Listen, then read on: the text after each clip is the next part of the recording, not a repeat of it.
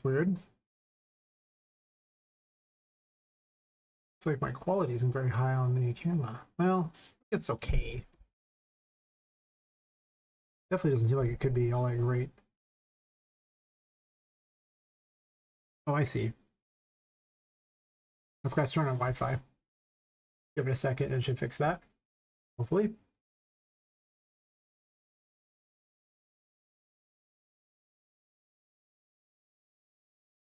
That's better. You forget to do these things. Let me open the restream chat, get everything together.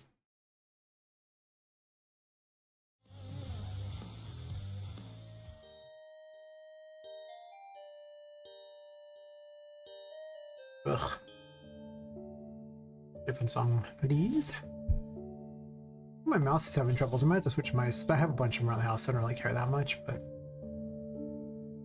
like I'm clicking something and it doesn't always register the first click, which is kind of a problem. It's okay though.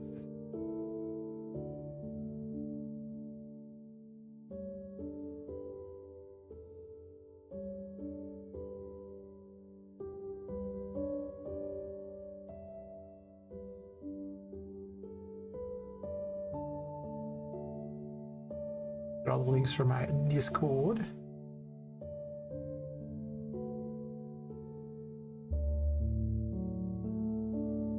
Now what's up with my mouse? It's kind of annoying.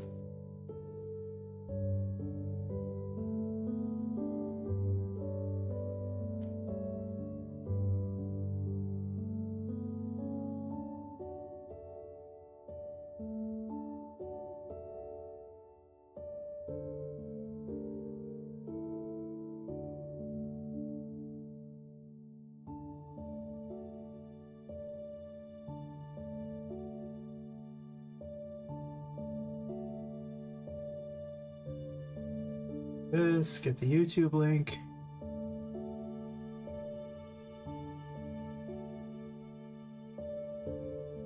I should probably number those at some point, all my game building streams. It definitely make the a little easier to figure out what's going on with them. But you know, I'll get to it probably. Definitely make the a little easier to. All right, go do this. Click this so I can keep track of that one. Two streams aren't going to keep track of themselves. They need my help. Thanks for the lurk, Fox.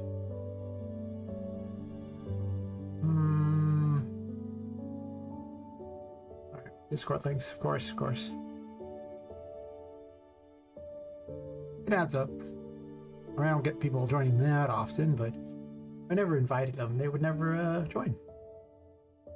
If I just get everyone to, if I leave it up every time, eventually, many moons from now, the Discord would be very full. Probably. Hey, Matt. How's it going?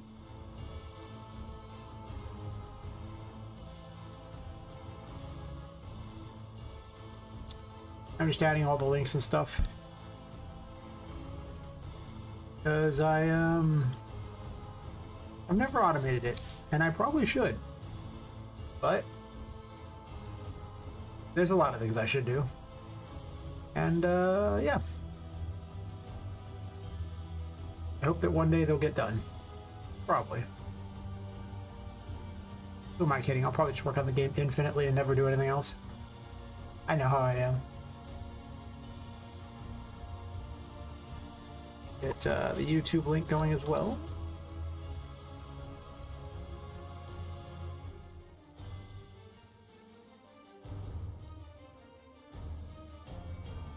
I was really excited. I got someone from someone with like 2.7 million views on one of their videos to actually sub to me on YouTube. That's always a good sign. I'm just saying.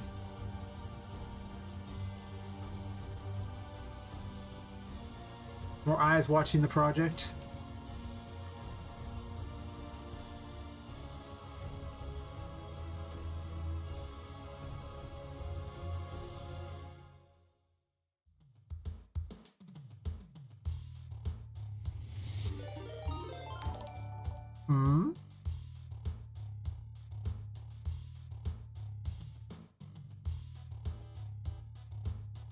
Oh, yeah, thanks for the raid, Sir Stefan.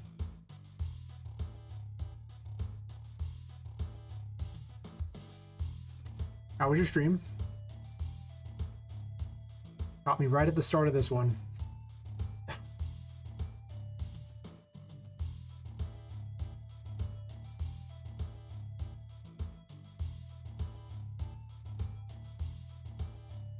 Oh, nice. Yes, thanks, Matt. Much has been, there's much has been done, yes. Usually game dev? Nice, nice. What you making? What you doing? Ah, I appreciate it. Timing is impeccable. I don't even remember what I left off last stream doing. I was so tired, man. I was like, I went 7.5 hours before I realized I forgot to turn the camera on. It's pretty funny last stream like that. I was like, oh yeah, I guess I should turn that on, even though I think I went like another hour and a half. No, 2.5 hours after that. So I guess it's worth it. Gotta load up the other map. Takes forever. Nice, nice.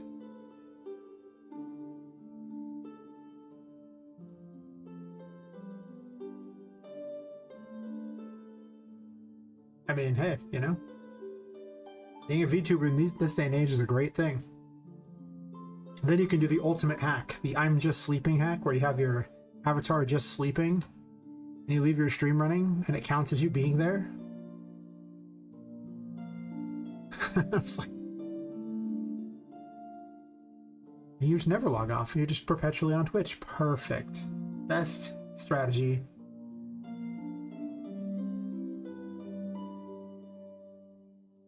Pretty much. I mean, getting free money sounds pretty solid. You know, if I...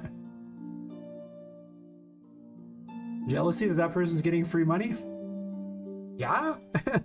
What? Of course. I want free money. I need a VTuber avatar so I can put that on there. Only use it for sleeping. It'd be perfect, right? Literally just, oh look, I'm sleeping. Oh. And then go back to a normal person whenever I'm not sleeping. That'll be my canon lore, that I just turn into a VTuber only when sleeping. It's just a thing, just like sudden VTuber.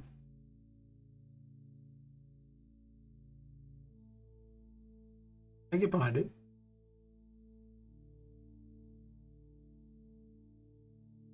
Yeah. I got dad's characters. Not all of them were female. I mean, most of them were.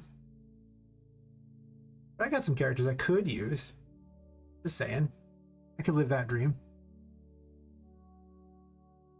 Mostly just one more thing I need to look into. Really that simple. Since I work a regular job and then I do this, the number of hours in the day to do everything I want to do seems way too short. What was I working on last time? I think I was like redesigning the UI or something like, not UI, I was fixing this character's AI because she's been a dumpster fire for a very long time. Have you seen the game, Sir Stefan? Because it's not all.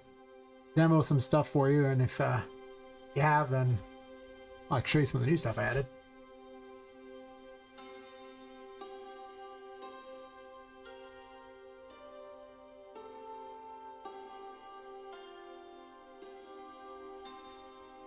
Oh, okay, well. There's an ad mesh down, this area is open, close enough. Did I leave this area open too? Okay.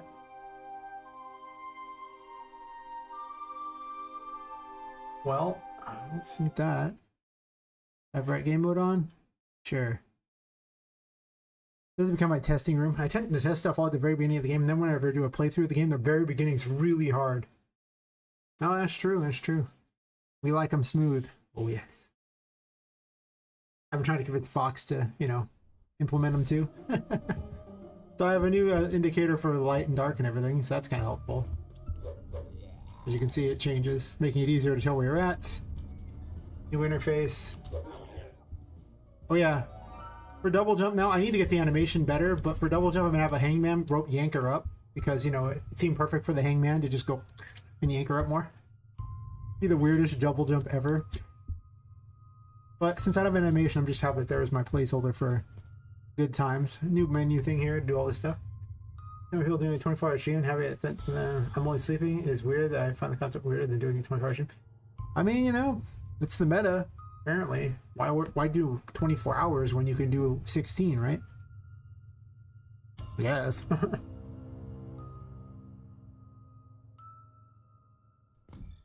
So you've probably seen the Fool because it's the most common one here. If it ever loads up for some reason. There we go. They now have different animations. Why are you hard to hit for some reason?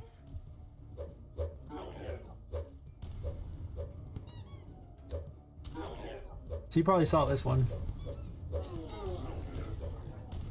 I'm glad someone does. You've probably seen the Empress, which has the healing mushrooms and the exploding mushrooms.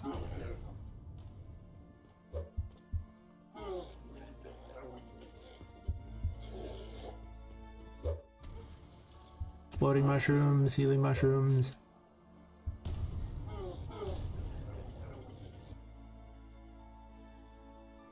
I'm working on the, oh yeah, this is the wrong one.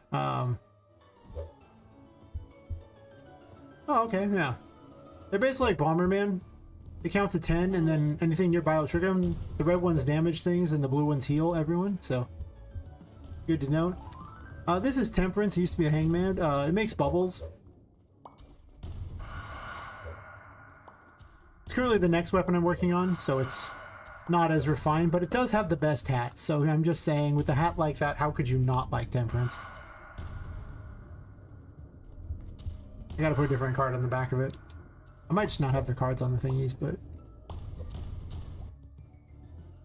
there's also a new enemy.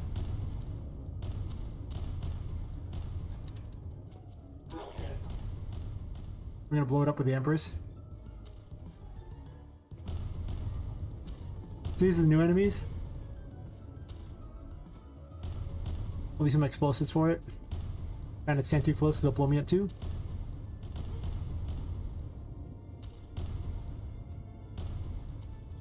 And they blow up into tiny pieces. Very exciting.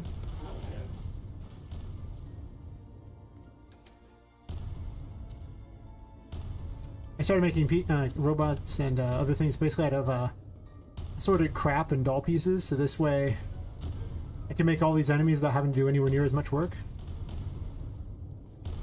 As you can see, it blows us both to bits, so very exciting.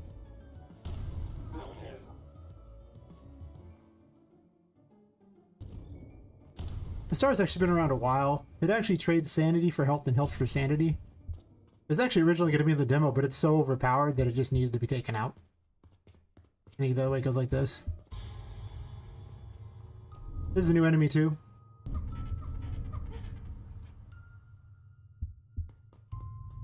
Has all Tesla coils. This enemy has a unique property that it emits light. So this way, because of that, you cannot gain your curse power back while it's around you. So far, no other enemy emits a light that actually does that, so...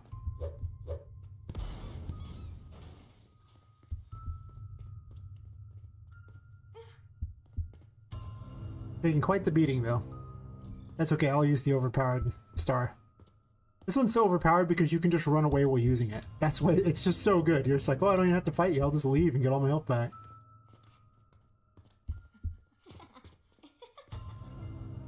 Then you run back someplace with sanity and you're like, I'm good. Huh? Oh, yeah. Hell yeah, hey, listen. You might have already seen... Oh, this is the new tarot selector thing.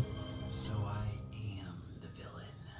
Hell yeah. Because I've made myself one.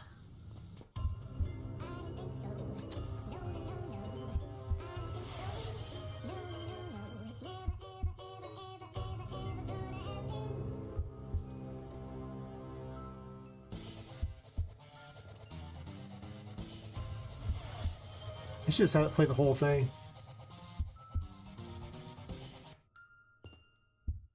Thanks, yeah.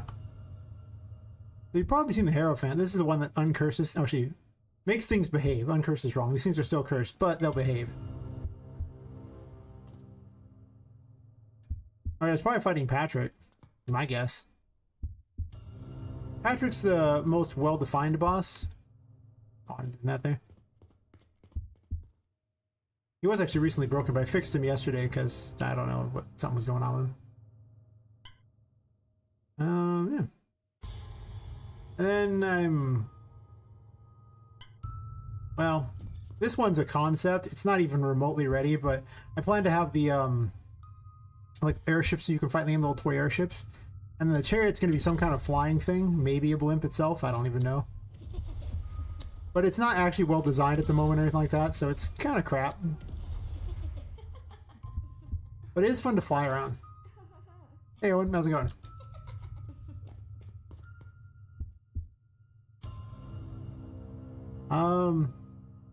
Death is broken. I have a cool outfit for it, but once I equip this, I can't unequip it, and sometimes it crashes the game. So, as you can see, this is going to be the outfit for Death when we get there. With the card's going to be differently placed like that, but one of the concept plans for it was to sit there and make it where you would basically teleport a distance in front of you and then teleport back and it would hit anything in front of it, like basically make it some sort of weird weapon like that. But the problem is I stopped in the middle of it and never finished, but I have an outfit in here that looks kind of cool, so that's close enough for me, right? Doesn't have any swings at the moment, just that thing. It also doesn't whiz back, and then if I try to unequip it, it just completely breaks. So, and I don't know why it completely breaks, but for some reason it does.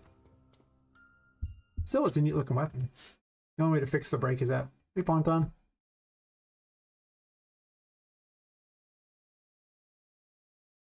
But that's a lot of the new things that got added. I mean, there's still new rooms and things like that, such as like this room here.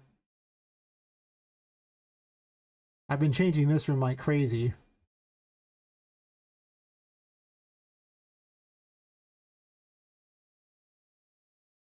Oh, I got those, but everyone else should get them if they haven't already.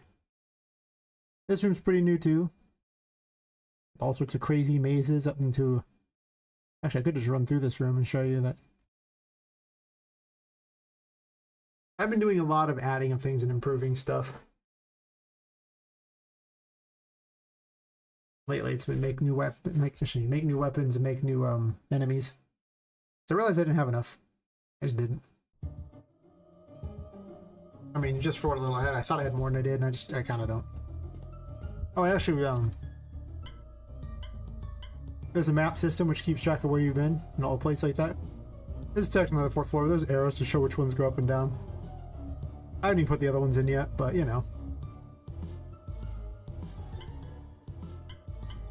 The collectibles show up, but I don't have any yet, so there's nothing there to see. There is a load and save system going in there. All that works.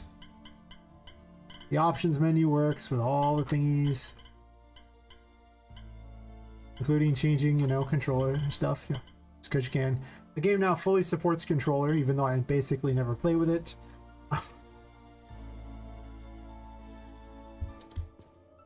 Yep. The last holdout was the dialogue system, which was just broken. If you, the second time, no, the first time you opened a message, it was fine. But the second message wouldn't work. Yeah, I'm actually not incredibly far off. I have 2 different dialogue systems now too. One for when you're just wandering around and it says stuff as you're going. And one for when you're,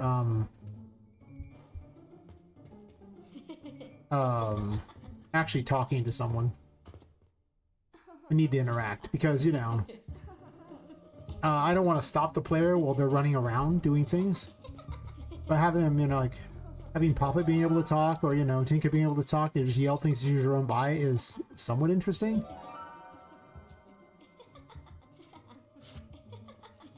This room needs some work, but another concept room I'm making. It needs a more noticeable light. Maybe not a ramp either, maybe just an actual set of stairs. I actually started putting mostly ramps everywhere because the AI, it's so complicated to get the AI to go up and down stairs. Unless they can just step that high, but it doesn't work too hot when they're just toys, you know? Like, it makes no sense. Oh, I fell in the water. No, water. That's so unfortunate. I'm going down here now, apparently. This is not an area you're supposed to be able to go, but I'm going here anyway because I had a thing to protect me. Like that. I was going to grab a crystal ball there and do the thing there, but I flubbed a jump. I'm terrible at my own game. Do not question. Or do you can question if you want. Probably should question, actually. I do need to fix the shop system. I think that's got some problems. Near the painting world. I have a lot of, like really, the list of things I need are largely polish, and I need to put story in. Since I just fixed some of the last of the bugs. But yeah. You talk to her like that, it actually has a thing like that. Going in there, so it's not amazing, but it gets the job done. I'm using this as a testing thing there. Well, I don't know if I trust her. And She told me that the strangest thing happened. A male doll appeared in I have the crystal balls telling a story from a doll who came before you. After Tinka said So that'll be a fun thing to do. Unfortunately, she has no But idea if it's my sweet Vincent. But with we'll get there. I have decided to seek him out. Then if you say they will show up as a collectible too, and you could click them. To think someone so horrible as the Unfortunately, I haven't figured out how to make them stop talking over each other.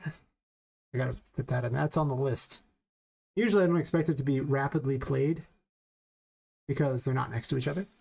But here they are. So it's a problem that I don't know if I need to fix, but I guess I could fix it. What else have I done that's new and approved?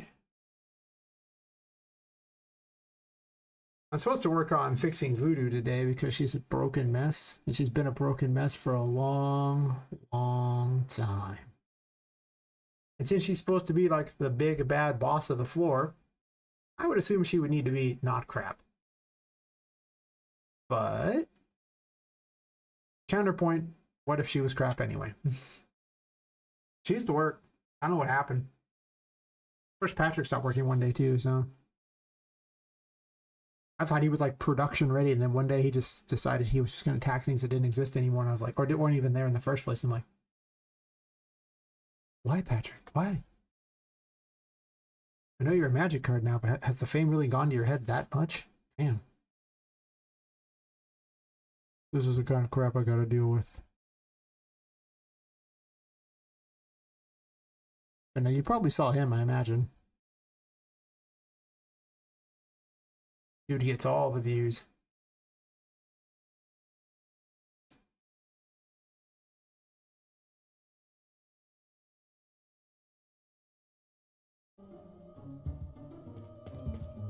But it plays different. It actually plays the music now when you get to the boss instead of just when you go into the room. That's helpful. Yeah, I think the new indicator is much better for if you're in the darkness or not. It was pretty bad before.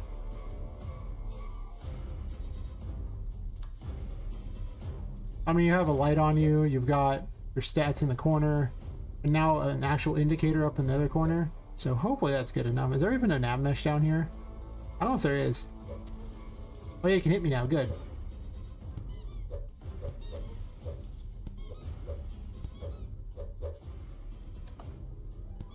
I don't think you can move though. I think I forgot to put a nav mesh down. I'm pretty certain that's what happened.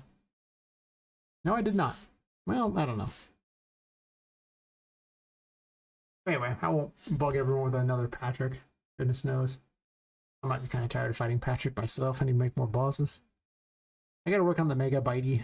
Or maybe move the Mega Bitey. It's like a little boss that appeared up here, but honestly, I might just put regular enemies and move the Mega Bitey somewhere else as an extra weird boss somewhere. An optional boss, because it's just too early to have a boss there. And I keep adding rooms between Patrick and the start of the game, which meant that Patrick is now in a worse location for a boss. So, I don't know. Yeah, that's kind of a lot of where it's at. I need to make more enemies that are robots. Because it saves on animations, and assets in general. I just get to recycle a bunch of steampunk pieces, and every time I make a new steampunk machinery, I can put it inside of more doll creatures.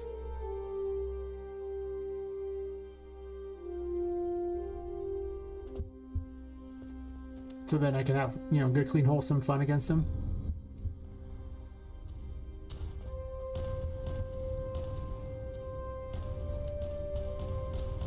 I'm not sure if it's even worth putting enemies in a room with a heal thing like this. This kind of sucks because then you can just jump in and out and heal yourself, and that's kind of stupid.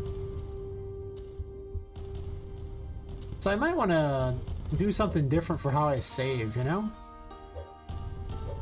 Or just put it in its own separate little room. It's here because the boss is right here, and I figured if you were going to have to respawn, it'd be good to, at the boss, it would be... Well, the big boss is right there, so... I wanted the respawn to be close. But realistically... Yeah, so you just jump right back in. It's kind of stupid. How did you even get up there? I have so many questions. It's okay, I can bubble it. Bubble, bubble, bubble, bubble. So, oh wait. That's the bubble now.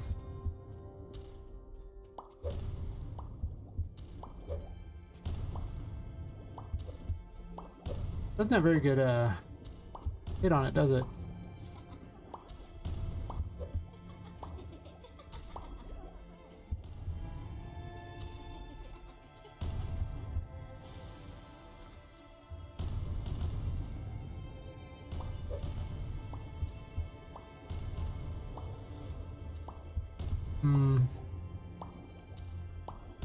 It's only getting higher, it doesn't ever go back down. Oh no. Anyway. I'm assuming he's just defaulted up in the air like, you know, we just forgot to put him on the ground.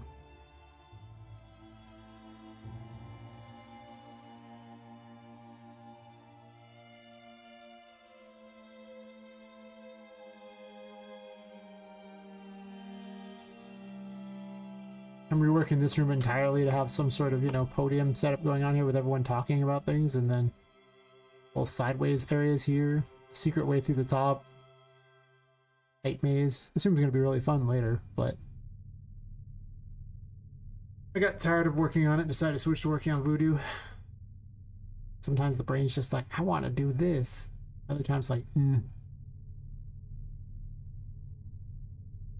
But what I need to do is finish fixing her AI.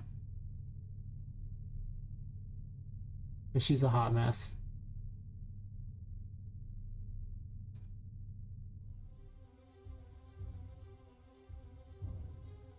Basically, I have to go through her graphs, and everywhere where it had all these things like that, I'm replacing it with an actual action that she does, and it just runs it from there instead.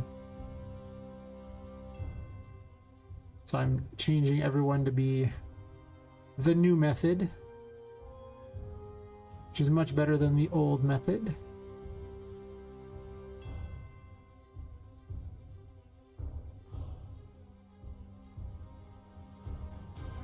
That means I get to get rid of this whole actions thingy here, where it used to be that I had all the stuff down here that it would do, and I just gave it a name and it would follow those. But then it was always limited to just those being the actions. And now I can easily vary it up by just going here and placing any number of actions I want in a row, because they're little macros. Here right now they're just singular ones there, but you know, I can be like, okay, we'll move left then jump and things like that. And have the reset here, so should be better, I would hope. Not, well, you know. Eh.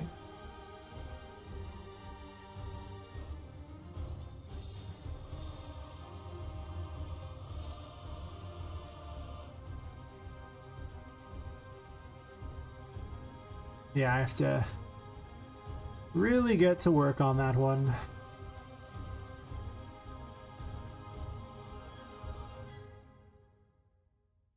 Then I gotta fix Mini Pop as well, and really I need to rethink this whole fight because she's just so hard to even see and doesn't even seem relevant most of the time. Like, it's just you randomly take damage and it's hard to even tell the reason, which is kind of stupid. So it's possible I just cut her out of it, which is kind of sad because it was a fun concept, but so far in my experience, it has never played well. And that's not great.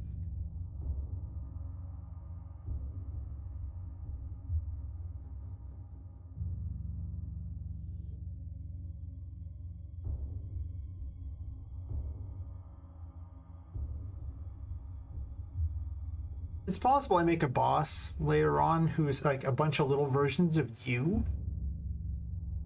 And then they all have like a tarot card that's the thing that they do.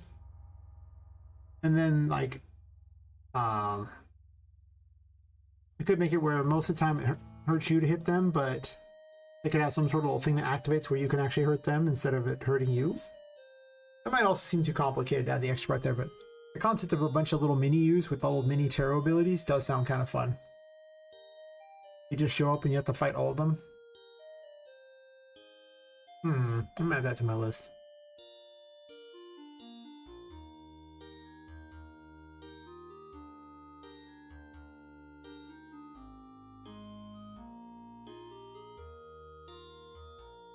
A boss battle. Punch. Mini poppets. Each with a different tarot card active.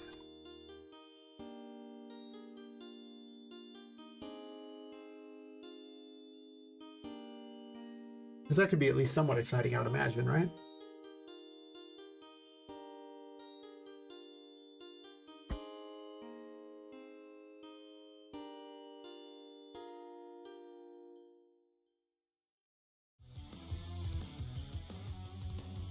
Did I not delete reset action?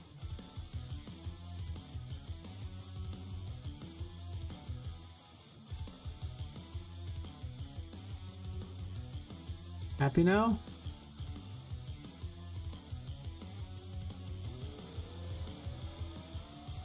Okay.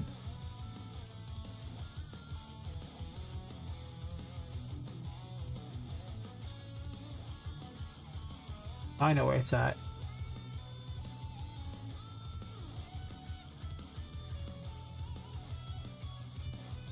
Actually, I'm gonna grab everything that she needs because she might not.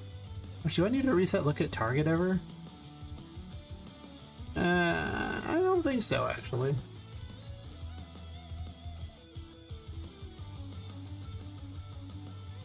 A lot of changes need to be made. I might take out the mini pop mechanic. It pains me to say it, but I might take it out.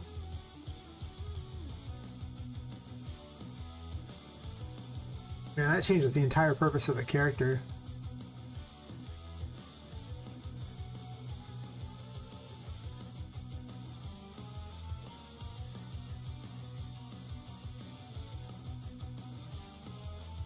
That could be a good Moon Tarot fight, though. If the Moon Tarot is all about illusion, fighting a bunch of little mini versions of you for the Illusion Tarot would in fact make sense, right? Notable. Let's make a note of that too.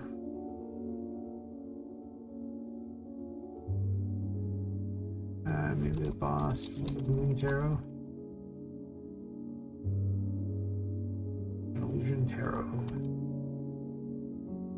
Gotta write down the ideas. You never know if it'll be good. I have a big list of things I'm just writing down as I go, and things that I need to get done, and stuff that I'm thinking about. But you know, it should actually be Temperance.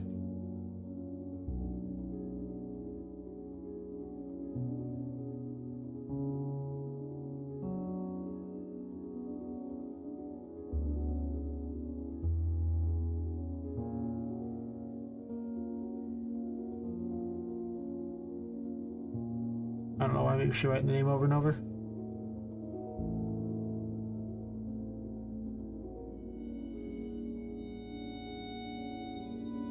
Make a new one for Hangman.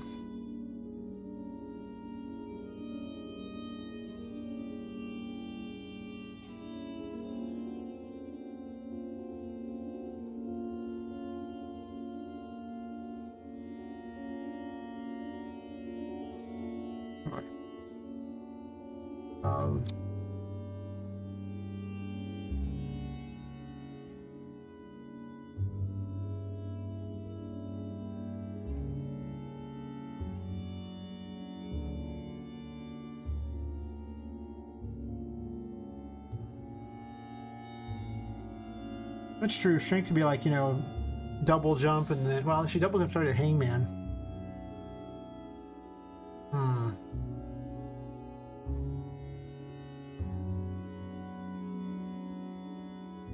It doesn't have to be the Hangman, though.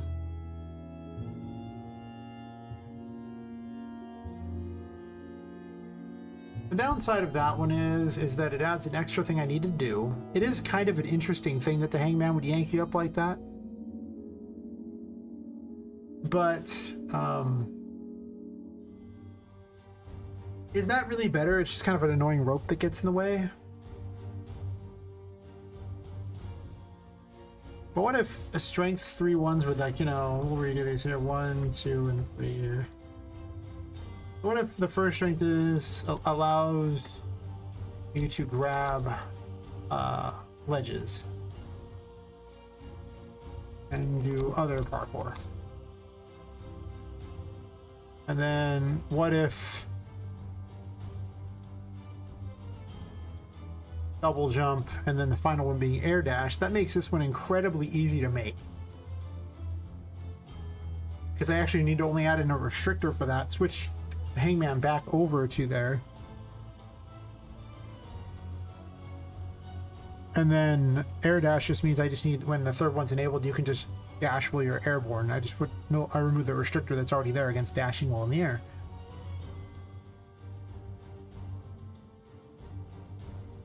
Maybe I do that. Because that just solves strength entirely. Without me having to get cute with figuring out what the others. I don't know what Hangman does anymore, but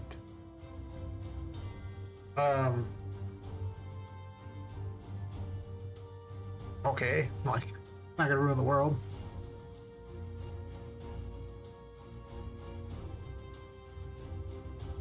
Kind of like that. I also didn't know what I was going to do for strength either. And I do need 66 abilities, so if I can knock 3 of them out without having to do hardly anything, it's kind of a good idea. I have to give out strength earlier, but I'll just do that.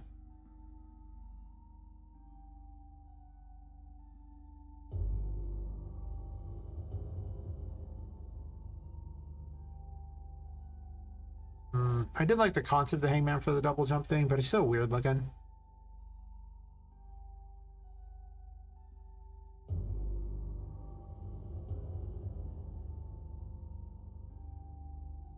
Yeah, I think I do that. That's just real strong, all the stuff there. It's just such a good setup for it. Temperance was already down here. I guess I keep them in the correct order. Well, this isn't even the correct order. Doesn't matter. A lot of these are always up in the air for what actually they do. Like, I don't always have a good idea, but I mix them up, move them around, decide which ones work better for which things if I have a better idea or how it plays out. Seems like it makes more sense. Oh, yeah. People suggest weird ideas, and I'm not sure if I'm going to use them. I kind of want to make a steampunk key, but it seems highly unnecessary for what I'm doing. I kind of want to make it just because it'd be kind of cool.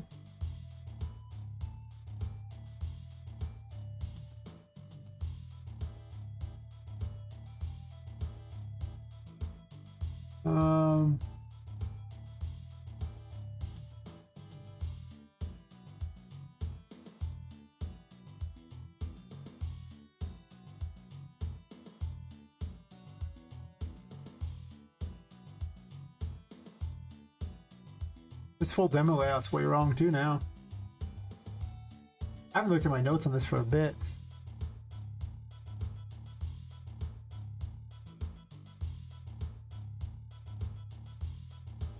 I just had ideas what was going to be said. I think I'm going to move the Megabyte. I think I'm going to rework strength. I'm probably going to get rid of I'm just gonna have the Hangman be something else. I just don't think that it's particularly. I think Temperance is better. Honestly, I have some better ideas for the Temperance abilities too, right?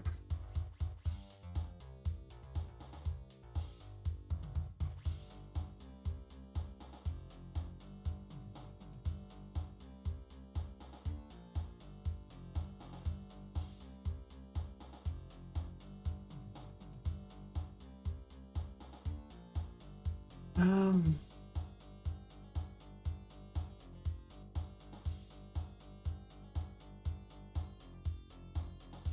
um,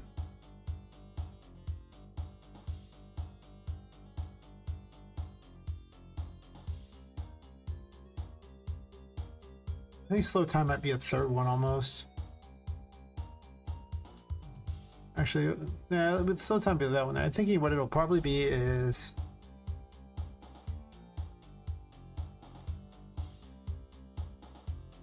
I could just put a 3 there, but then I might forget that I'm talking about the third ability. Slow time. Bubbles can be jumped on.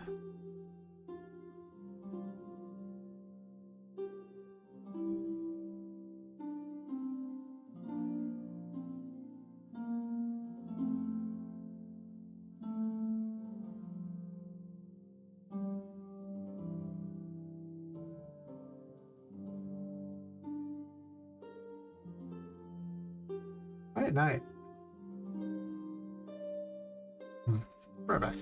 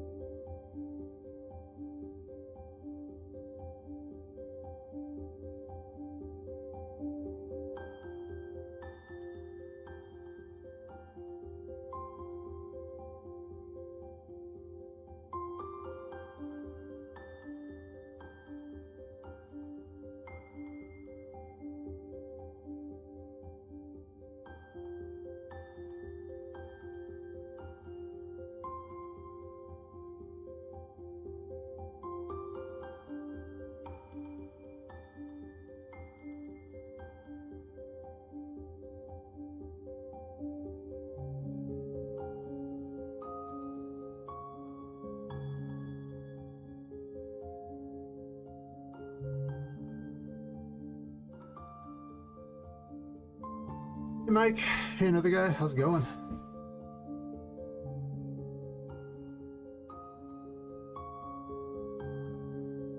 Oh,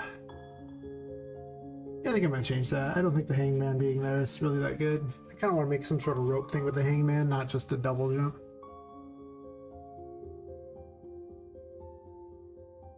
Yeah, I guess I do that.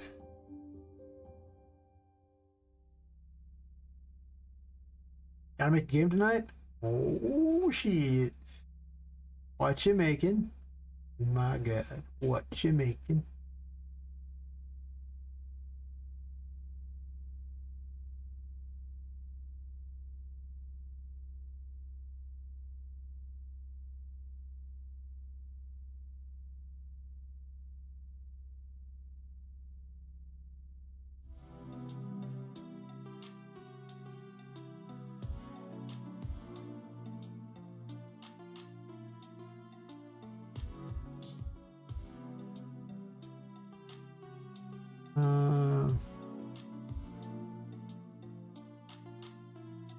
Well, I mean, that's fair.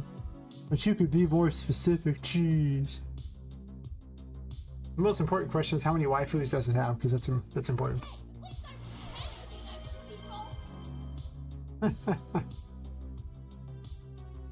Nice. I gotta make it where it doesn't make the noise during that. Or it just makes the actual, like, the thing it's saying. Because it does a weird little, like, noise when you play it. And that's... It's kind of strange.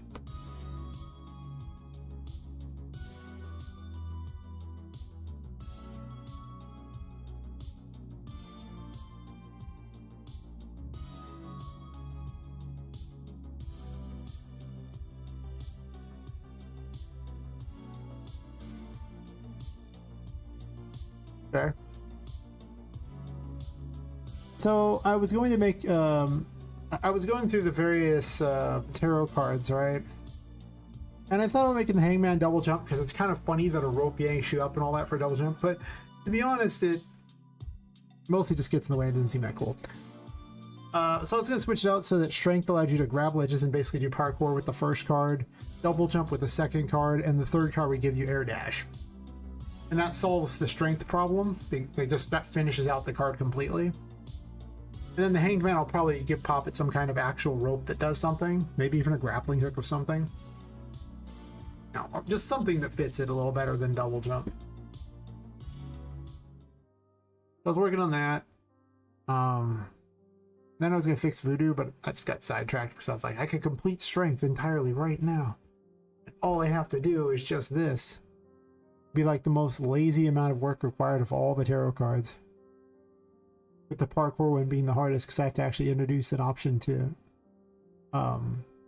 prevent it from working unless Poppet has the thing.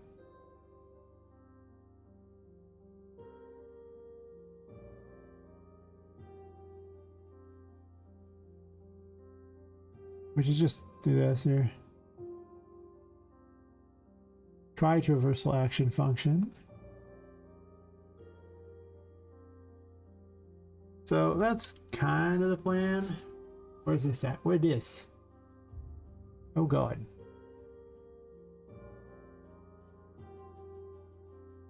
Horrifying.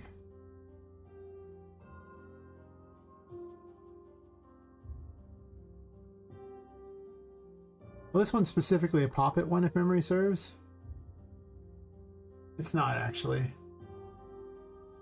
So I don't want to put that directly on here. She has a try traversal action, right?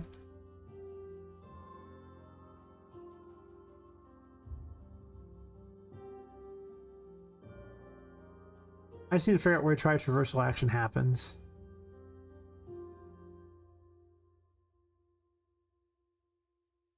So I really don't want to mess with the main one. I want to keep it separate. Just like I did here where I have a sandbox character that's specifically for Poppet. Which took a lot of doing because I had to make all these separate from it.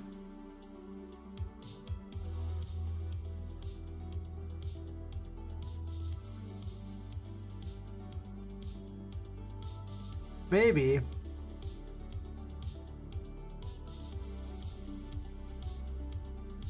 I mean, honestly, if it was just a grappling hook, but the rope was around her neck, it'd be just hangman enough right there. But the thing is if we did what you're saying there, like, what does it accomplish though, right? Like, what am I trying to do with that? Like, how does that let the player do something new? Because if it just pulls them back, then like you go to a location and then get yanked back to the other one where you already are at. Maybe.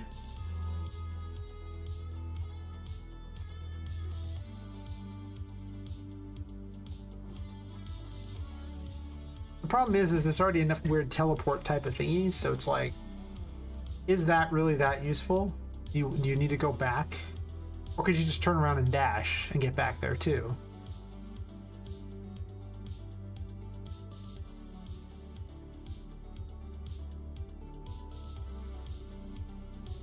I don't know, I'm thinking about it. It might be a good idea. I don't know if it's like any idea. It's like, what gameplay does it add? Like, what am I going to do with it? Like, I'm trying to think of a situation where I want this ability, and there might be one. I don't know. It's an interesting idea. It's just, I mean, I'll add it to the possible options here, or just as a note.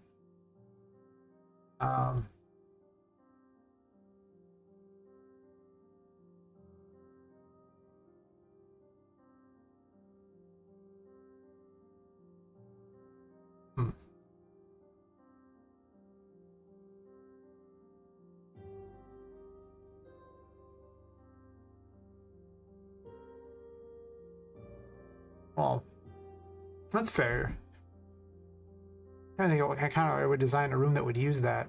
I mean, I have it on the list of maybes because right now I don't have a room that could make use of such a mechanic. Doesn't mean later there won't be such a thing too. I mean, I'm not giving out the hangman immediately by any stretch either, so plenty of time to think about it. So I appreciate the idea. I have like a little laundry list, you know, because I just had on there and Billy pulls back to start location to activate it. I mean, I'll figure out timing later. I do want it to involve some kind of rope, though. It seems necessary because it's the hangman. If the hangman doesn't have a rope, it seems weird.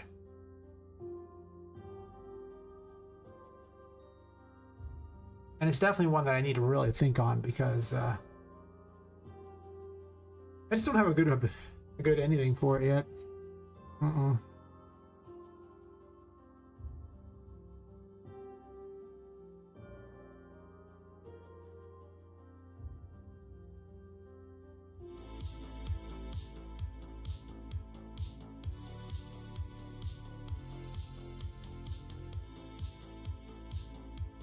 But I'm always happy to, you know, hear ideas, even if I don't end up using them. You know, a lot of ideas in this game people suggested, and I just kind of implement them.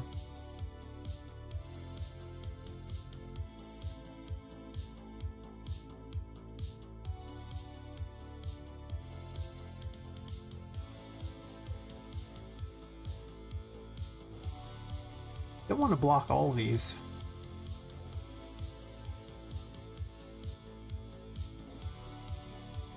But everything is on this character.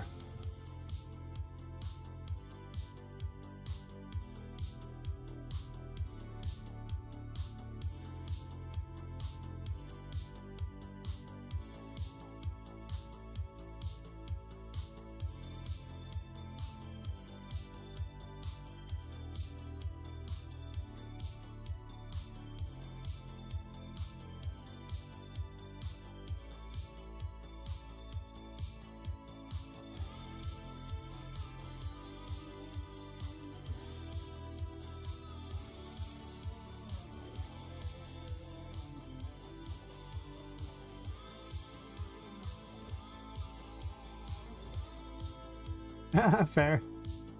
Oh no, I mean, always feel free to suggest ideas. Stuff ends up in here a lot. There's a long way to go before this game is finished.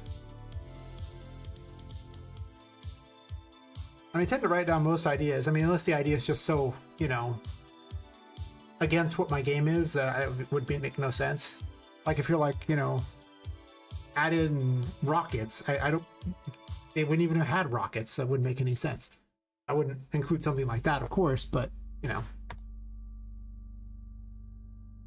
Or someone suggests adding like real people in here. They'd be huge. It wouldn't even work for gameplay. So.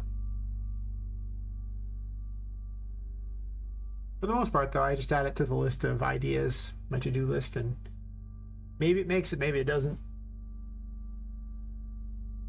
I always think on the ideas. You never know. Never know.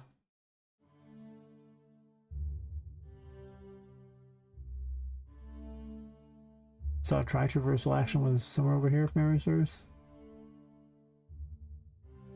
Actually, no, it's right here.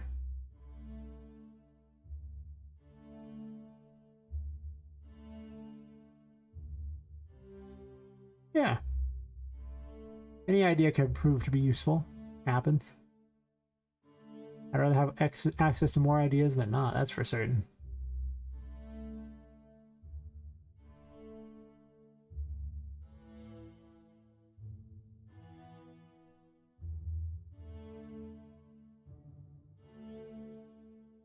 I guess I just break them all entirely for now because no one else is using this.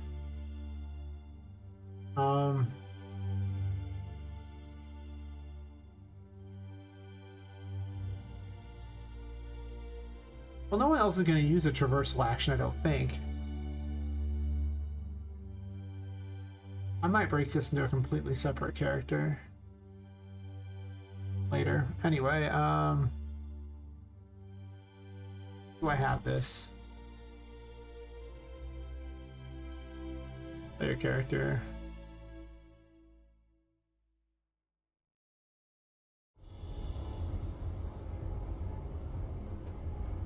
And I wrote him like this.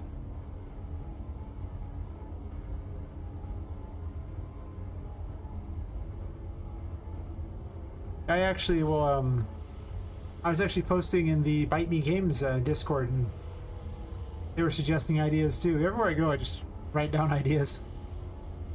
Never know, it could be handy. This item type, of course. Mouse having issues, name of item. 08 strength.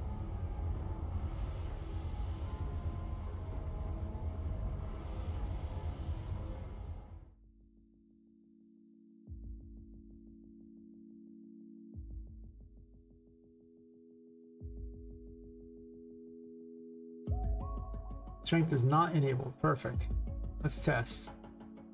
I'm gonna give it out in the second room, but it lets me have an ability to give out, you know, for strength. And basically lets me eat a little bit, which sounds fantastic because, you know, 66 abilities. I'm gonna have to cut some corners somewhere. Wow. I mean, parkour is still pretty good ability to give. So I shouldn't be able to grab this. I still can't. Oh, that's because I didn't do it right. It's because I'm dumb. Happens. I didn't do anything with the results, so who cares, right? Gotta branch it.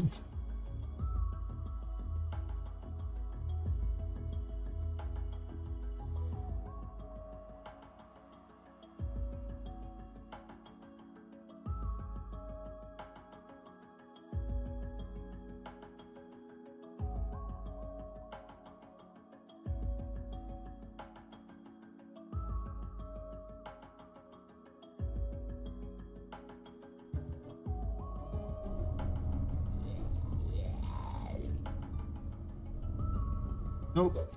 Perfect. Well, double jump screws everything up, but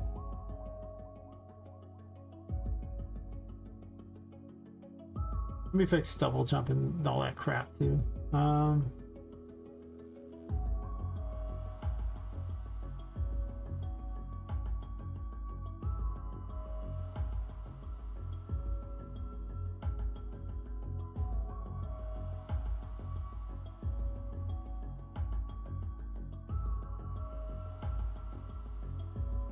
This is just so the max jump count ends up 2.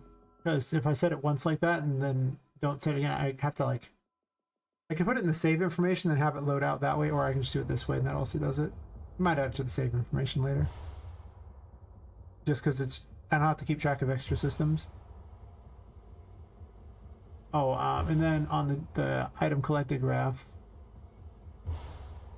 for the tarot cards, we're just going to not run that.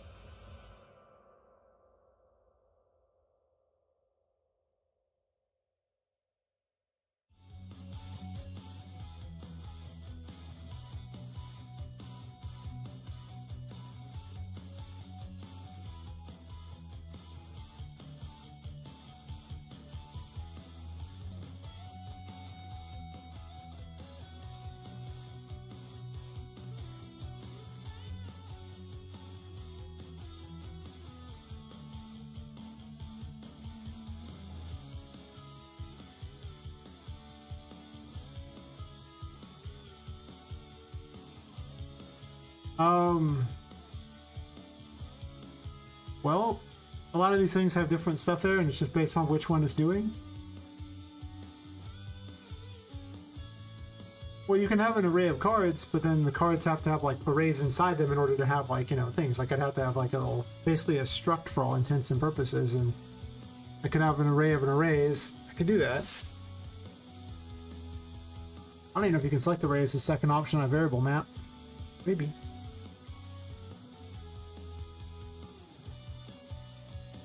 I mean, you could try to have some kind of array if you wanted.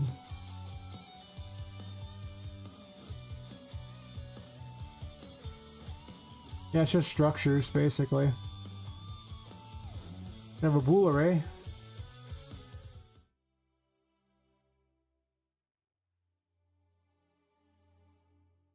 But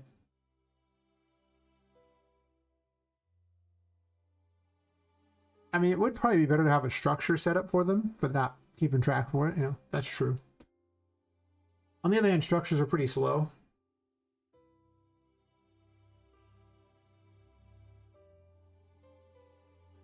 Benefit from cash? What? How does what benefit from this?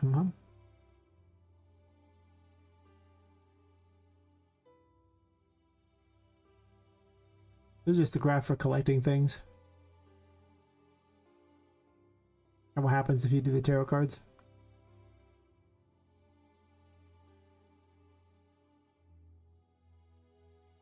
Hey, Crew Crusader, how's it going? 3 weed brownies? That's fair.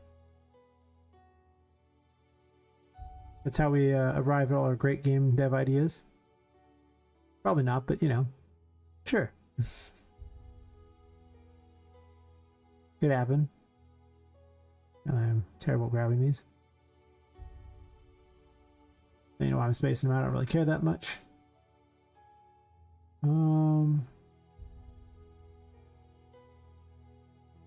We just needed this one here to do the thing like that. So there's all those things there. Double jump is currently boring. It doesn't have to be that big of a deal. I'm making it a custom event.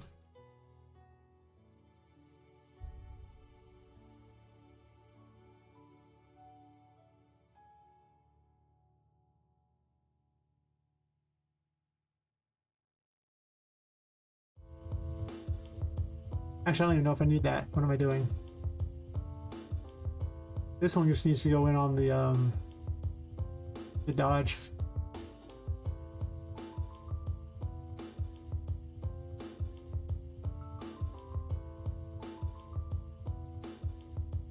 Character movement is falling.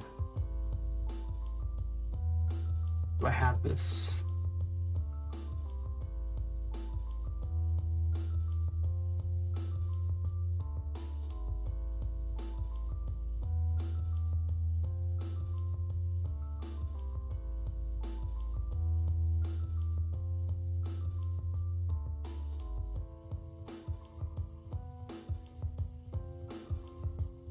No, it's fair.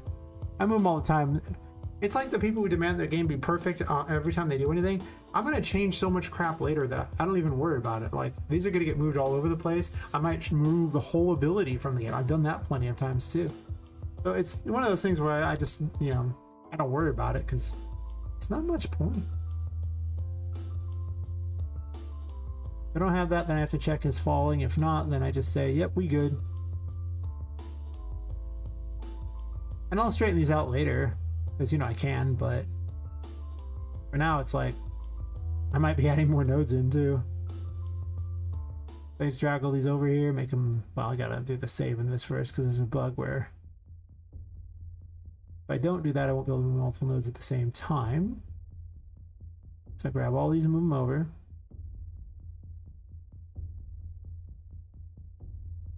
Just migrate these down a bit.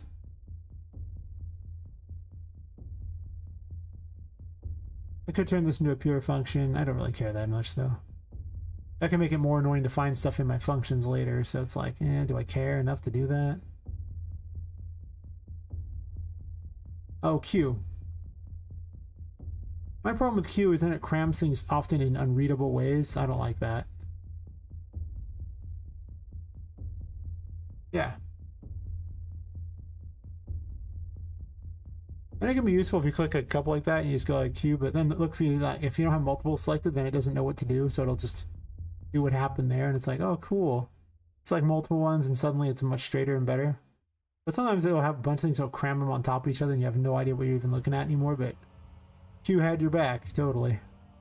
Like there, it actually put it back in that angle anyway, so, you know.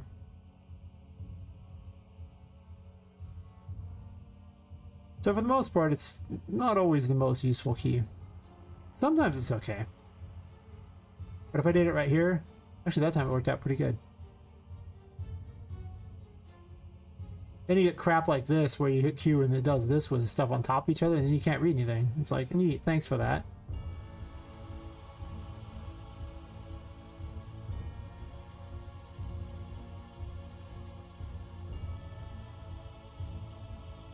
That's fair.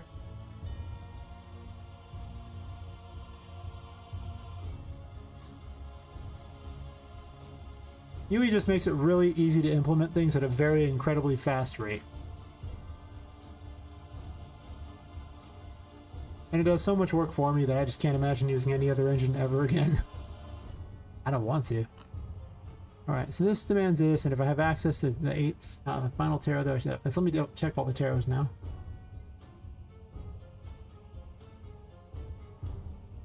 Yeah, this one's just, all it does is, I guess probably the big reason for not doing everything in like a struct like that with it's tied to each of these cards is that every time I use one of these abilities it has to check a struct, and I've been informed that structs are incredibly slow if you're using blueprints.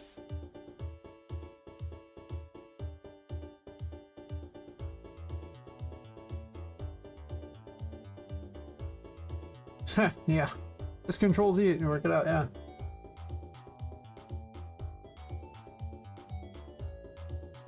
That's fair. I do that. Mess with the new engine, then forget how to use it. Been there, done that. Well, like this here, where they put them kind of on top of each other like that, and I guess it's not horrible, but I kind of hate it. If I did this, like this thing turns into a complete catastrophe. So yeah, the Q button's debatably useful. Sometimes it is, sometimes it's just atrocious. Why am I even using the any key anyway? Was there a point for this? I don't remember what that's for. I'm gonna leave it for now, but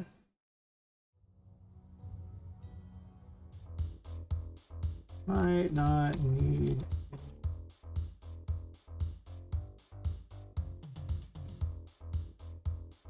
I'll make a note to look later, basically. Pretty much, yeah. Hey, Fox. Alright, so we're going to enable the second tarot here. And we'll see if it lets me grab ledges now. Good.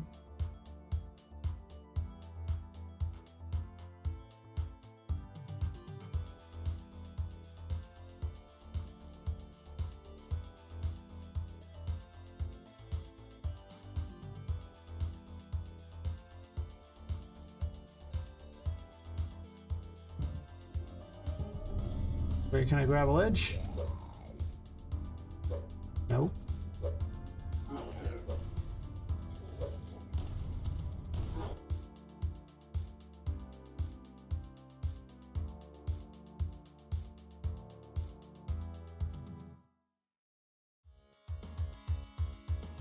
Oh, that's because the first strength is the one I needed. And the second one's double jump, and the third one is that.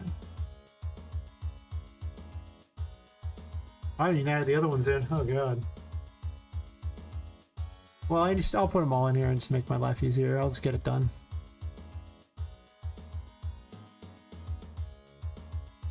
I need to basically have 22 items, actually 66 items in here. The Emperor is such the Empress. Emperor 3? And since there won't be any more, I guess I just do it this way and get it over with.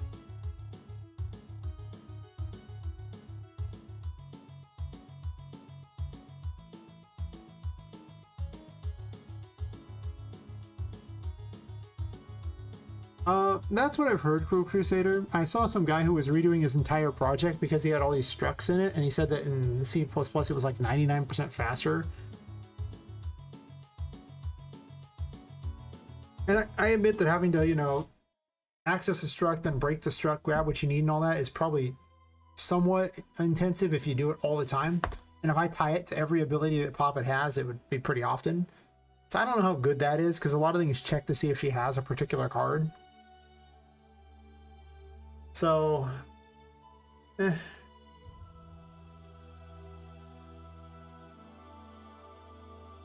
for the most part, I'd have to restructure everything like that to use the whole system there, and I don't know if that's particularly better.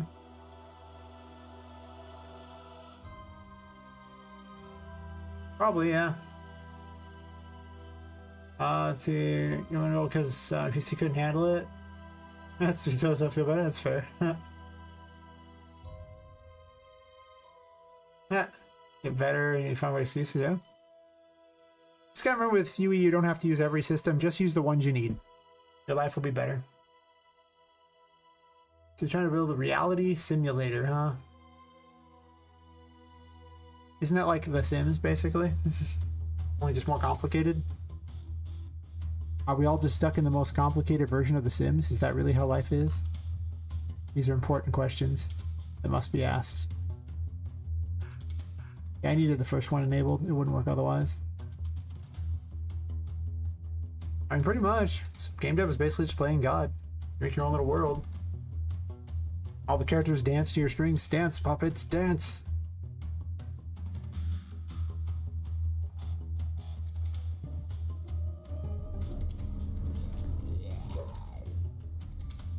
Alright, it does that. Perfect. Double jump, but I'll get rid of that crappy things I don't need anymore. And, you're not dashing in the air. Okay, well, that's awkward.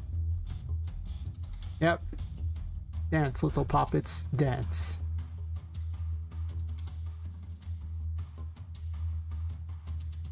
So, I gotta graph, I'm already on it.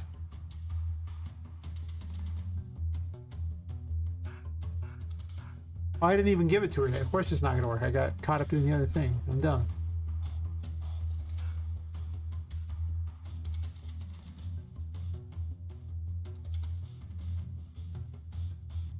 I gotta scroll up anyway. Not the most ideal way of doing things, but sometimes it's just faster to do it this way than to sit there and redo everything.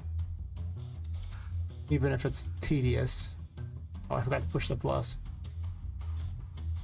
You can't just push plus a bunch of times because it won't let you have a duplicate entry, so a blank counts as a duplicate entry, so you can't just push plus. Otherwise, I would just push plus over and over until it was done.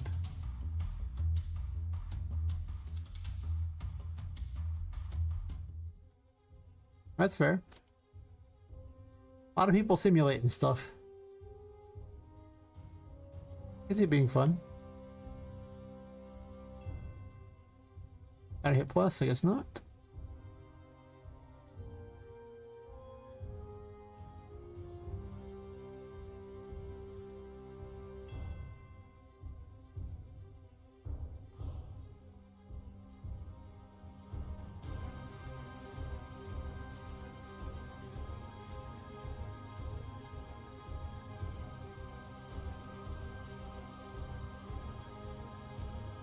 If you got like a YouTube video or something like that, I can show on the stream or something if you want.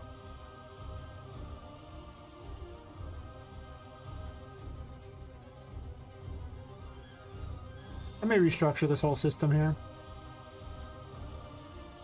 On the other hand, I don't want to run into the problem of wasting a bunch of time on something that already works, you know, like making it better, but it already works seems kind of weird.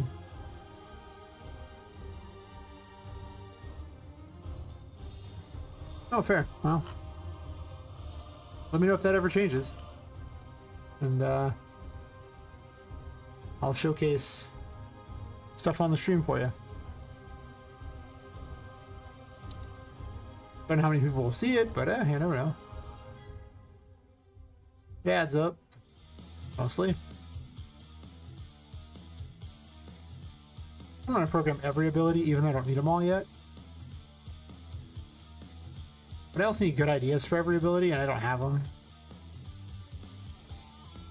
I do want to put a lot of weapons in the game. Yeah, pretty much. Epic does not do documentation, and I don't think ever will. Much to my sadness. Thankfully, YouTubers do a lot of documentation for me, which is a lot of what sold me on this engine in the first place.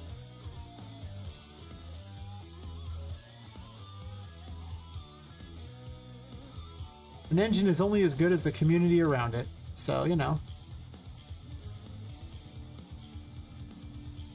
If the community is nothing, I ain't using it. I need tutorials. I want, you know, assets made for it. I want support around the engine before I so much as touch it.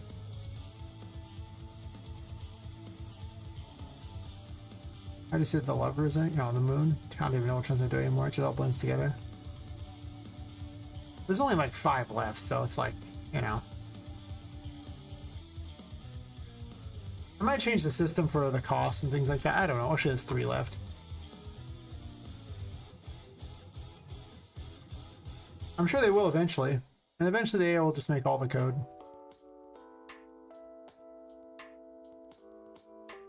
The number of people who literally just, I see saying, making this with AI lately is just, it's huge. It's so many. Why does it seem like there's one too many? Actually, never mind. I was actually only had 2 cards left. I just forgot that world card is actually the 21st card because it starts at 0. It's like an array. Cool. Yeah.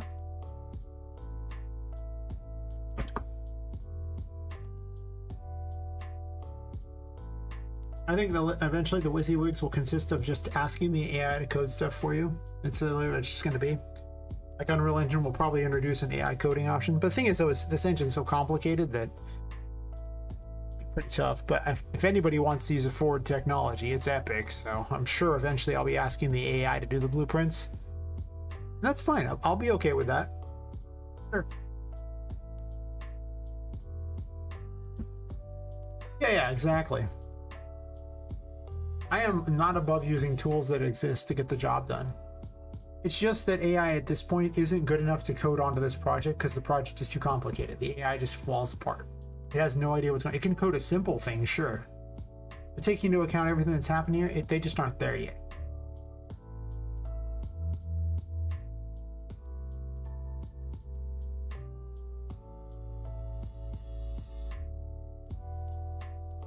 Eventually they probably will be, but it's a little ways off. So let's enable the last strength tarot. And then that will make strength the second completed tarot after the Empress.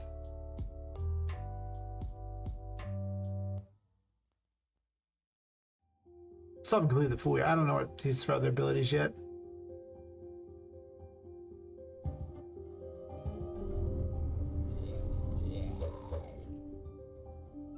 Oh wow, that's pretty overpowered. Phew. So if I'm not holding any direction, it just goes up? Oh my god, that's amazing. That's too powerful, probably. So you jump and go because you're already on the way up.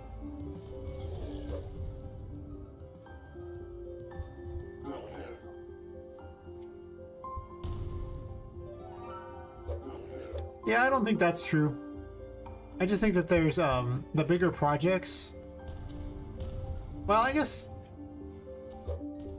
to be fair, big projects don't really account for that much portion of the stuff, right? Because these big games don't account for that much portion of code out there. Most code is literally just little stupid things. So maybe I would. I could see it. I think it'll be a while for doing the really complicated crap, but most web pages are basically nothing. Most simple coding can be done if it needs to do a simple system. It's garbage now. Pretending like it'll be garbage forever is silly. In time, we'll all be using it. It's just inevitable. I think you'll use it, you know, to not design the entire project, but you'll use it to do a lot of the tedious crap. Probably so a lot of people, when you get a lot of trash games just thrown out on the market, that'll kind of suck. But mostly I think AI is going to get used to generate a lot of fake videos and things like that, which will cause a big catastrophe on all the social medias. All these people believe everything they're shown, and suddenly they're shown these videos of things that just they believe it's real, and it's like some horrific thing, and it's like, but that didn't happen. The AI made it. That's what I'm worried about with AI versus anything else. Its uses for propaganda. There we go. Yes. Imagine the complete catastrophe that will be.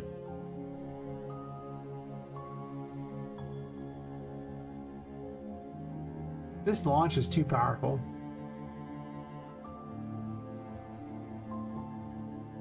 Difficult to control. I wonder if I should restrict its dash direction.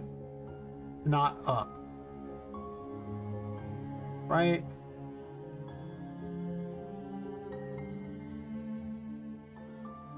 I don't know. I mean, I've been looking at the AI voice acting stuff because I saw the price of regular voice acting, and it's so far out of my price range, it's insane. I'm just like, even the cheapest ones, because of all the extra licensing, like on Fiverr, I'm just like, cost me thousands of dollars to voice act the game, and I don't even have like $1,000 to do it now. So it's like, huh, that's a lot. Oof, well, that is way too powerful.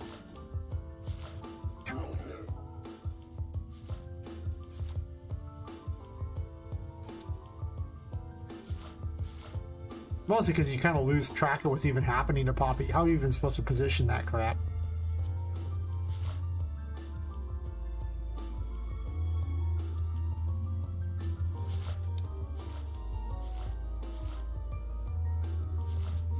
I mean, I don't expect the world to end, you know? I think that people will just adjust. Like, they'll make AIs that sit there and hunt down propaganda, right? AIs that can spot other AI videos. It'll happen.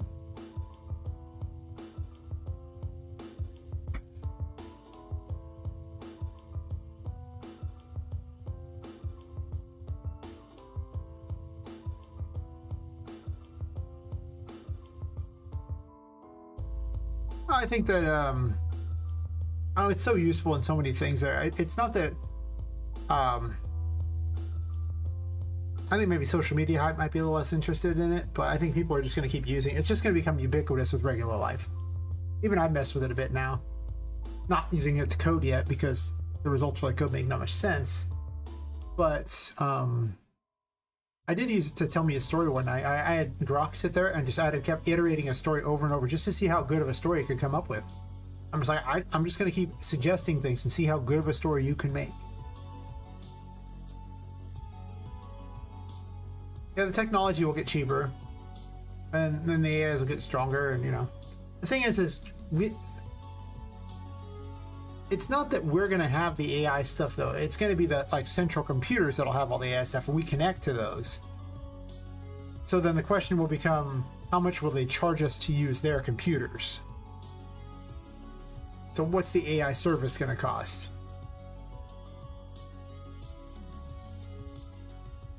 And as the AIs get more powerful, they'll need more tech, but the tech gets stronger over time anyway. Yeah, well, I mean, that's the free market all over again, you know? It's too expensive, nobody uses it, so people start undercutting until they start paying the money. I've lived long enough to see so many upheavals and things, and lived through so many at the end of the worlds that, you know, whatever. I remember once that Wiki took it down eventually. They used to have a list of every end of the world that was predicted. And my rule was simple. If I survived an end of the world, I gained +1 level. And I think like 15 years ago, I was like level 86 or something. But I mean, I figure it's fair. If you survive the apocalypse, you deserve at least 1 level for that, right? So I was like, wow, I'm kind of a badass now. I'm like level 86. At this point, I'm probably like level 3000 or something with how often people predict the end of the world. Maybe that's why they stopped even having a list.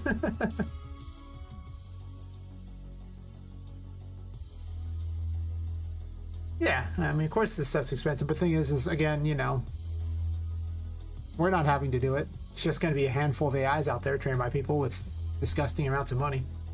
The technology gets stronger and stronger, so, you know, you'll be able to train a better AI for cheaper, and then not to make better technology, which will then be more expensive, make the next AI, and so on down the line. It's a never ending.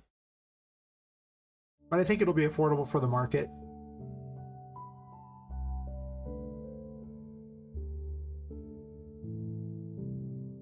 Yeah. That's the thing. They made one as good as DeepSeek that runs on that, right? But the thing is now they're making AIs that are better than DeepSeek, right? That's the thing. So they'll have to use better technology to do that, and so on down the line. It'll get better and things like that. It'll bounce around.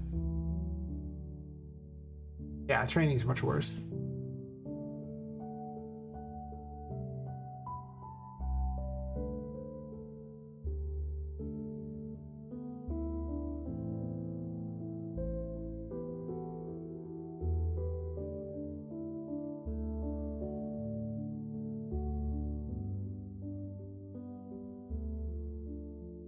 I think I have to calculate differently if I'm in the air. I don't know if I want him to jump up. Maybe I restrict momentum. I am overriding it. Oh, that's an override? Holy crap. Wow.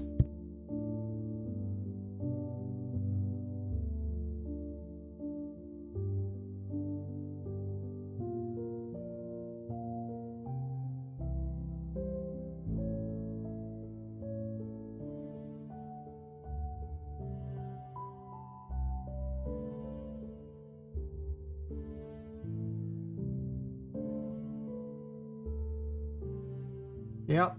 The AIs will develop everything, and then we'll all have to go work in the coal mines because there'll be no jobs left. Yeah. Well, we'll have to put, like, you know, limitations in it. Maybe we'll become like the Dune world. You know, in Dune, they're actually post-AI because the AI caused a giant war and they had to destroy the AIs. And then they started making people into machines that could do things like that to travel the galaxy.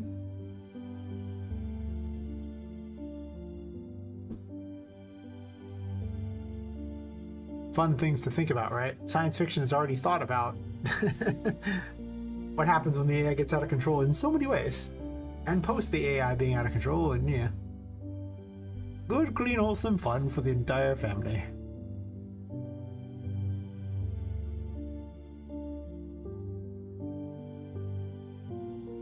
Sure. I mean, in the perfect world, people think that it will, you know, make it so we don't have to work anymore. Maybe it will. And then they're like, well, you gotta have, like, you know, like universal basic income was what they were saying. Maybe that's what they do. Don't know. We'll see.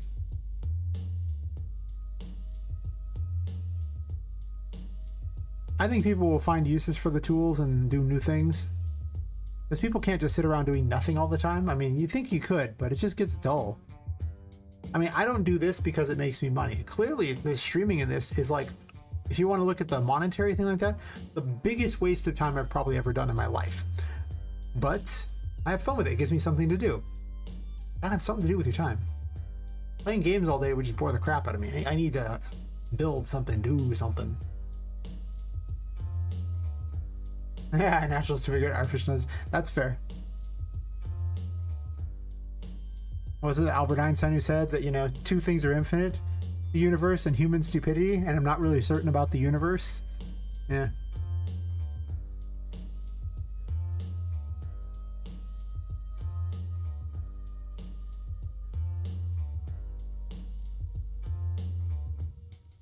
I think I do it this way. And I set these separate. Okay, well, you see, I want this and then that, and then this one will go up here, and I'll do different numbers. And I will attempt to connect that. I don't understand why it's having troubles, but it is.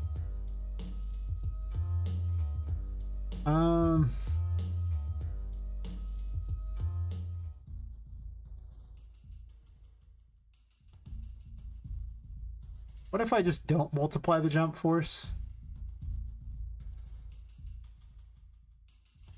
Problem with launching a character is that the results are inconsistent. So I'm not sure if it's a good idea if I do, or if I should be using the one where you just simply move them X distance in a direction, which is what I have for the teleport on the death weapon. Which I do need to figure out that too. There's a lot I need to figure out. My game is nowhere close to finished. Okay, that's better. Now you can air dash. Pew.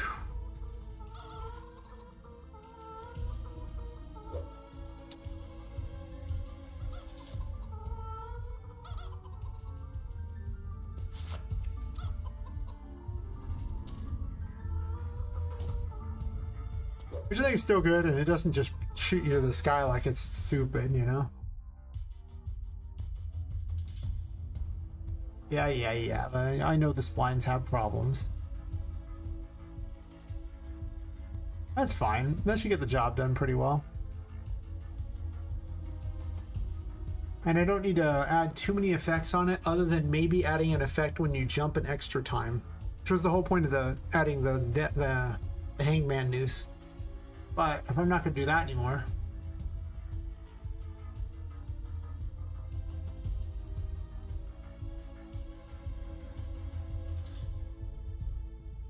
yeah, it's just an on-jump thing.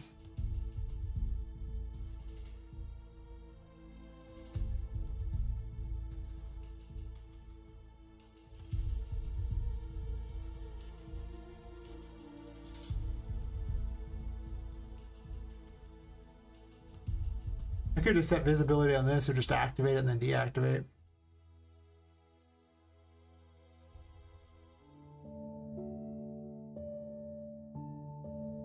Not ideal, but I can always change it later. Yeah. Instead of doing visibility on the hangman rope, just do that. And then we do this, and then we deactivate.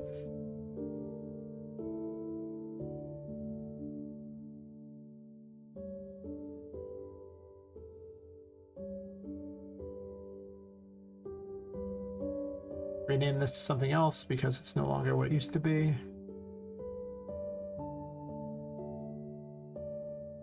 Oops.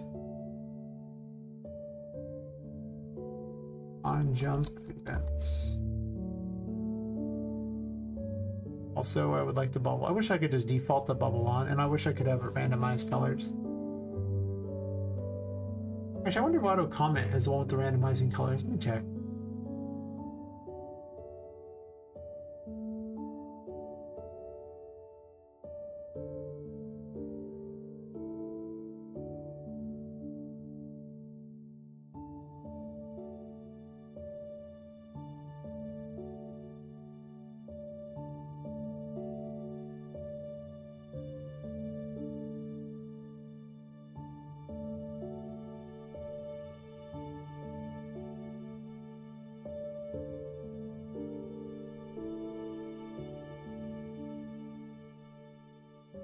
Interesting.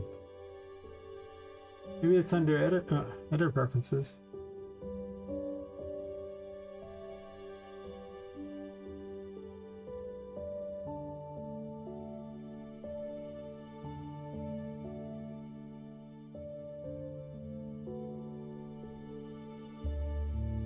It is.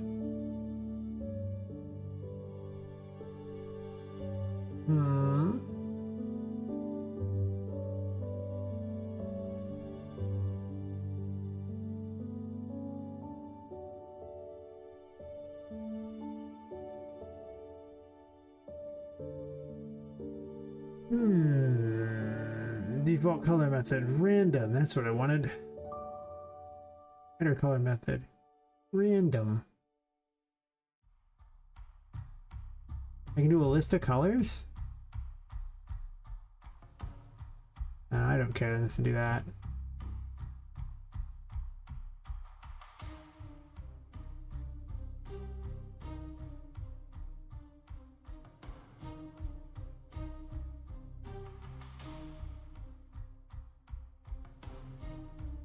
Perfect.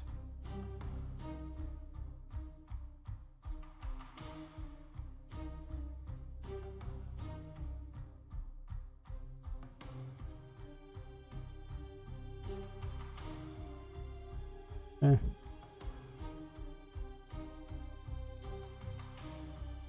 Those are just things I wanted to change the most. Everything else I don't care about. Clean this up a little bit.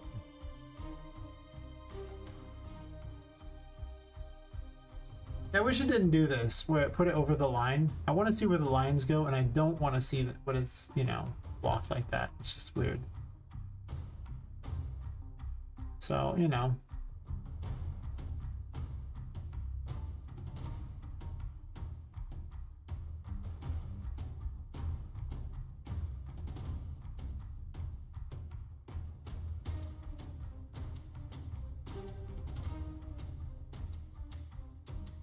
And YouTube is so not popping tonight. YouTube is like popping.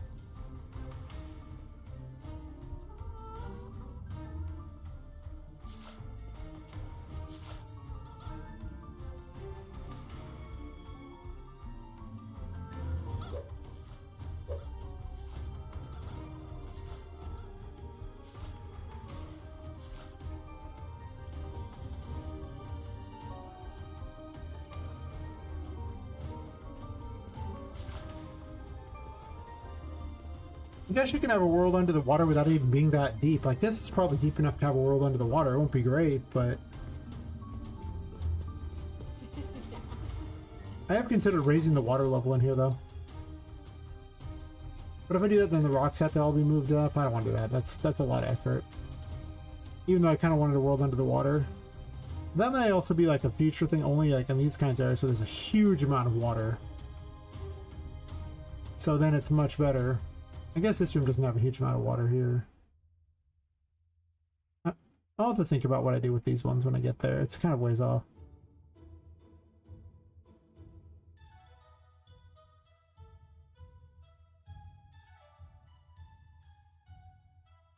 Which thing can be a good use for the hangman? Wait, what?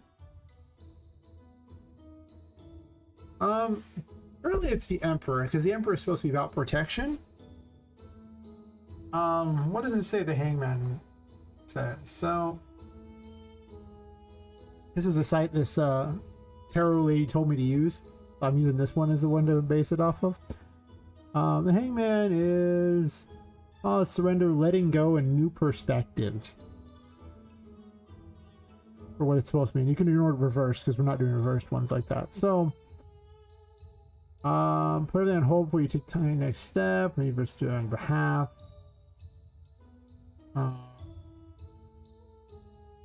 Yeah. It just doesn't fit for the protecting you thing, basically, is what it is.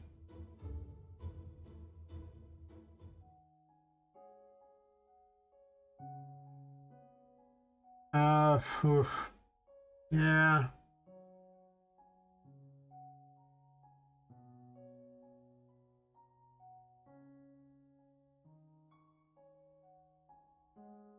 I don't even know what I'm gonna do in this one. The more I read it, the more it's weird.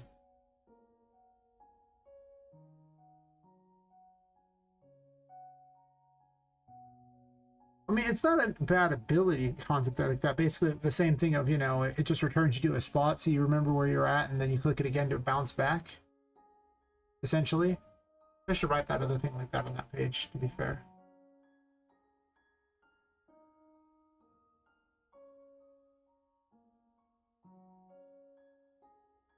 Activate ability to bookmark a spot and activate it again to return to it.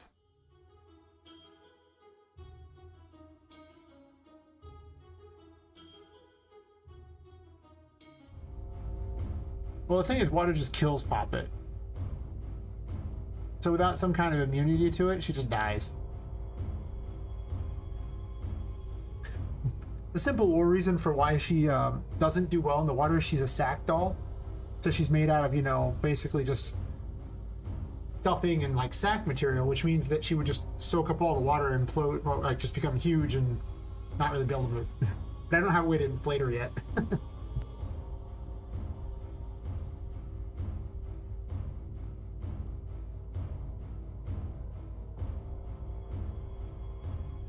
Yeah. Well, I'm gonna make it that the Emperor has a like drains your curse to use, so this way you can't stay underwater forever. Probably. It depends on how the level designs work out, because if I need you to stay underwater a long time, then you need a way to get it back. So we'll have to see how it plays out, but I don't think I want it to be like just completely indefinite necessarily. But I do need 3 protection abilities. Yeah. I mean, I usually introduce a cost for using them, and it's usually curse. Sometimes it might be sanity, though. Some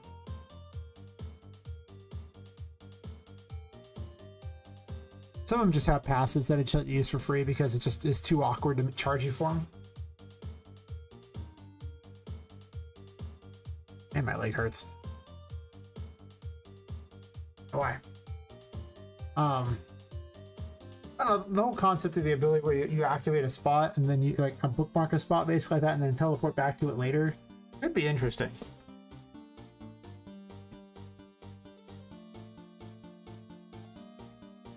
I just don't know how that fits with what the tarot means, though, is the problem. Because you have to, Hangman reminds you that sometimes you have to put everything on hold before you take the next step, or the universe will do it on your behalf. It may not always be the most convenient time. You may have heard the saying, what got you here, won't get you there. And that indeed is at play in this card. Hangman calls you to release the old mental models and behavioral patterns that no longer serve you, so you can see your world from a new perspective and embrace new opportunities that would have otherwise been hidden from you if you didn't hit the brakes. Which, I mean, to be fair, would probably tie to the ability you're describing of, like, you know, like say the bookmark a location and then go back to it later. Like a short period of time, like you can activate the button and it returns you to that location. You'd obviously have to have some limitation on how long. Wouldn't really be a time rewind, but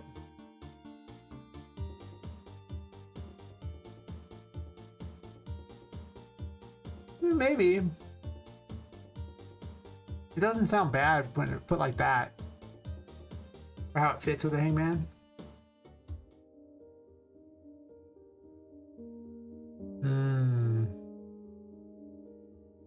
Maybe.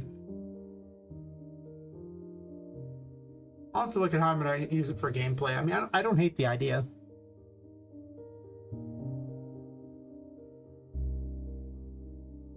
At least as a bookmark teleport back type of thingy, I don't hate that idea. I don't know about using it in the water here. Say, I already, like, the Emperor already does protection, so if I replace the Emperor's protection, then I have to give the Emperor an ability. A new one to replace it. It's protection based or something along those lines for what the Emperor does. So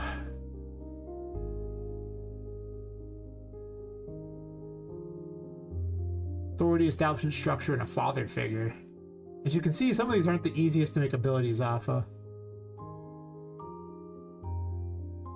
Yeah, as the father figure of the tarot deck, the Emperor suggests that you are adopting this fatherly role, regardless of whether you are male or female, providing for your family, and protecting and defending loved ones. May it be the breadwinner or the rock for those who rely on your stability and security.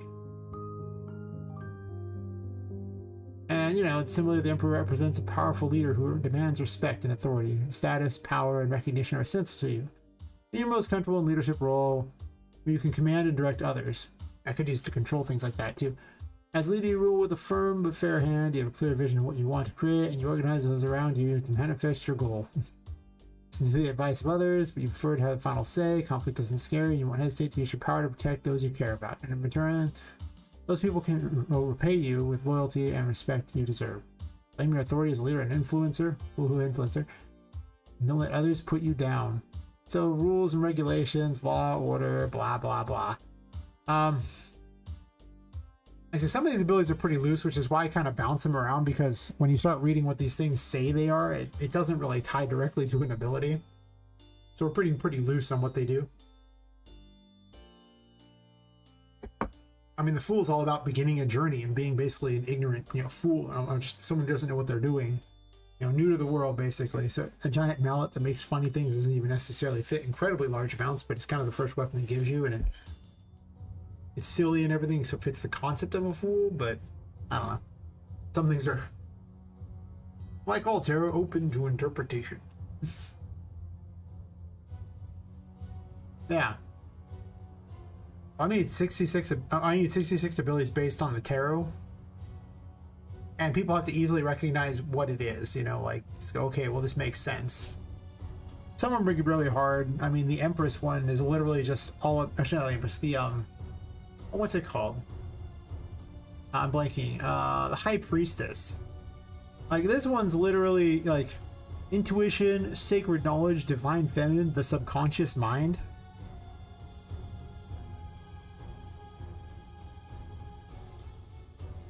Right. Doesn't that sound like fun gameplay mechanics? There's a reason why the High Priestess has 0 abilities figured out so far.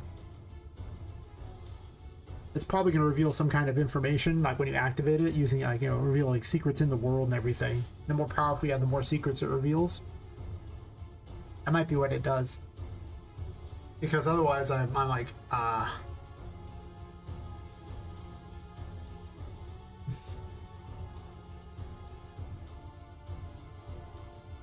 could just start locking out things, like, it's like, okay, well, maybe the first High Priestess lets you see the health of enemies and things like that. Before that, you can't see the health of enemies.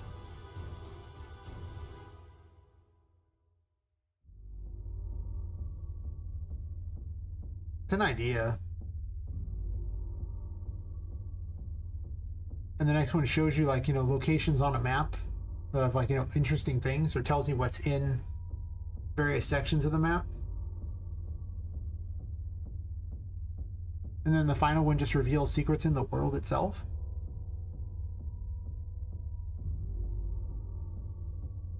Or I can have it where it points the way to various secrets, and just it points the way to more secrets as you go along.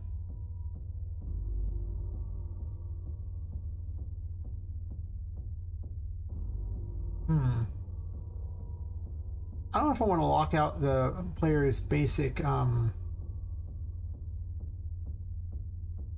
like the basic health information. Yeah. I mean, I'm going to write them down because I have, like, no idea for the High Priestess yet. So I need something. And writing it down just means I know about later.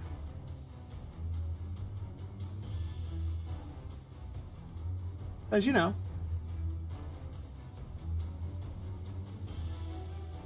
Might as well. Yeah, the worst part is I didn't even like Hollow Knight. So...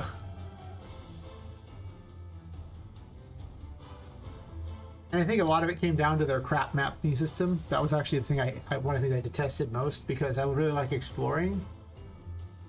And the problem with the thing is it didn't give you a reason to explore, because you just found the guy who gave you the map.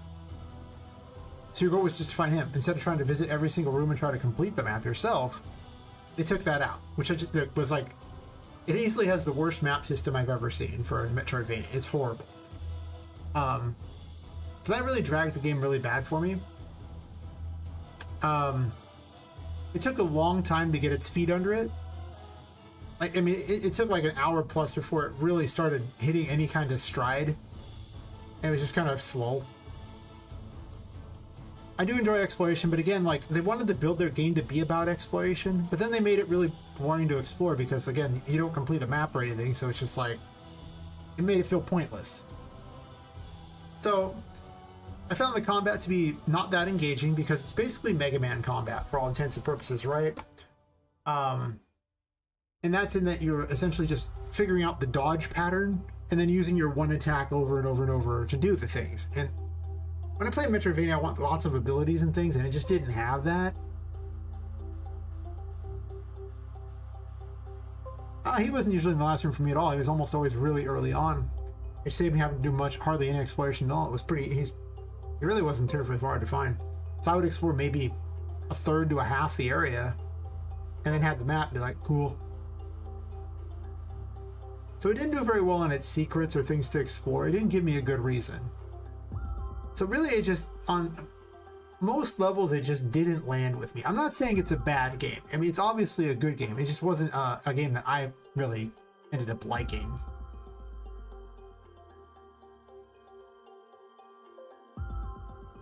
I mean, don't get me wrong. I'm a fan of Mega Man combat to a point, but not really a big fan. I really like variety in my game, and not, you know, the same attack over and over and over, and just learn how to dodge the correctly. Like, learn the enemy pattern and do that.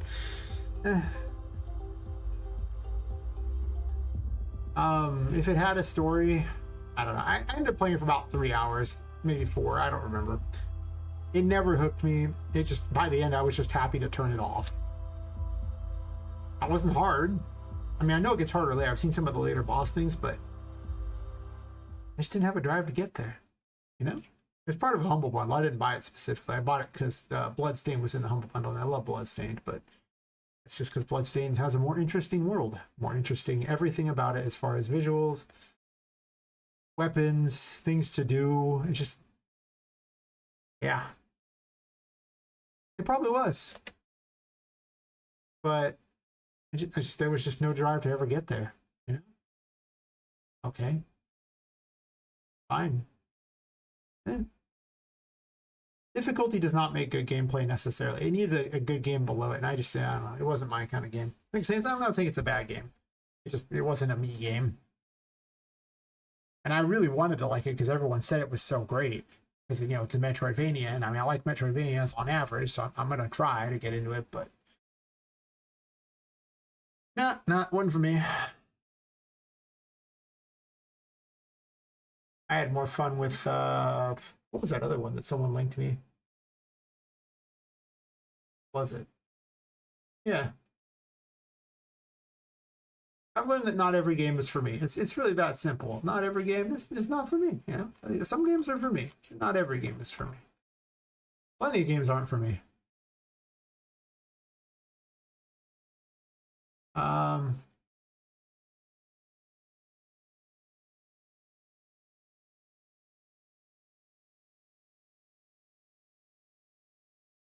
Where is it?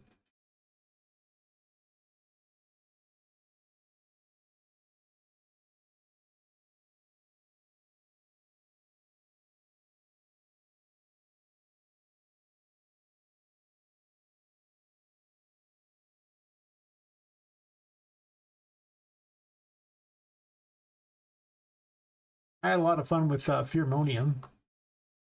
This was not the longest game, but it was fun. I'll even let it play because it's probably fine to play the advertisement. Hello, boys and girls.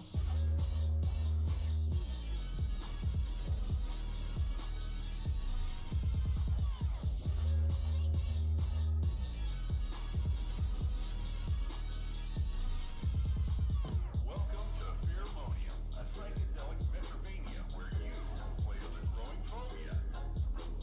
Everything takes place in the mind of a teenage boy, and you must break through all the boundaries to uncover its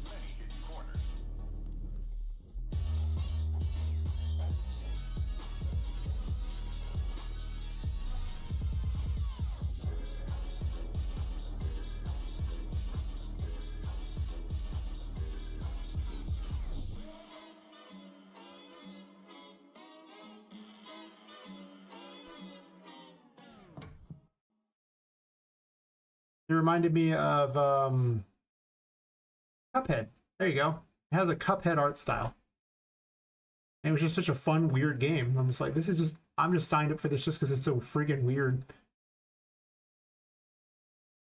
I mean, you get to play as a phobia, trying to become a bigger phobia. Some guy's head. It's already weird. Everything's just bizarre nightmares and things. It's pretty on brand for me. Let's just put it that way. I mean, come on. Let's be real here. Yeah, isn't it great?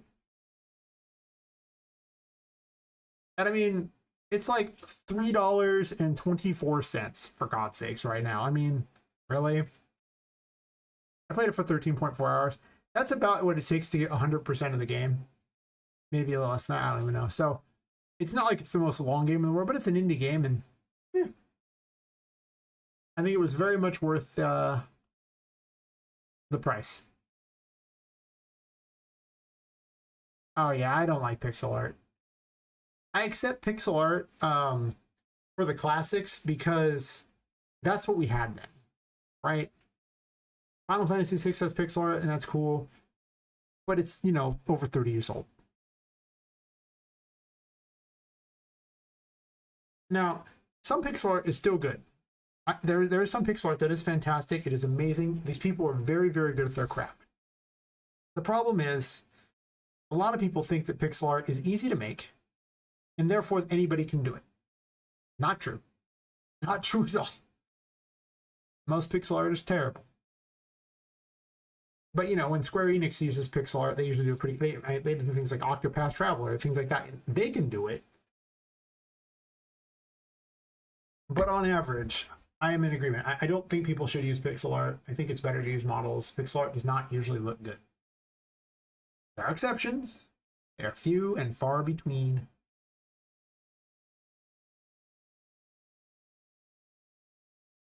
I mean, I've definitely seen some stuff that was super high quality. It's almost like a storybook. That's pretty cool. For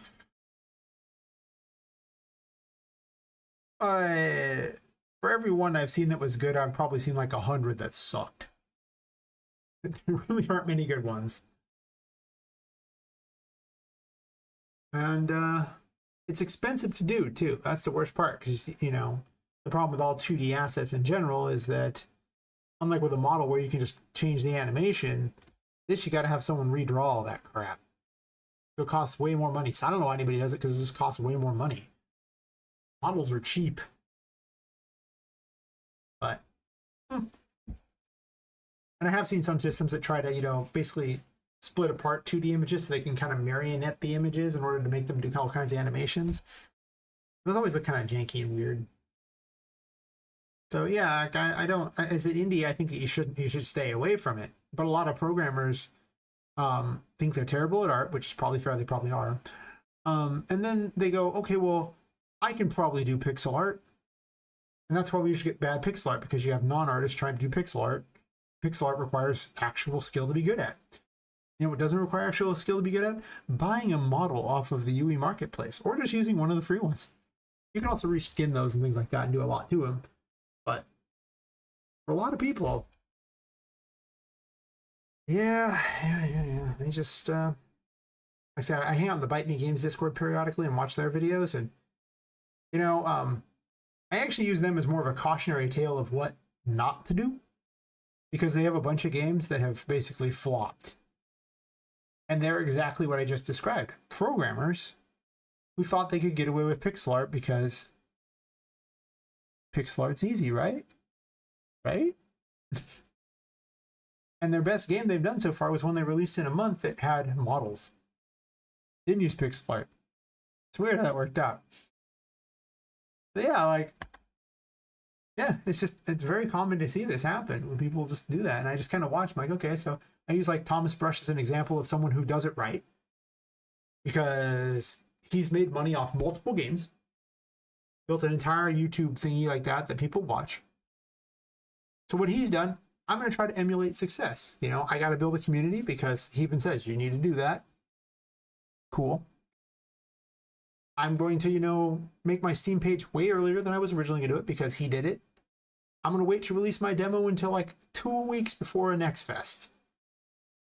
And then I'm going to release my game right after the next fest. Why? Because he did it. Well, he hasn't released the game yet, but that's his plan, right? Because he's like, okay, well, you know, it gives people time to get hyped about it, and then the next fest demo happens, and you get to play a bunch there. Dude's got over 50,000 wish lists on his current game last I heard, and that was weeks ago. So, I mean, if I had 50,000 wish lists on Poppet Quest, I'd be like,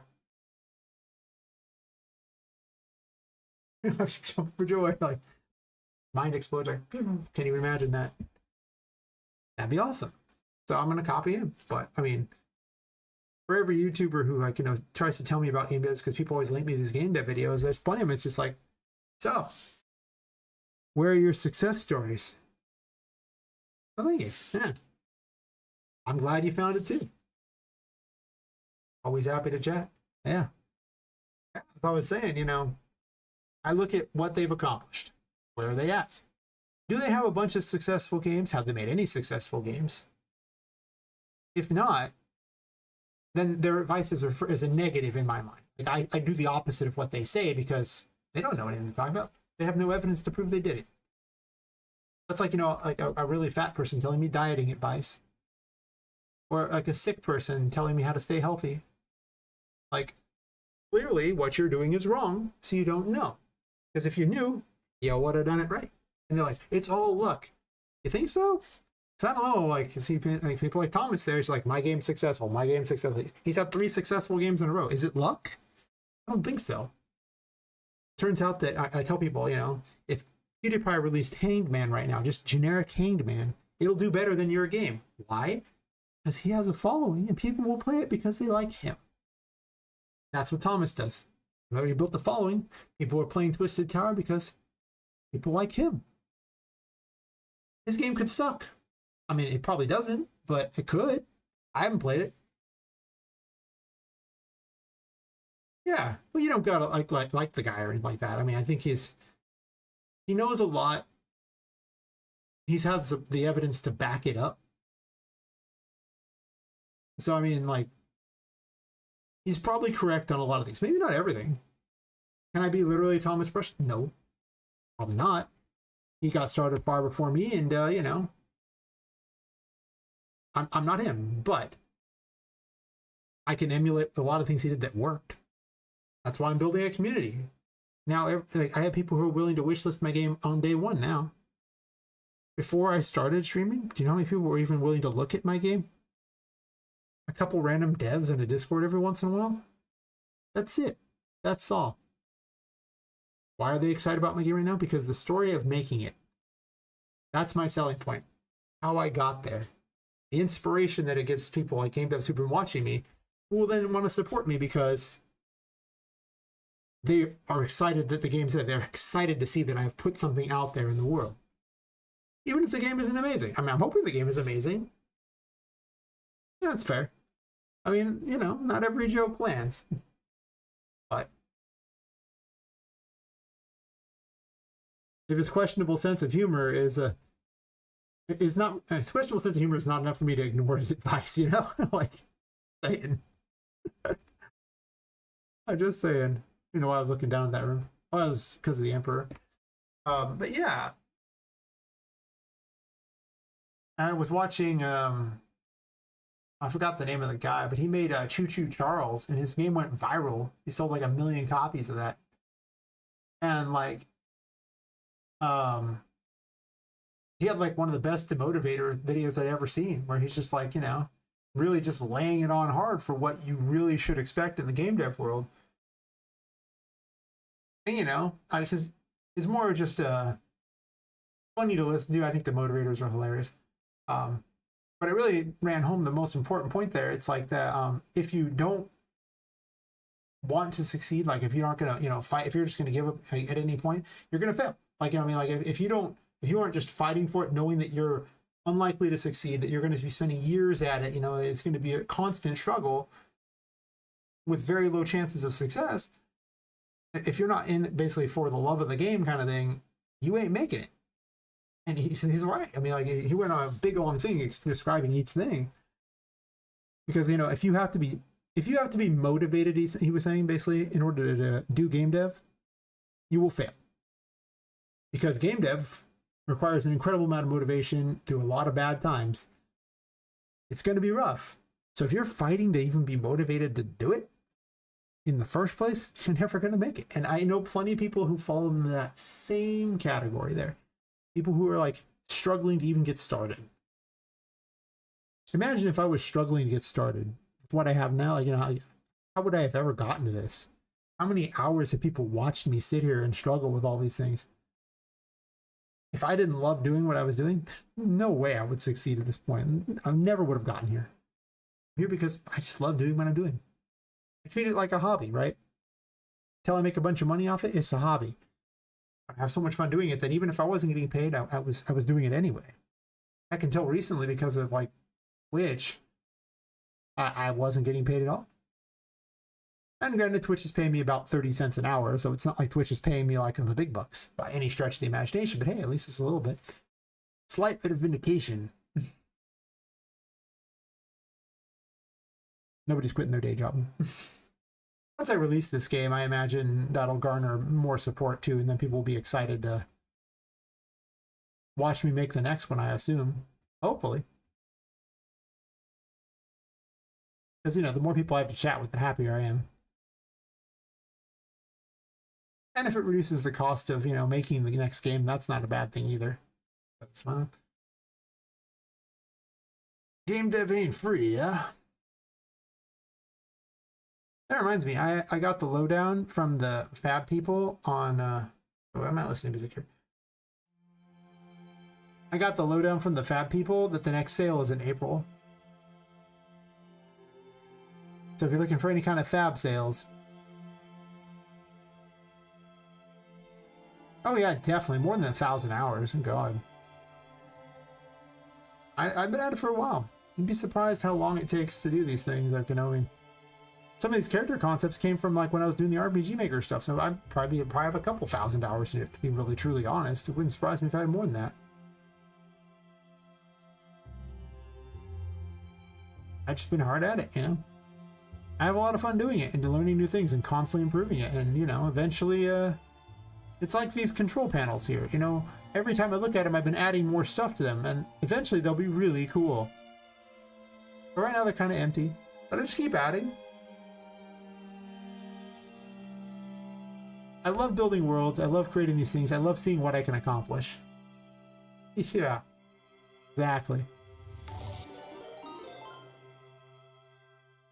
Hey, Binlab, thanks for the raid. Noise, noise. How was your stream?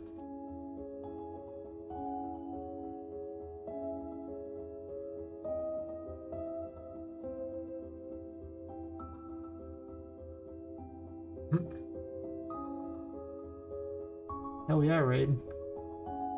I was just making a new ability. Well, actually, I was basically slaving previous abilities to the strength tarot, right? I don't know if you've actually seen the game before or not. This is first time chat for me, it's probably not.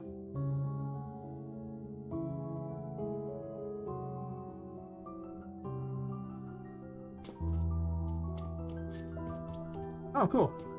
Yeah, I decided the Strength Tarot, like, I was splitting its new abilities up so that the first ability would be the one that lets you parkour things and grab stuff. Well, thanks for the follow, man. Yeah. And then the second one would be double jump. And then the third one would be an air dash. Which is obviously probably too much of an air dash. But it's pretty fun. The first version was actually launching me to the ceiling until I locked that away, so, you know. I'm testing out all the tarot cards. Including the Emperor, which gives you protection from the water. Normally the water kills you, but you're not even supposed to have the Emperor here, but I have just like everything on because I'm like, oh, let's see what this does, and what does this do?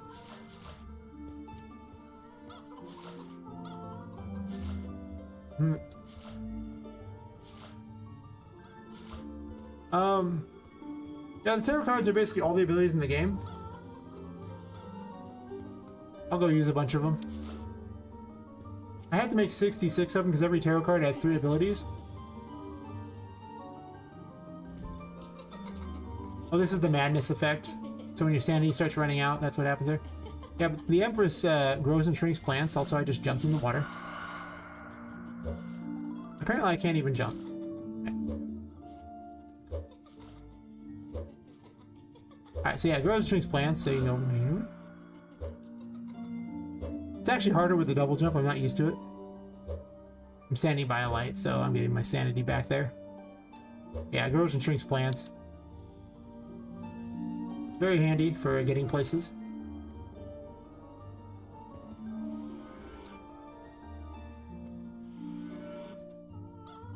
As you can see.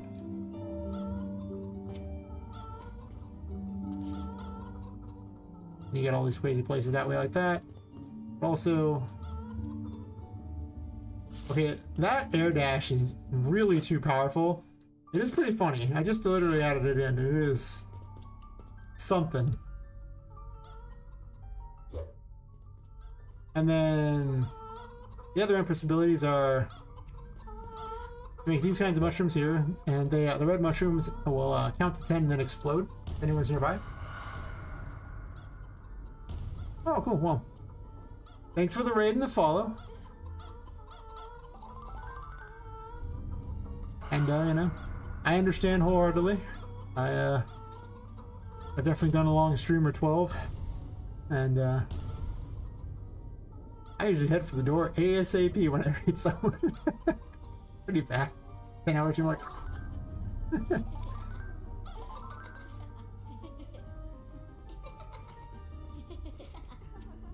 Could actually do a tour for people, I suppose, too. Yeah, for everyone else, the blue mushrooms heal anyone nearby. Just for an extra added fun thing. Little chicken enemies are annoying. Oh, that's right. That one no longer does that. So this is the one now. This is Temperance. It bubbles things. I'm gonna remove that music so I don't have two musics. And also break stuff too. Eventually you're gonna be able to jump on the bubbles, but you can't right now. Wouldn't take much to add that though. It also has the best hat. I'll go stand by a light real fast. As you can see, it has the best hat. Very exciting. It's literally an ad break. Wow. I didn't set up the other thing. So I can check for ad breaks.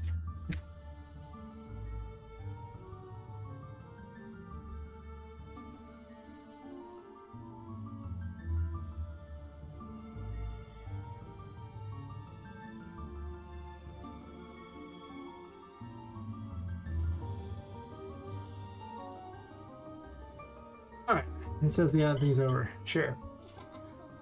So anyway, this is Temperance. It's a bubble wand. All the weapons in this game are largely toys.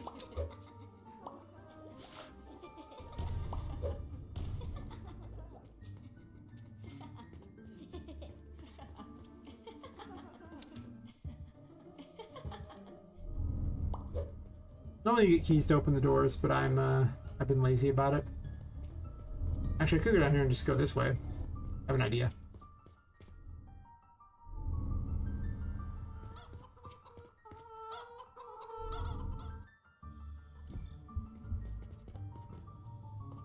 There's lots of ways to go in the game, so apparently I can't open this for some reason. There we go. I hide secrets everywhere because I love secrets. You see the map there where it shows you where you've been, which floors you've been to, like that. And Poppet's next to the one to show you which one she's currently on.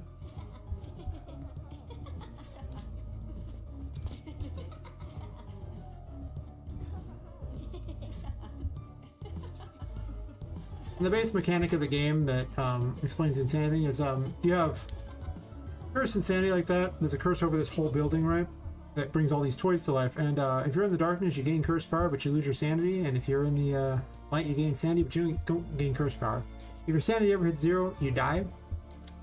And the curse power powers your abilities so you can do things. So you have to kind of balance between going in the light and dark in order to really do anything in the game besides just swing a weapon. You can swing a weapon to your heart's content for the most part.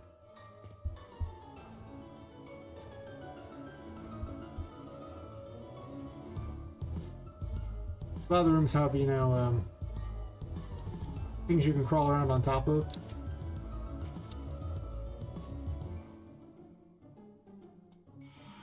Some are designed for humans, some are designed for toys. Just depends.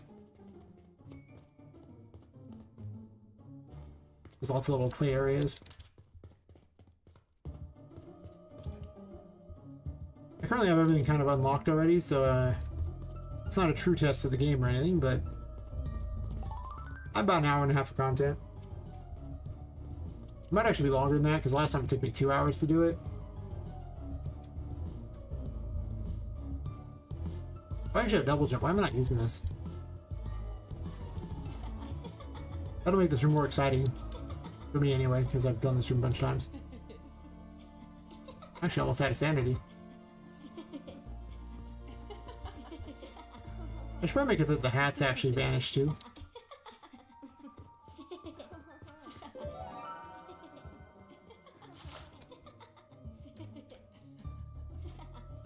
I gotta improve this room. This design's, it's unfinished. Like, it's functional and what it needs to do, but it isn't really that cool.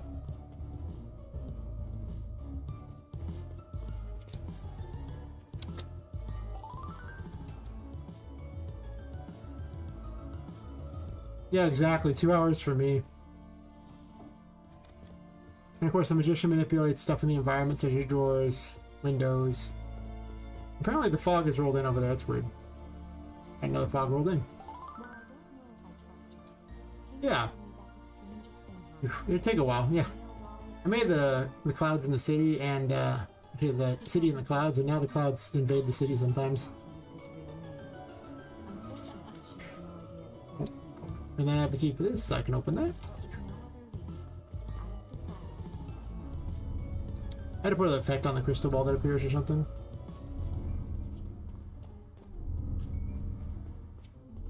I'm slowly building inside of these control panels. They're kind of fun to look at.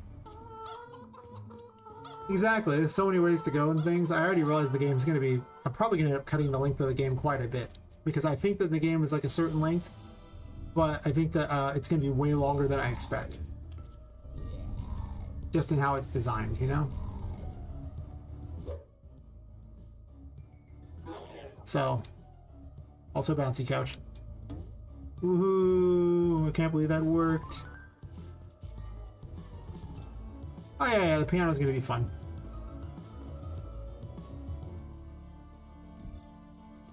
There's gonna be a lot of things to do. Like it's definitely gonna be a thing where you get access to just fun things to do. I like flying the chariot through pipes, even though it's not that exciting, but it's still fun to do for some reason. Also, I need to... I might eventually make this really cool. I'll pick a night and I'll just go crazy with it.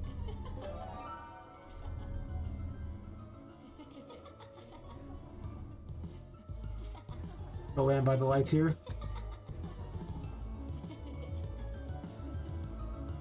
Get my sanity back. I should have put lights on the chariot so it doesn't that or make it cost something, but it doesn't really cost anything anymore at the moment, so it's just kind of fun. And then you just go flying through, you're like, woo! It's really awkward to fly through these things sometimes. It's not designed very well for this, but that's okay. I just think it's fun anyway. The problem is it doesn't maneuver very well, so I need to basically put the camera in front of it, I think. Or make it where the camera doesn't zoom in when it hits things. Or hit the back of it, I don't know, something. Or just change it out to some other kind of thing, but it's just kind of fun to fly through. Ain't nothing stopping. Ooh, fly around. Yeah, I can see it's being quite a long game. Quite a long game indeed.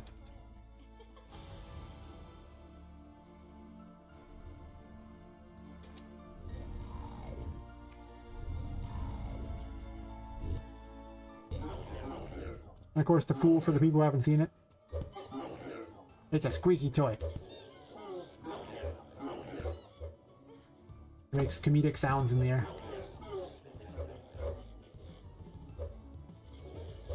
So sometimes whiffs. Really?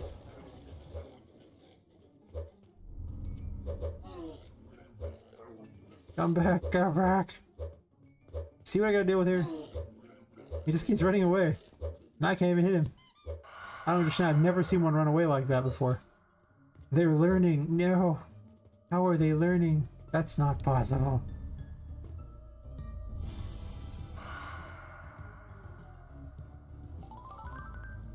It's kind of fun to air dash, but I think it's too powerful. I probably need to cut the force down a bunch on that. Since it's just launching you and there's no resistance because you're in the air, it's kind of a little powerful. I almost shot the whole area there.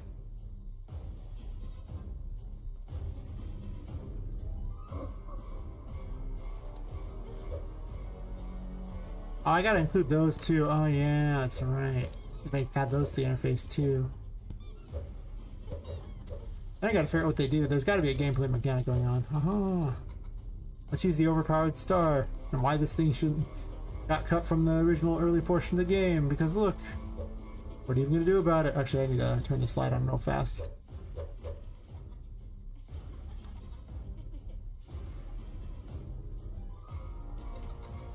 The overpowered star strikes again. You can't even catch me. I just get my health back. It has the other effect too, where you can trade your health for sanity. I'm just saying. So basically, you can. It's hard to run out of resources with the star enabled. It's probably going to be Wheel of Fortune in the future, in all honesty, because it's just too overpowered for what it is. Speaking of overpowered, this thing just. Well, if it's overpowered per se. I clicked the wrong one, that's right. I switched it to Temperance. Hangman currently does nothing.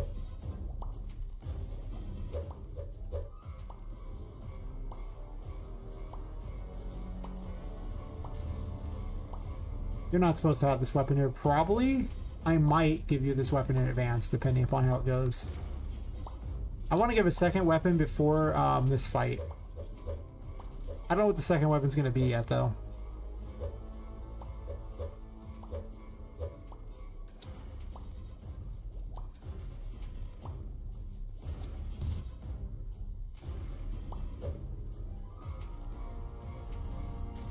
Oh, he jumped. Okay, I was like, wait a second, where'd he go?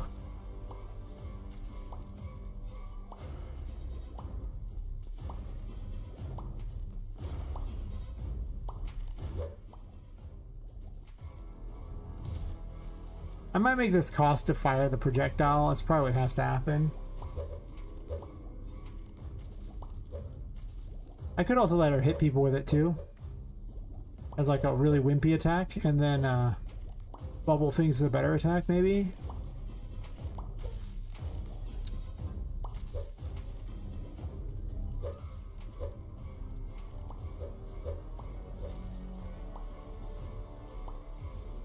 It does kind of make Patrick not much of a threat, though, so I kind of don't know how I feel about getting a ranged weapon at this point.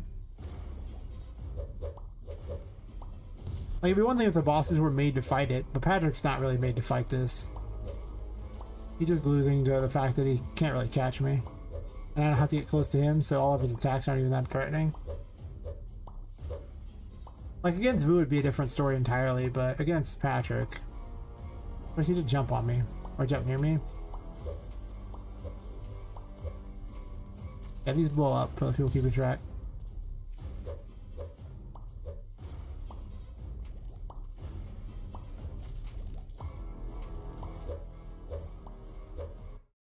Oops, I clicked off it. Ow. That was mean.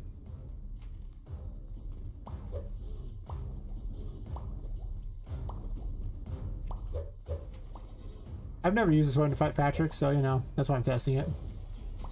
You're not necessarily going to have it enabled. It's obviously too overpowered for the fight.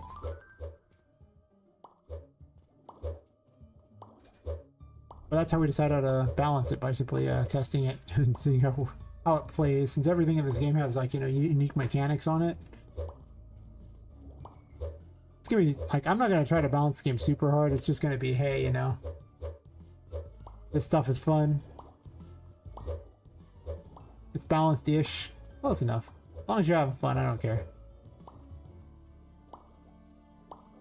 I just want the abilities to be useful. But a lot of them are kind of situational too. I forgot I even had double jump in the air dash too. I need to tone that air dash down. That is just too much.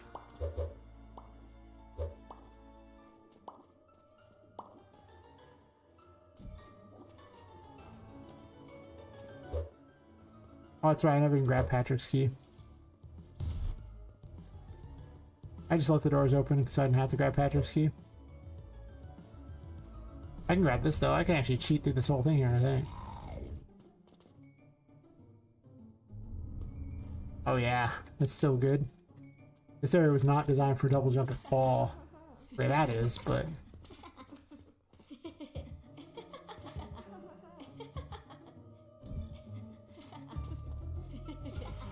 I'm just curious to see how half these abilities play out.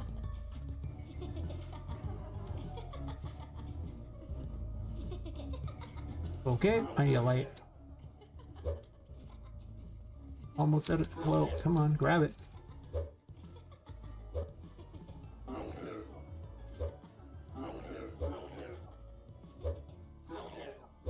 Went to the danger zone there. Gotta go to the danger zone sometimes. It's actually fun to play with some of these abilities. I never really played with any of them, so... I mean, air dashes literally got enabled right before that raid, so... Just saying.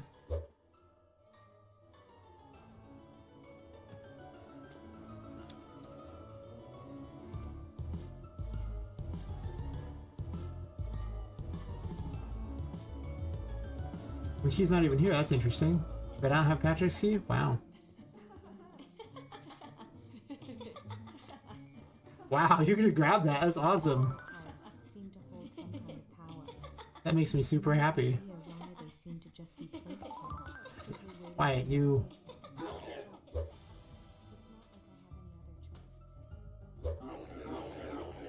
it gives me a means of fighting back against the darkness, even if I'd rather they just gave me a gun. That's too much fun. I'm just saying, it's just way too much fun.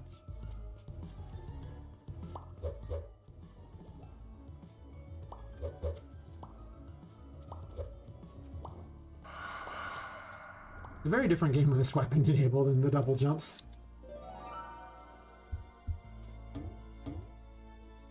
Okay, that's a little much in the bouncy couch. I do like the bouncy couch though, so I'm just saying. Yippee-ki-yay!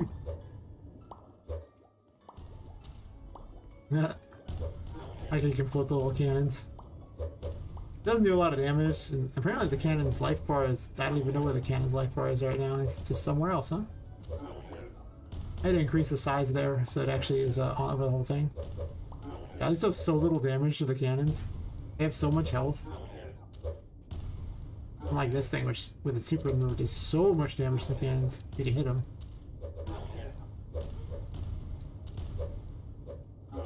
Keep hitting the bottom of them. And they don't float back down. Oh, that's terrible. I gotta make sure they can't be floated.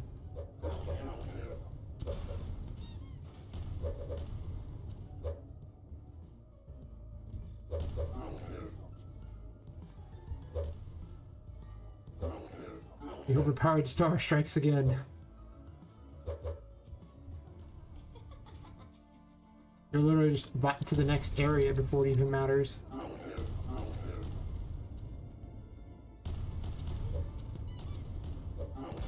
Is the full super mode so you just crush that thing?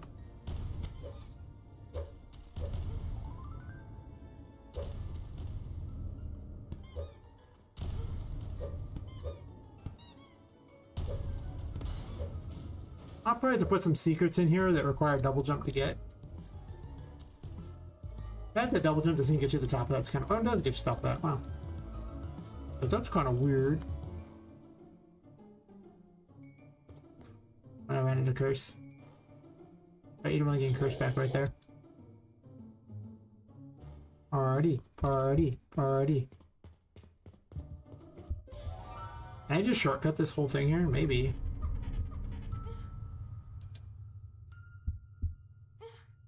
I'm having fun with this. Can't reach that, but I'm sure I can cheat up from over here.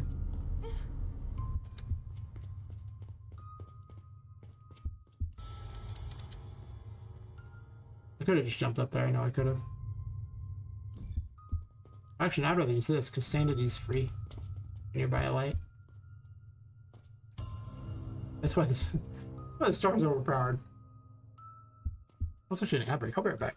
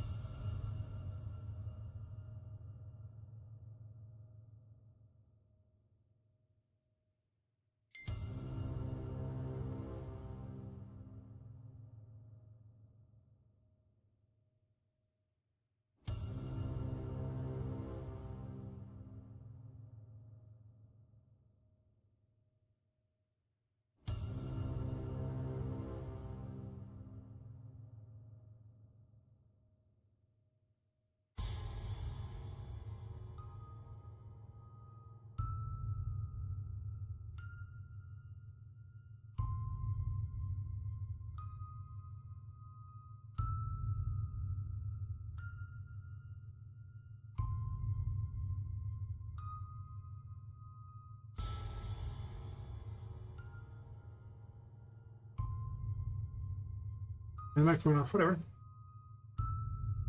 What's up?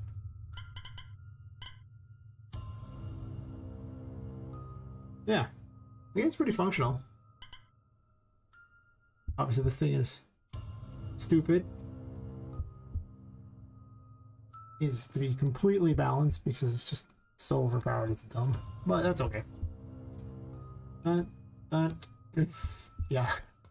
Okay, by the time you get the third strength thingy, that just voids so much stuff. He's like, I'm just gonna skip the whole Hierophant thing either. You wouldn't have it, but this is basically what New Game Plus would be like, I imagine, where you just have access to every toy under the sun. That'll probably make the World Tarot just super overpowered. You know, if I just added an of to that, you know, thing up there where it just says Chapel of Darkness, it'd be so much cooler than just Chapel Darkness. I don't actually know if I need to have the word there because it just changes the color and that's probably enough. So something to think about. You gotta think about these interface thingies. Oh yeah? You think you're cool, huh? I gotta make this more satisfying. It's caught on something. Weird.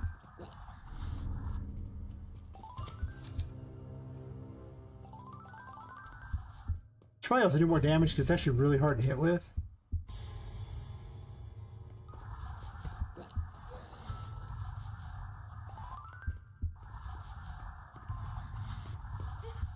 Nope, that one just is like, nope. Mr. Sparkles.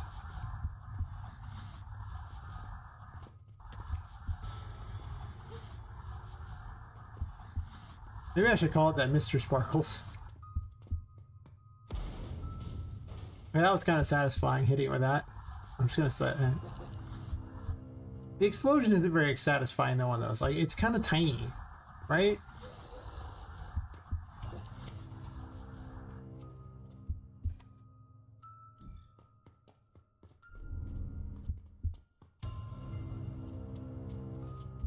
Wait, why is it not doing anything? It's not playing the animation. Huh. That's interesting. Like, it's just placing them, but it's not placing the animation. I wonder why that is.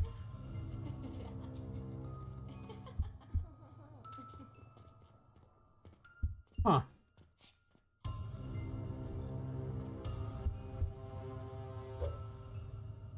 That one works. Why did the Empress start flooding? Nope. No, the Empress animations are broken. Huh. But only that one. How is that possible? I have questions. Never seen the animations break.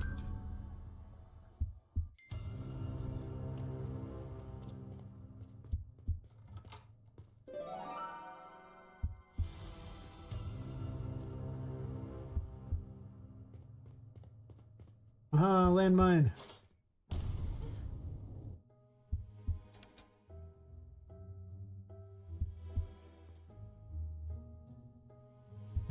I was trying to bounce off the booking without the Hierophant just to see if I could. I had to give it a shot. There's no way I was going to pass that opportunity up.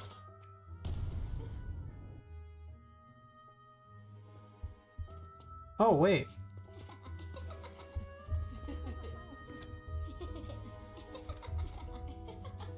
Well, I can easily get this.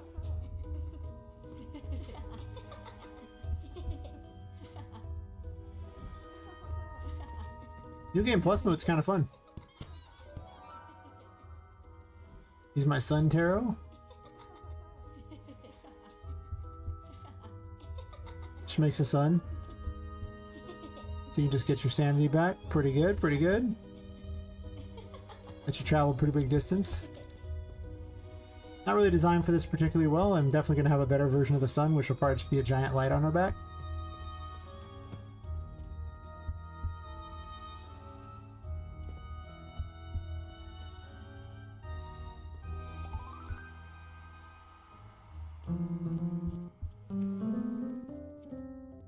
Oh, that's right.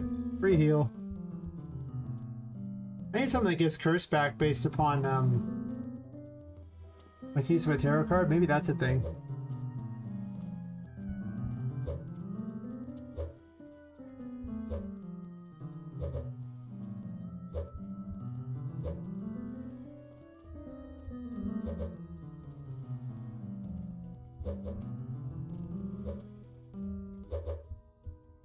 Apparently the drain on that is greater than the other thing. That's good to know. Just cheat our way over the chariot card. Even though the chariot's like not very good. Yeah, I've never actually played through with all the extra abilities. Obviously, you just use the chariot all the time. I need to put some restrictors on these. None of these have any costs because they're not in the game yet. That's how you can tell how crappy the chariot's been designed. It's not in the game, so.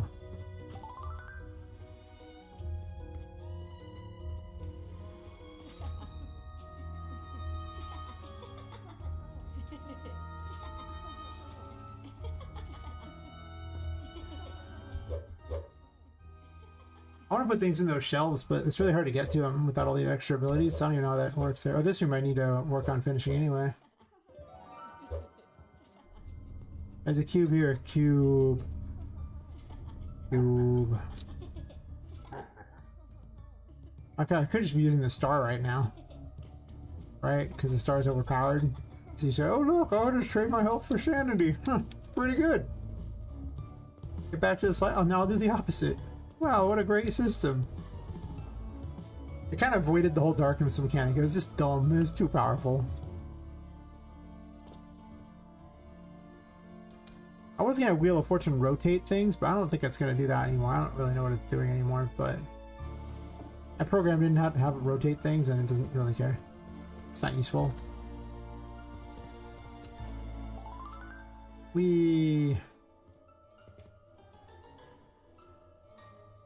I tried to grab it from midair to see if I could.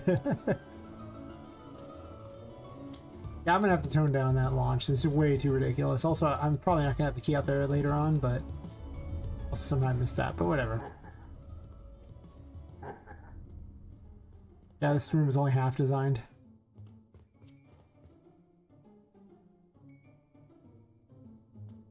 Boing. Oh. Nope.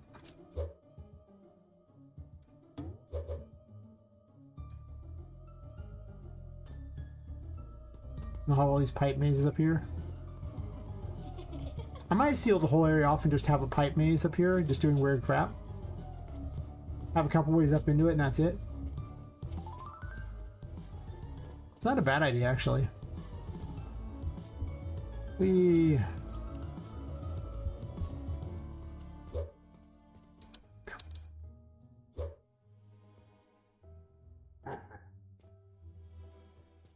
So overpowered. What am I doing? I don't even need to do all that extra. I could just cheat my way up now. No problem.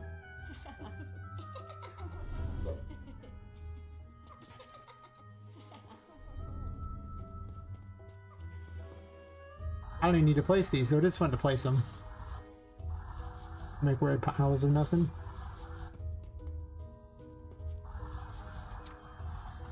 Build the impossible Jenga towers. Just for funsies. Thanks for the follow, Ruku. How's it going? You're just in time to see me play Jenga. Impossible Jenga, though. With impossible Jenga, you can never truly lose because physics means nothing in this world. Apparently so much I can't even get that from under there. Oh no, I have failed impossible Jenga. I am the worst. Obviously, the magician needs some work on its physics. A little bit, it likes to catch on things and... Listen, I was playing Control, and I was like, I need this mechanic. And that's how the magician came about. It's not as good as the one in Control by any stretch of the imagination. It was the entire thing. Mine, well, it's neat and fun, and I like it. But it's not going to be completed anytime soon. Ooh. Sure, the things that were messed up, so I can't technically, though, come back to the regular world and know where I'm going to land, but yeah, whatever. Go to the painting world and hang out. Woohoo. Boing. Boing. I gotta solve the mystery of why they only spawn the first time, too. I like 26 gold. I'll take this. And this. Yeah. And a key for reasons. I never put pictures in for these people yet, so.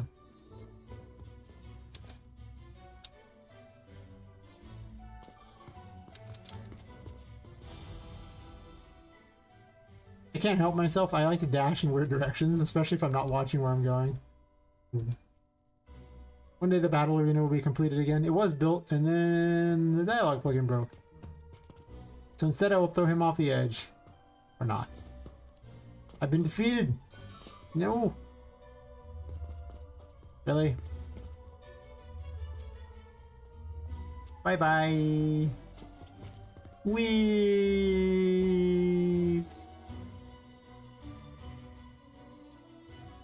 Apparently the darkness got me. Oh no! Careful. Oh no! Oh, apparently I don't have a save point in there, so that just screws it up. About that. Normally it would save there, but since I didn't set up a save because I'm not using the right game mode. Yeah. Where this? What this? Oh, it's a standard macro. I don't want to deal with a standard macro. There's nothing wrong with standard macro. Huh. I wonder where it did that. Press attack plant.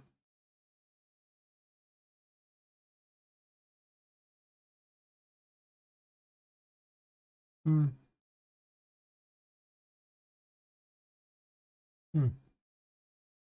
Whatever. Maybe that's actually what caused the problem that broke the animations.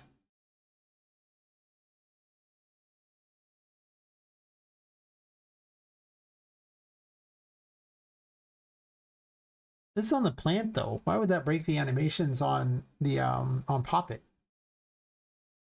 That doesn't make sense.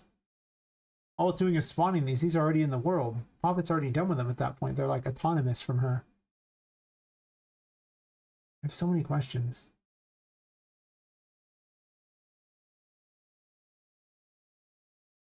I don't know. I don't know what I did.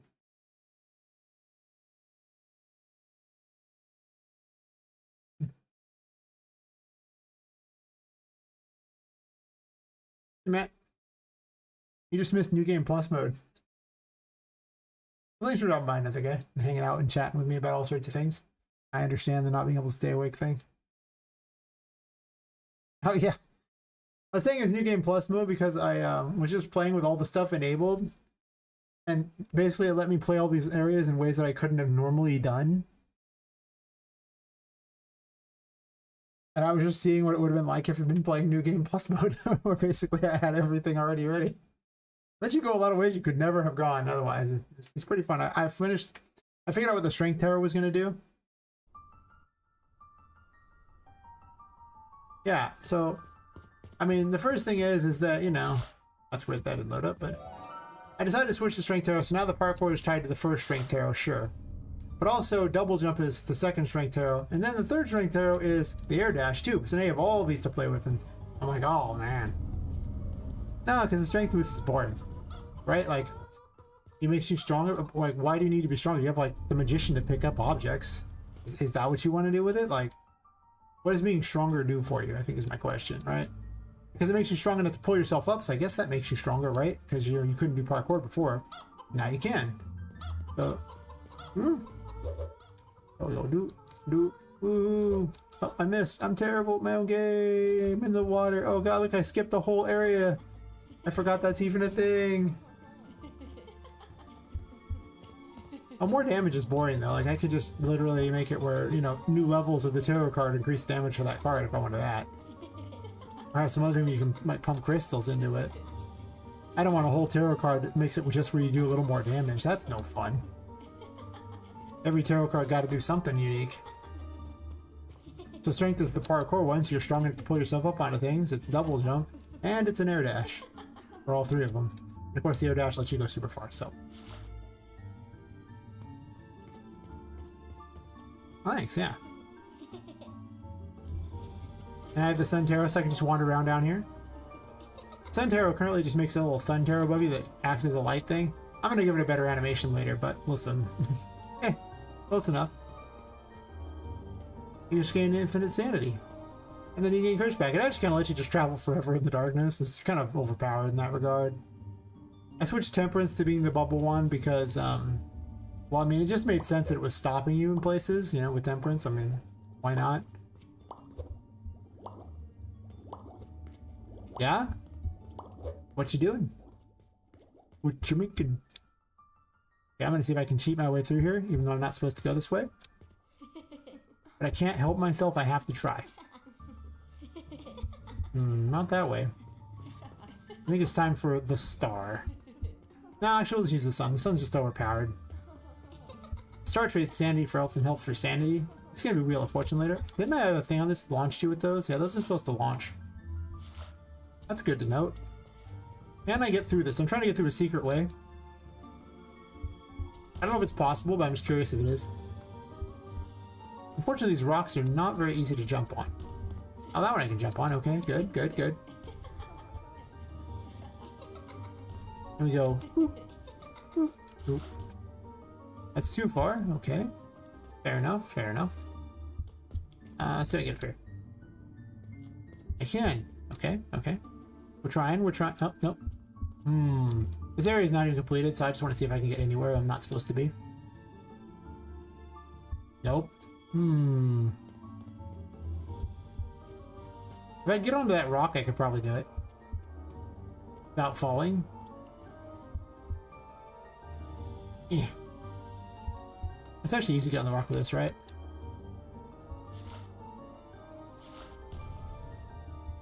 Sorta. It would have been easy.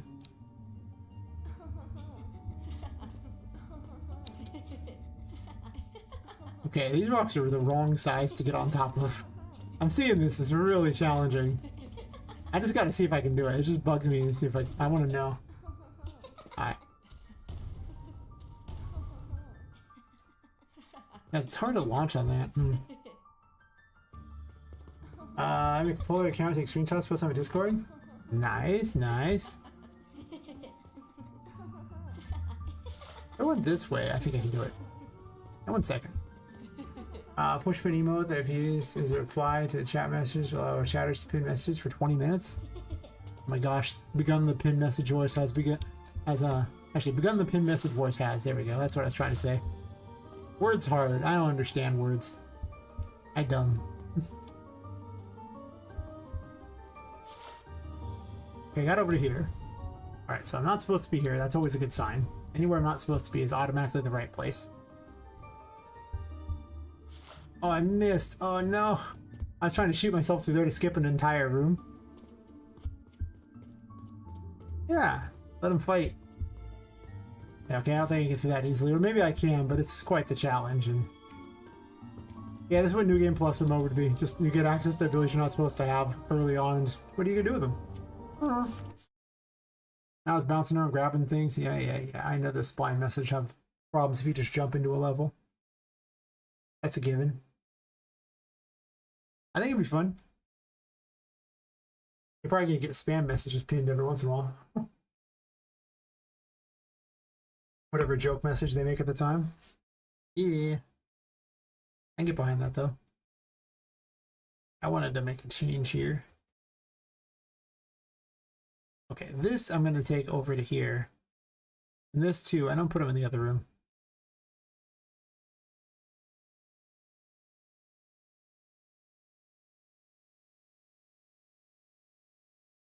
This room is terrible. It needs to be better.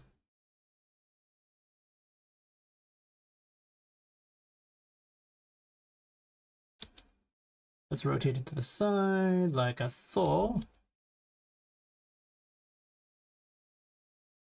I will allow you to skip this if you don't want it. I mean, I don't know how you're going to win the game without it, but listen, I ain't judging much. I'm judging 100% judgment. Oh, yeah. Well, I mean, it's Twitch chat. Do you really expect Twitch chat to behave? Like, really? Really? Twitch chat? Are we talking about the same Twitch chat?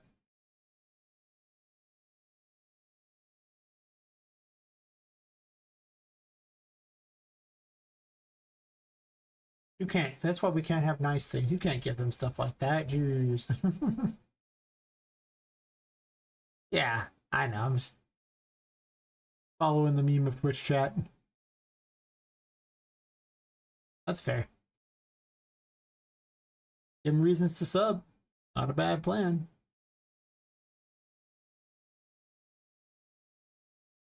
I think I'm going to put enemies in here instead. And just have you break your way through the enemies.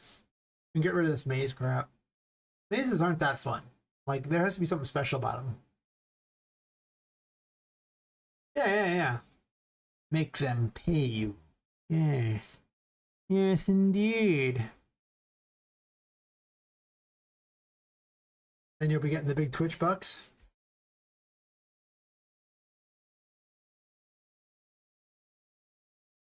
Which I'm pretty certain is like $1 or $2 an hour, but listen, that's like the big Twitch bucks.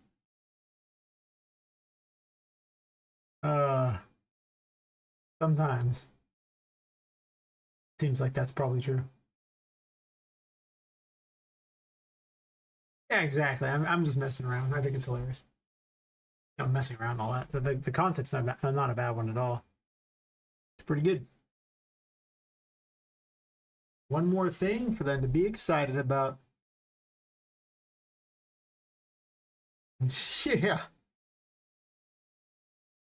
Like about 30 cents an hour, I think is about what I get paid here. If you want to get completely, literal. So yeah, occasionally I buy a few assets for the game with it. That's what I do. I mean, I was going to do this anyway, so it's just, free money to get to chat with people, but.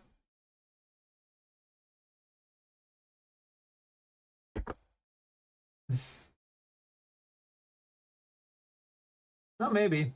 I stream a lot of nights, but I think you get more viewers because you do the 24-hour stream. So on the 24-hour stream, you definitely get more viewers than I do. The only time I ever get that many viewers is when I get rated. I mean, I guess that's how you get the viewers too. You stay on long enough and you get rated over and over. I do have a group of people that are like my own people, but it is growing over time. Yeah, 24-hour stream, definitely. I think that if you can do them, it's probably better to do 2 days of 24 hours than it is to do 5 days of 10 hours. Almost entirely true. I started on Twitch, I think in November. I took like a month and a half off for health problems. So sometime around then, I think. Minus a month and a half is about how long I've been doing this on Twitch. I've streamed on YouTube a lot longer, but it was so inconsistent. Just slowly building up my own little Discord. Now every time I stream, I get a few more people because of the Discord, so I'm getting a community, but game dev is appealing only to a very specific audience. Yeah. I mean, I really think that you would gain probably more value out of like a 16-hour and a 24-hour than you do out of the 2 8s. Just simply because of the fact that, I mean, if you can do it, because of the fact that the longer you're on, the more people will raid you, the bigger your stream. And once you've already got the people watching you, then they're watching you for that many hours. Because people in the software and game dev people tend to just lurk, and they just get handed from one raid to the next. So the longer you keep it going, the better it is. That's fair. I try to rely on consistency, but I honestly think I should probably start at a couple hours later, get the better time. But then the time I'm streaming is like the worst time in the day for me, in particular, because it means I'm up literally all night, which is what I'm doing. I mean, it's like midnight right now. Actually, it's 12:04 a.m. So yeah. Well, I mean, like consistent throughout the week. Like I'm here like 5 days a week at the same times, basically. I try to keep that like a regular work thing there so people get used to it. Of course, I was streaming Saturday because I had to do regular work Friday, so it's not entirely consistent, but yeah. I mean, unless it's your job, I wouldn't even worry about missing time on any of this stuff. Streaming really is just the long haul. Because if you're not doing like the long haul for streaming, then like you're not really getting anywhere. It's unlikely you're gonna just blow up, right? Of course, if you release like a really popular game, you might blow up as a streamer, but maybe. I might save these. Do I want this? Really? I don't even find it fun. I don't want it. That's fair.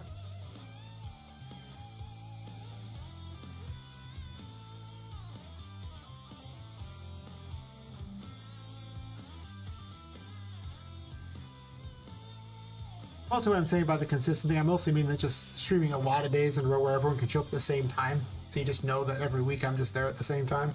Well, you are consistently showing up at a certain time, of course. Poorly worded, I suppose.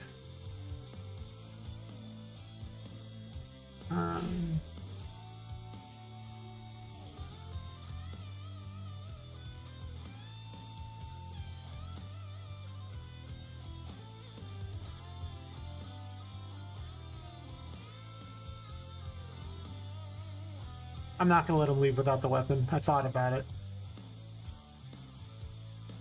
I can't expect, gamers to be smart.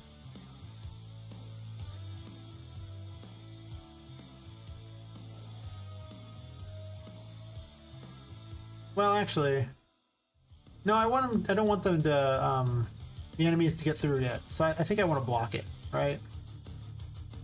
That makes sense.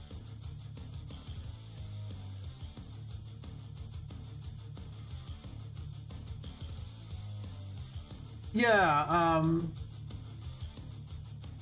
don't think it's patronizing them to make certain that they get the ability that lets them fight. If they can run off without it, I guess, but again, like, they're gonna have to run all the way back. They're gonna be upset that they had to run all the way back, so let them run a different way. Nobody wants to backtrack if they don't have to. I mean, it's one thing in Metroidvania to backtrack because you got a new ability. It's another thing to backtrack because you missed something. That kind of sucks. So what I'd probably do here, I need to rethink my design of this.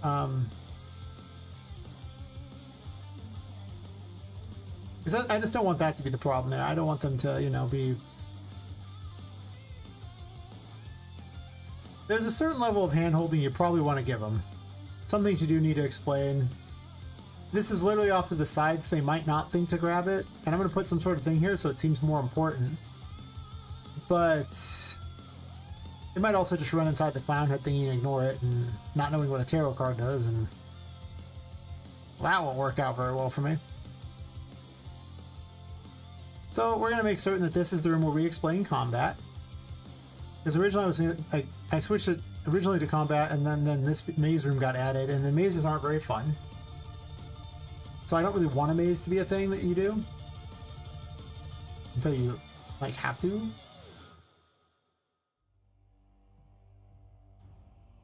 Like there's certain kinds of mazes that are fun. This just ain't it. So I probably want to have like section rooms that are like, you know, literally you can wander around an area, and then once you've or you can opt to break through and go to the next area.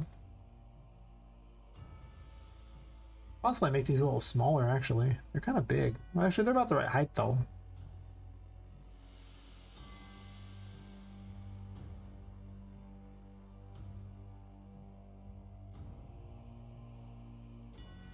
I'm trying to lock them in the area so this way they don't get swarmed. Like, I want them to have some time to learn. But I am immediately putting a secret right here because I'm a terrible person. So when you run through here, you'll be able to, if you're paying attention, sneak in and get stuff. I don't know what I'm going to put there. I'm going to put something there. Because I want you to explore. I want to reward exploration. So upon entering here, you can actually turn around and run through here in order to get into a secret area over here. I'm just saying. And you'll see this secret area. You can also just drop into it later. I might make it where you can't drop into it, but you'll see that there's an area over here on the side of the fence, or maybe figure it out. That's true, I might do that.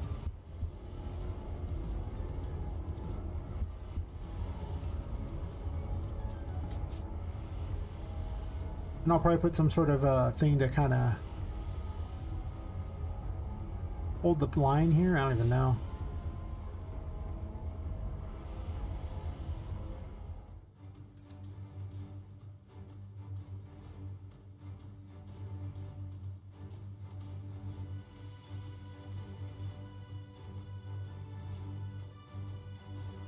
You know, these should probably be a spline, because then I can make like a tunnel that they could go through. Is that what I want to do?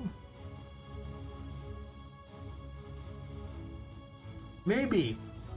Maybe. 1 second. I have an idea. Browse. We'll call this the EP int spline? What are those called? 10 entry spline. There we go. I just duped one of my other splines so I could just cheat. The 10 entry spline. And so my plan here is now to see if this is cool or not. That's not what I forgot to change it. I'm stupid. Alright, so open this up. Cool. Place one in the world because it's easier to select it later. Actually, it's easy to select it either way. It didn't matter. Sure. Browse to asset because I'm lazy. Grab this. Open this up. Go to the spline.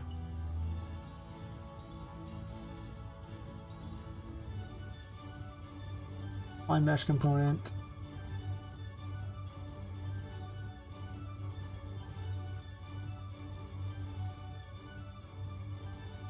Oh. That is huge-mungus.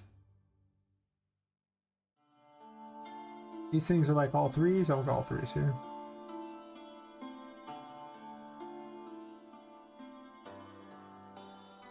Why was it at all five? Oh, because here. Okay.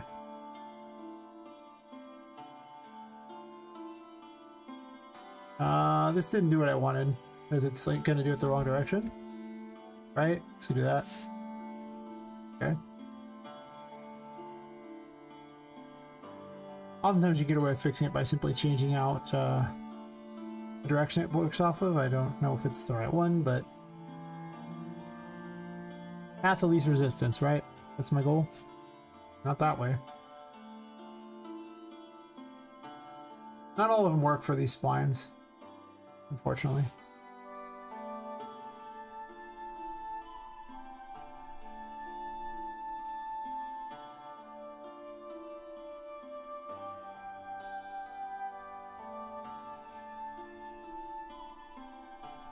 That's a catastrophe.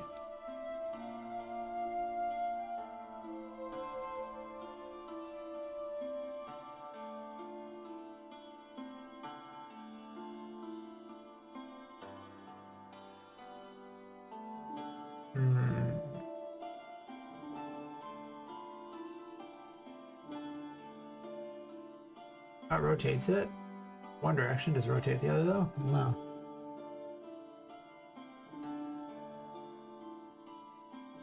Whoa.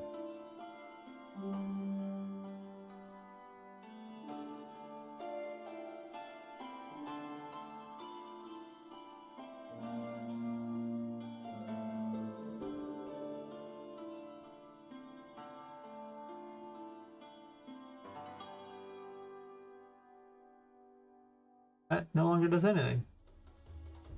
That's weird. It was rotating it and now it doesn't. Might not do what I need.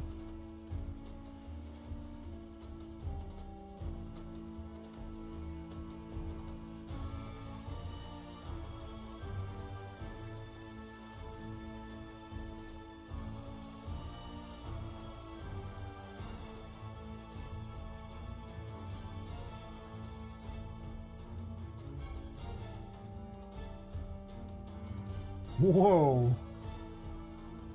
That's exciting. I'm just trying with various options on here to see what happens. Not everything works on these things there, so it's kind of a problem on some of these. I'm sure there's a way to change it to make it work, but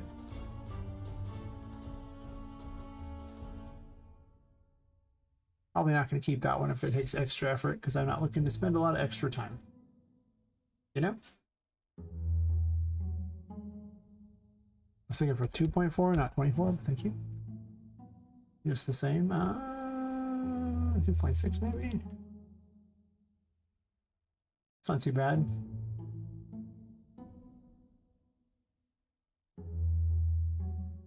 Do this, we'll get rid of this table here. Some stuff has to be changed due to the fact that I'm not giving out strength yet, so you can't just go into here.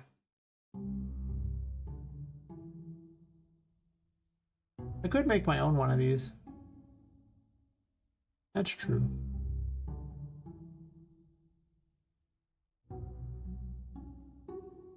This is now not necessary. Actually, it is necessary to a point.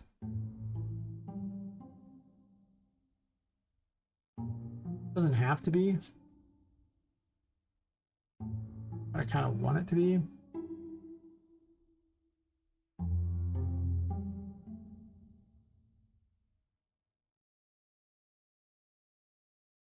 It does need quite the redesign.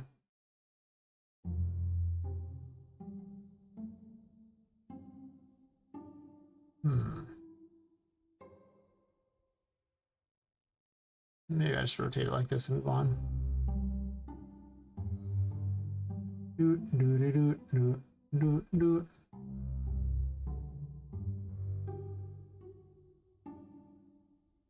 And then I get rid of the shelves entirely. You have to be able to jump without strength, basically. That's my goal. But there needs to be no jumps that require strength, essentially.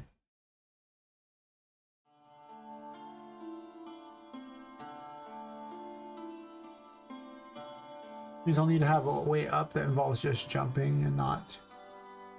Actually, these might be better without having strength enabled. Probably not, actually. You should be able to jump up that anyway, though.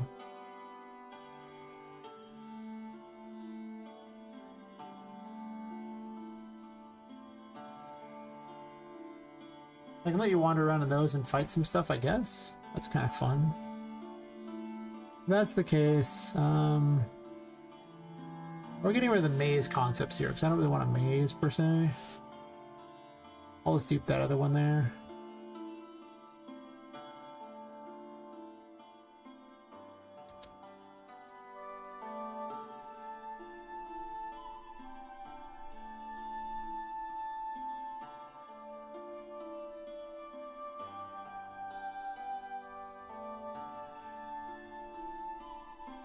I'm not going to stop you from running ahead. I'm just going to stop you from getting swarmed. Like, if you want to run ahead, go ahead. It's fine. Wait, did we establish you even needed the jumps here, or can you just make this? Because if you just make this, I don't care anymore.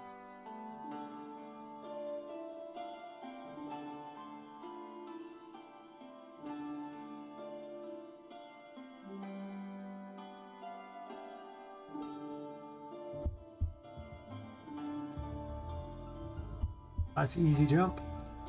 Easy. Easy.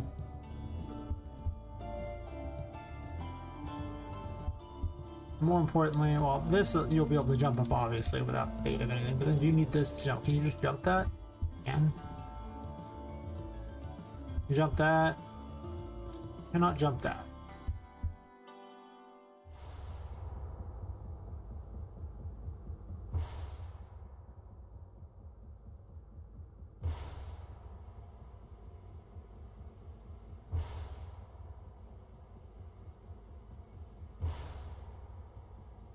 This is fine, you don't need this, but I do kind of want to create like a little way for you to go. Possibly I have you go through a tunnel just straight ahead and don't worry about a side of it. It's just like a little battle arena.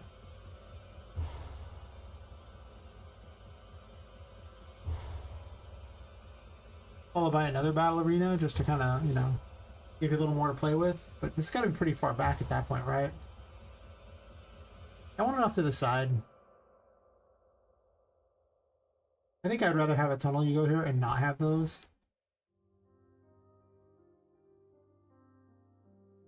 I can even just have them anyway. I did this and grab both these, move them over.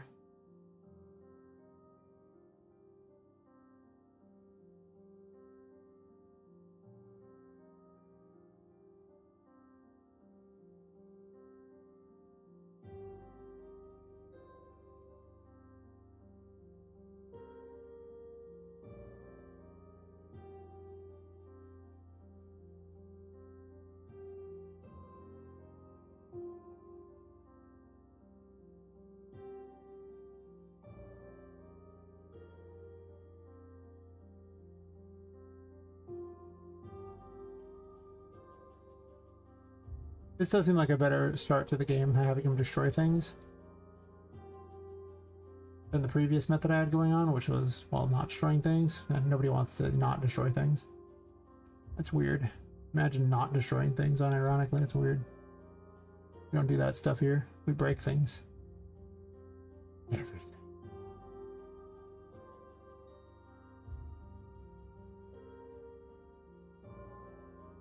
I guess over here I'd start deleting a lot of this crap because I don't care.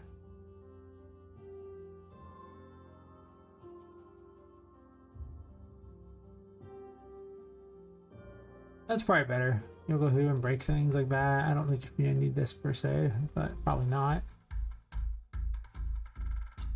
And I just spawned some enemies in there, and because they're blocked off by the door there, you don't have to worry about it. You're at least safe to start with. I don't hate it.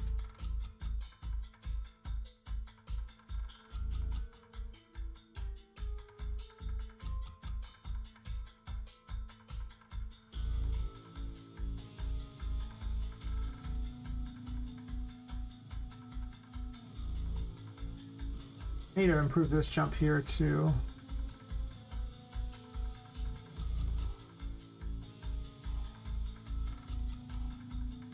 Do I?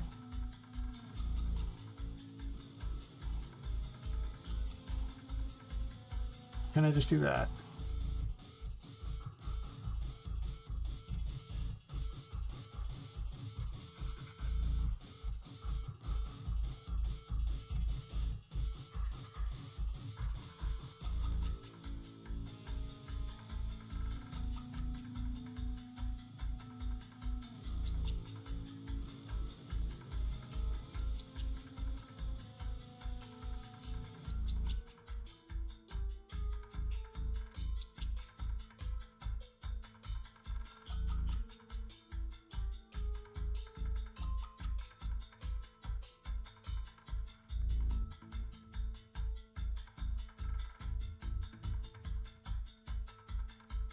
There's this little cave that you wander into.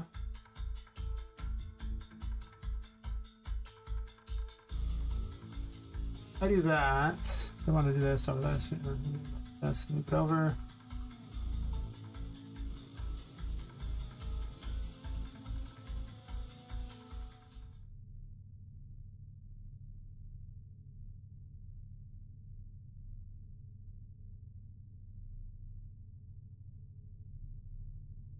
Do that, and then remove this, and then there's a secret way to go into.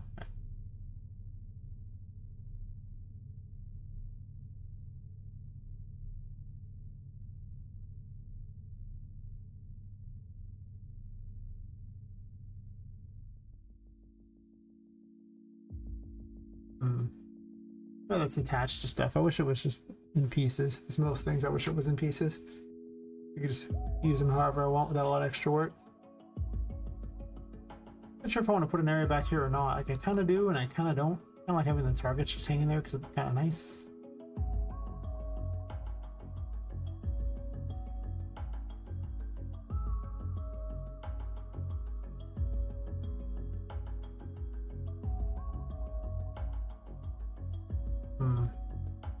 I gotta make a full altar though.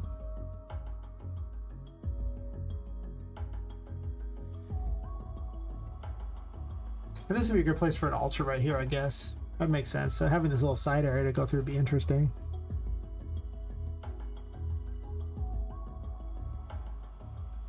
Because the Fool never had a very cool altar. Like the Magician and the Hierophant have incredible, crazy altars.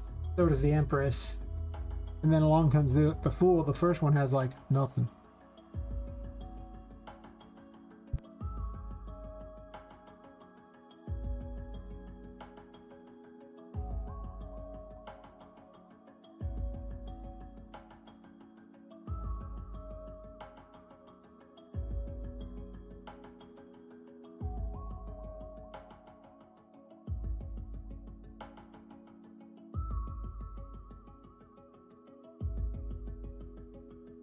What am I going to use for the Fool altar?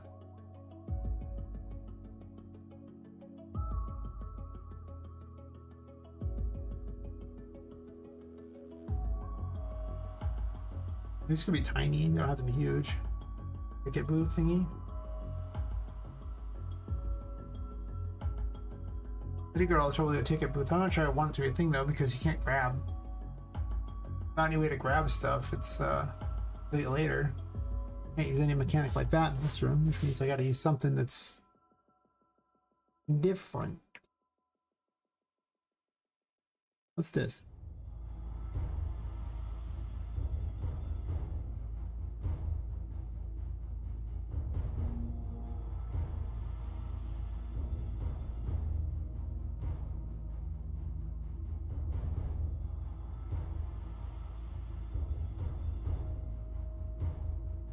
Any better? I don't think so. No.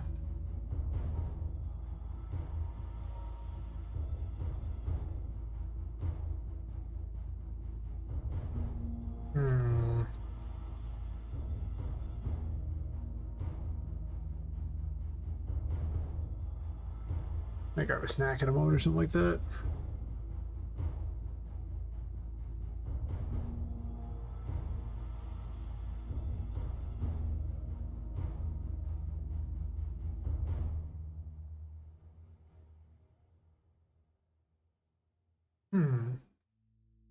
Maybe.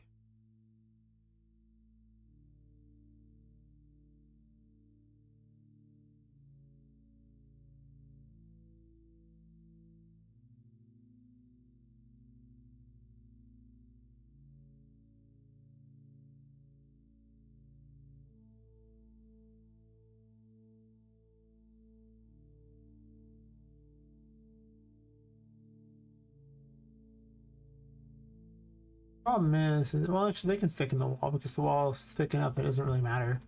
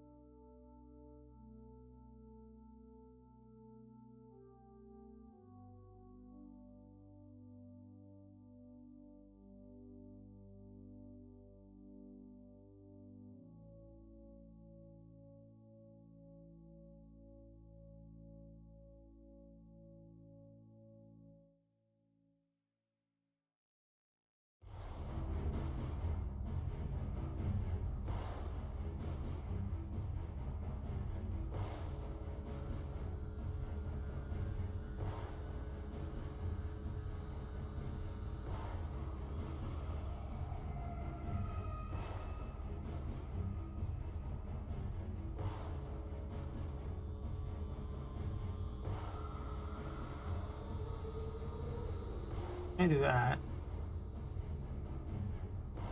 I could have it stick out and then have it be some sort of top of something.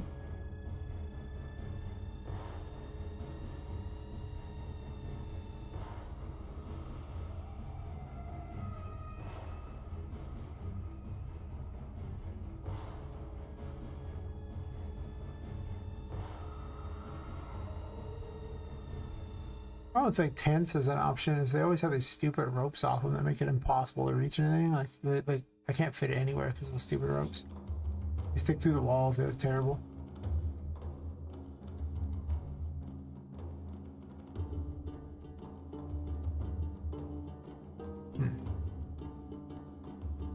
Maybe on the next ad break I'll go get something to munch and just continue streaming while munching food.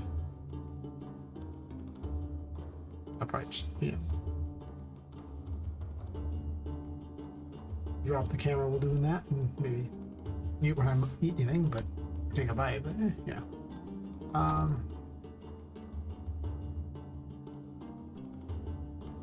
wonder if there's any free circus stuff that I could use on Fab. Nope. Always good to look for anything that might be interesting. I already have this one, but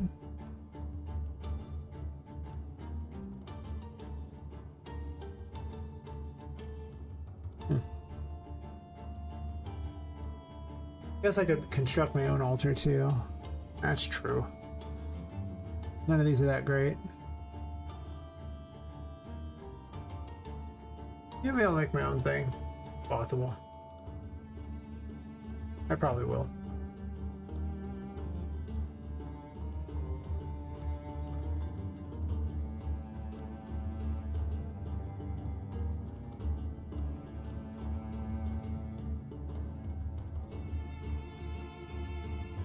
Let's say use the Annie thing.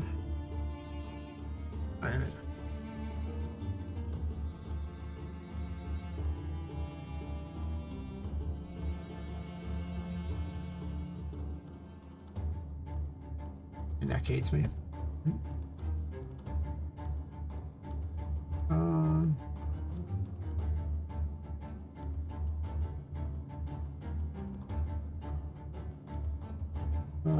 Buildings, that was what it is.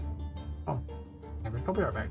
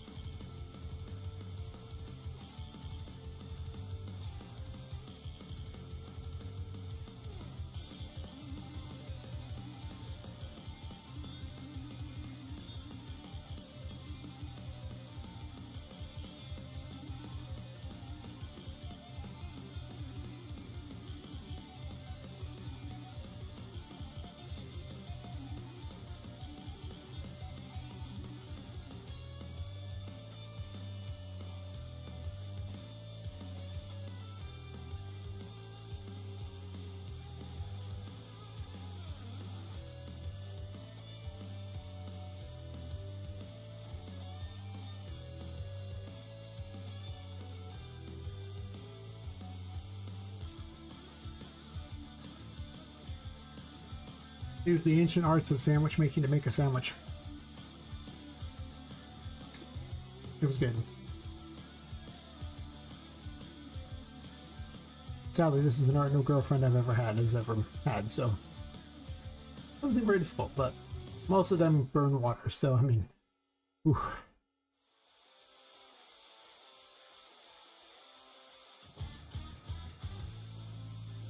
Some of those cooking experiments that I've eaten over the years that they've made. Oh god.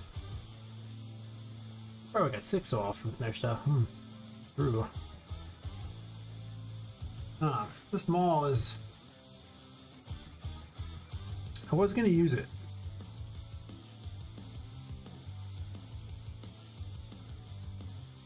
I don't know, a skeletal mesh is not the best for this.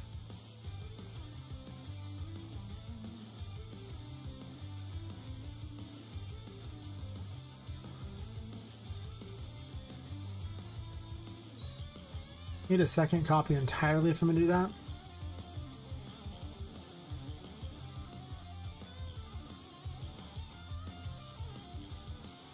One moment.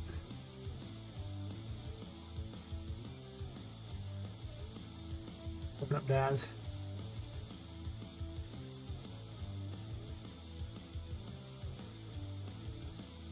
Oh, add this in there.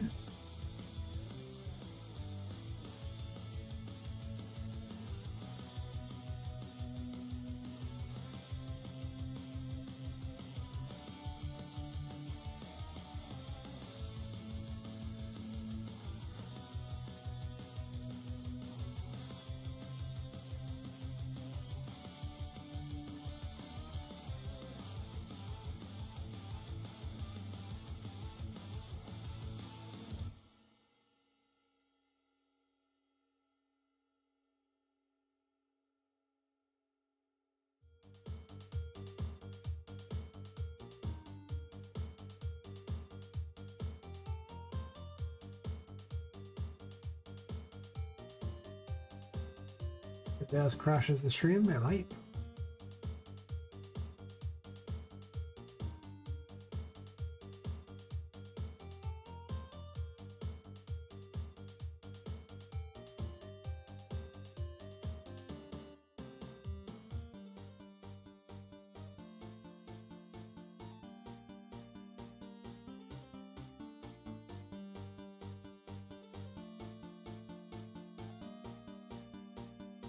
What the actual look of the thing is.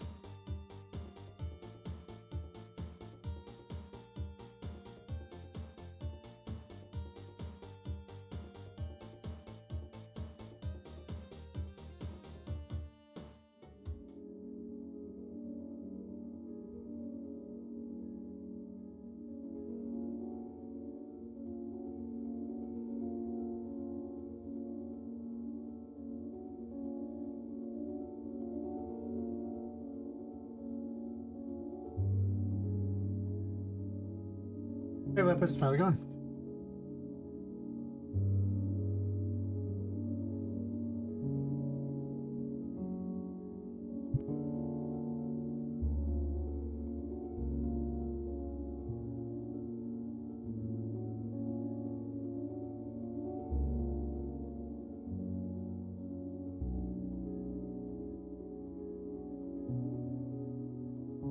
That sucks.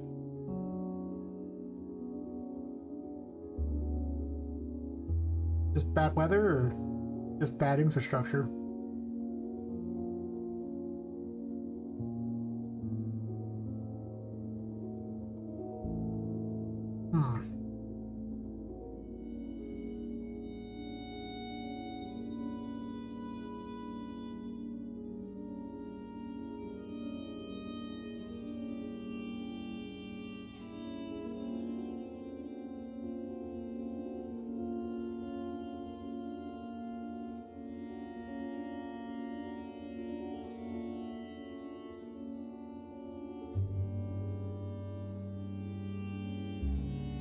Super blue? Fair enough. Go with Daz here for a second. I matched the color because I didn't keep a copy of this, and I guess I could export it and, well, I want to export it as a static mesh. And doing that is challenging.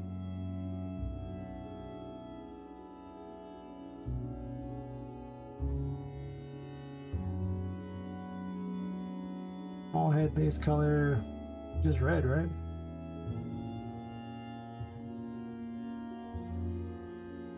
Still red. Good Daz.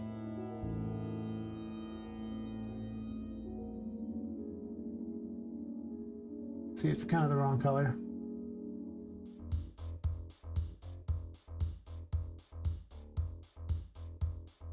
Mission colors, make it red too. Closer to what it was. I don't remember the settings I have for it. I don't have the file anymore for it, so we're doing it the hard way here. I'm just picking each section and changing the colors on it to make it closer to what it looks like. Actually, that looks pretty close as is. Kinda. Not quite.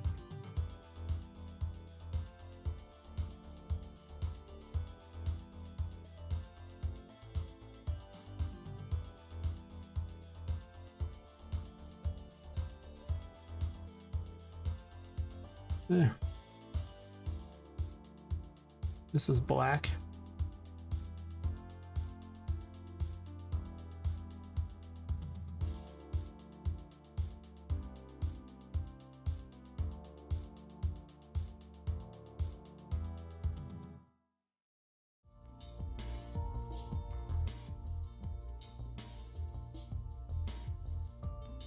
Okay, we're just gonna do this a different way entirely, I believe.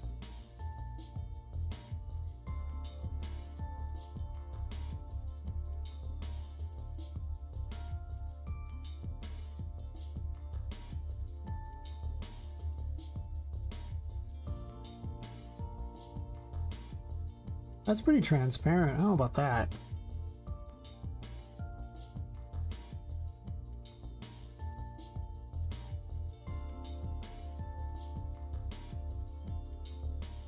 The cutout opacity on it's fine.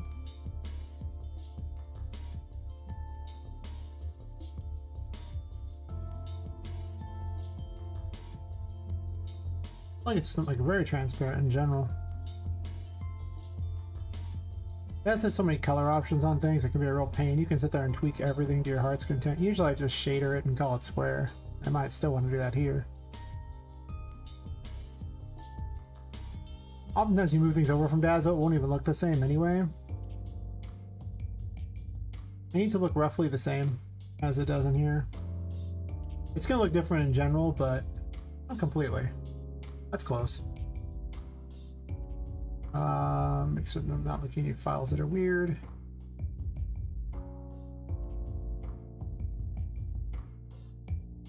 Yeah, so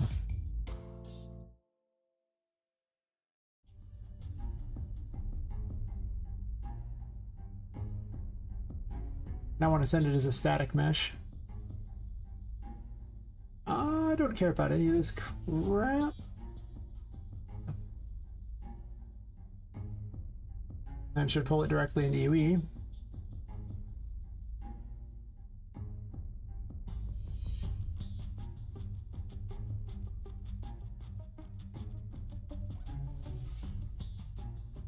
Might take a minute. I'm gonna check that one though. Pretty tiny model, so I can usually do stuff like that in Daz pretty easily, but characters can be a real problem sometimes. Mm-hmm. Mm-hmm.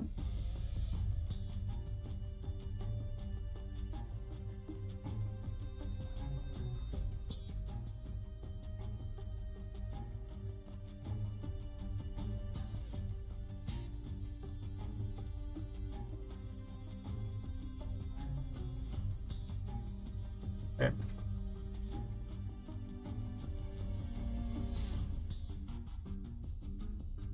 I needed the wrong thing, didn't I?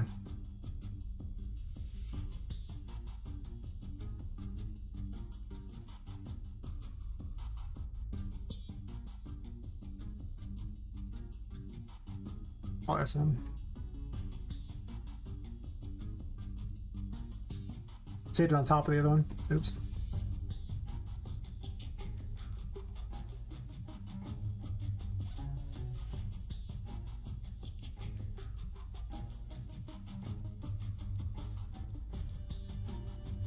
Perfect.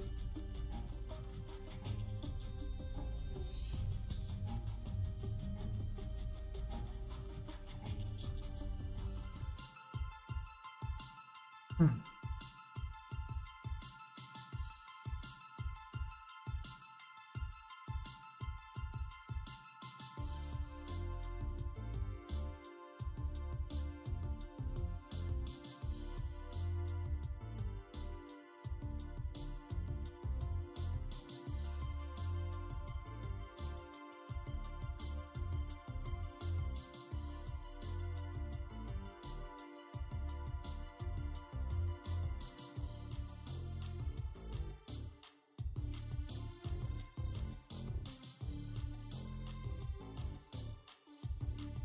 Open the other copy of the game, an old copy, so I can just migrate this directly over. So I don't have to remake the other one.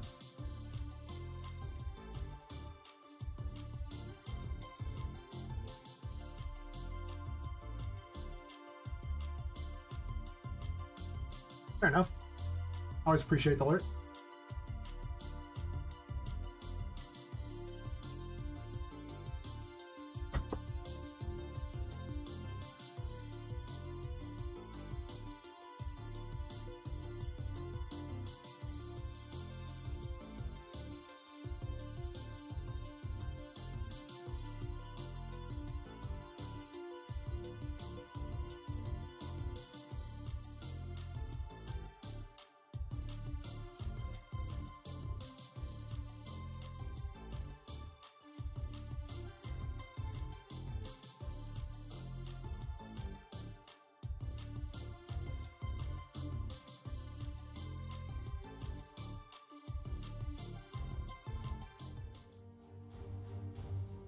Okay, this time, gotta make it again. Hopefully the other one's open yet. That's not open yet. I just need to migrate.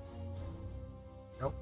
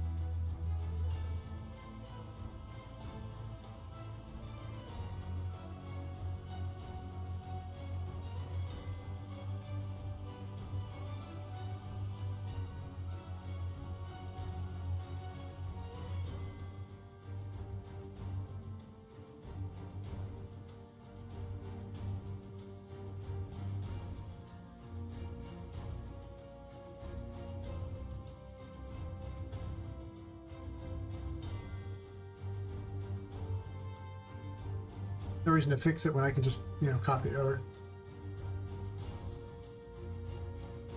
Like a pro.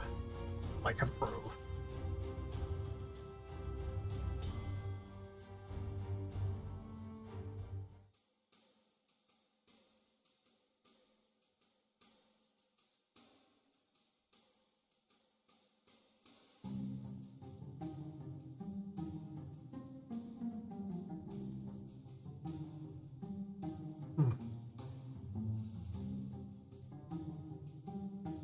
Do something up.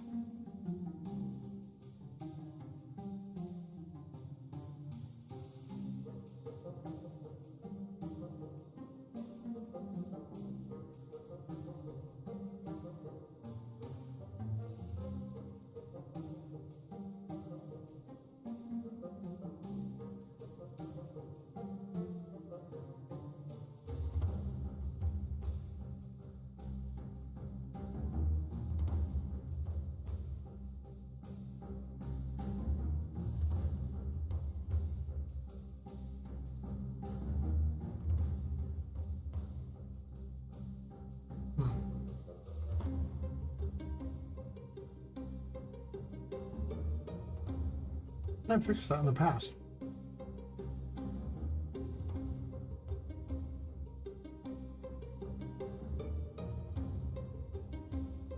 That was the old version. Oh, that's no version.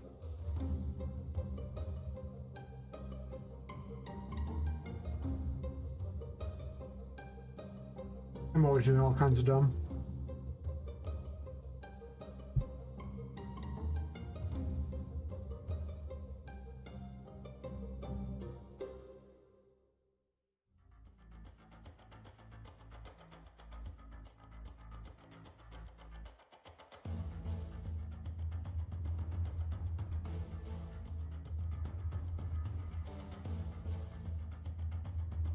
I'm gonna build the altar out of, like, you know, the fool stuff. The giant mallet and the jester hat.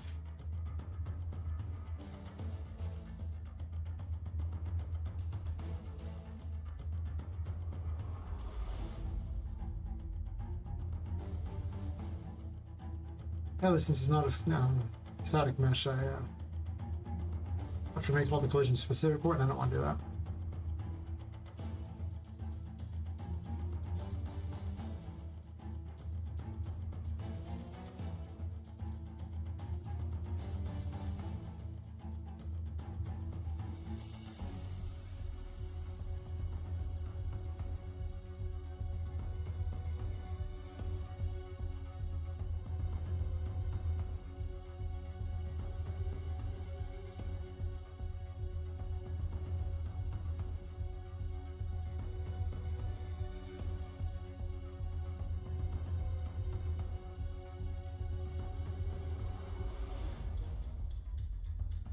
Mhm.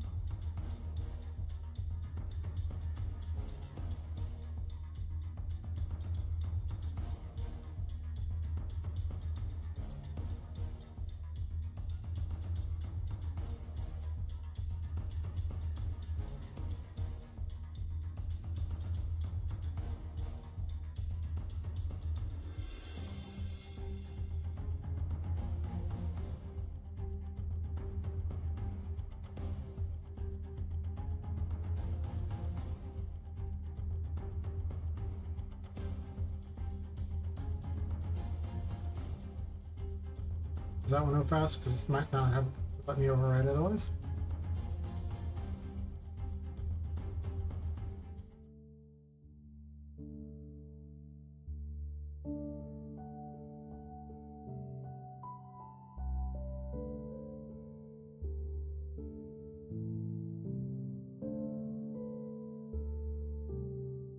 Oh, what? No wonder.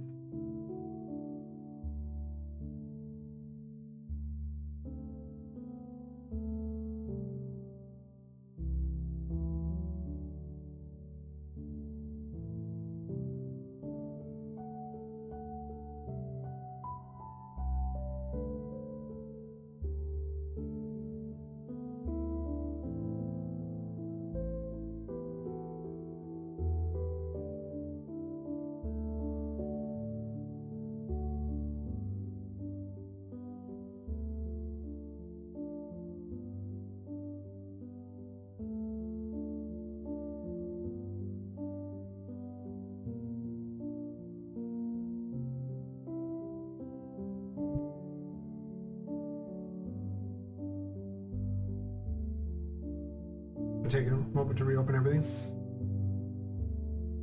Hopefully this fixes the problem. I forgot how I set this up so that it would hide the little squeeze thingy on the hammer.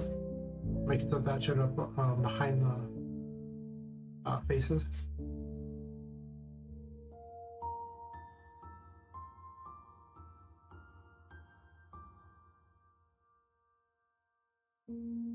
Seems to have fixed it.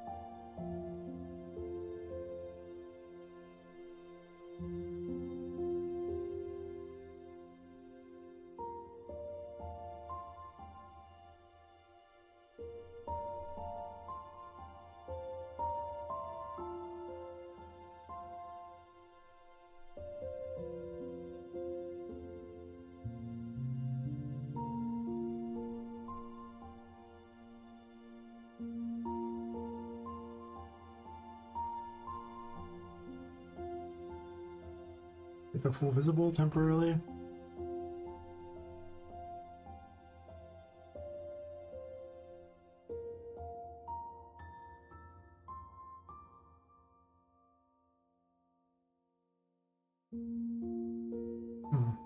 It's not visible, not the other.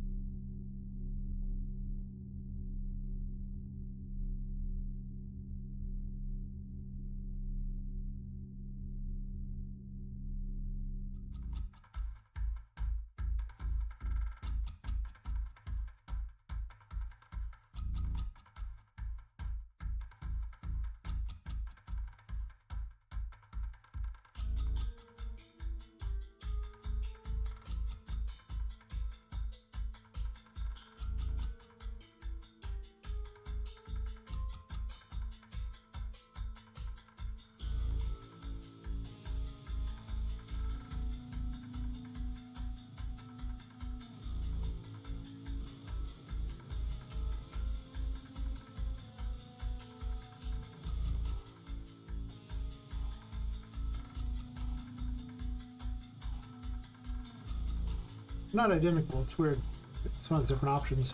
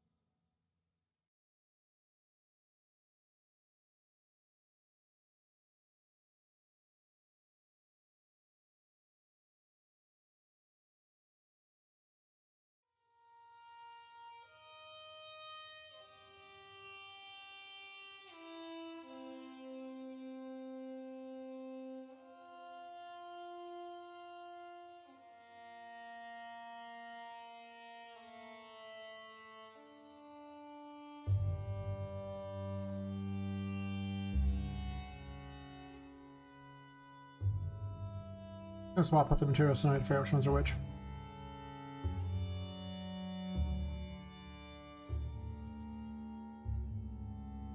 It's a lot easier than what I was doing.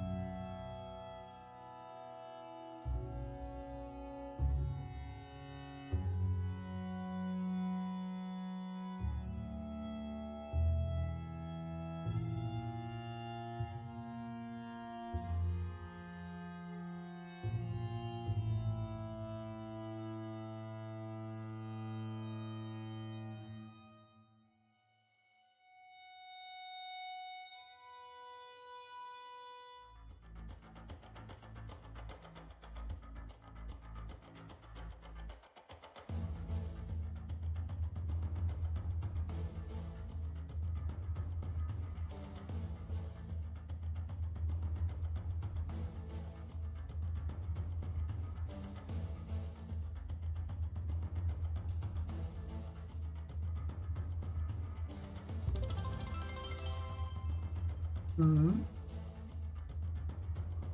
Thanks for the bit, Sorrow. How's your night going? I guess staying for... I don't know what time it is anymore. It's sometime. For somebody. I think. Ah, we will cheat and fix it. Perfect.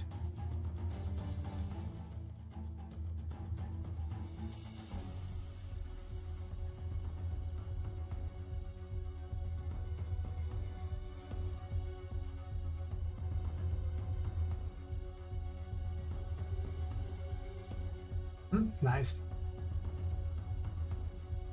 See, I put a whole bunch of blurps so that you can blurp at things.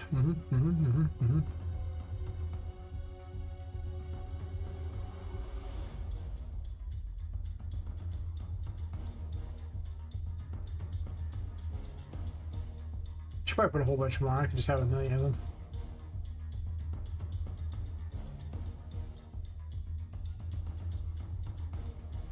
Good news, I found out the source of my problems. The bad news is that it's me.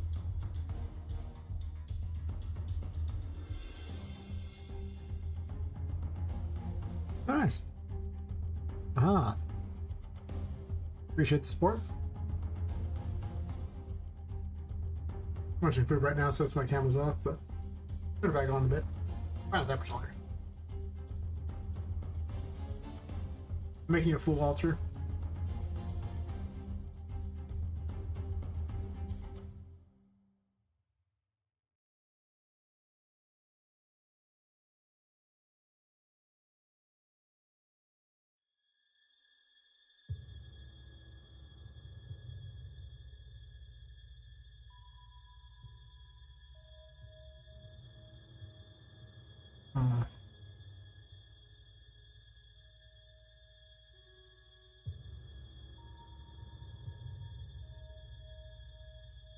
No, I think I only want the 2 masks. I don't think the 3rd mask is probably necessary unless I want to have another one here just for funsies.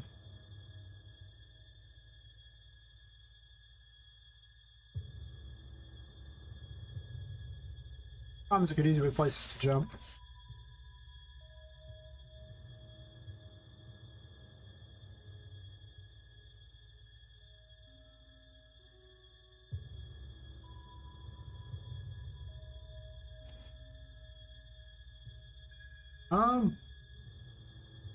Well, today I specifically updated the strength tarot because I decided that it should be all the goods. So now you don't get parkour abilities until you get the first strength arrow. I'm just going to get away pretty quickly anyway, but might as well. Double jump is now the second one, and then air dash is like the final strength one. It's making it a lot easier to do things. You get lots of jumps.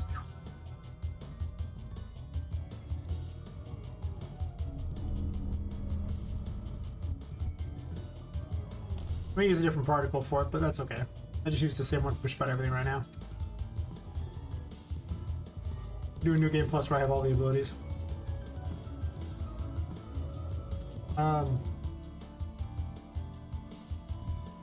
Why did anything spawn? Here. I started making enemies out of crap. I'll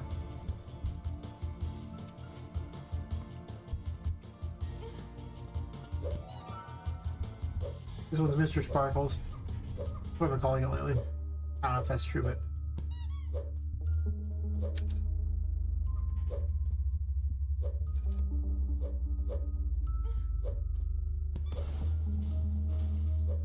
they explode when you hit them. Very exciting.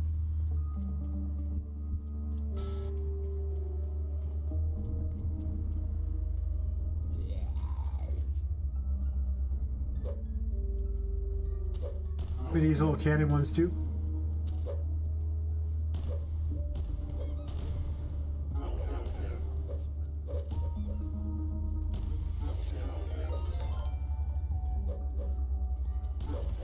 See, they go pop. Making lots of enemies explode like that. Very exciting, very exciting. Oh, hey, Vox. Thanks for the raid. With no overlay? Yeah, I was munching food. I don't think anyone wanted to watch me munch food.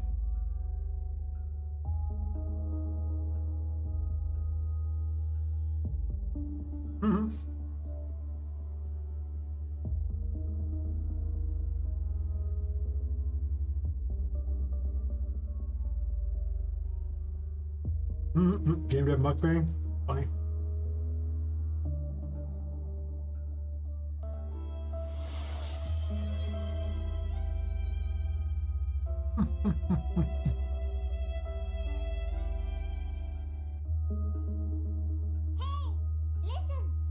Mm-mm.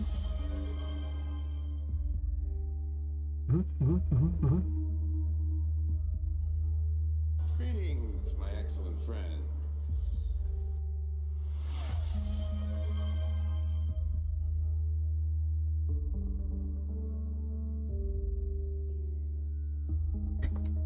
All right.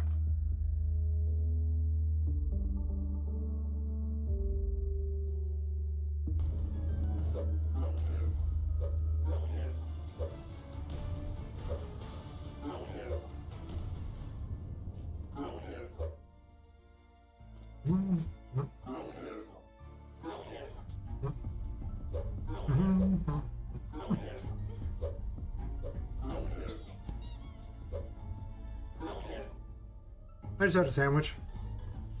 Just a quick sandwich because I was like, well, I'm hungry and I need something to eat.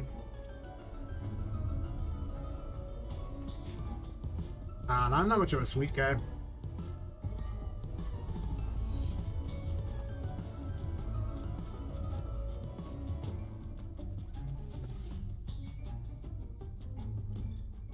You need cookies? Oh, for like, the Twitch chat? Probably. Yeah, I'm making thingies.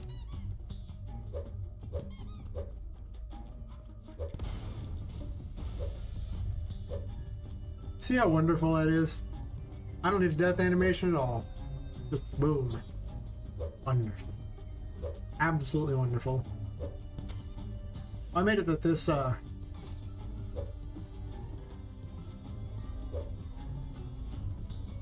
Thanks. Yeah.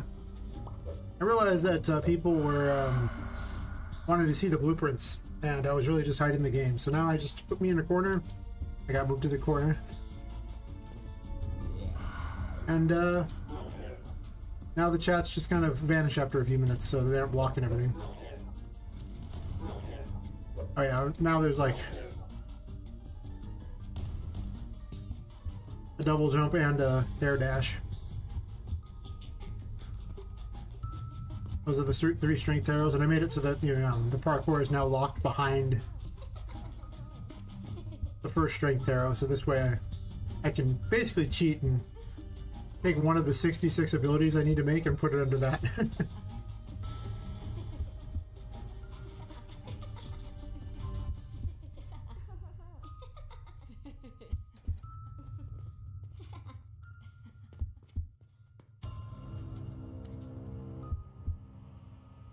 I decided to redo the first room so that's now where the fool's at, and so I need to tweak it so there's an altar for it.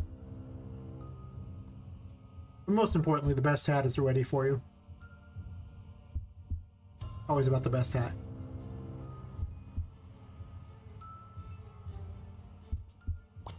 Yeah, this bracelet. I might be giving this one out second. I haven't decided yet, but I want to give one more weapon before Patrick. But it's kind of overpowered in this area where the enemies don't really shoot things at you. I suppose I had to put these guys earlier. They're not that tough. I don't know how I feel about that. Am I changing these other abilities? This is broken currently, but you can at least see the look that I have for it. I'm gonna take the card off the back of it, but I haven't done that yet.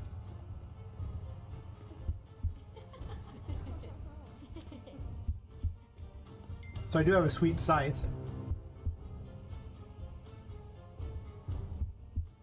And a creepy hat. Just saying.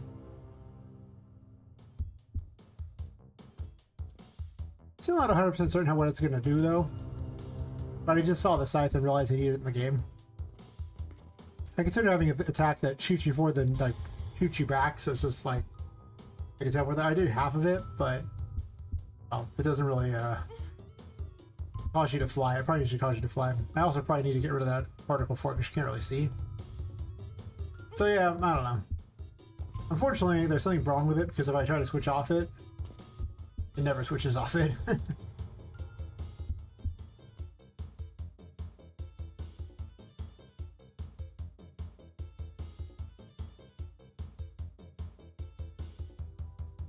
I'm restructuring these rooms here because I want to give out the Fool right here now. So I need an altar for it of some sort.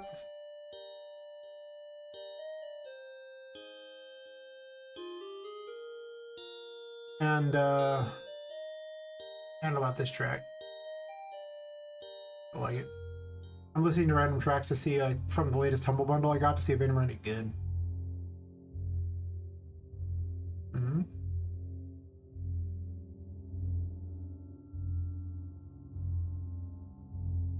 I'm trying to figure out what I want to do with this altar.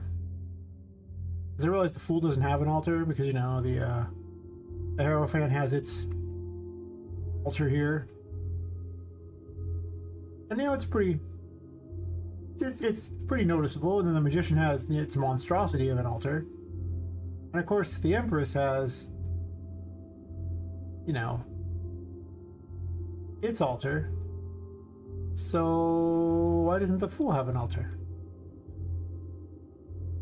I mean, I think the first version should all have their own cool little unique thing that represents them. You know...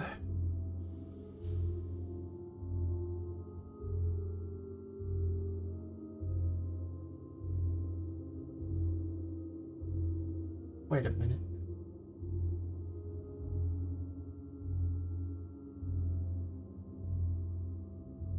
I has a plan. This will be part of the buildings thing. I guess I could assemble this as a building instead of just putting them all in the world. That's true. I probably should. Okay. So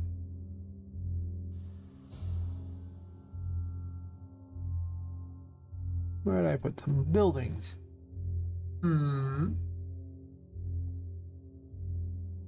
Yeah. That's right, Villainception. You're here twice. Yeah, Fox rated.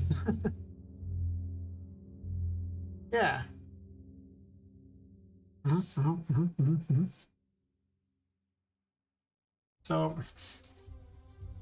I don't want that. PP. The Fool.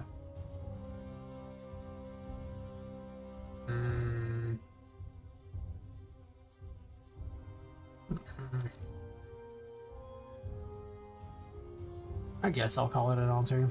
Let's think about it. Oh, what am I doing?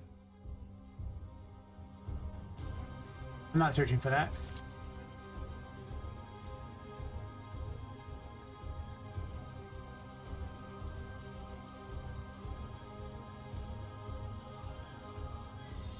Yep, everyone's here now though. Oh my god. And I still haven't bothered to fix Voodoo. I was going to work on her and then I decided I wasn't going to do that. Because I got excited about doing something else with the making tarot cards.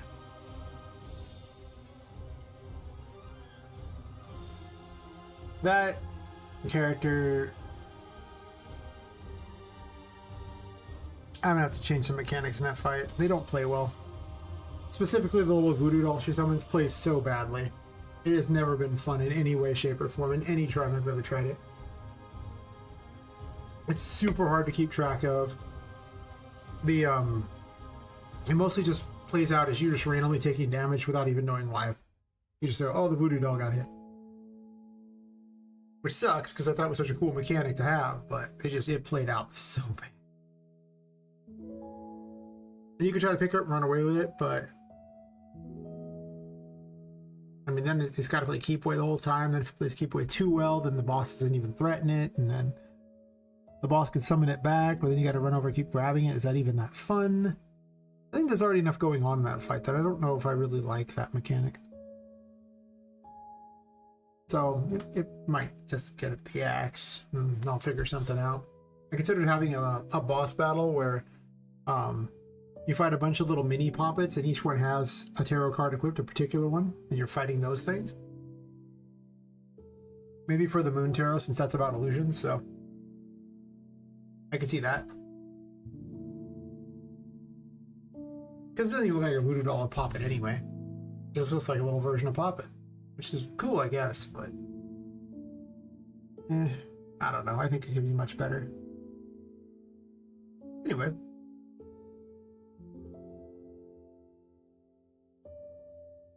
I don't need Daz open.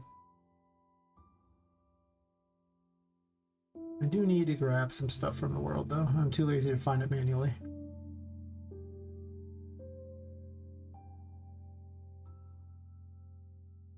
Hey, Mr. Mister. Pretty good. I have the Strength Tarot completed for the most part, other than maybe putting some different effects on it. And now I'm building an altar for the Fool, because I decided to put it in the start area here. And then I'm going to put Strength in this one here, which means I need to make an altar for Strength here. Which I kind of have a cheater thing to use for that, I think, right? Okay, maybe not like cheat like that, but one of the little things you're supposed to hit with a mallet in order to do something. Of course, it's not actually animated or anything like that, so you can't really do anything with it.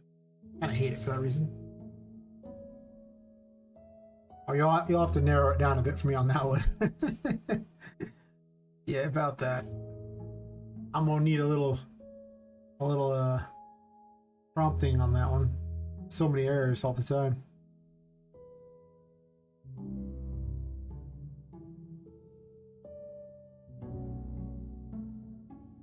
I did fix a lot of bugs.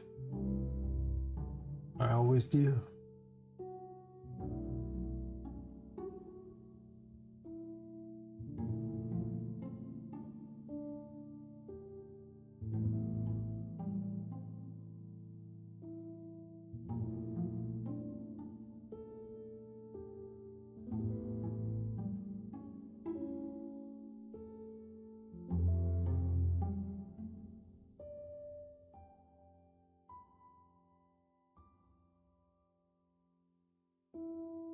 What did I fix on Poppet?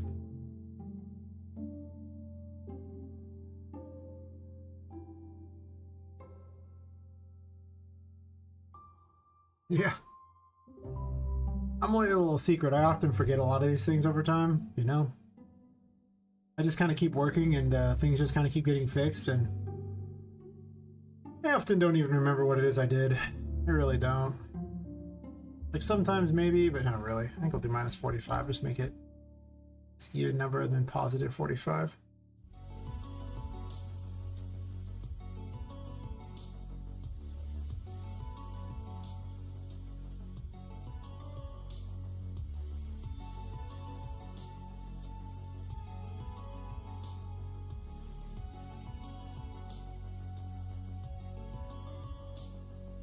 We'll drag this one into the world too, so I don't have to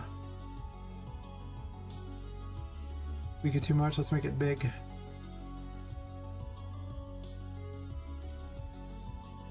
Oops.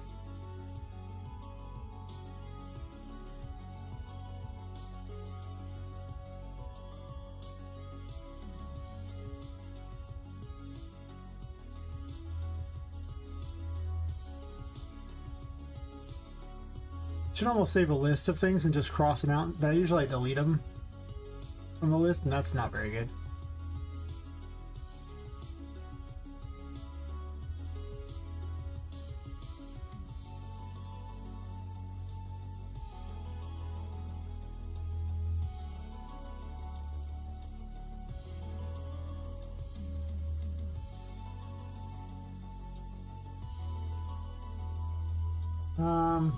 I'm gonna copy some code here. I have a plan.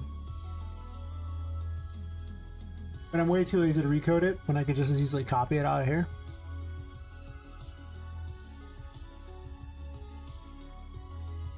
When in doubt, just copy.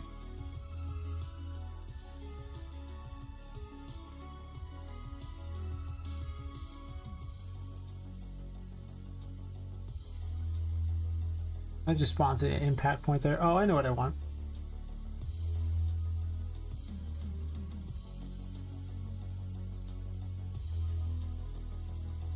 in the upkeep graph.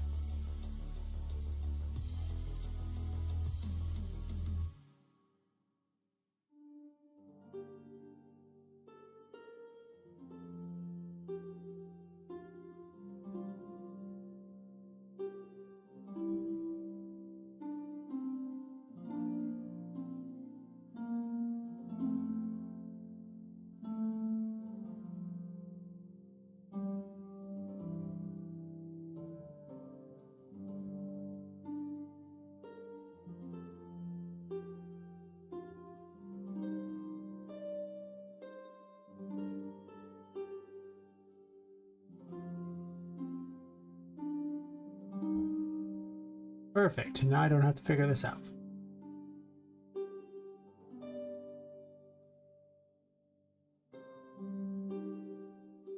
My plan is that I want to spawn the random the random bonk messages and everything around it.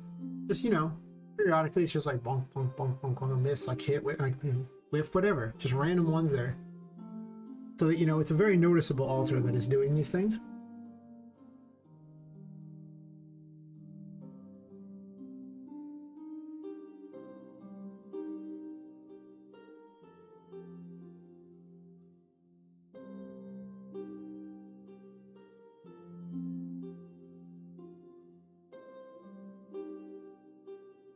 We shall call it bonk.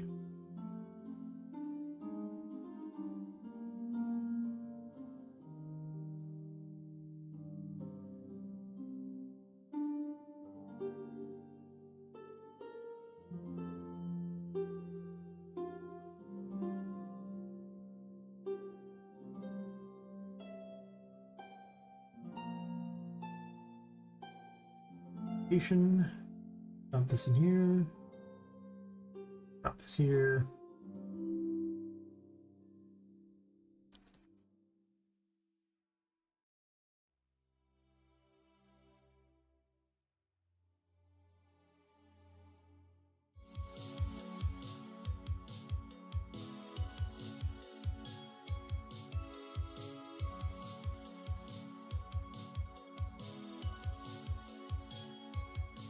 Maybe not quite that often. And we'll pull these in a lot closer because it's not that big.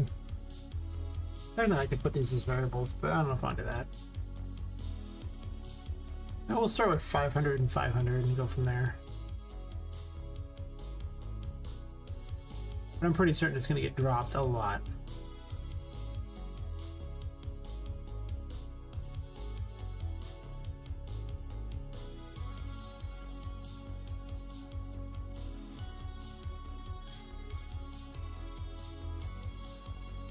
Might get moved around too. I mean, I want it to be cool, but I didn't really design this room with it in mind, so I'm not rebuilding it.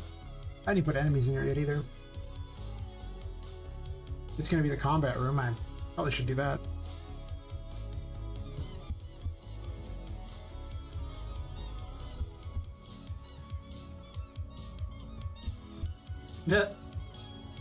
Okay, it is kind of adorable.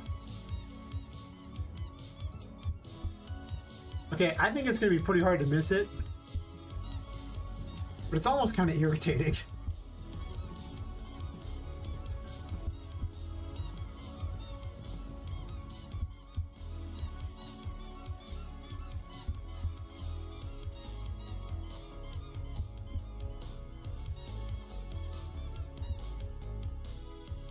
Maybe not quite so often, but you're definitely not going to miss it.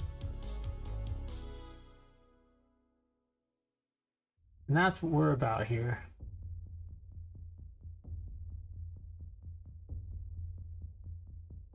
That's fair.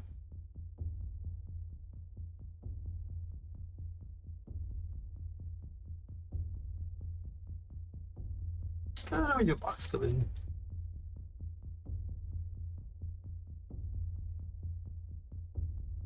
Alt the bonk box. Here. Oh, that's right, bonk box.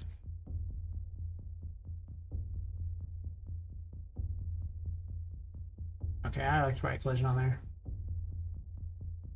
I like to rename it too, huh? I don't tend to pay attention to the little symbols over here at all. I really just read the names.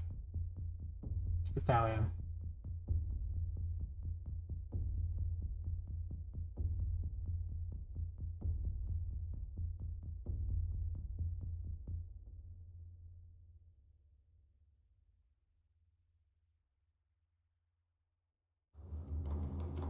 Um,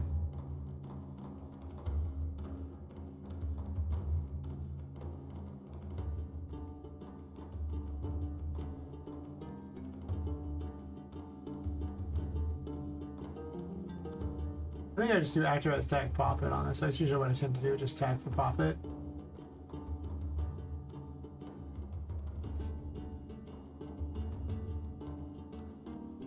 If I ever change that, I'm gonna have to make a lot of bad things happen, but that's fine. I'm just gonna do it.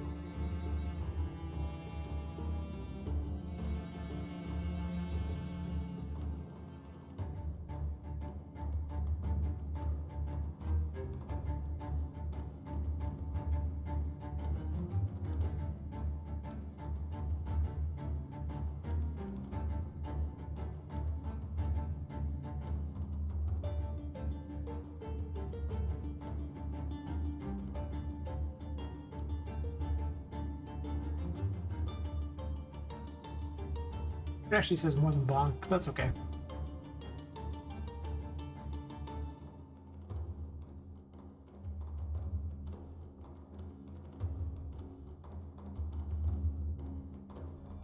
Okay.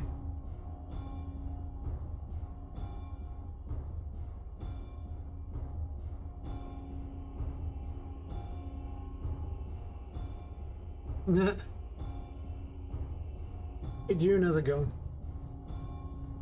I'm making a bonk box. It's important. How's stuff with you? I mean, I'll show you the bonk box in a second. I was just adding one more feature to it. Hey, yeah, break from game dev tonight. We want dev that bad. See, you know, listen, I can't ever take a break from game dev. I'm deving in my head if I'm not really deving. Or it doesn't help that I watch game dev streams, so that I just want to do that too. It's just terrible. But I love it, so you know, whatever. Don't judge.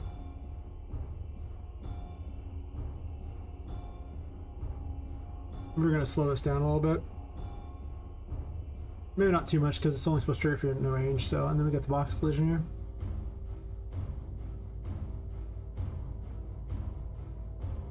I'm gonna put it in front of here because it's much better that way.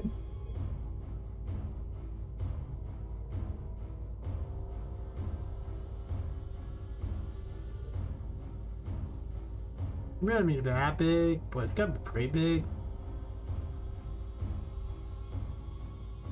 Already stuck into the ground, so I think that's probably a good enough bonk box.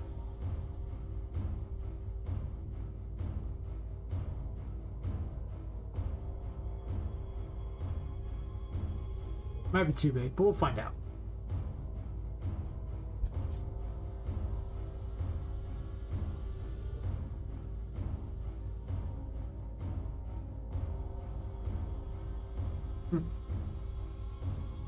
I should game at some point. I never really do anymore. I probably should. You know.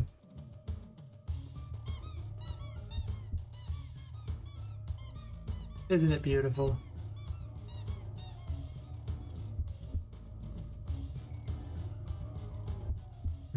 Pretty much, Sarah. Pretty much.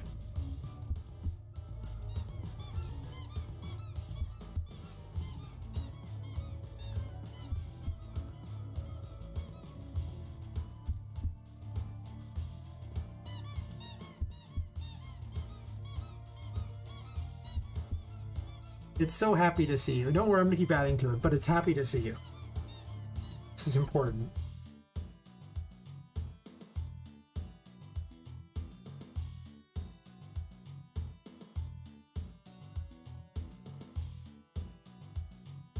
Welcome back, Monton.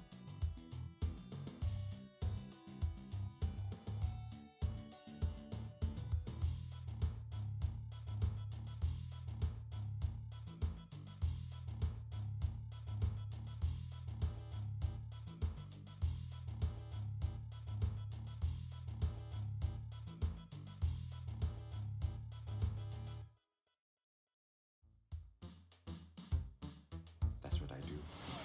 I drink and I know things. Ah, it works. I too drink and know things. Between the two of us, we shall drink much and no more.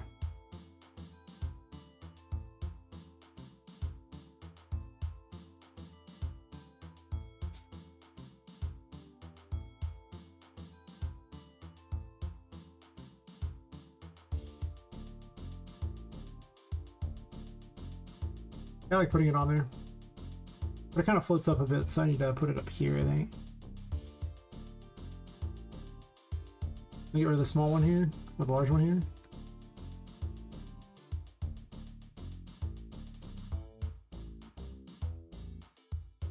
It's supposed to make little bonk noises. Because when you swing the Fool around, it makes, you know, all sorts of hit noises and miss noises, depending upon whether you actually hit something. So now it plays little squeak noises and makes the messages in the air when you get nearby it. There he goes.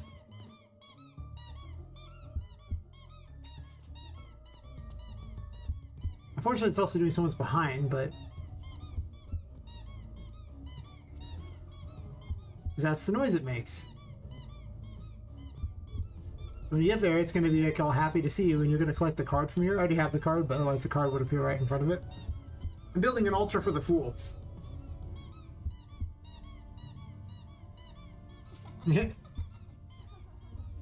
Exactly. I haven't had any alcohol tonight. I'm very sad. 0 out of 10. I don't know why I've been doing what I've been doing.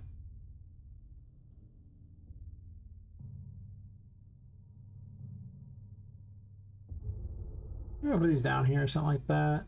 I gotta be careful. I don't want Poppet to be able to jump on it. Oops, don't want that. I have lots of things open. Okay, do it that way. It's not what I was aiming for, but thank you. I mean, I could put something like this over here. What in the world? Oh, never mind. No, that's not the music. My priestess thingy.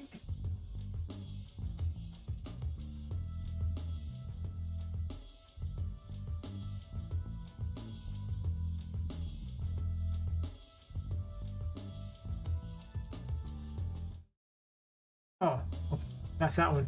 I was just making sure there wasn't some copyright thing because with YouTube open at the same time, that would just be a recipe for disaster.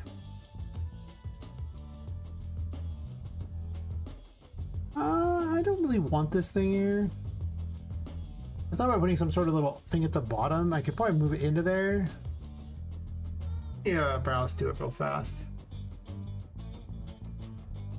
Some of these random tracks for that I got off of a Humble Bundle, you know, maybe they're not the best. I don't know what game I'm making with this, but hey, you know.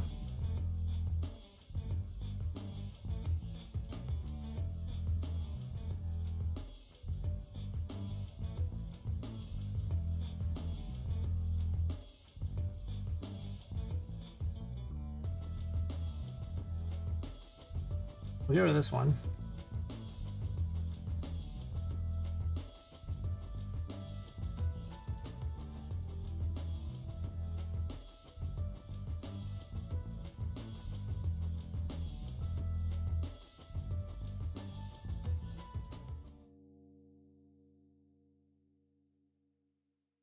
Oh, I mean, I have a bunch of tracks for from Humble Bundle. I just pick them up every once in a while. I usually listen to them in the back of the stream because I'm on YouTube as well, and I can't listen to copyrighted anything.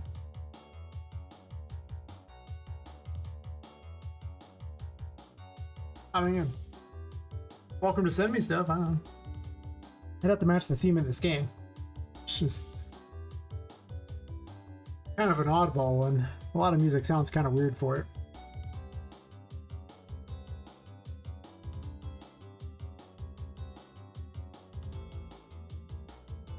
I do have assorted tracks though. I picked up like 3 humble bundles along the way, and I think I have like 300 or 400 tracks. Granted, most of them aren't very good and wouldn't work for what I was doing at all, but you know, not the worst. Migrate this over here, I think.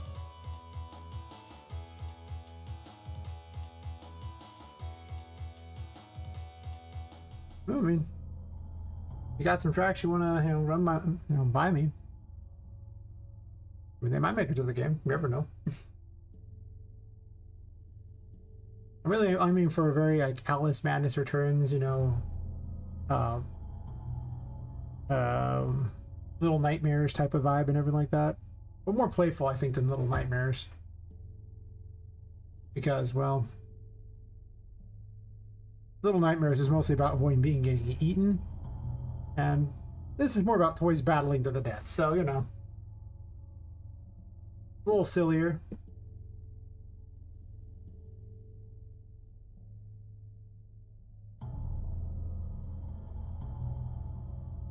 Maybe even a Coraline feel. So again, that's more action-packed than that. So maybe some cross between Coraline and Toy Story. Hard to say.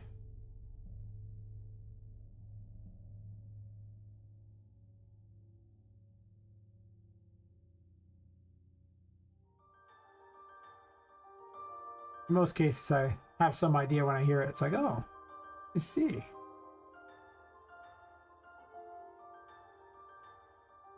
I'm just gonna put a hat on this. But maybe we should just dupe the hat.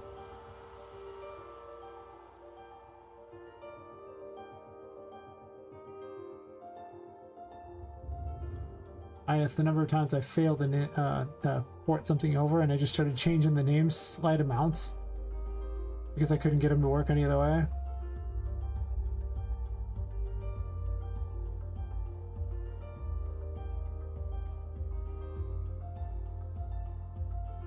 That'd be pretty cool. It would definitely be cool. Good news is the project has probably like another 1.5 years in the oven, so plenty of time. It would be a lot faster if I didn't have to work my regular job too, but since I do, I gotta be realistic about the time. I was gonna try to hit February, sorry, October, but we might be like next October after that would probably be more like it.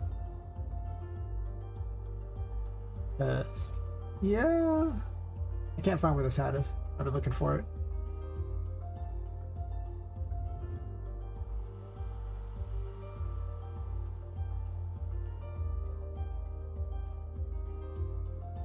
I call it a Think Adjuster hat.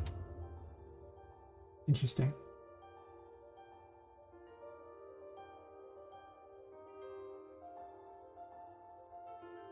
Yeah. It's probably why I ended up taking a bunch of time off because of health. I took like that 1.5 months off because I found all those health problems. It's because I don't take enough breaks. I had too much fun with it. It's such a terrible thing.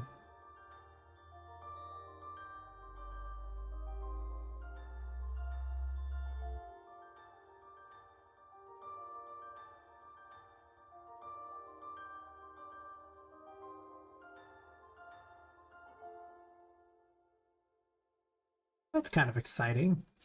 I mean, you get a hat when you wear it anyway, so, or you use it anyway. Yeah, I don't even have free time. I don't have a social life anymore. I don't. I really don't. What little time I do take off is mostly just me sitting there going, ah. It's slowly getting there.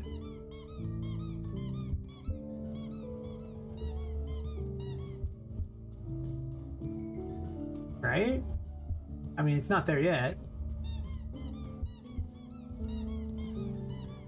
It should also only pick areas in front of it, not behind it.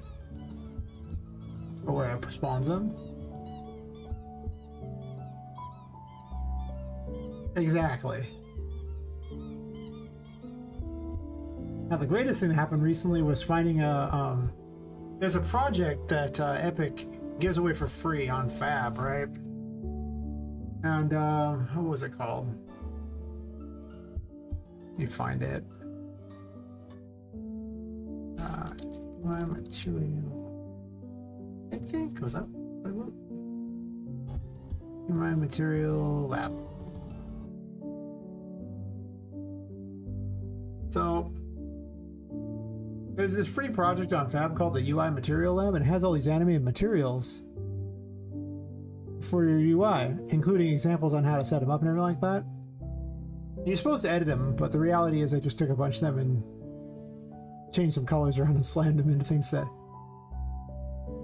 This is really fast, but Epic made it, so if at any point you want a bunch of materials for your UI, because not every material works in the UI. No. It's well worth $0. I mean, it's hard to go wrong with $0. I'll just link it in the chat. For anybody who would like it.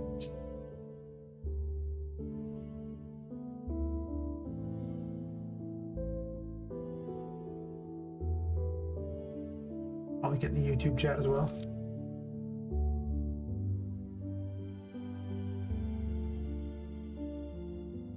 Passionate master carpenter, and I still dev. Nice. Yeah. Sleep is just not something that I really do a lot of. If I get 6 hours a day, I'm usually pretty happy. It's just what I do. Oh yeah. Gosh, my days are so long. Sure thing. Because, you know, I'll stream often 8 to 10 hours, and, you know, then I'll work usually like 6 to 8 hours a day, and then some of those days just like, yeah, I got nothing. I'm just out of it. There's just no way. So if I'm like really exhausted for the stream, it's like, that's probably what happened. I worked so much both day at both jobs. That, well, I've been doing so many hours that I got little left in the tank.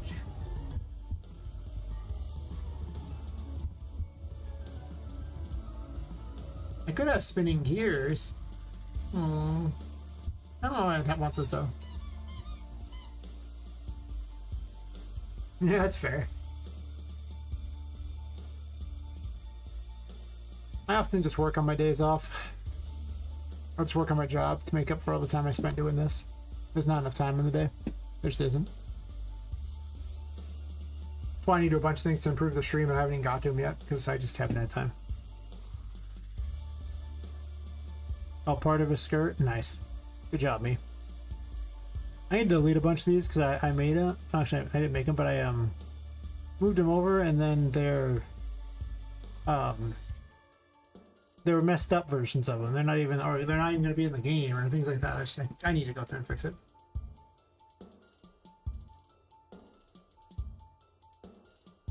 Exactly. 24 hours in a day is just not enough. There's too many things I want to do.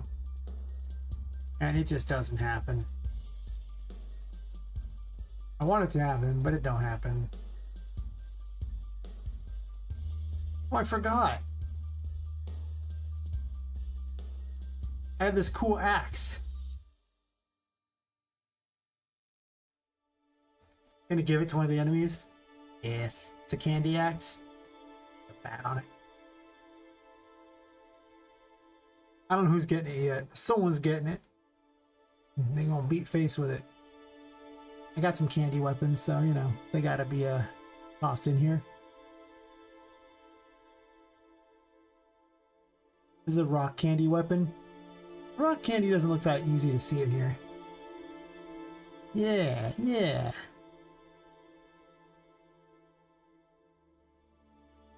I thought this would have some things like that. I don't know. Mace candy? Oh, I see. Well, F your opacity. Yeah, sucker. Yeah. And now you can really beat face with it. Oh, yeah. Column A, column B. Oftentimes I just spice up, you know, what's already there because I want this game to be finished some year. Yeah. It already takes years to make this game, you know, I don't think it needs to take longer. Probably gonna make this slightly transparent though. Well, I want a little more than that. That doesn't even look transparent. Wow. That's because it's the wrong one. What did someone tell me? My brain wanted to do one thing. That's good. But yeah, it's when a character is important, we can talk about me doing the work on it. When a character is just a character, well, I don't know. I mean, sometimes I just design characters out of crap. That's right. I figure there'll be a lot more like some random like cutesy doll will probably be wielding something like that because it's funny. Not everywhere's full of voodoo dolls and like that. This area is like the area where people weren't supposed to be at, so it's a little creepier. A lot of the other toys will probably be more normal as you go down because you're trying to get to the bottom levels. Until you get to the basement, it's not going to be very normal in the basement, I imagine. You'd be surprised. I've heard seen some indie devs who think you need to just make everything from scratch, and I'm just like, yeah, if your game's never going to get finished. One guy in chat got so angry when I was trying to explain to him how long it would take to make every single thing in this game from scratch. Now it just wouldn't be possible. He seemed to believe he could make everything from scratch in just a few years, and I was like, and the game too? Damn, I can only really make the game in that time and a handful of the models. Somehow that guy could just make every single model in this game that fast. Yeah. There's just a certain realism thing that I think a lot of people don't quite get, that there really is only so much time in the day, so if... I mean... I gotta pick and choose my battles, man. I'm down to fight a couple battles if I can, but Epic's happily giving me hundreds of assets to use for free, and I'm gonna take them up on it. I am. I could put presents by it. I could put destroyable presents in the game. I thought of making like having more cute stuff the farther down you go.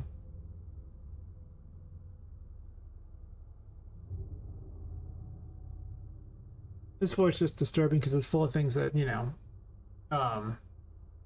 that the public doesn't see, and Charlotte lives up here. I am tempted to put this in the water. It's not technically an enemy, but hear me out. What if I just kind of, you know, bend it a bit and, you know, put it in the water coming after you? Wouldn't it be adorable? I mean, seriously, just look at it.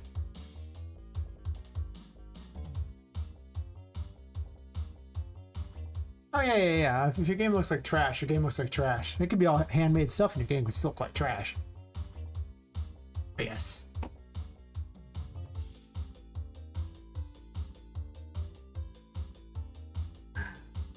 Yeah, I could give it little doll legs.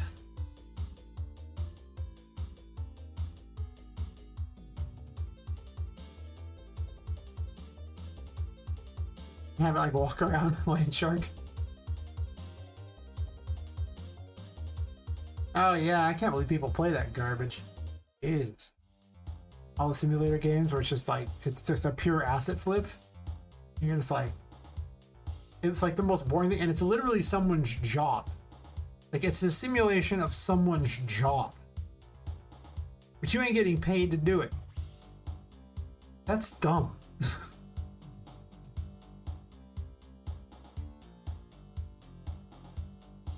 I wonder if I have good doll legs. I'm not gonna lie. That is pretty funny. Yeah, I mean, hopefully my game sells. If it doesn't, I'm gonna be real sad. I'm like...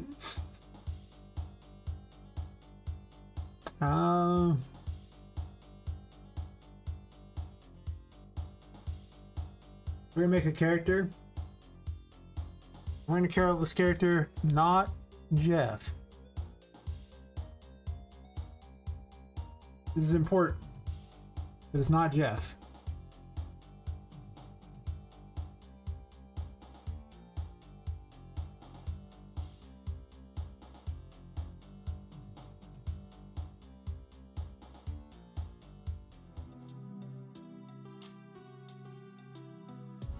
And I'm going to clone the code off this crap because I don't want to do it again for a character that's not actually got a static mesh. Not Jeff.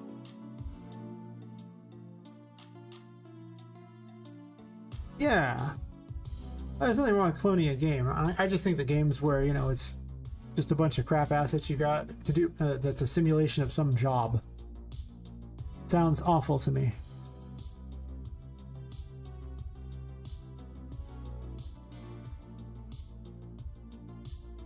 But first off, I don't like simulation games, so right off the bat, I'm already not the target audience.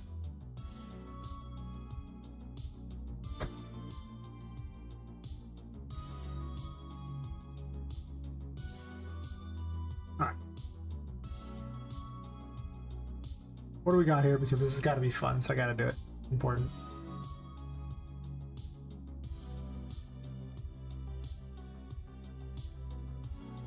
One second.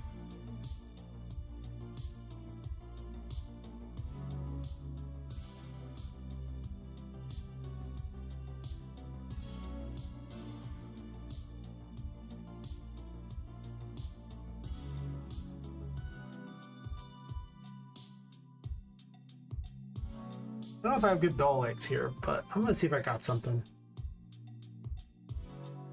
that can act as legs. Because I'm happy to put crap together because I can always have the stuff explode, right?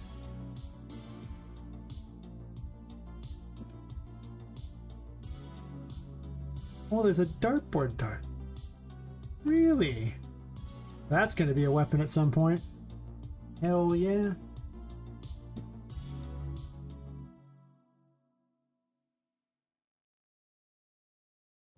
Half these things look like they're weapons.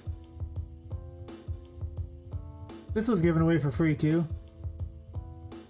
I use a lot of assets I got for free. Oh, thanks, Mr. Mister. That's exactly what I'm aiming for. Yes. Yes.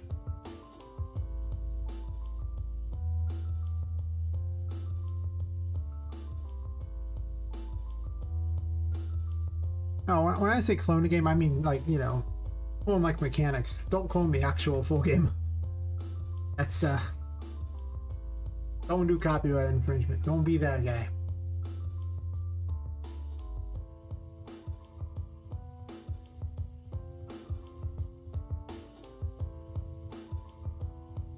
I do have a couple doll pieces here. I think the legs are together on these ones, though, which kind of sucks. If the legs weren't together, I could easily make use of them and do some really crazy looking things, but because they are, same doll, just without the material in it. Yeah, what kind of terrible person does this? Putting the socks together, like, imagine if this wasn't together, how I could strap these two things to old Jeff, not Jeff there, and you know, you'd have cool little legs. It looked absolutely hilarious. But no.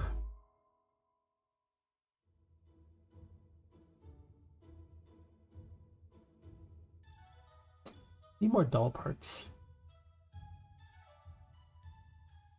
That's right.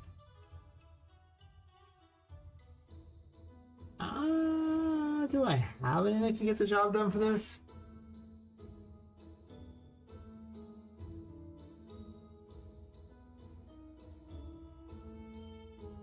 Oh yeah, the original game in the series, sort of, was called American McGee's Alice.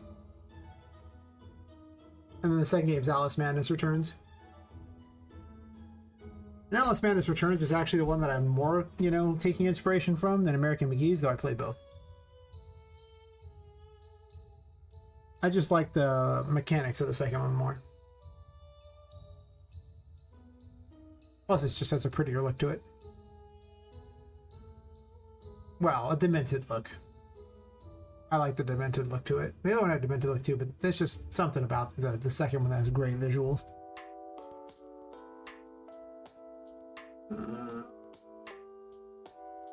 Oh, grab some alcohol real fast. I'll be right back.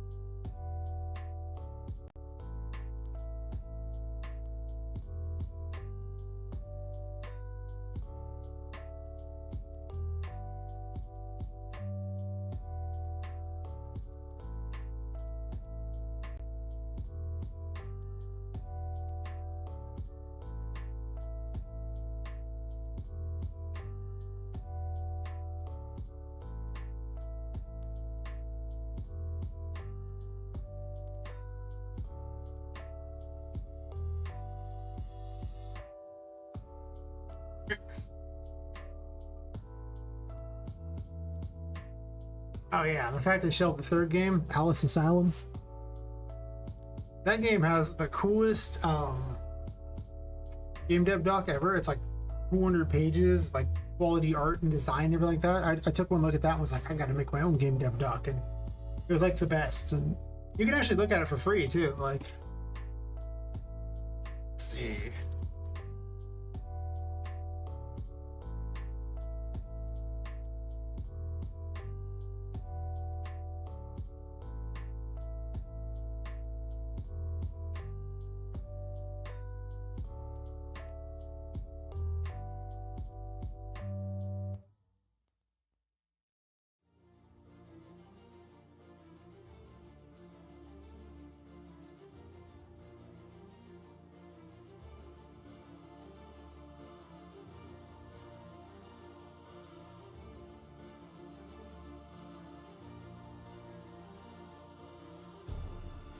So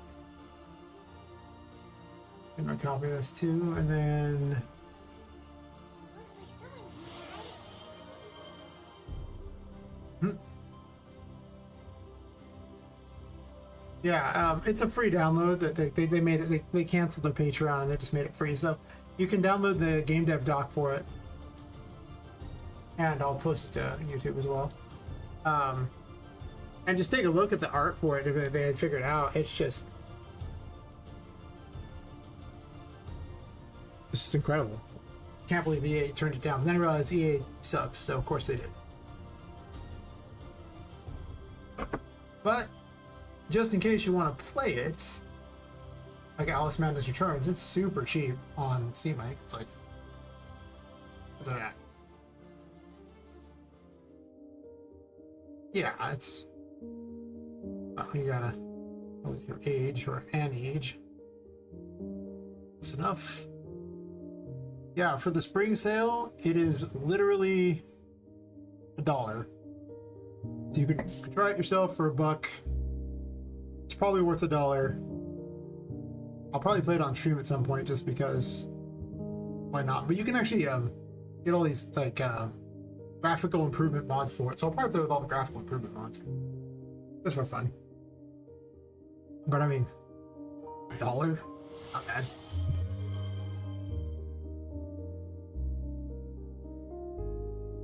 Mm-hmm.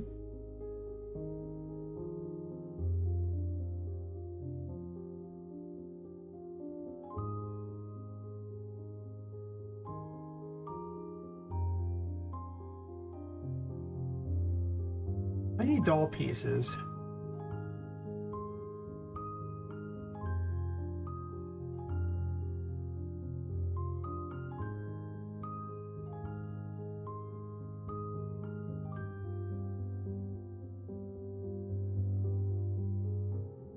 Wait a second, before I go down the much more complicated route that I was just thinking in my head.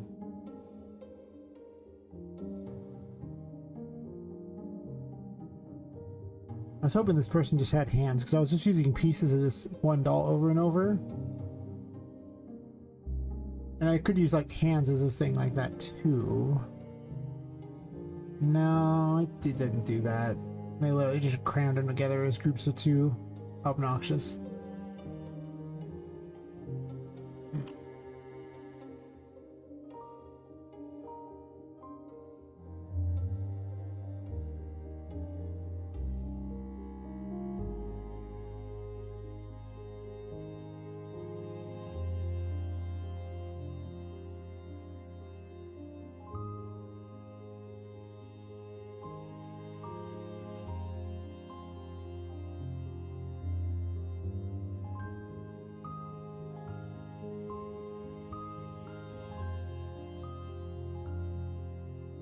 What I could do is I could go into Daz and I could sit there and take one of the models, that's one of the dolls, and just destroy everything that isn't like a leg and bring it over.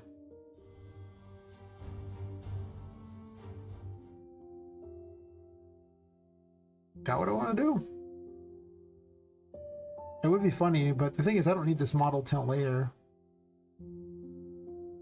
So I'm basically making something that won't even be necessary for like 3 months down the road.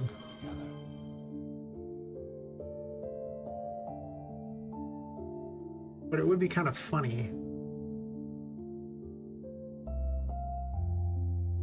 On the other hand, Daz is really known for crashing my stream, which is why I usually don't open it. Or if I do open it, I only use the smallest models possible, and I don't do geometry editing it because it uses the same graphics card that's using the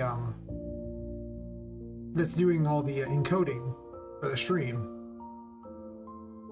and that card gets overwhelmed pretty easily. It's only an 8 gig card. It's fine if it's just by doing just as, but it's not very powerful, so I think that one might get shelved until tomorrow because I don't know if my computer could handle that. I could try.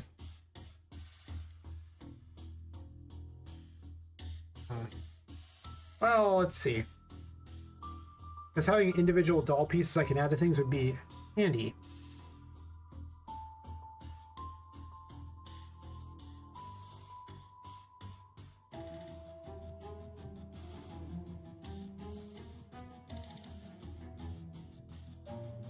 But you gotta be careful with Daz.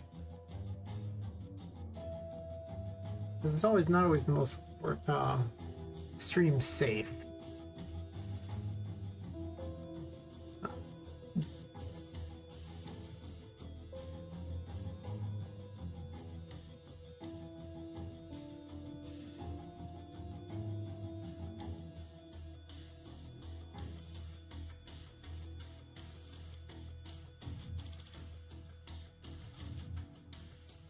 See if I can find something that's somewhat stream safe before I drag it over.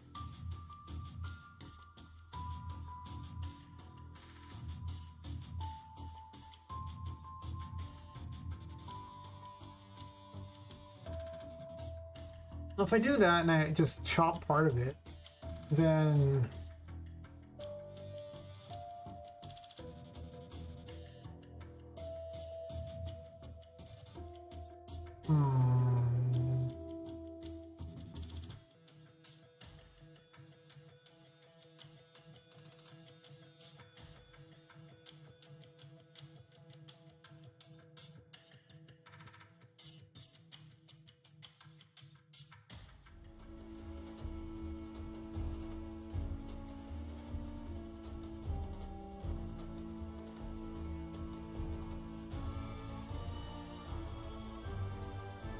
yeah.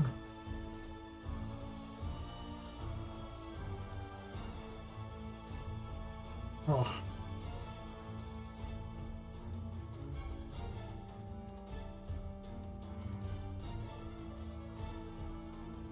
But a lot of things got broken.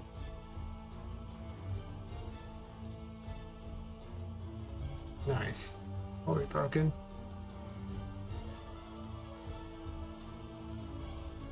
I forgot when I had to recover a bunch of files. A lot of this stuff I have. Oh yeah, Blender is free, but this makes it super easy to do things if I want to. But the thing is that, well, because that Blender you have to basically make it all from scratch. I can also chop things up in Blender as well, but I'm just looking for what I want to chop up. But I'm worried about putting anything on the screen that would be, you know, suggestive and like that. Because most of the Daz models are not, they don't wear clothing unless you add it, and they're anatomically correct for the most part.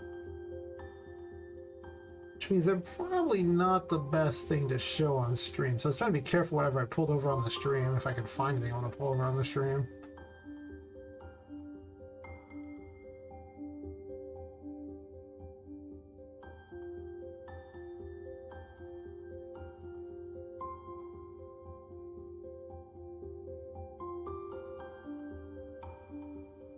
But a lot of the outfit pieces I had were part like files like that, and it had so many files, and then they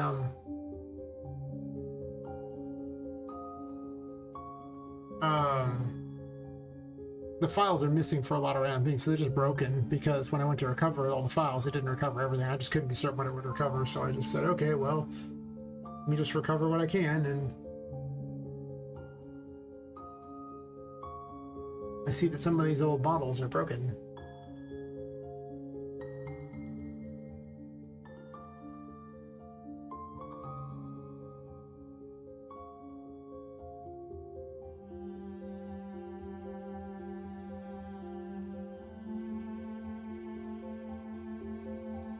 Some item I could just use.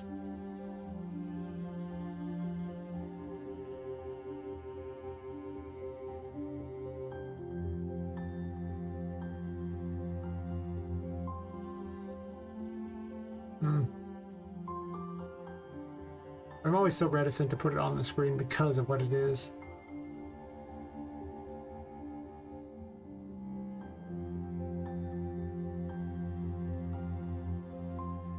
No, I'm gonna do it on off stream. Too dangerous. I can already see where this could be a problem.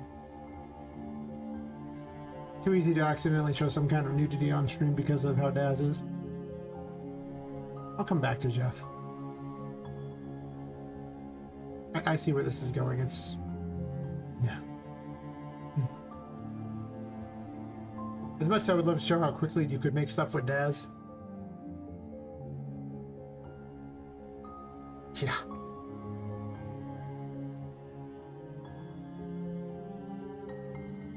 Because I'm not just worried about Twitch, I'm also worried about being crucified by YouTube. It's streamed there as well at the same time. Between the two of them. Alright, so what we're gonna do for not Jeff is I'll probably just put some like crap legs in there or something. And come back to it.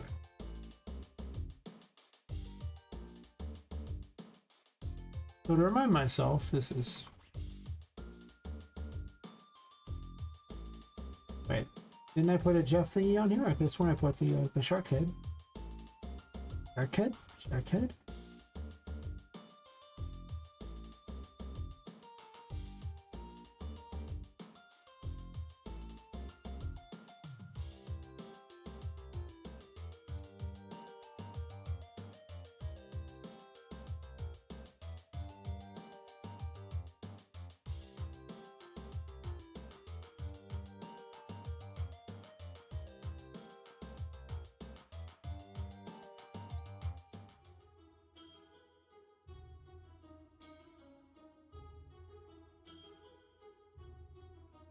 I have a thing that just converts Daz stuff over. Actually, now Daz has the ability to convert stuff directly over, but it's pretty iffy.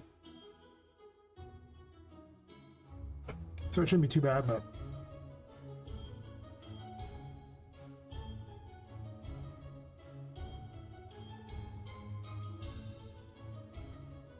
Jeff's a fat boy, or not Jeff, I should say.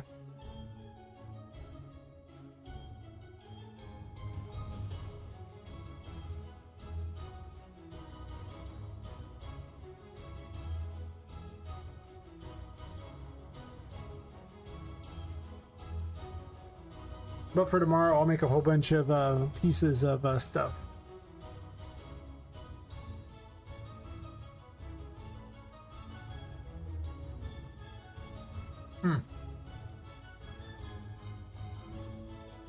Well, that has a lot of problems, because you can usually do whatever you want to it, then drag it over. But the materials won't always look the same, and there's just weird things. You'll have a lot of bizarre bugs in between, but usually you can fix them all pretty easy by just clicking the right options. I was looking for...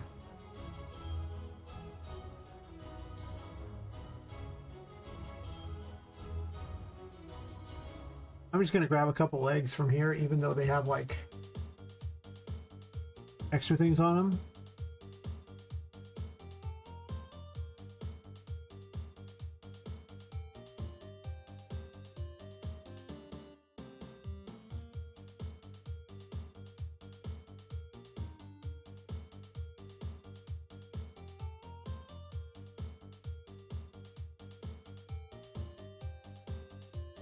They won't move independently, unfortunately. They also don't move at all, but...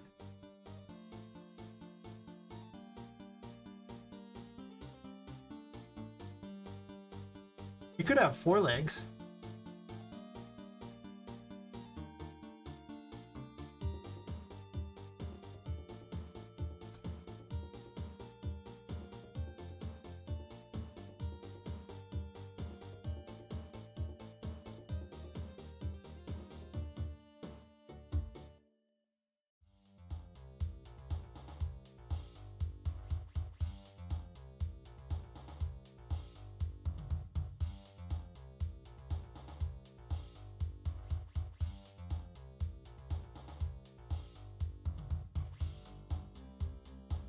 I could just have him wobble his legs back and forth too.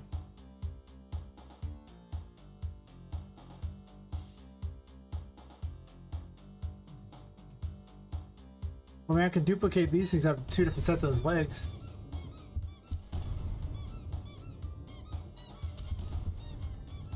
Those legs are broken. I don't know if you noticed that. Look at the holes in them.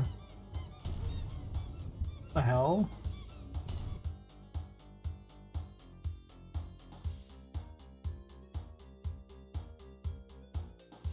Not desirable.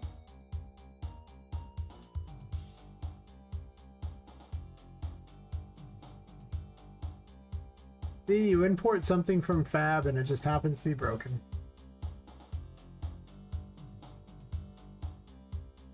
Alright. Those ones look fine.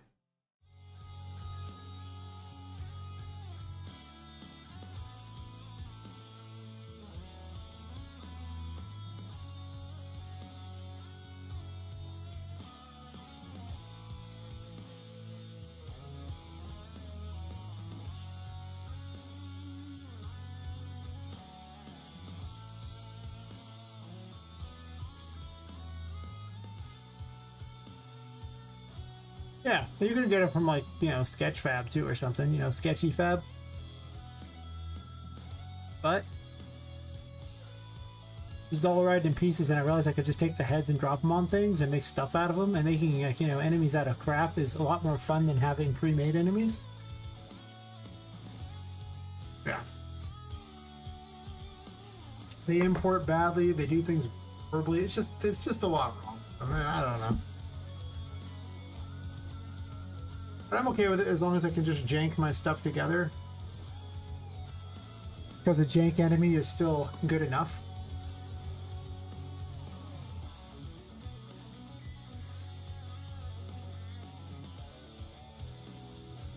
Oh. Windows 11.1, Mr. 0. Pretty much.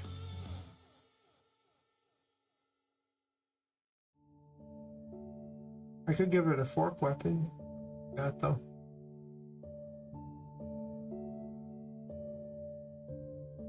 I'm gonna go from the other one. Good idea.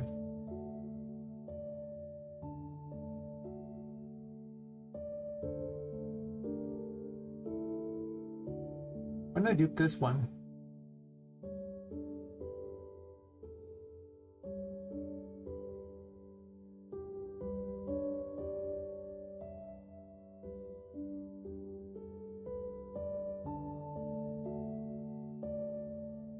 I should dupe this one. Stupid.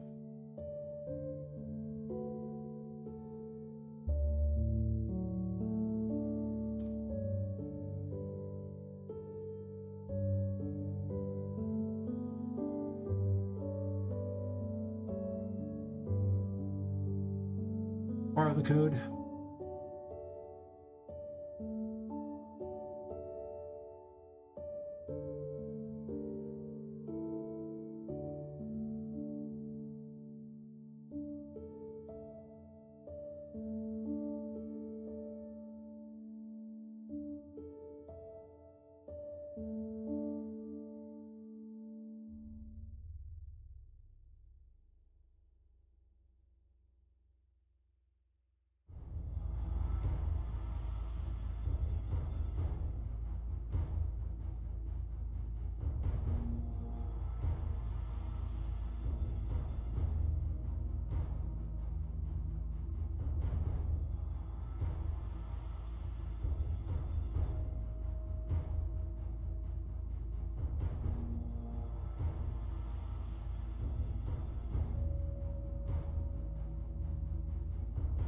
Already has some movement code.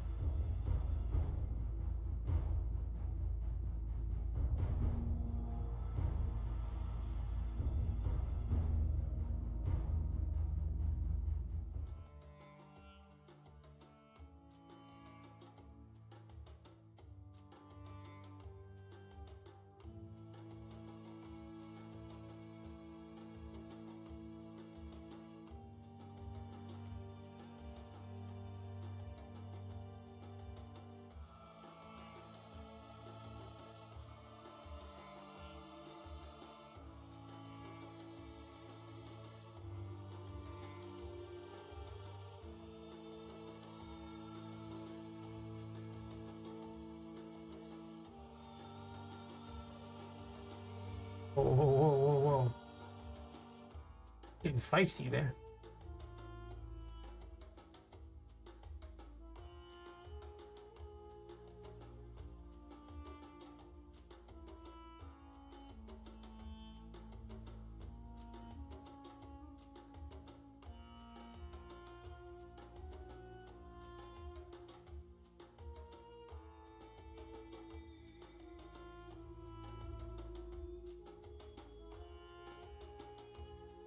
I'm a big fan of not having to redo a bunch of code, so I could just copy paste all that crap, but it's also got timelines, so it'll make me redo them all.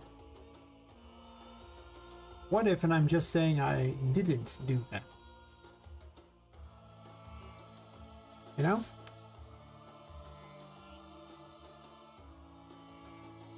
And instead I just do some stuff.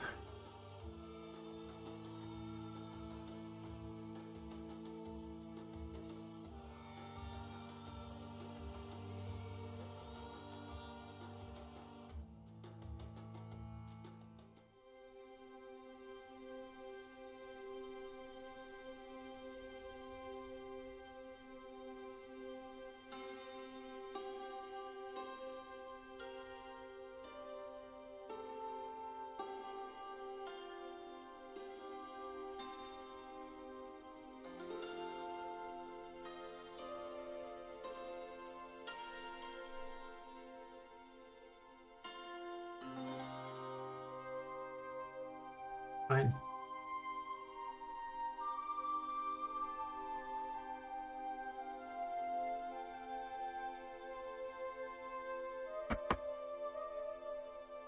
Give it a moment to do whatever it's doing.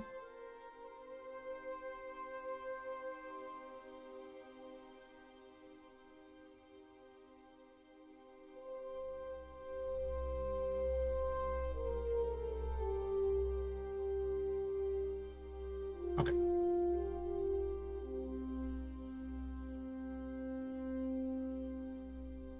I don't think there's Tesla weapons.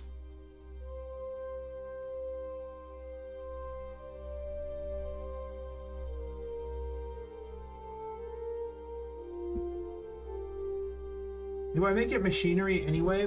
Like some combination, like shark and machine? Maybe.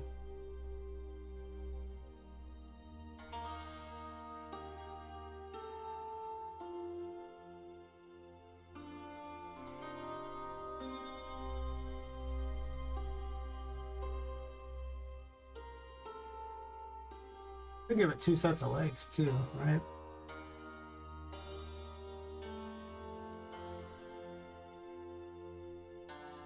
Hmm.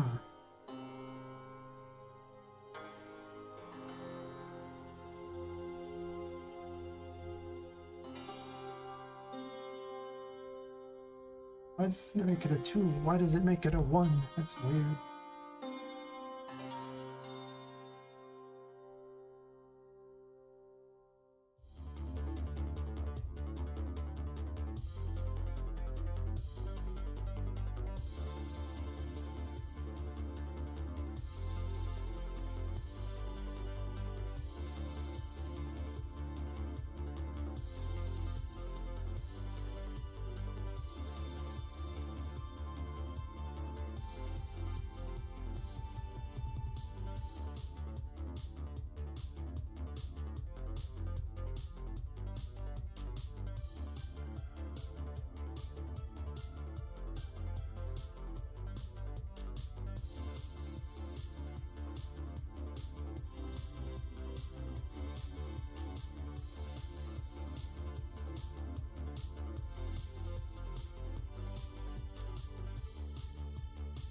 They are supposed to be toys, so... Mouse died? Wait, what? Mouse? Mouse? Okay.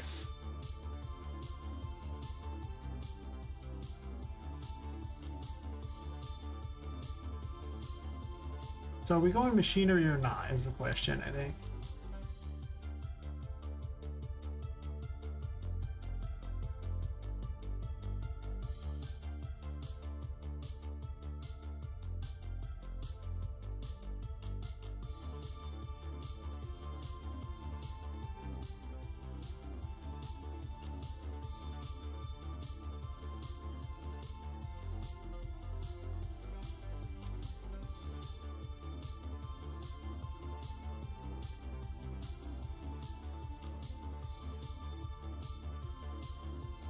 Wow.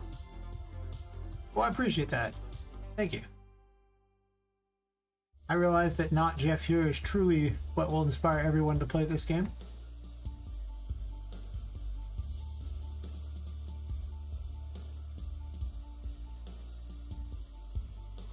It's complicated, don't question it. Somehow I don't think the game will have a AAA price, though. I'm just saying, it probably won't. Unless some publisher shows up and just starts shoveling money at me, in which case, okay, well, you know, sure. But otherwise,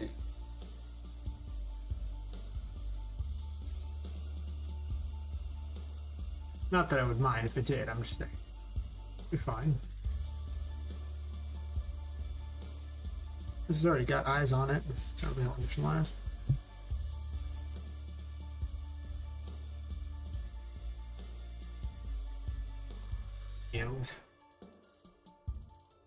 That's true.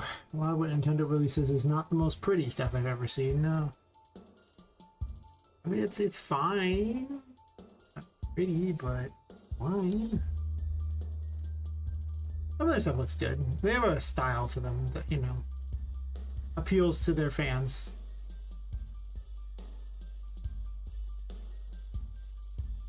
I haven't played a Nintendo game in a very long time, but it appeals to their fans.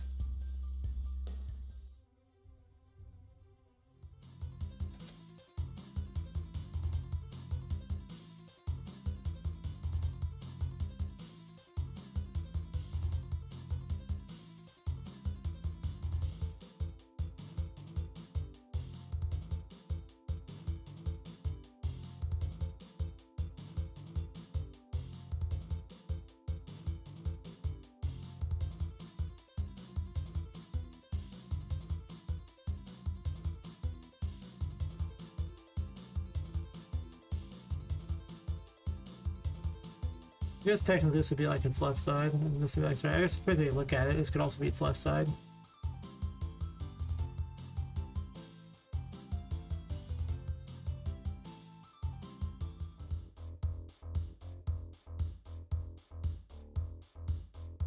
Yeah. I mean, like I said, they have fans, and they give their fans what they want.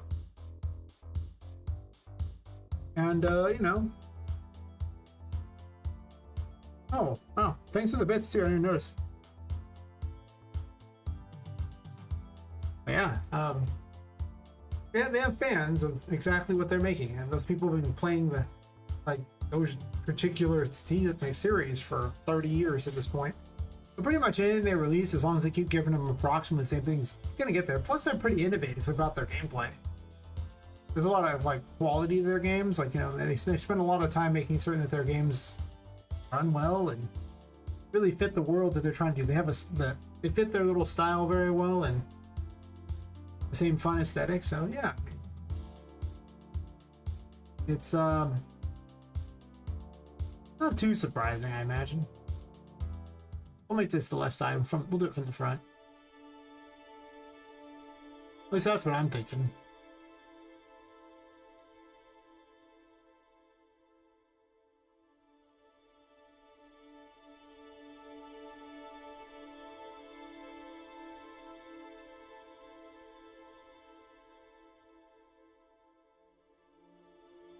A CCW, and this will be a CW for clockwise and counterclockwise. So I know which way each gear is spinning. Attempt to rename this.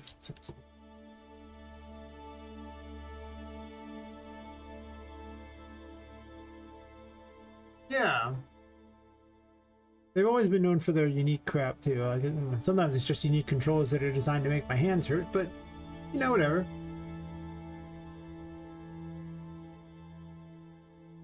I haven't really been a fan of them since the Super Nintendo.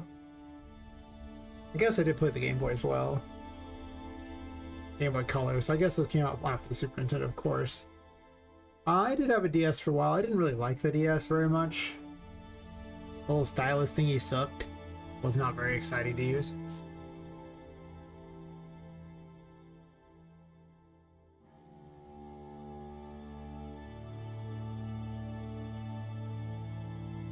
Honestly, instead of having legs like this, I should probably just have little rockets coming out of the back, like little pipes or something. They just, you know, propel it along. So it's just like a little, like, you know, steampunk shark thingy that's like kind of dopey.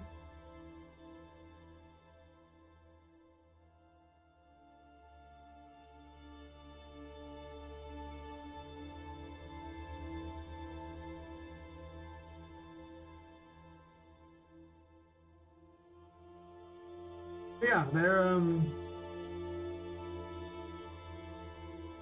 they know what they're doing. I'll give them that.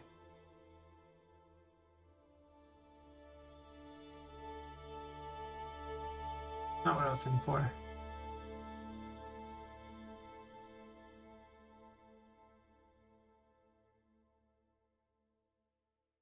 Yes. I'll make something interesting out of this yet. Yes, indeed.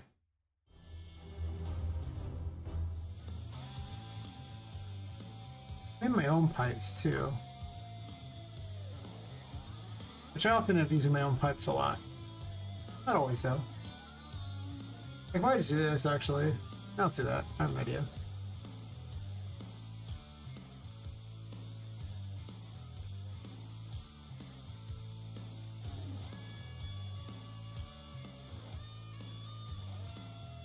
At first I was just gonna put dopey legs on it, but I think it's more fitting that everything is some sort of steampunk monstrosity or a cutesy doll.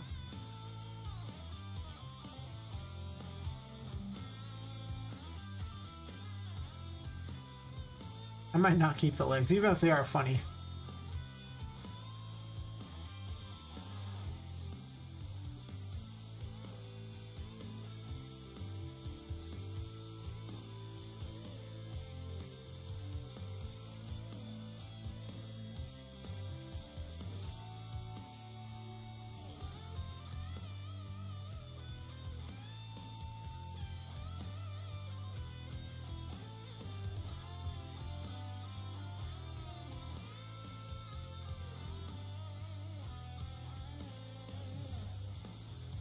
My idea is to give it like two little like rockets like on the side, like a side each like there, and then some sort of little thing like get a particle behind it and have it kind of go whizzing along.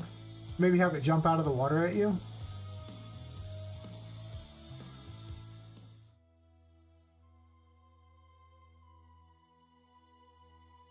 Which I think would be interesting enough.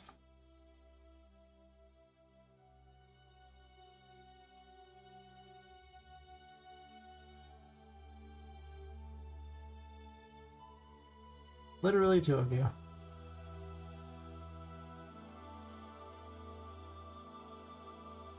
Let's do that.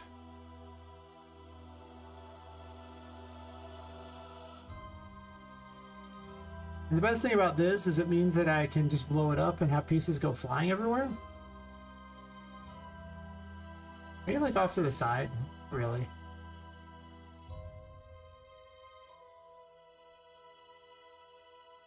What was just a stupid shark boy is now an abomination. Everything I've ever wanted in life.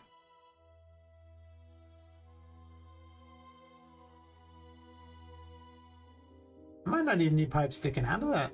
Might just be fine as it is.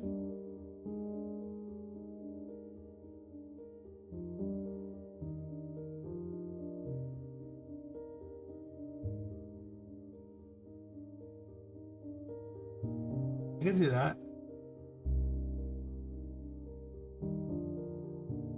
I got more gears on the other side, but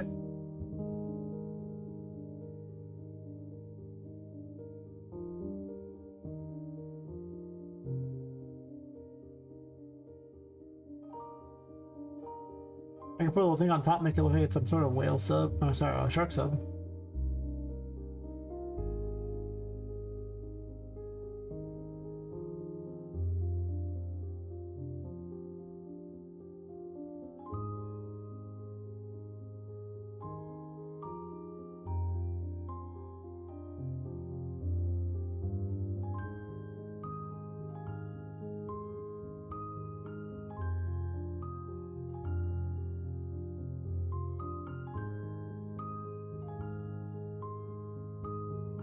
I have no idea if this will end up looking good. I'm just curious to see if it will.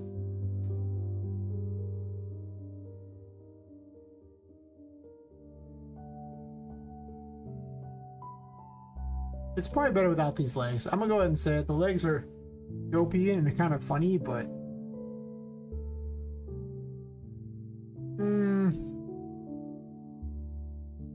is it really just gonna walk around like?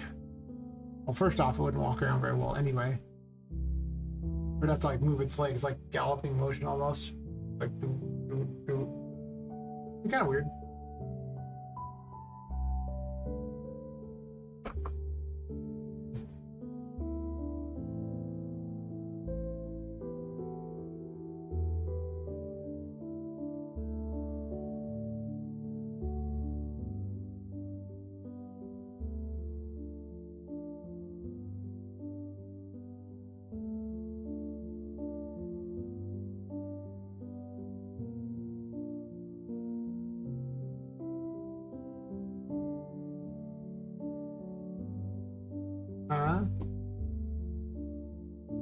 Oh, tick tick boom.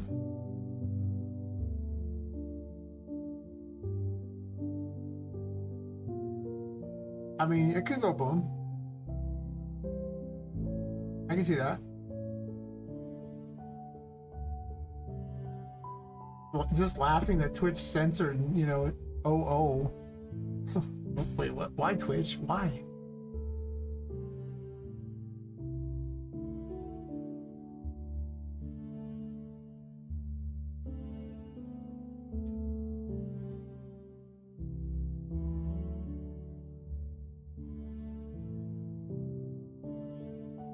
Okay, well, that's awkward.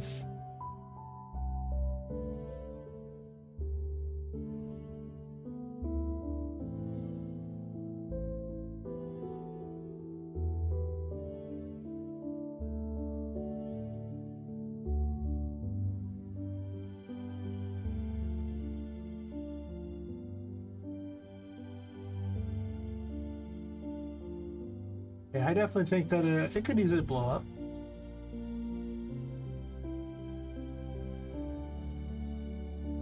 Okay, you can't move both at once. I don't know what's going on with that. Just one at a time.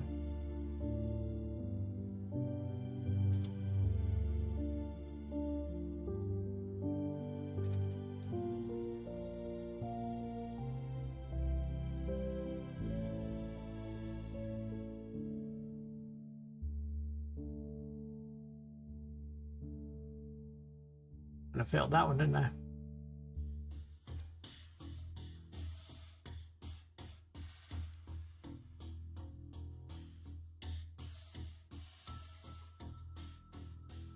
That's fair. Definitely a weird one. People likely won't forget this enemy.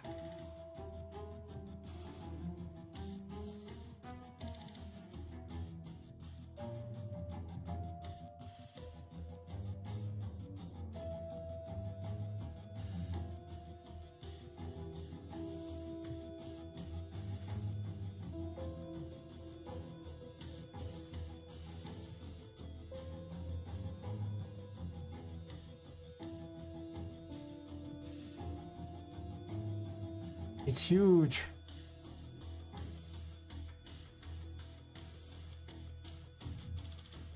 I'm sure its legs will be all weird because it was copying the thing with its spinning thing, but I don't care.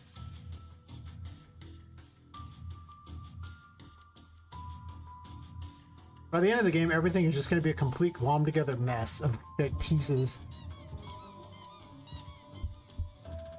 That didn't work out so hot.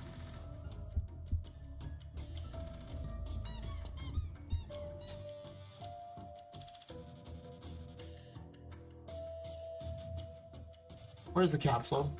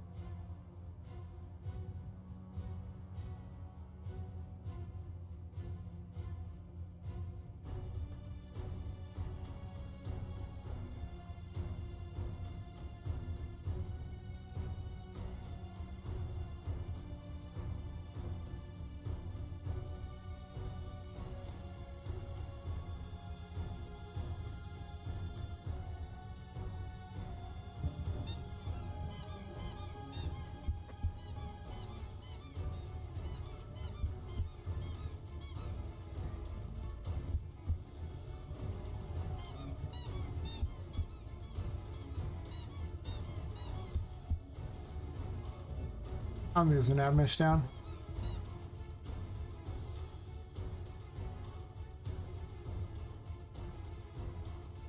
Oh. I mean, there is, but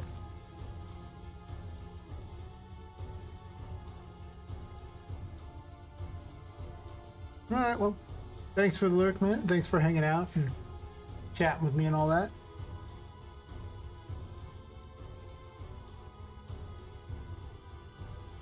You can definitely tell people that you met not Jeff today, and not Jeff is completely normal in every way, shape, and form. Game gets weirder and weirder and weirder.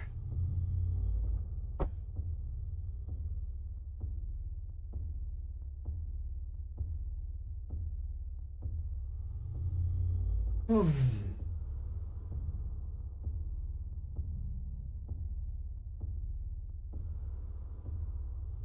I gotta get my neck to pop. That's crazy all day.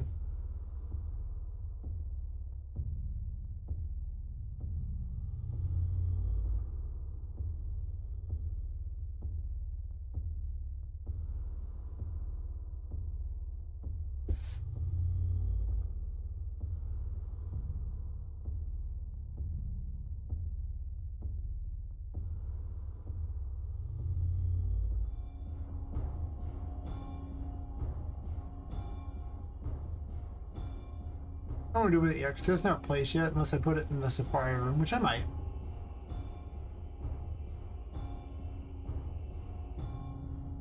It'd be funny if it was just a giant shark going around there. Just one big shark and you just try to avoid it.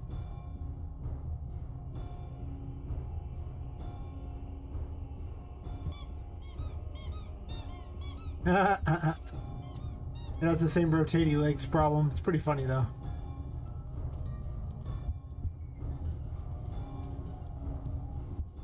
It's not surprising. I copied the code from the one that rotates. I just didn't want to have to do all the other timelines and stuff.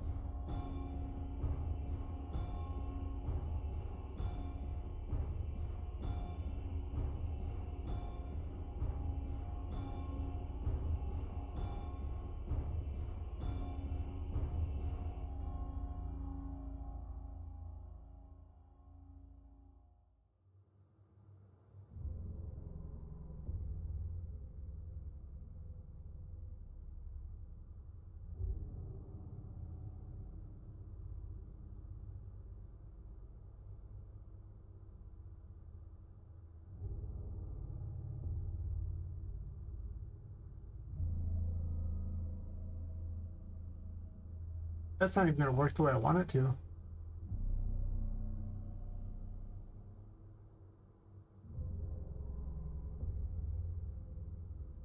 Yeah, that won't do what I want at all. Take her to the bottom.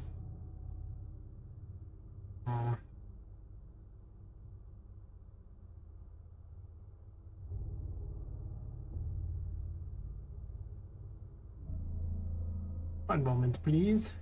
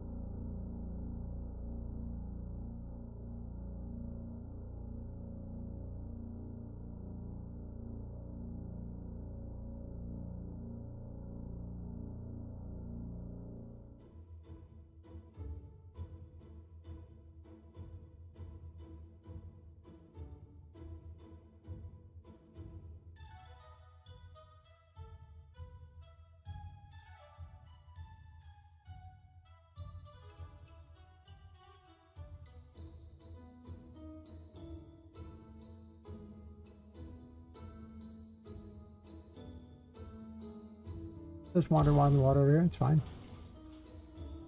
Oh.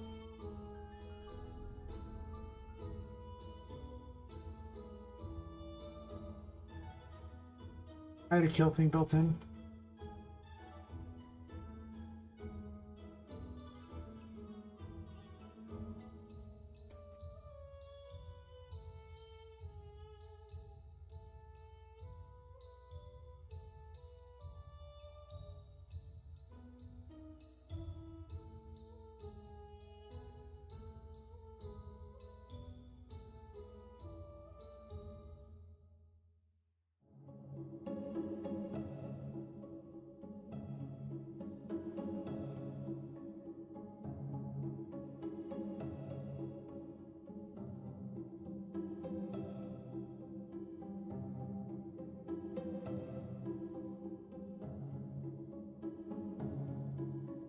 Let's call it Sharks. I don't gotta change it because I don't actually know what its name's gonna be.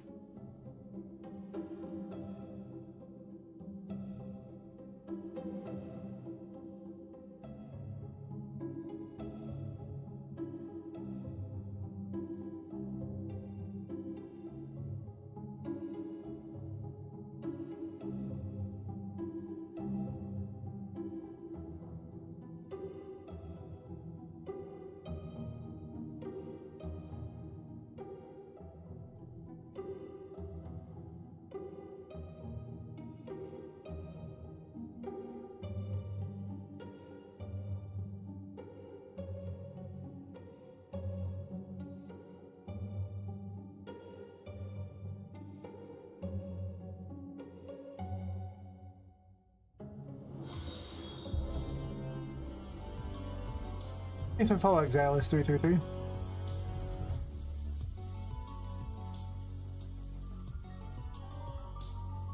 I'm making a thing of beauty. Isn't it wonderful? It's got legs. Can't move yet, but that's because I didn't put a nav mesh down.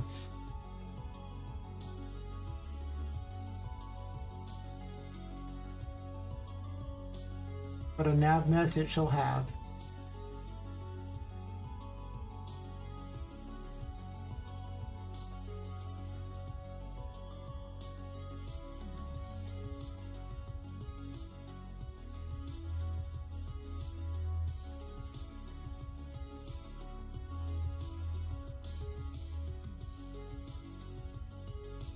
If it moves, there she blows.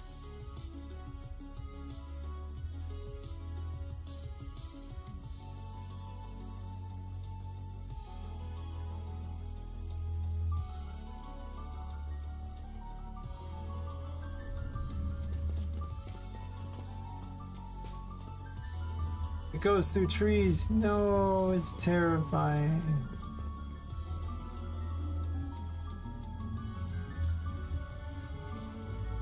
Well, it needs a better move pattern for here, but I think it should just wander around the water. Because how cool would that be? It just goes around the water and does whatever it's gonna do.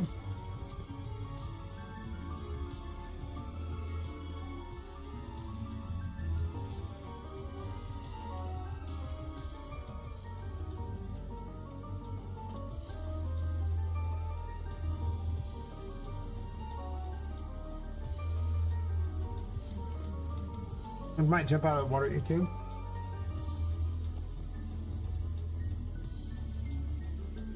I'm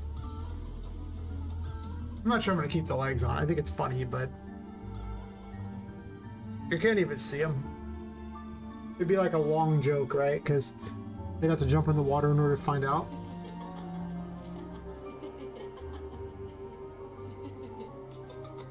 Can't really get anywhere though. It needs to be smaller, I think.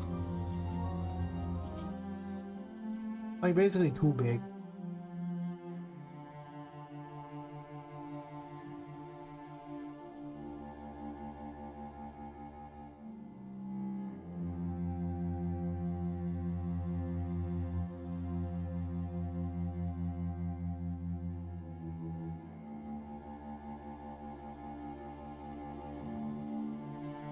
I require a hat.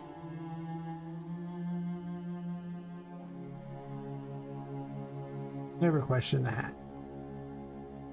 Unless you wanna. You can do that if you want. It's fine.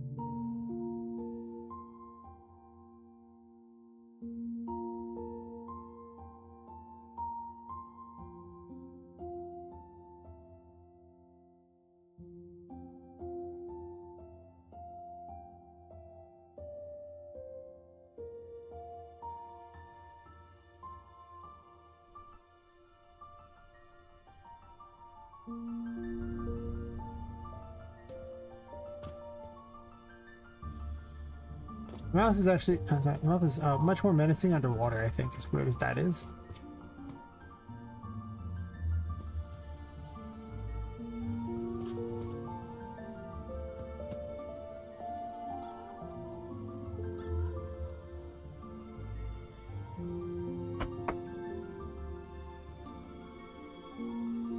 What is he gonna do?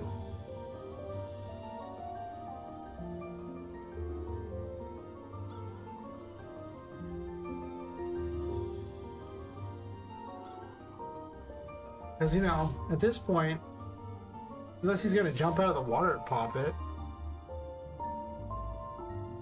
I'll have to think about this one.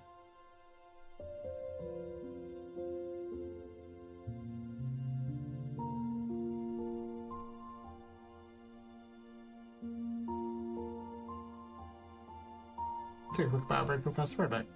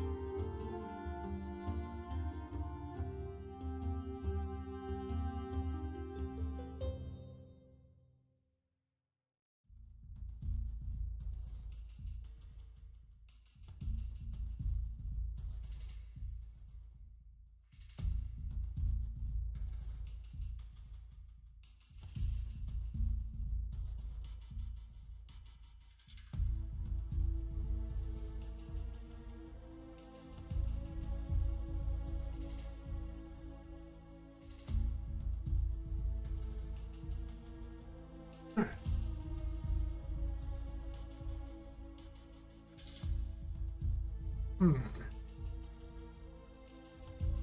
When I made this, I didn't really anticipate him going around. Also, these don't have a collision.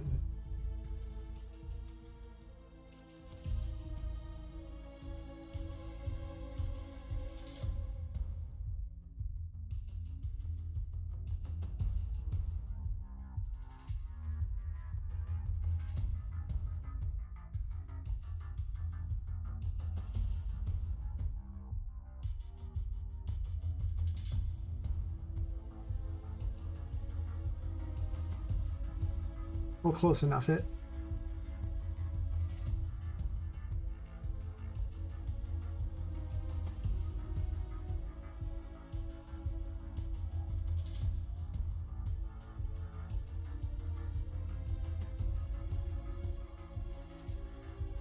That's not great.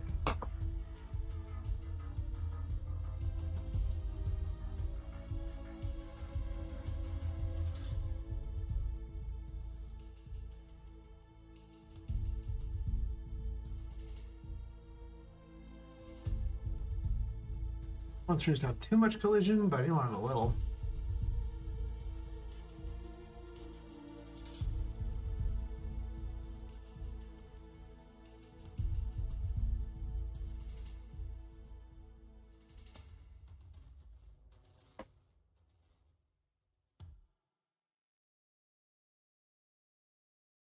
Probably fine.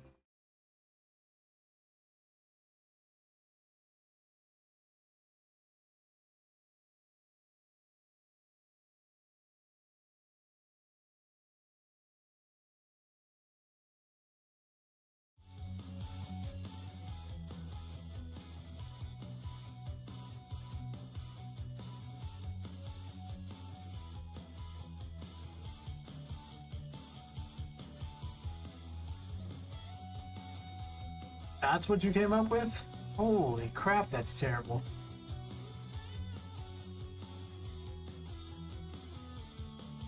Why even bother if that's all you're gonna do? I mean, like, really? You can't run that.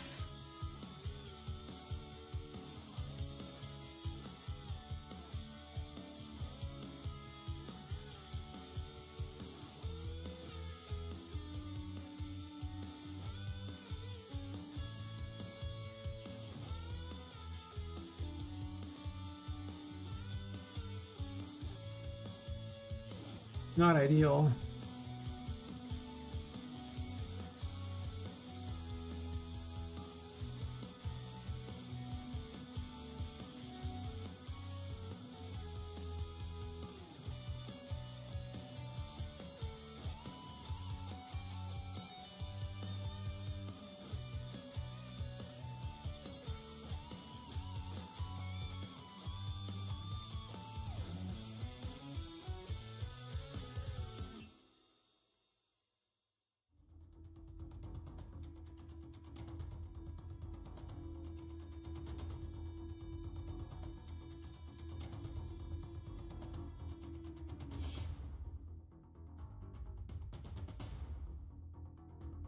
Good balls that easy.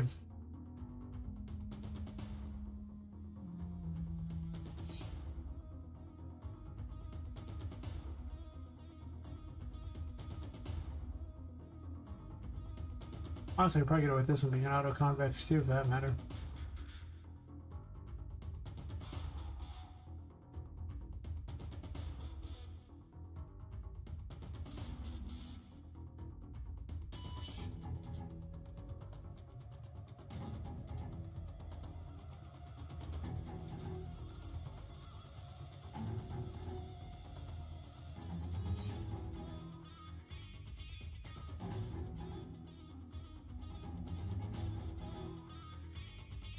They should probably all behave the same if that's what's gonna happen. But if they're like the other ones, that could be a real problem. I don't know.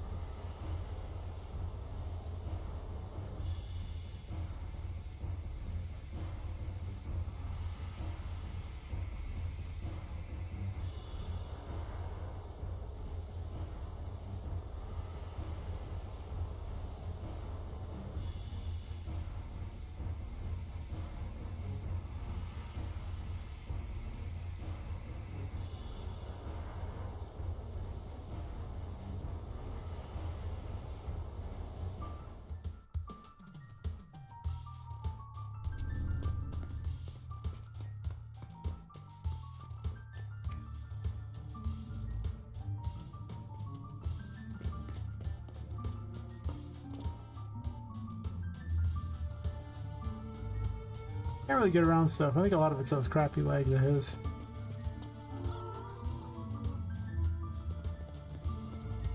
I want to be able to swim around everywhere, but the problem is he really can't.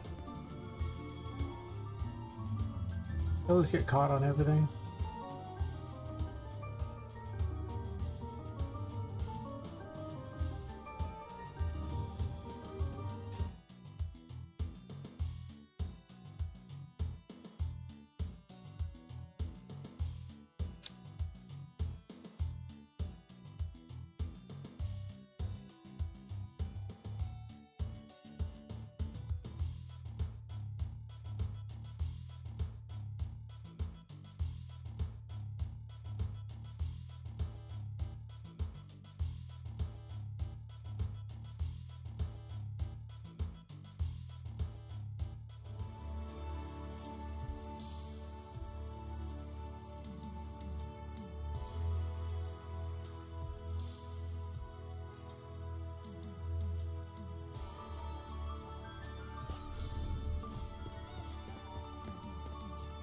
If I just don't put trees near the thing, it's not too bad, right?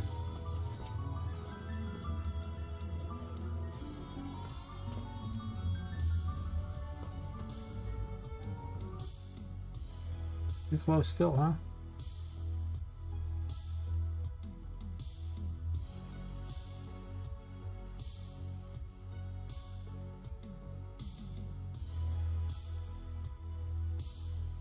I like that tree there, though.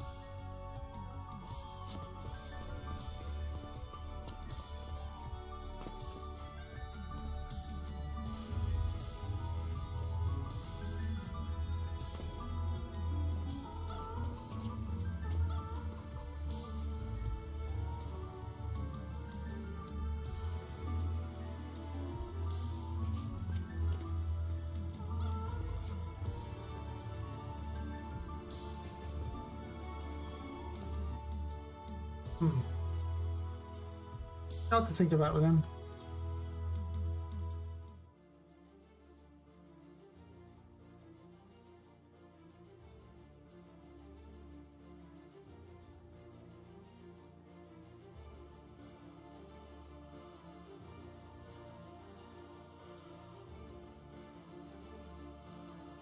All I want him to do, is he attack you? Is he just someone who you can talk to? Is he just kind of wandering around?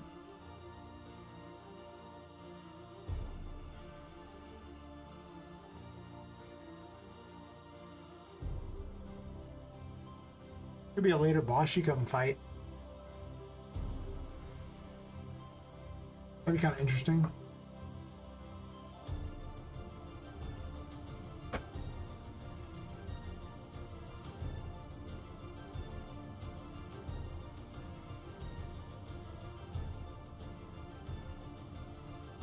If that's the case, I might change some things up to make it easier for him to move around.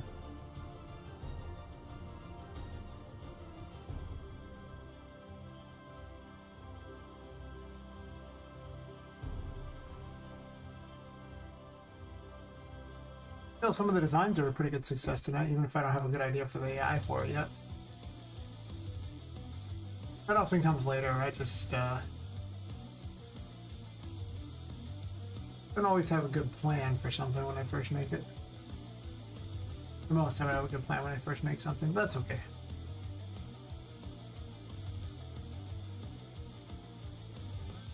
Okay, it is open.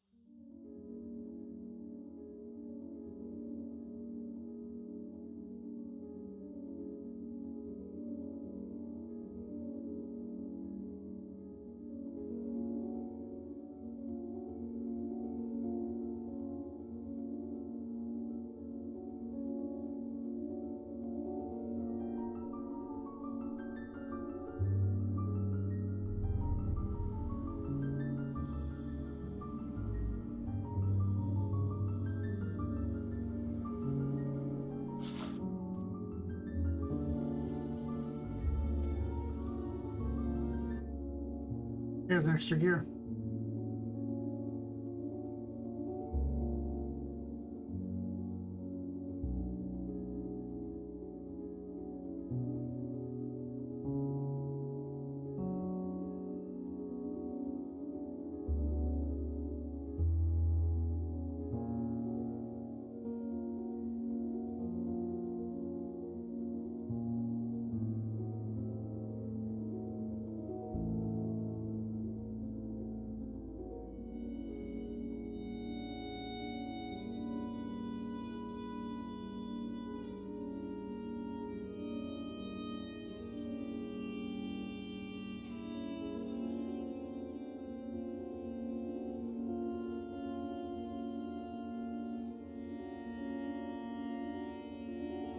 Eh.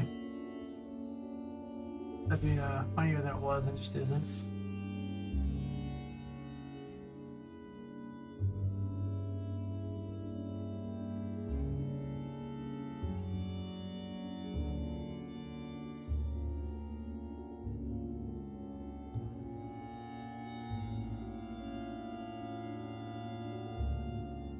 I put all this in a character scene. I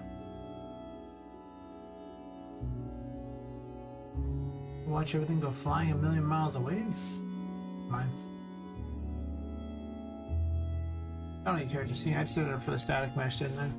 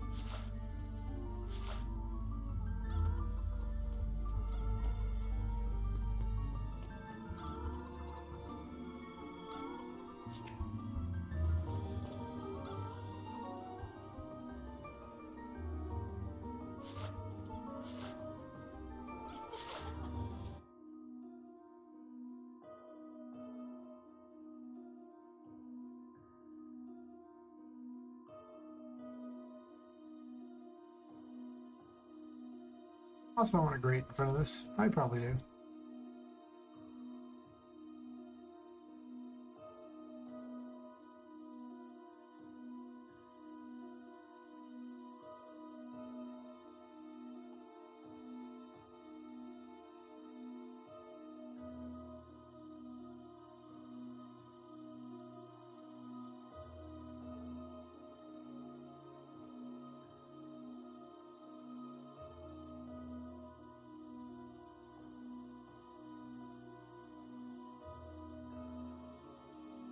Covered in 90% of those.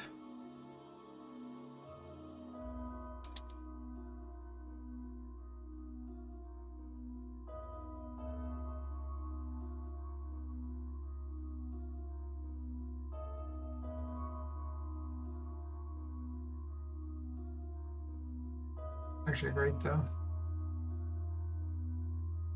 This goes in the water though.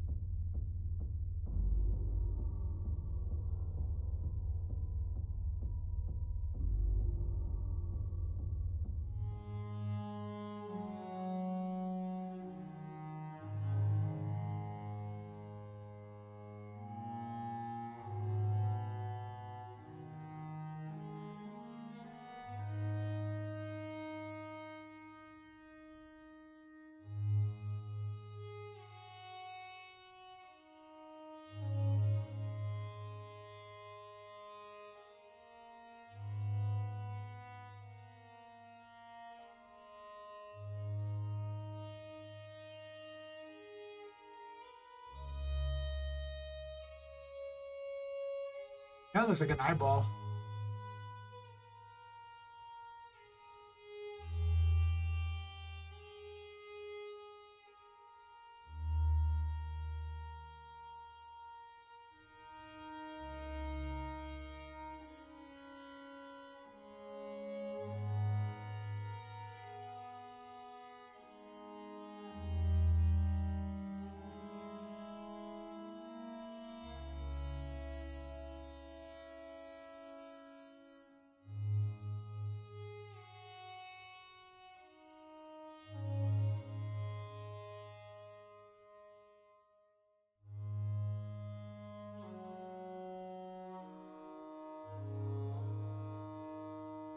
You back so far?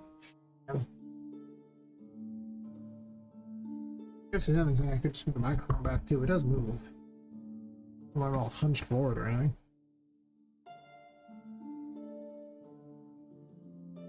Lean back, probably better on my back anyway. Back.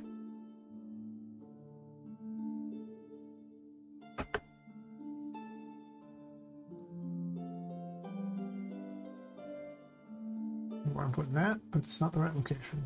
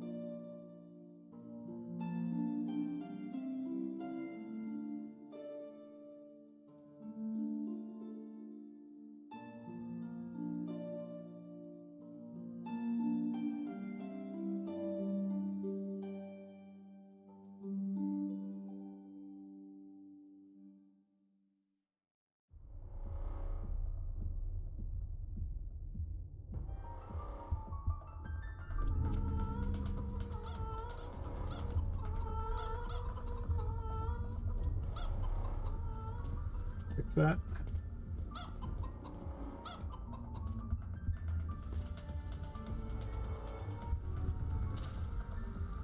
I don't think it's horrible. I don't think it's quite great yet.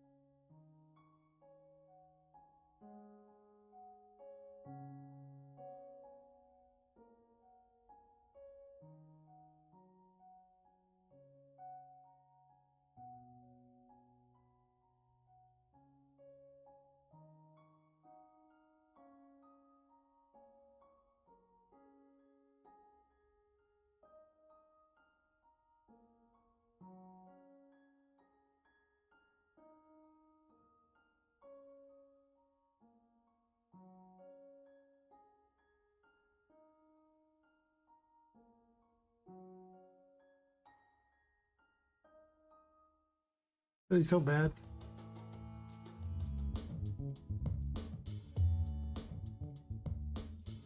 Kinda looks like a face anyway, though. That's true.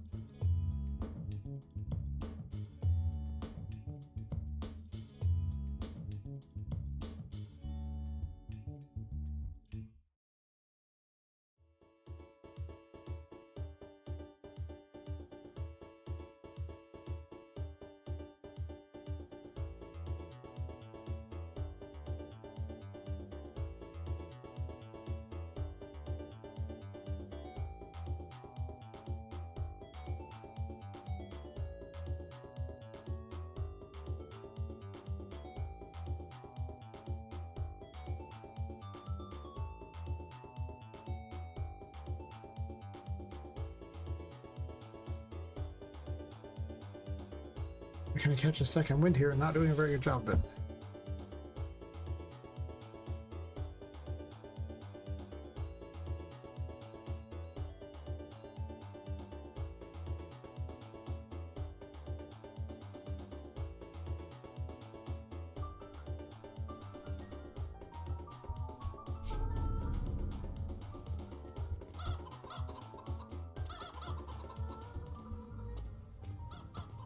Let's play a phase.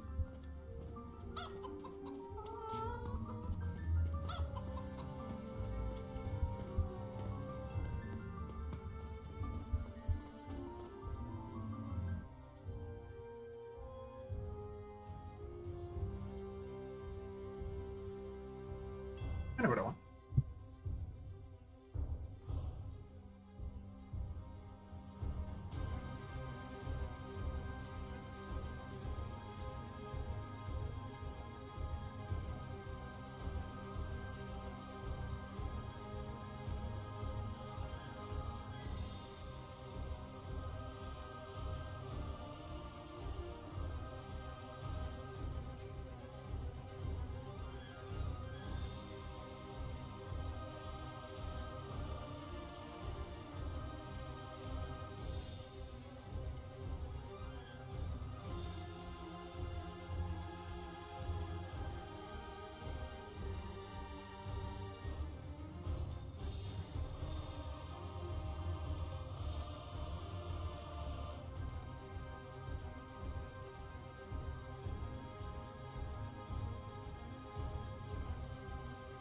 I got these little fruit things. I set it while the microphone was muted. They're basically just mango that got dipped in sugar. Wish they didn't dip it in sugar because mango is already pretty sweet, but they were so cheap. Went to the grocery outlet. They're great. Keep having my mango really cheap. Love it. Delicious mango. It's organic mango, maybe. No. Pretty much makes it inedible. Oh my god. Sweet snob.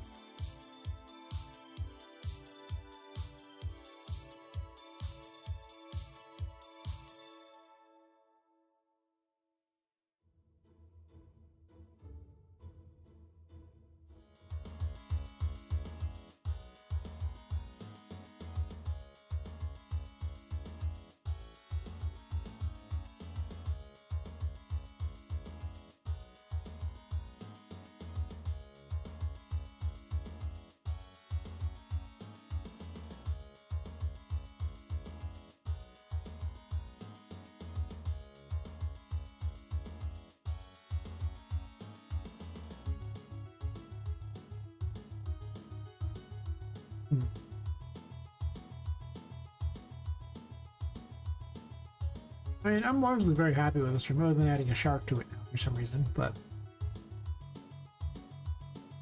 all that I put in this room, it's funny, now the shark will be the most memorable thing. Just wait and see. People will like everything else I put in this room, all these crazy puzzles and puzzles is a strong word, but all these secret passages, just weird ways to go and everything, completely annihilated by the fact that a shark is there.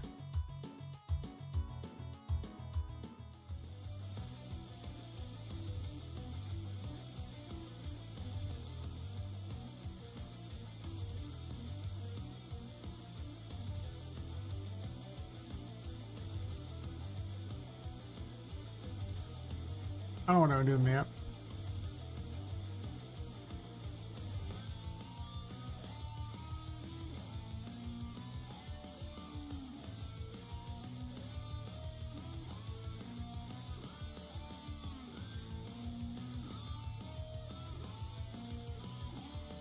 I gotta make a strength altar too, and I need to redesign this room to have combat in it.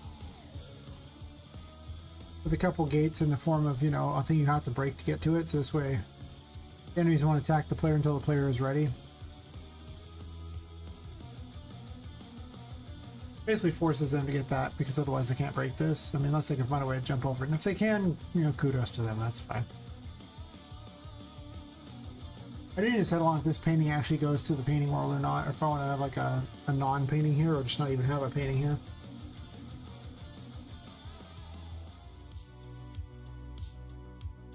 Originally, Tinker was going to wake Poppet up. Poppet could also wake up by herself too and just kind of comment on the world, which might be stronger from a storytelling perspective, because it gives you time to get to know Poppet first before introducing anybody else.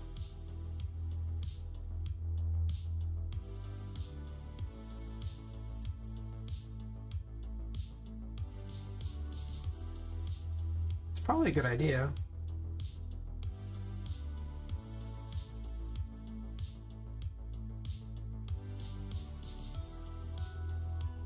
Gives you a whole room before you actually really meet Tinka.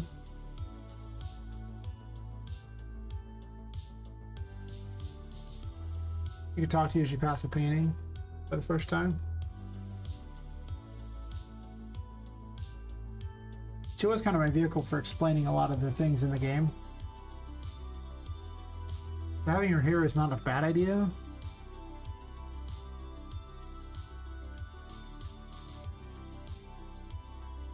The other question becomes, how often do I want to have it? I mean, like, I'm kind of priced into the magician key being in the next painting thing, unless the player in this painting world here. You'll get a key there when you know what to do with, which is kind of weird. And of course, the key mechanic doesn't work until you actually have the magician. It's required to use on keys on doors. Turns out these first few rooms are actually harder to design than other rooms because I have a lot less things to work with.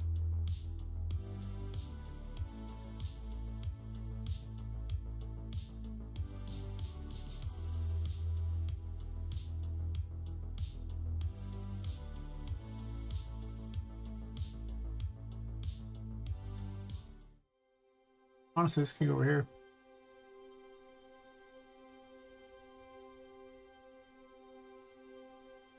I do kind of want Tinka in here.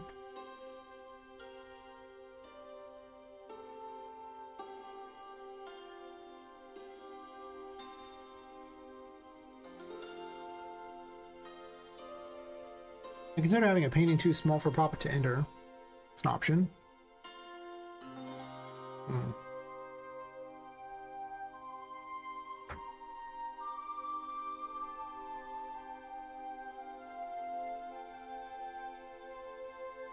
There aren't that many characters in the game, so, well, the ones that will talk to you. And Tinka and Poppet do the lion's share of the talking.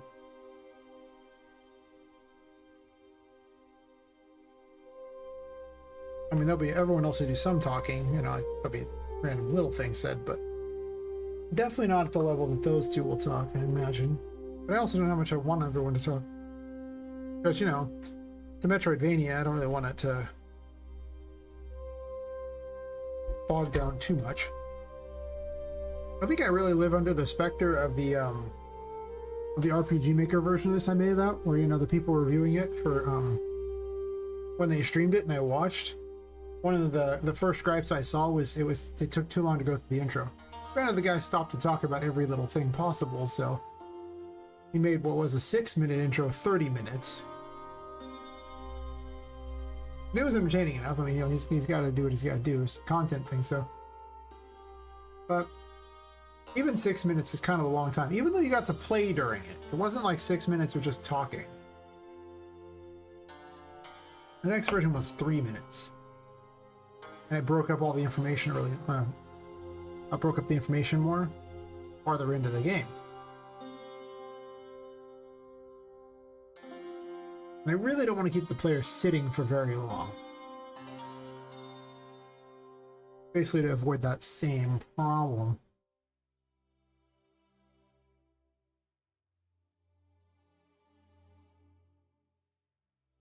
But I guess from a story perspective, how does Poppet know to do anything in here? This room could have lights in it so that there's no curse mechanic in here involved.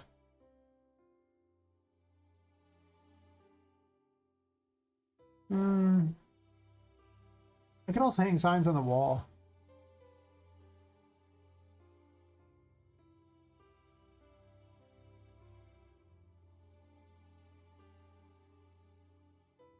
Things like stay in the light kind of thing.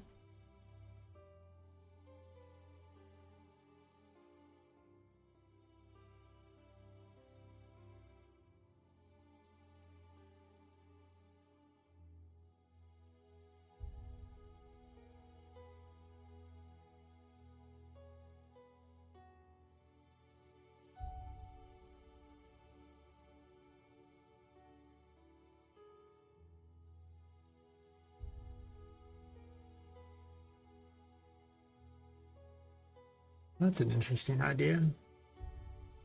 What if the books are laying around saying what to do?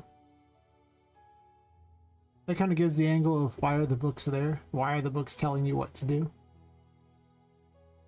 Kind of like that.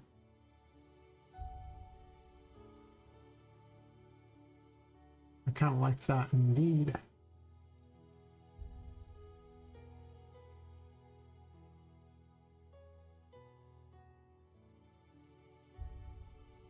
Don't think about it, because it comes down to either I put books or something of that nature just in here saying things so people have an idea of what to do without it being me just popping up a tutorial screen, like literally a, you know, kind of an explanation in world for what it is you need to do. And or having Tinka be the one who introduces it all. And that'll dictate a lot of how this room gets designed. Well, I guess this central area will mostly just be this. It's perfect if she wakes you up, though. Then you'll go through here to the first battle arena of sorts. Which honestly...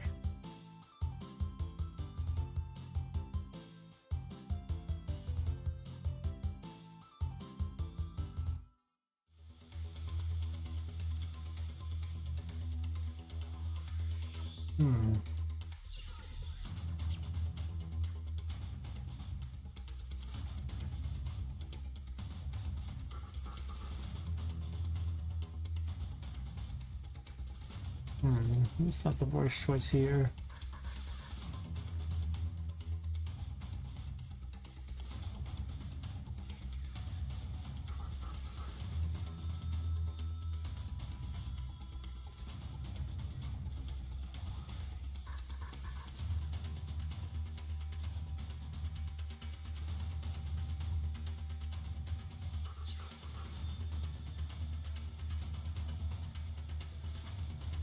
Plan is to hide a lot of secrets. Really wanted right at the start to go back here.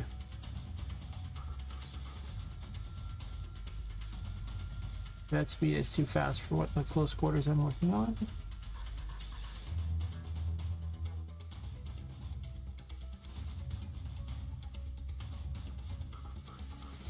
Definitely destroy that. Get over there.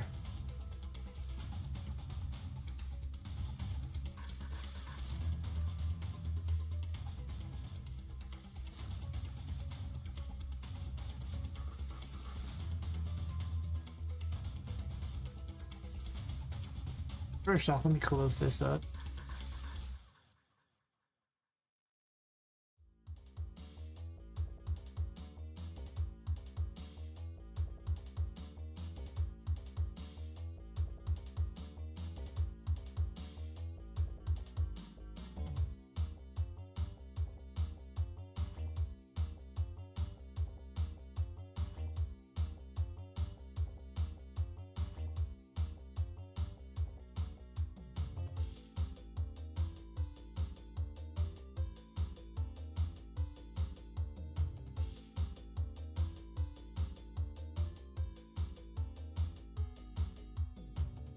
I didn't even had to have those.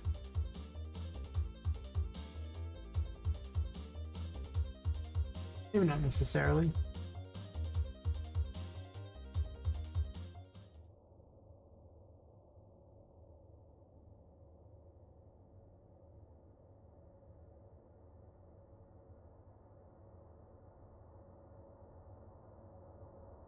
So now the question is, do I hide something here?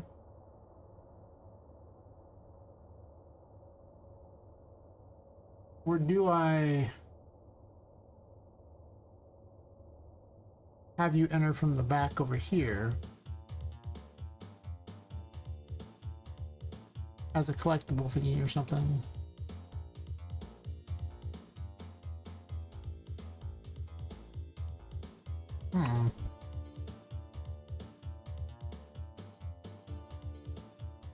I think I don't have them enter from here, and the reasoning for it is that it's confusing because, you know, then I want them to enter here and everything like that. This is like the main thing. Instead, they'll go off to the side here and not actually enter the main thing.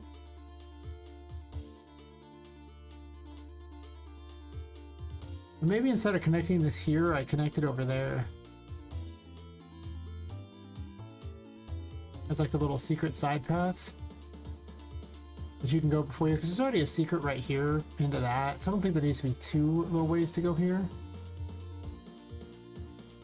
That makes sense.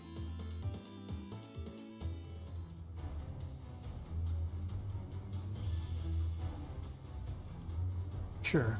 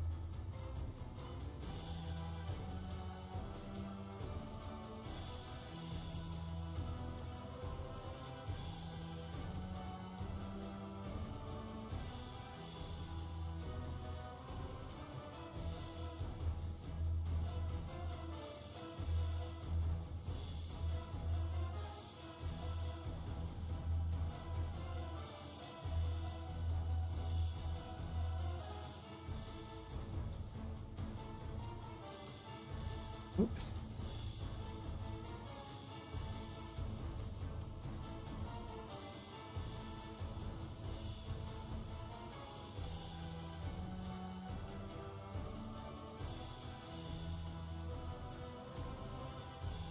I think this looks a lot better. I didn't like the art room the first time. Like, I didn't like how it was at all.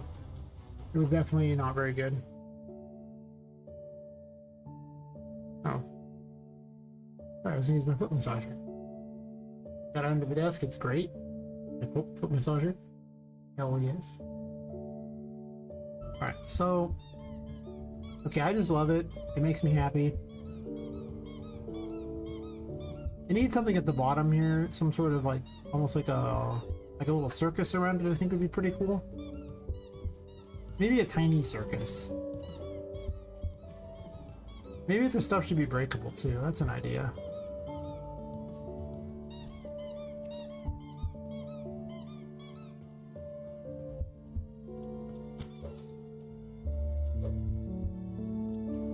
So you got the first fight in this general vicinity and everything like that, and you know, you'll be able to progress whenever you want to progress.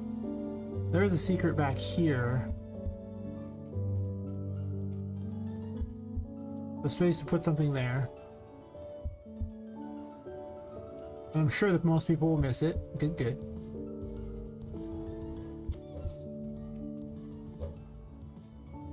I'll get rid of that. I don't want that there. Next combat area will be over here, doing all this crap here. Wait.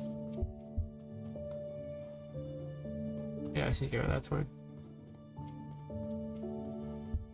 And then you can go up that way, but I also have a secret back here.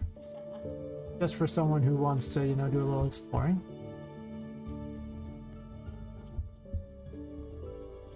And then I'll be up here.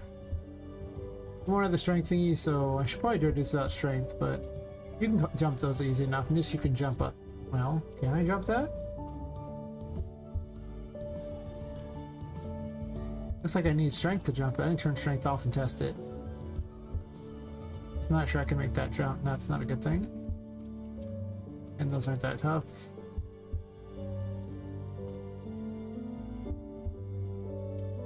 If I keep the Tinka painting in, you would jump over here and talk to Tinka.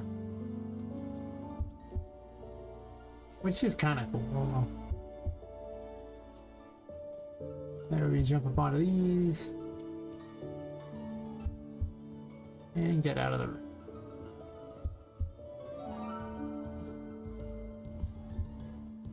Where I'll put the strength thingy over here, build some sort of altar for it. I'll have to make a tutorial explaining that it just lets you do parkour.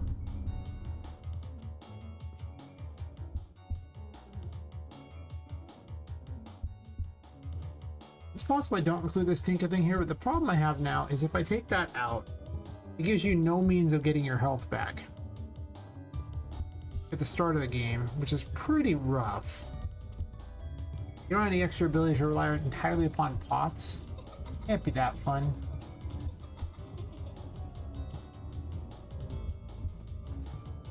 You know? Like, they don't have a very high drop rate for potions for a good reason.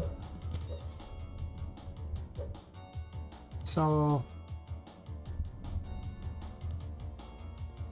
this at least forces you to go entirely through this room, and then you can go into there in order to do that. One worry I have for design is that I have too many entrances to the painting world and too many save points. Like, I want just enough that you can get through this stuff, but I don't want it to be obnoxious. There's almost a good balance of them. Except for the Forbidden Hallway has both the painting and the save point, which seems completely redundant. But the problem is the paintings act as save points. And there's a Poppet box in the painting world, so they're literally a free heal. And I don't want to give up the Poppet boxes because it's just so iconic for the character opening up a little toy box.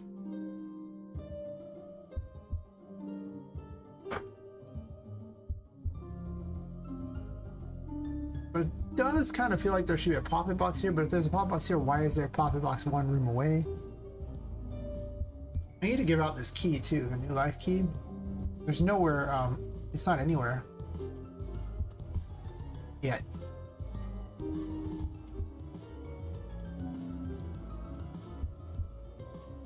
And, I mean, how are you supposed to get back in? I mean, the only entrance back in is really difficult to get to.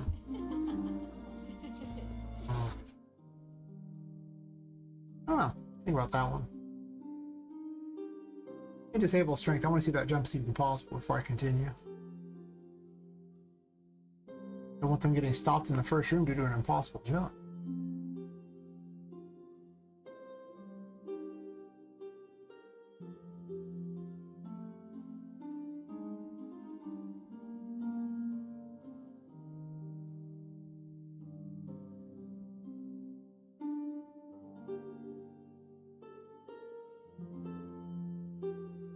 It's gonna be wild once I have all 66 abilities.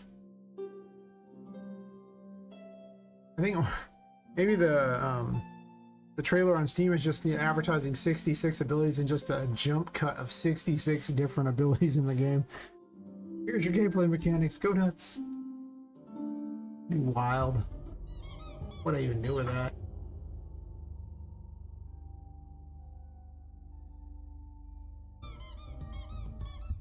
Walk the chat again.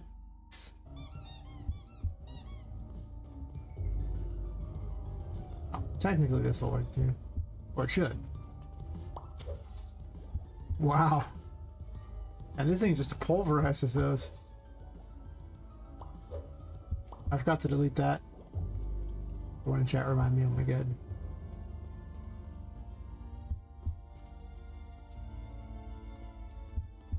Okay, I'm trying to jump. That was weird, I couldn't jump for a second there. You can make that jump.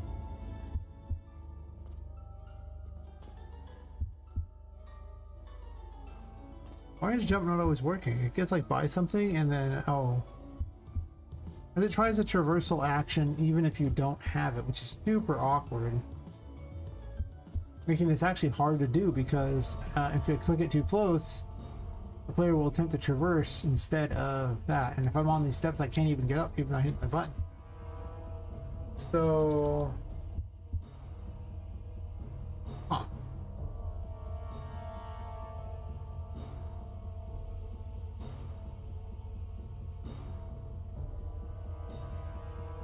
Hmm.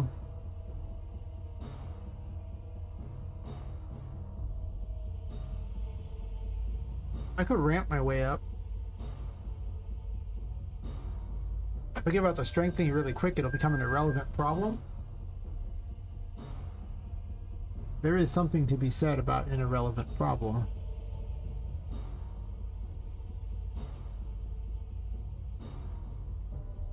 Going to the parent.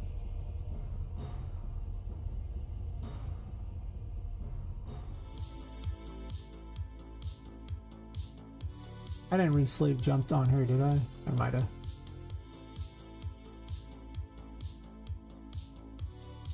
On jump events is not it.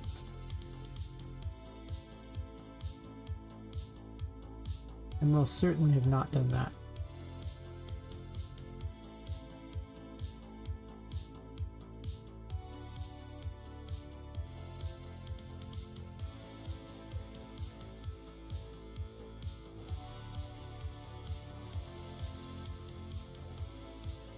This perform traversal, that's the one I barricaded previously.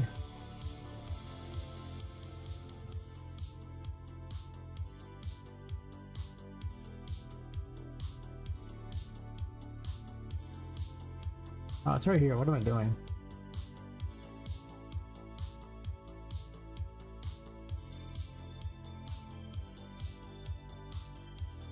That was just a dumb location. I don't know why I didn't put it on jump in the first place.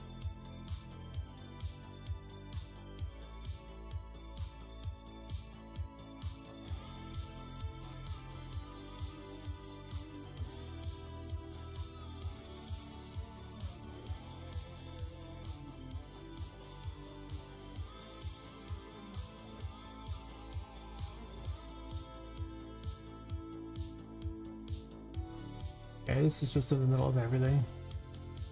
Oh, please. Is there a print string down? Oh, this doesn't even do anything. I think I just left it because I thought maybe I might use it in the future.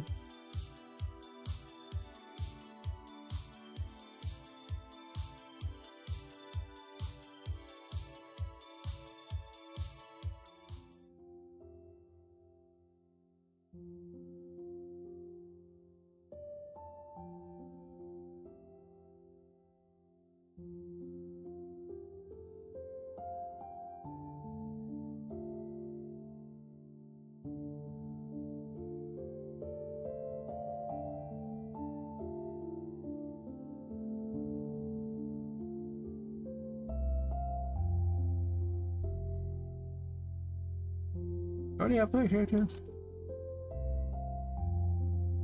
Whatever, get player character is just fine.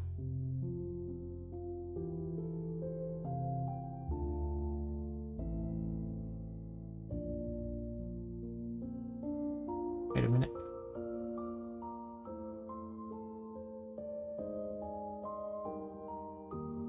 Actually, that didn't matter.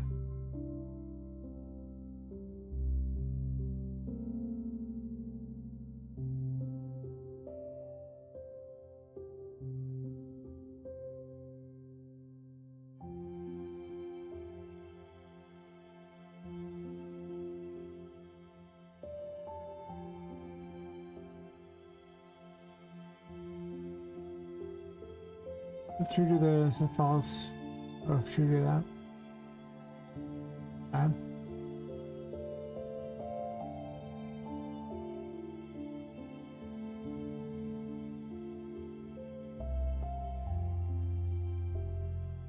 That should then allow me to just do a regular jump. Hopefully. Not well, you know. Awkward. Put it there.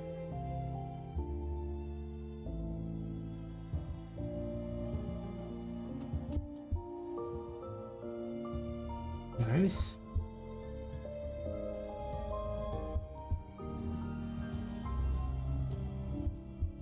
It's a little awkward around it, but that's okay. No longer am I just dead stopping at those because I don't have the ability to traverse.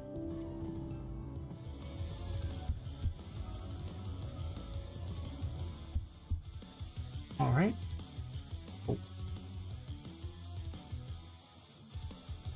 I guess we have to take a break outside for a moment. Okay.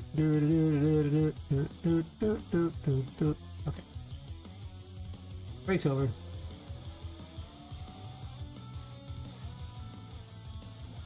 I guess I'll do those enemies first because they're the crappiest on average.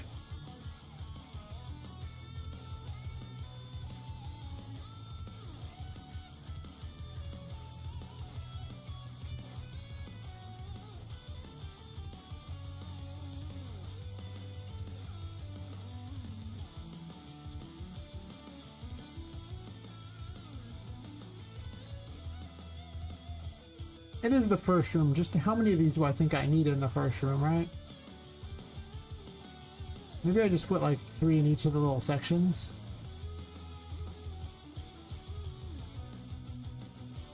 So the big problem is I haven't given them a heal.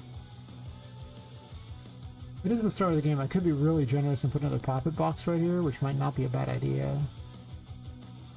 I didn't write Poppet on the other boxes, right? I did not. Probably should though. I don't know why I didn't write them on there. I want to go through and fix the Poppet box to have those. Dump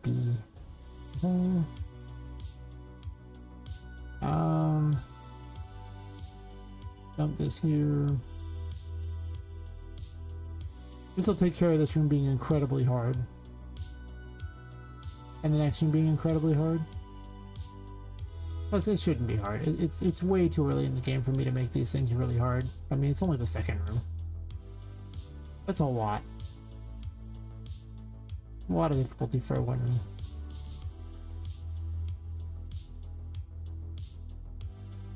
I guess it makes the jump easier. Wait, no. I'm pretty certain that just lets you cheat your way through this room by putting it there, because Poppet can grab it and then grab the other. Oh, she doesn't have the strength there yet. So I gotta equip that to test this.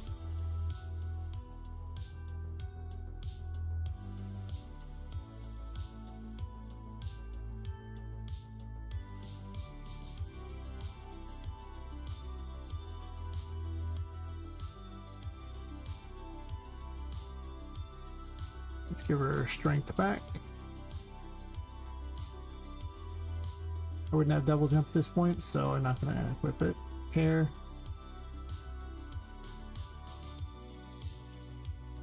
I forgot that giving her a little area to jump on does kind of make it a problem. I put that. It's not there.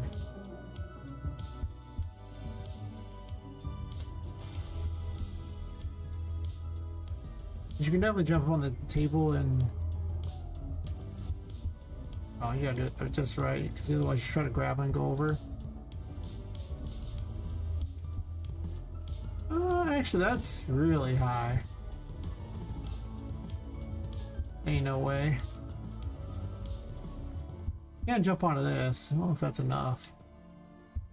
It's definitely not. Close, though. Really close.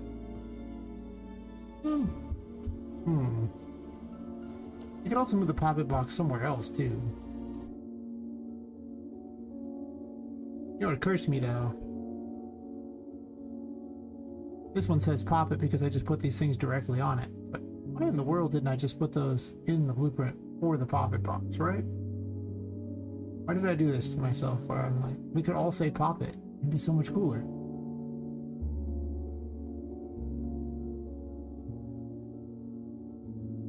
It's out of scene.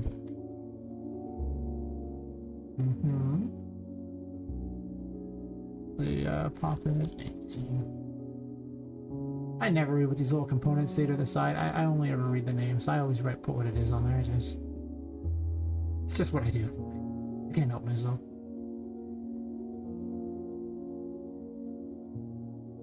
Let me browse the decals real fast.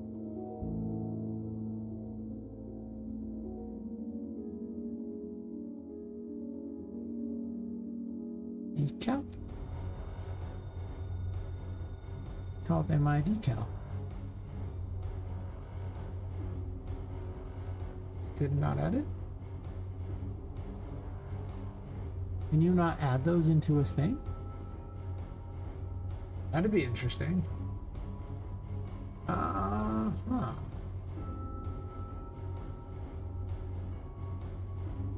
I guess false alarm on that one. I don't think you can add a decal directly into a print. Can you? Nope. Huh. Well, never mind then. What I could just do is put a 3D text on it. True.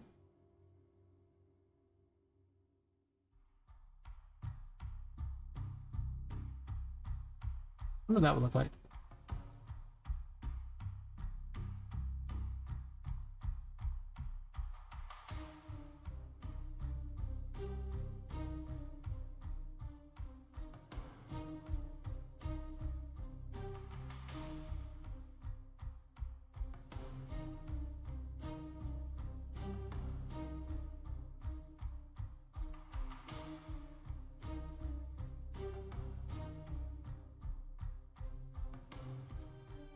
Really easy to figure out where that was.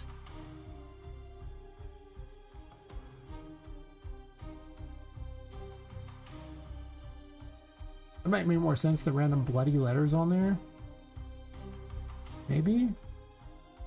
I mean, because I could do that.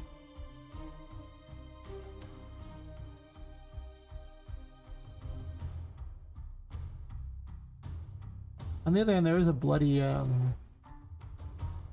pentagram under it. We've already established blood is being used. Who doesn't like a little bit of extra blood on things, right? Good, clean, wholesome fun for the entire family.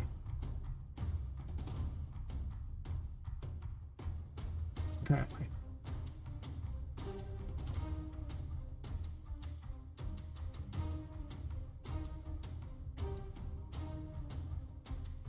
What I could do, instead of having a picture of Poppet, like appear, like when you jump in the box, when it becomes the same thing, a little bouncing Poppet images in front of it. I could put her name instead, or the engine can crash. And the engine can crash too, and that's another option. Fair enough. All right, well, launch again. Round 47. Fight.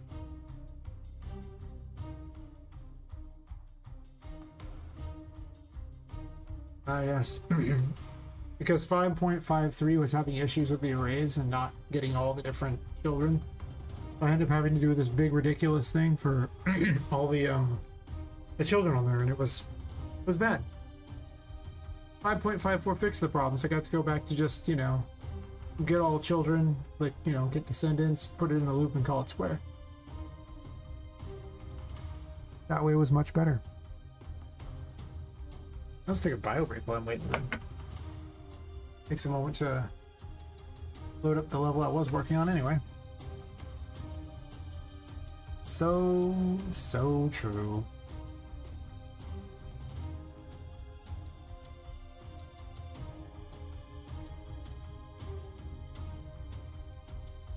I need to work in the painting world at some point. I need to work on the shop bug. But today I'm making things.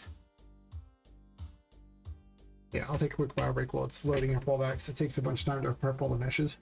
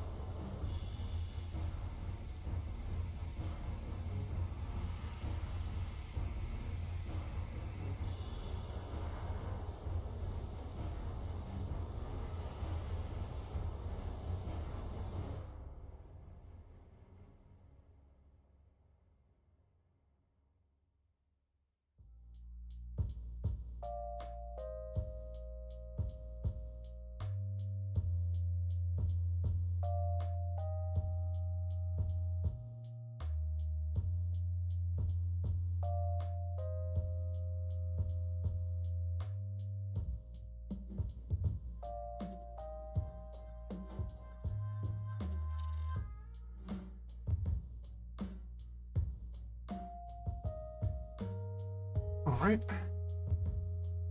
Let's try that again, but this time with feeling.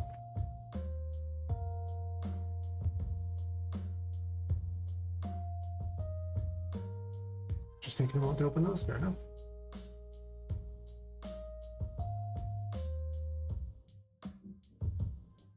I guess they didn't save that. Did it save me putting the Poppet box over here? I wonder. It did not. Oh.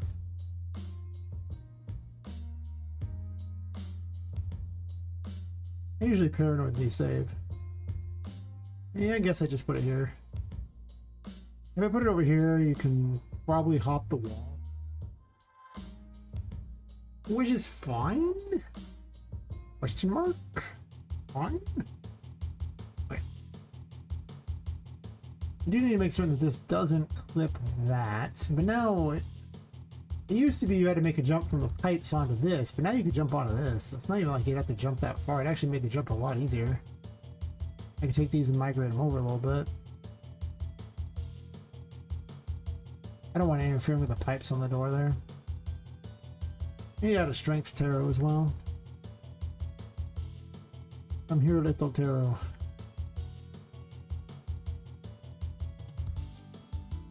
Actually, I'm gonna grab the one that has the default image because I don't see any reason to swap the image if I can avoid it. We'll put the strength one right here. It needs an altar that I'll make in a moment for it. Nope, that's right. It's sets its transform this way. Sure.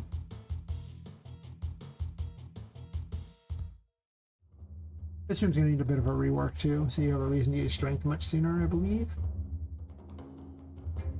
It wasn't gonna be in the demo, but here we are. I just have it set up where I can just change all the things like that for whatever I want on these. Same tarot card for all. And I have disable strength. It is disabled, right? I don't remember. Actually, it might not even have saved it for all I know. It did not. Good. I'm fine with the other ones being enabled, but I want to need to test. Oh, I guess I can disable the full as well.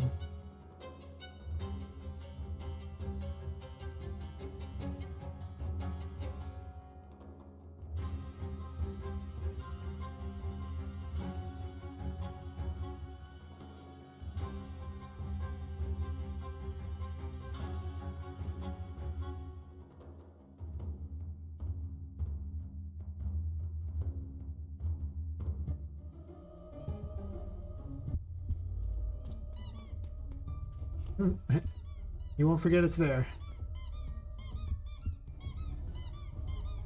Can you read the sign? There you go.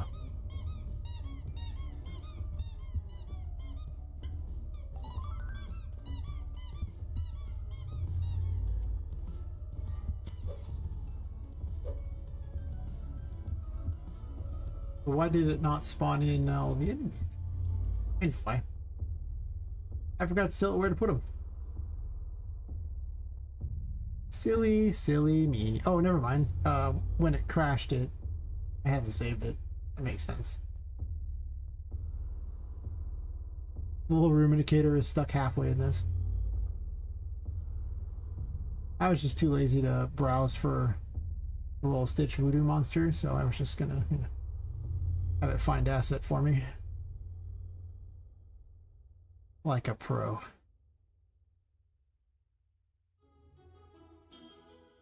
Yeah, this is set up so this way I can pick the transform for each one and then just spawns them in when they get near the room.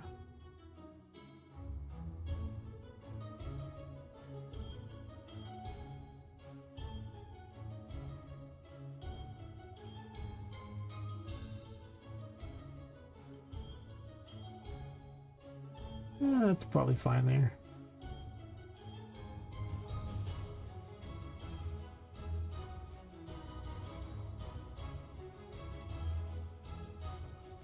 You accidentally click off the thing and then you just, you know, Control Z to reselect the same thing. I do that all the time.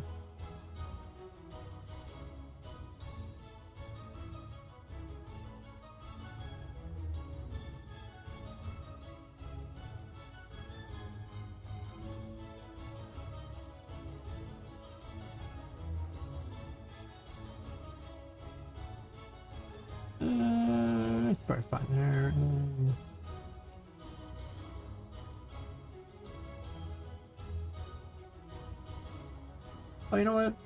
I forgot to delete this too. I just remembered.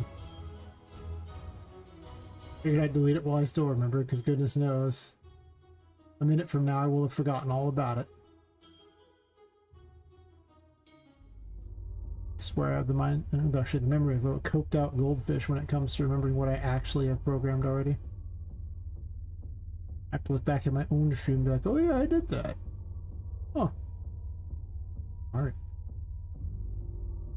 Would have been smarter to write down that I did that, but you know, close enough.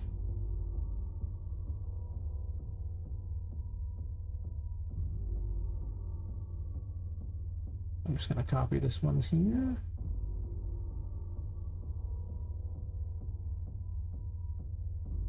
Slightly faster.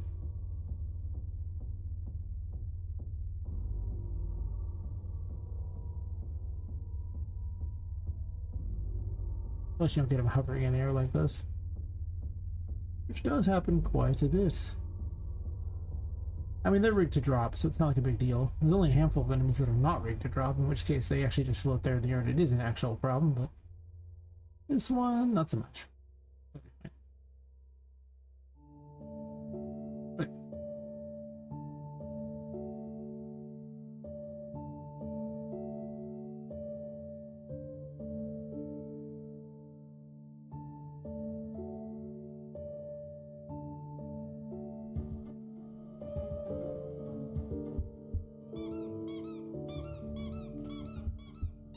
It's almost like a pet. That's really what I'm seeing here. It's like a pet. He's just so happy to see you.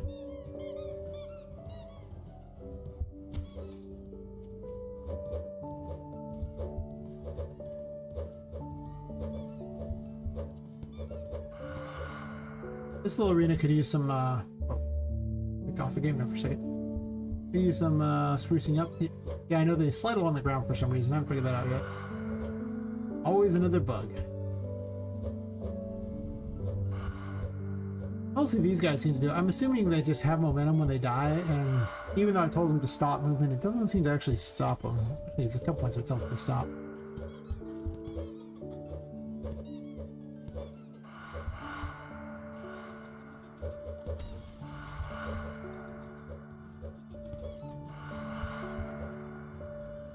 Oh no. Make it back quick! Sanity upgrade was useful for a moment. Get my sanity back.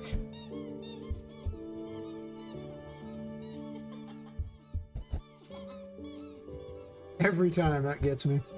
I forget all about it and then I walk right by it and it starts squeaking at me again. It's like, really? Really? I missed you too, right? Yeah. Glorious fool altar.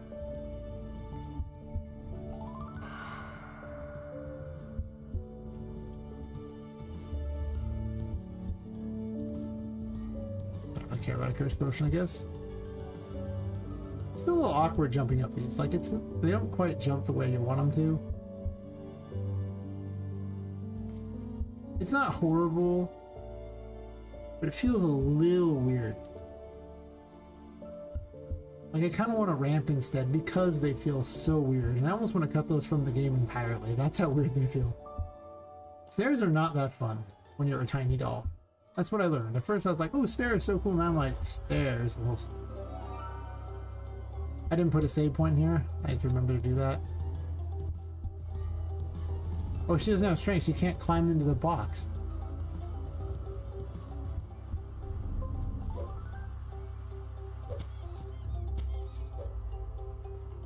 Well, it is possible to get into a box. It's still hard. Perfect. I need to put a test of strength somewhere in the front here. This was originally going to be the test of combat, but...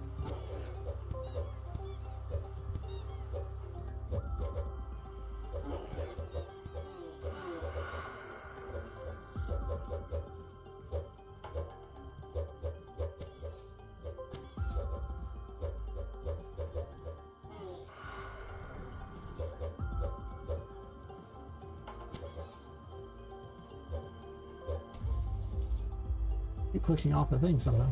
I think guess it is technically in windowed mode, but I thought I had control of the mouse, so it's weird that it will let you click off it.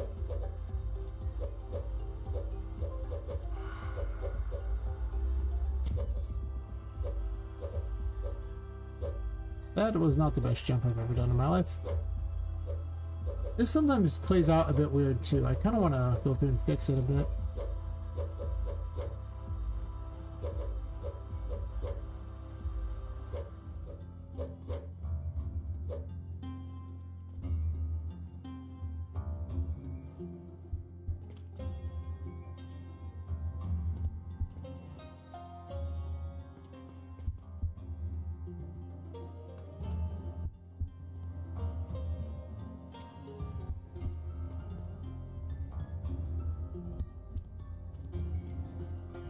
That's a little bit farther this time. I probably want to jump on there because you could easily just jump on that and then you'd be fine. I don't know why I would do the other. So I need a save point, or player start point there.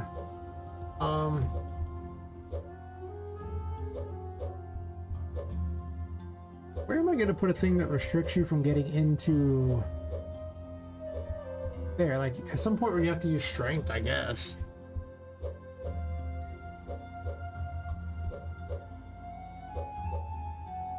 It wasn't built for that, but I do have to give them strength very quickly because the game was built for parkour.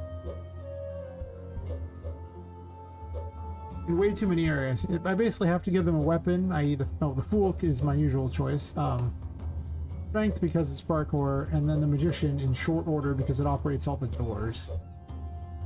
Making it very important. Also, bouncy couch. Huh.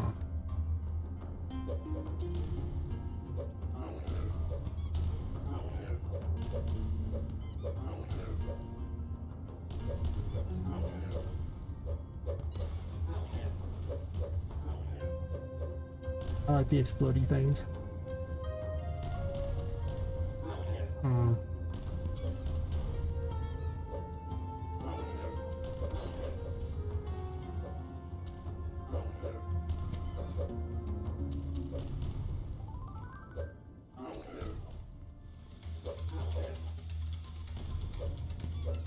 I like I've just left this room full of all those like extra enemies that aren't even supposed to be here just because it's more fun.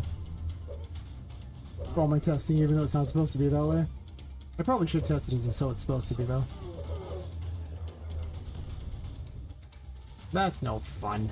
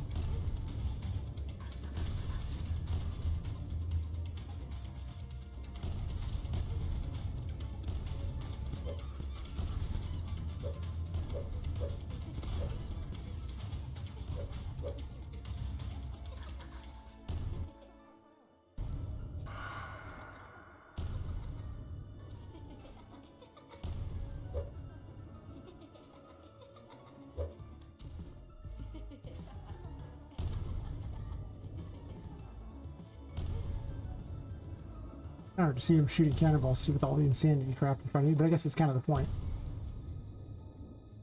Those have quite the range, but I guess they're intended to since they can't move, so I gotta give them something to help them out, you know?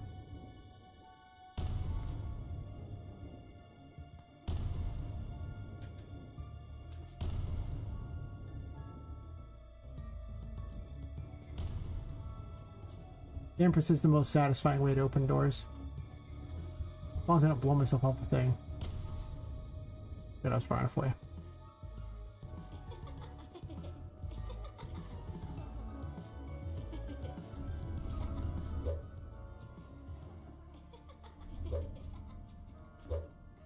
Yeah, I'll take a rope.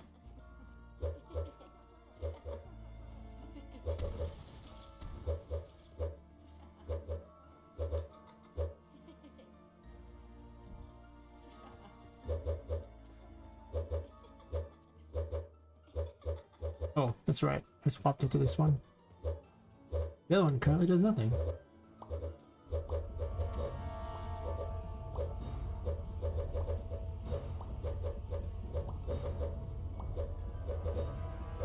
A little hard to hit with this.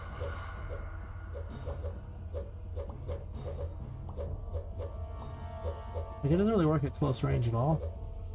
I need to change the spawn location for the projectiles.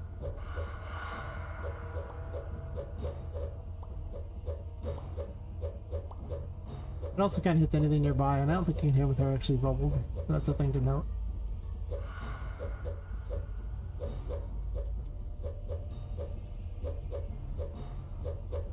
Oh, overpowered star, you are so good.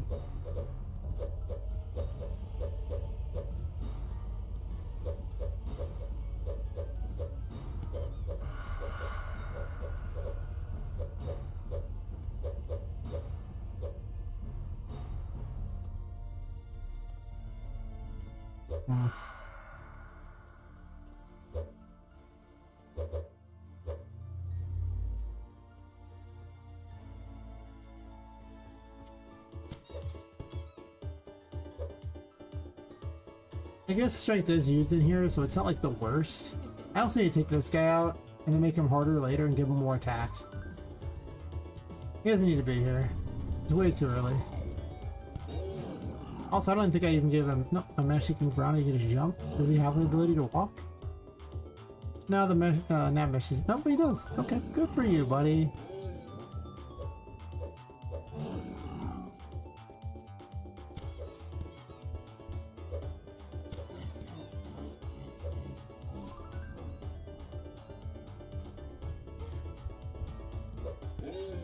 Yeah, so little effort at work into him right now. I need so much to do. I need to move him later because, you know, Patrick should probably be the first real boss. I hadn't really intended to have this guy here. I was just like, I'll just make a slightly tougher enemy, and then he started getting all these extra abilities. I was like, wait a minute.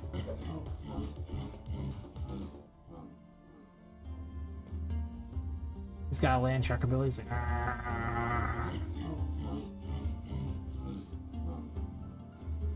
he needs particles though.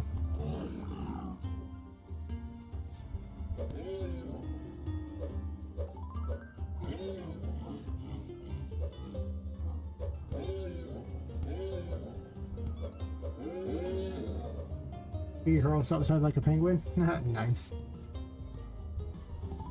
He does that. The treasure box doesn't actually completely vanish there, does it? I mean, the treasure inside doesn't vanish.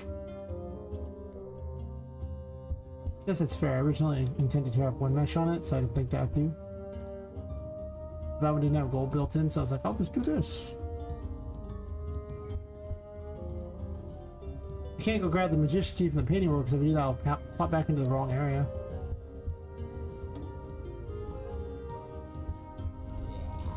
I mean, I already had the door to this open. I could have just went this way, but still. I think it's okay.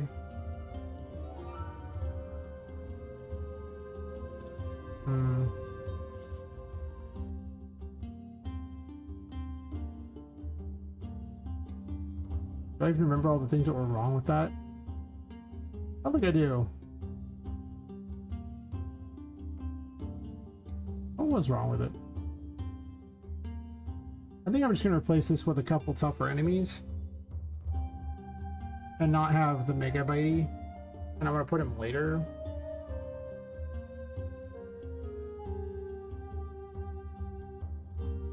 Because... Well, actually, where would I put it? Let's say I take him out of here and put, like, just a few, like, tough enemies in there to kill. just lock you in place so you're forced to kill something just to get your key.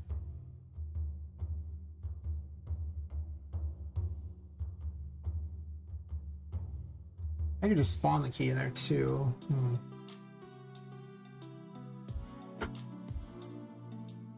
Good question.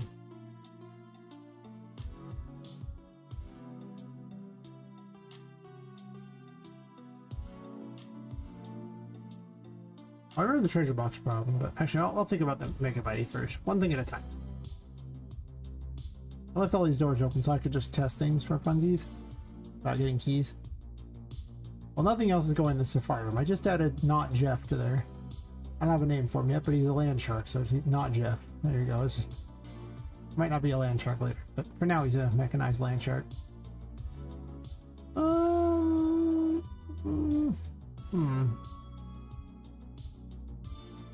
don't really want it like this room here because this room is completely optional.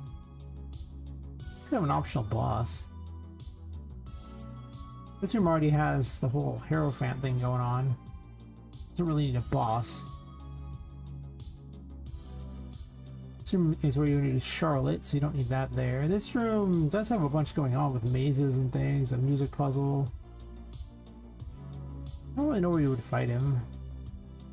I guess I could find a spot, I guess. It could be in this room. Still building this room out, but what would he give that's so important here?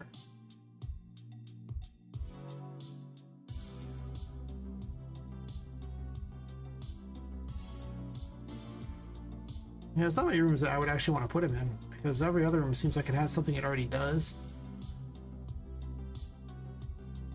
If I decide to build the washroom out into something, which I don't know if I'm going to, because the washroom's kind of not that, like I haven't done anything with it yet. I just put stuff in here to remind myself it's supposed to be a washroom. There's no puzzles. I need to build out that room as well. It'd be interesting. And it's gonna have some story thing in Charlotte's room, so there's no need for that there. I really just don't think there's a good spot. I didn't really need another boss character. I really just wanted to make a slightly tougher enemy.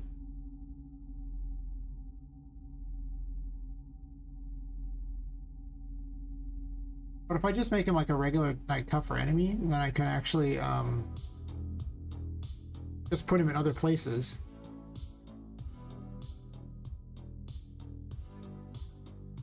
Maybe I do that. This track is like a duplicate. Thank you.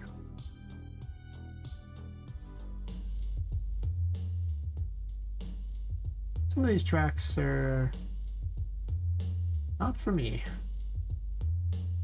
Yeah, maybe I just weaken him. Like, he's just a regular dopey enemy. He's not supposed to be super strong. What I want to do? Let's check his behaviors.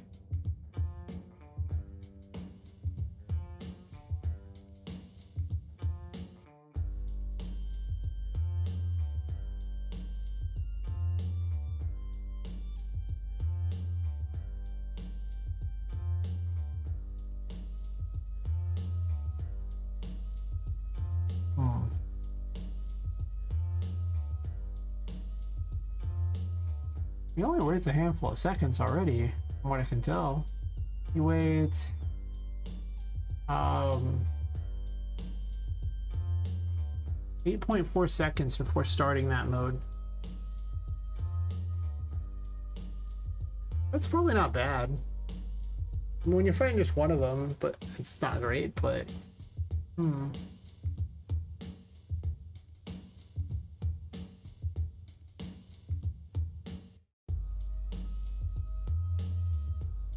I don't know if the shark mode should even do more damage. It should probably just do about the same damage, honestly. It's just he gets to trigger it more often.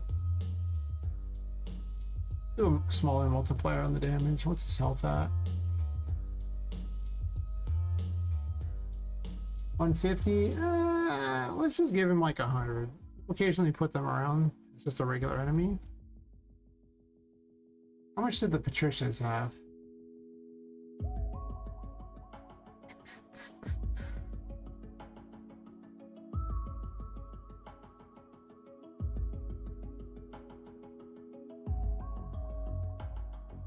Also 100.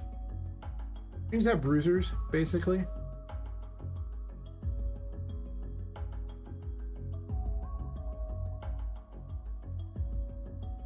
I have to dupe him and make him not a boss, though.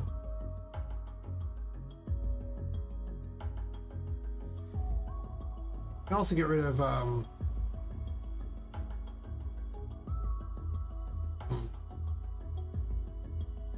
you can make the not so mega bitey. Or the mini mega bitey.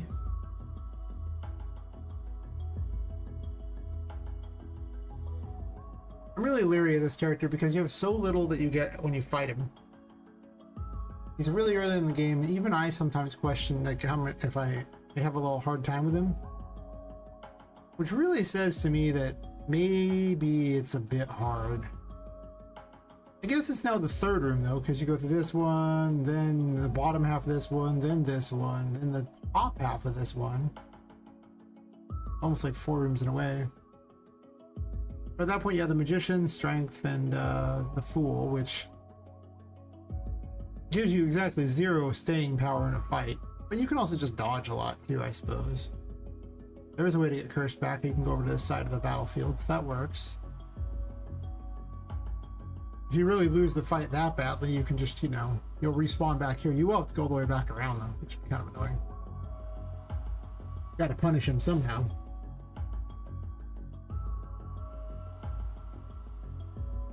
Unless you saved in the painting world, then you would spawn there, of course.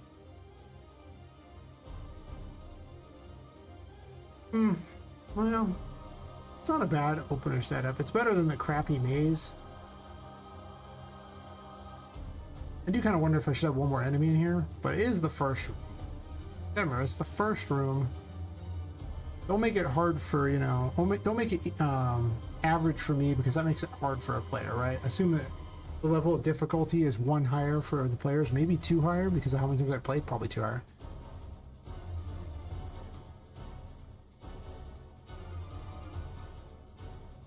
Chances are if I deem something to be, you know, average difficulty, or actually just easy, you would probably be fine. Because then it's probably just normal.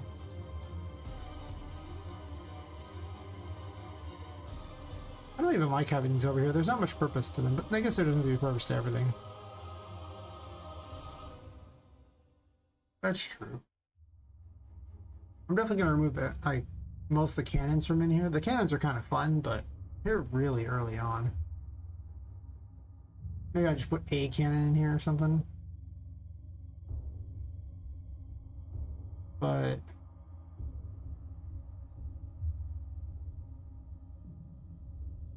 I guess I do keep the Mega Bitey here. I'll just nerf him, and then he'll disappear as a normal enemy later.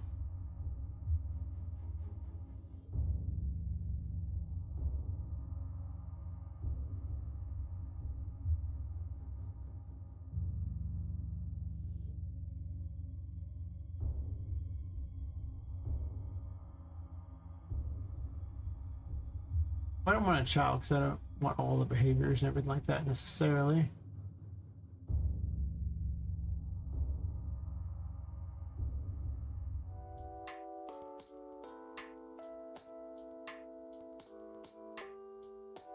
Oh, it's the mini Mega Bitey.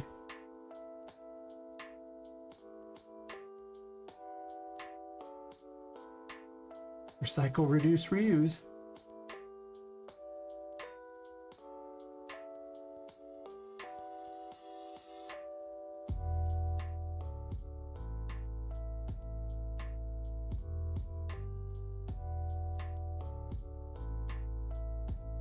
No, they need the enemy tag. Alright, never mind. Like, where are its other tags?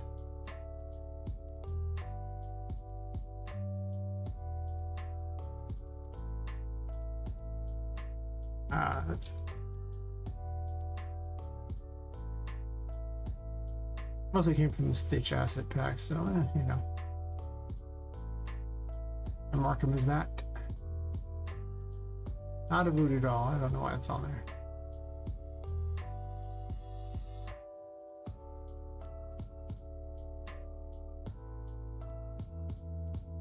I had the option to change the color, right? This one I did. Base color, sure.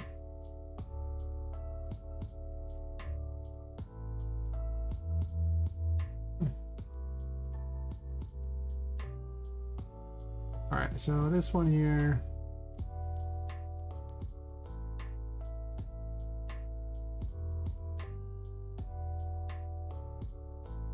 They can't be recolored too much because their base material is so dark to start with.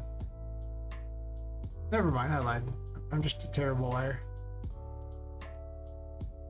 Well, we don't want to use red because red's the color they turn to when they're hit, so it's stupid to use red.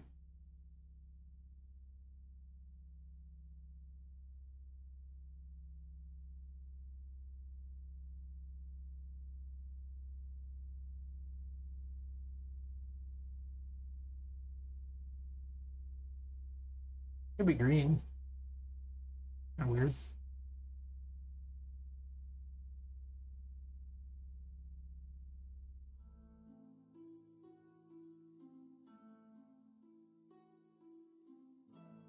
Maybe.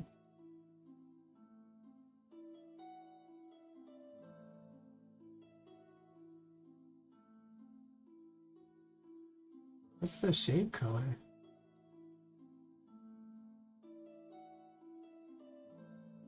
Recoloring one of the hitboxes. That's interesting. I wonder why I decided that was something I needed. I mean, on the BP NPC is like everything under the sun, so if I needed something for anybody, I gave it to the BP NPC, so it's got it all. I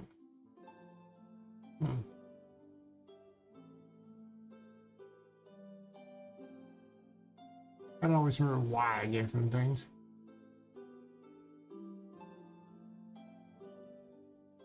Guess they can have a little less health than that.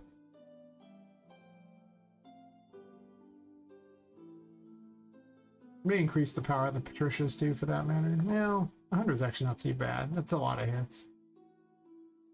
I just want to be slightly more powerful.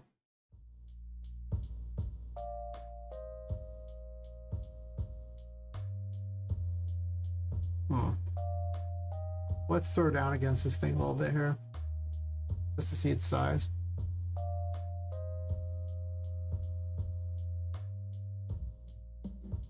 I'll throw it out against two of them.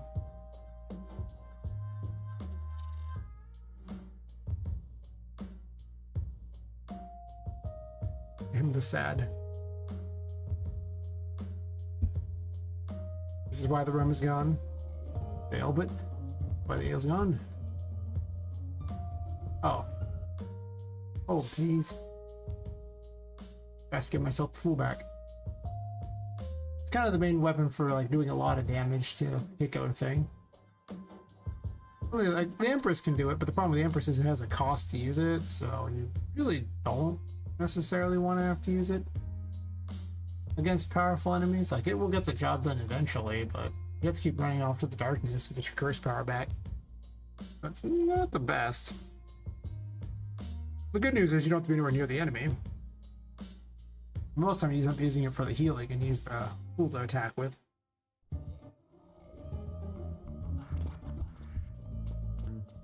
They're still pretty big.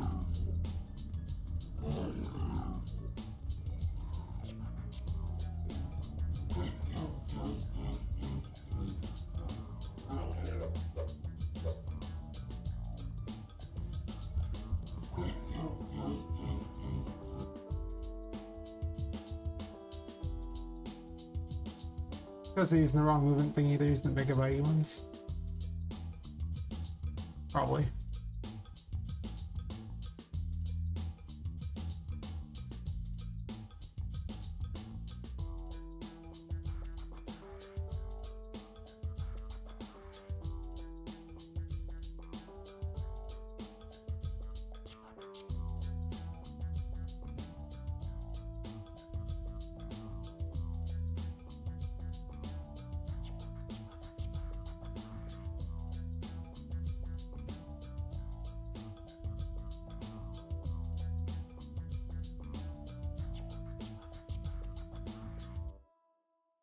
Normally I don't cast to, but since it's the animation blueprint for them, not really a big deal. They're gonna have it loaded every time anyway.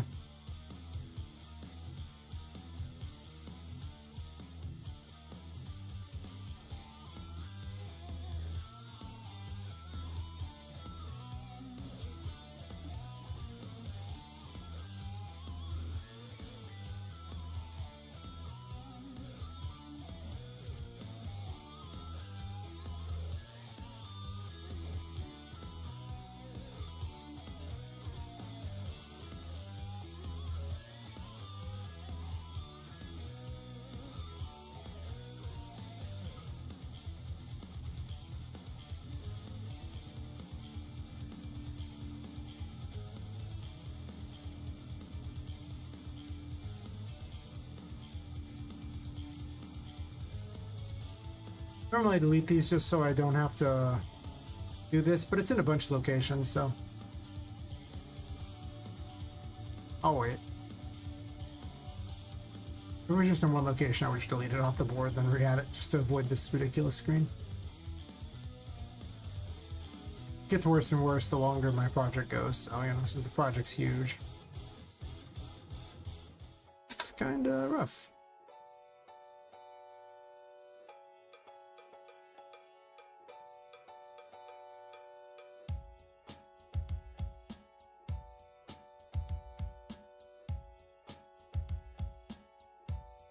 Yeah.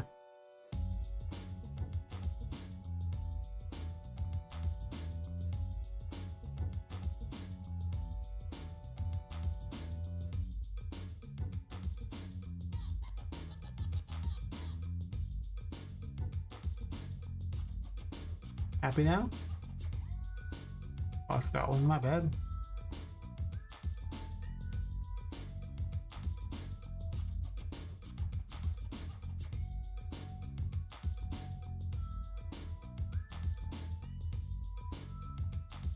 And refreshed the node apparently, so it hated me. Okay. Arc mode. Do it again, but this time with feeling.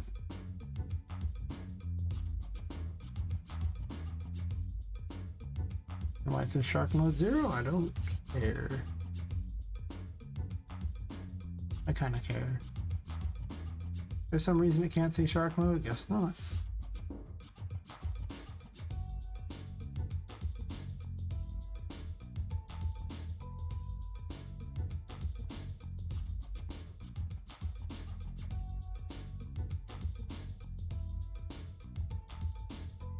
Go over to the other one here.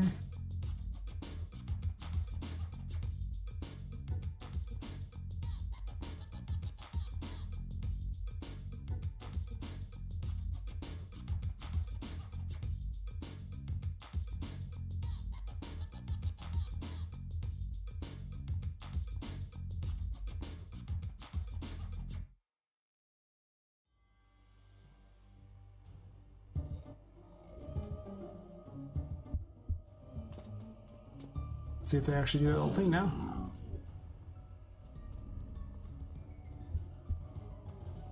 I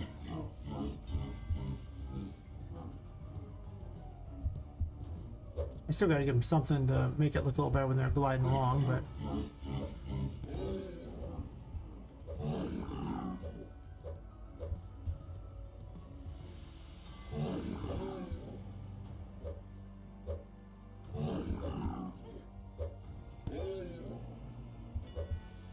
like 2 weeks ago, I think I had like 4 regular enemies in the game and like 2 bosses. Now I think I have like 10 regular enemies. 3 bosses. What are you doing? Also, that's stuck in the wall. I have questions. So many questions.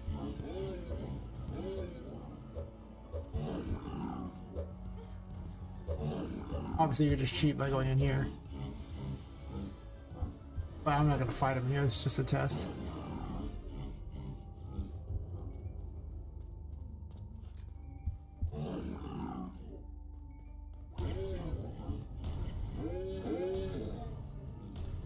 I want to change their drops too.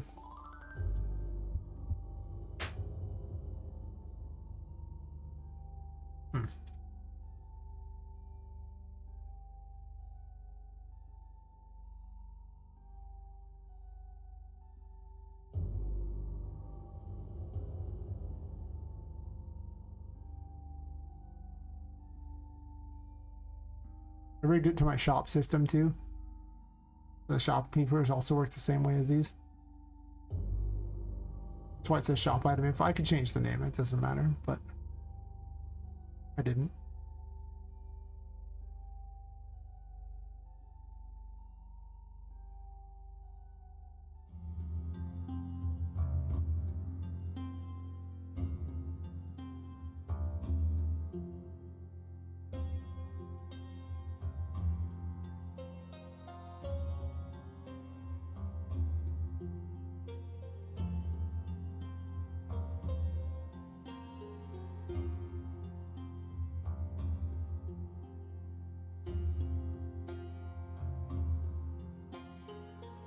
Fix this item here. Oh, it's this problem here. Set visibility. When destroyed to, you know, that. Just so it doesn't sit for quite as long.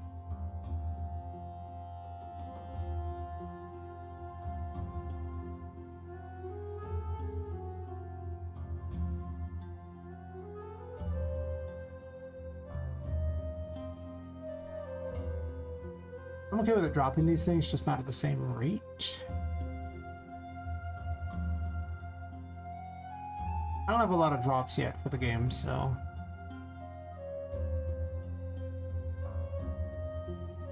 You definitely don't need a toy maze key, though.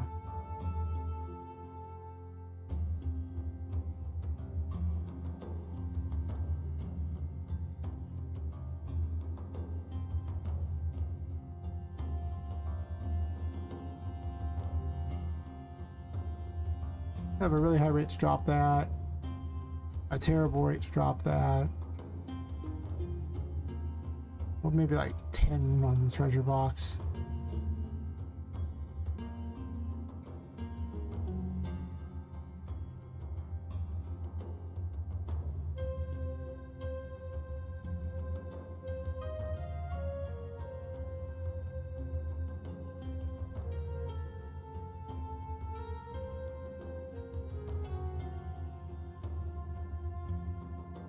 Rig the percent chance to the item cost.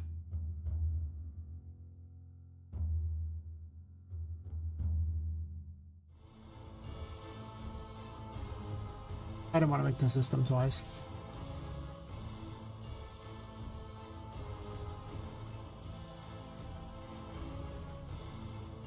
Actually, I'm gonna make one quick change real fast. I'm gonna set 100% chance for that treasure box. Just to see if the thingy vanishes. Or if I need to keep tweaking it a bit.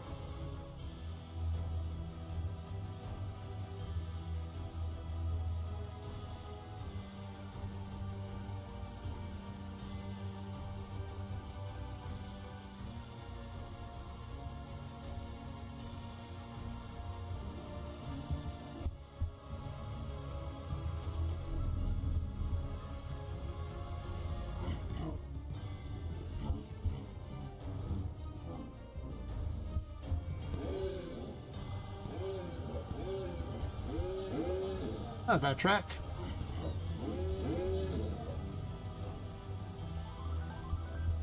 Nope. I saved this track for later.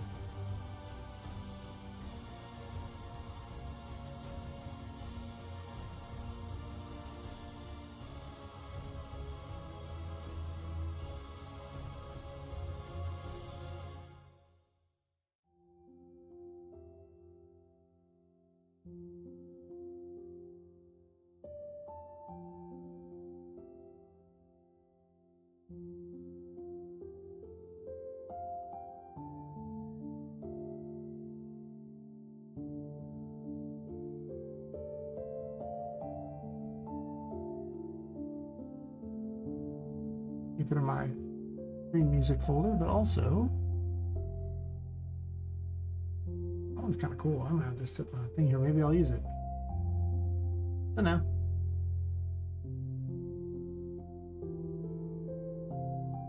That's why I had the random music playing from like the Humble Bundles and stuff. This way I can always just check and see if I want to use it potentially. I have a lot of them to go through. You buy like 3 packs of that, and then you basically have like 1,000 songs to go through. I would say mistakes were made, but they really weren't, because that's just... It's music for like every game I ever make. It's about I'm going to make the assumption that I'm unlikely to make more than 10 major games in the course of my life.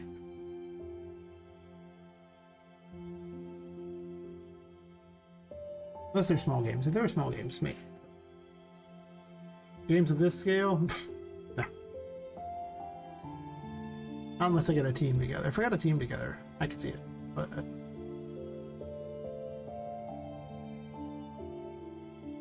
when it's little old me, not so much.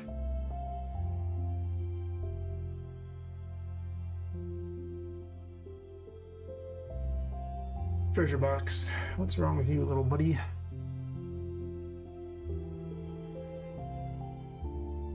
I guess it makes sense that this would be probably not good enough.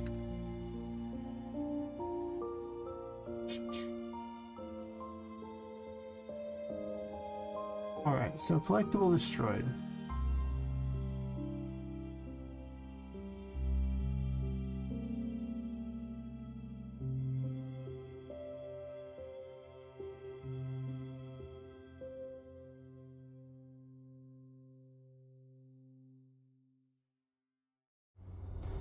I have this set up.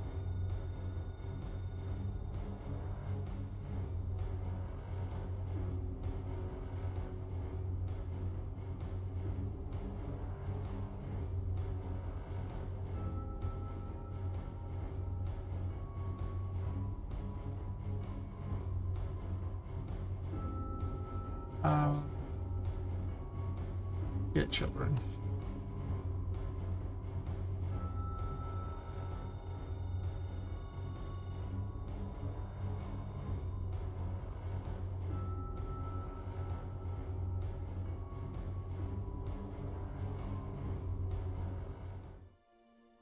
We're going to include descendants just in case I ever start stacking them on top of each other. But I'll just remember to put all the static mesh things together so this way they're always, you know, like that. Array element.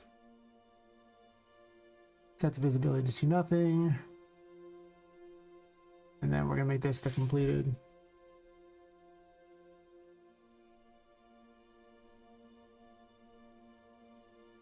Clean that out.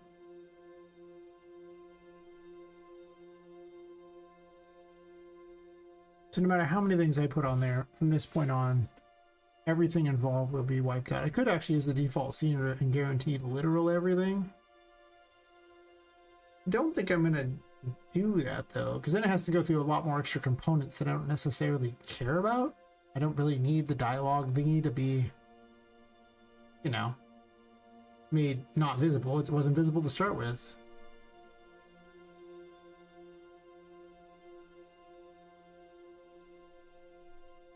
It's probably fine. If it's not later on, I mean, I only have to change the parent, right? So it's not like it's the end of the world if I have to go tweak one line of code. I'll probably survive. And if I don't, well, everyone can laugh at me for not surviving that, of all things. What an embarrassing thing to have on your tombstone. Couldn't survive having to change a small amount of code. Use the super mode. They have a really dumb AI. I didn't really intend for that to be much of anything other than just stupid.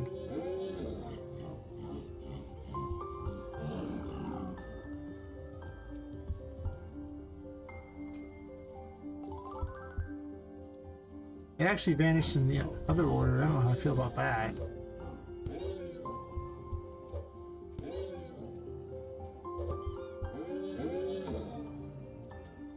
Where'd he go? By the way.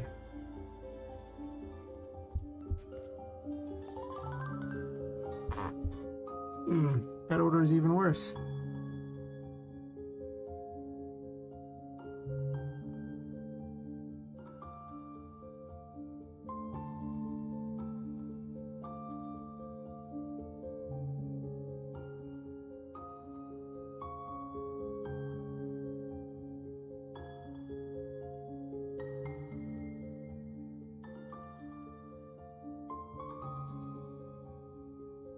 It's collectible bot. I don't care with that.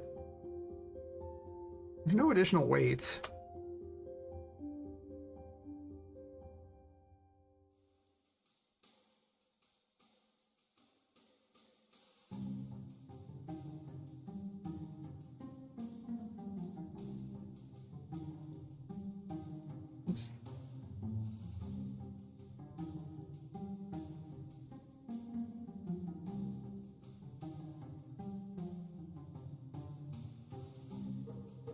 vision on there. Because can never remember if it's a regular thing or not, like a collision or a regular sphere. I know you can look at these little symbols and find out, but I just don't view these symbols like, I don't see them. I really don't. They're basically invisible to me. What I really read is the names. And all the time I've used UE, these still are invisible to me to this day. I don't know why. I just don't see them.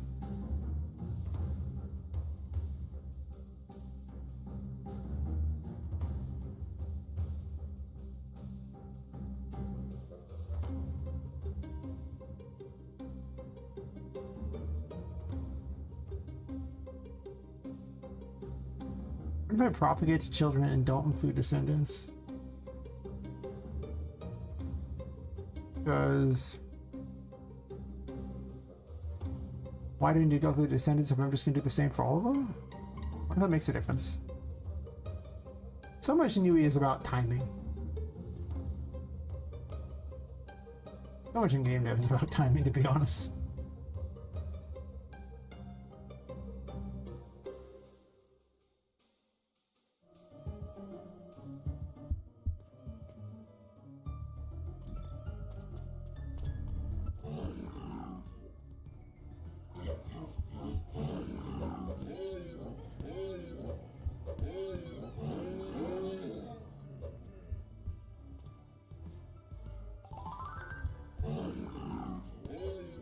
Still a little slow.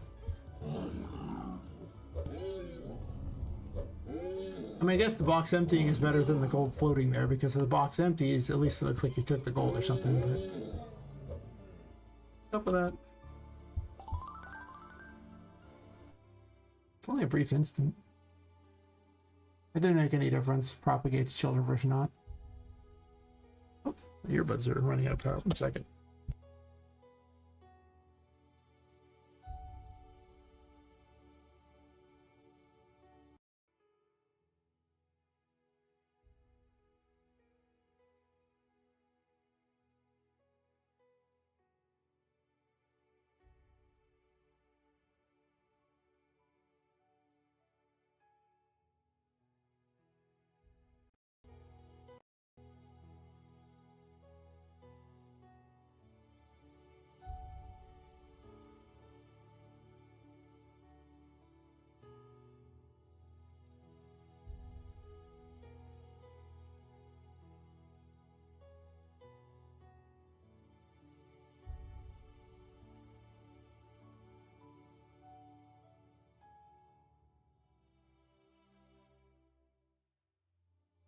Huh.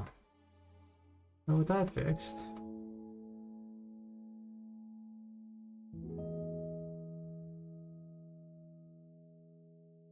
And by that fixed, I mean the earbuds, not this particular here.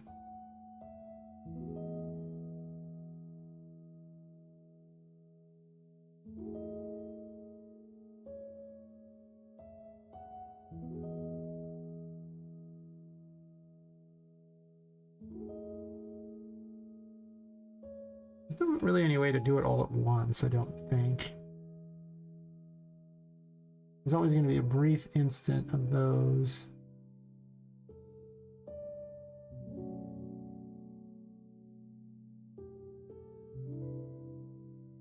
Spawn and mirror location is okay, I suppose.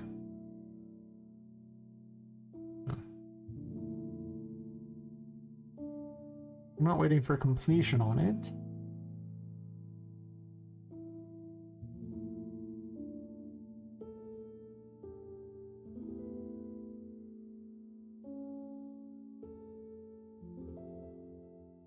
There's no like additional weights to worry about. Why do we have double do once? I have questions. There's not need to be 2 do onces. Basically serves the function the first time.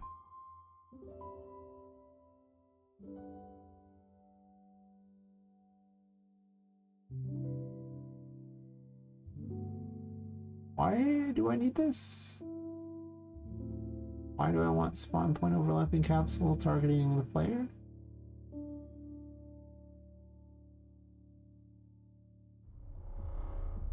some code I did quite a while ago. And, you know, I've come up with way better ways to code since I did it.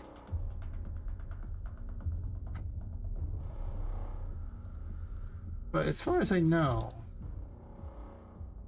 this was because of, at the time I didn't know a better way to do it. I just checked to see if the player, if the capsule component of the target was ever, you know, overlapped.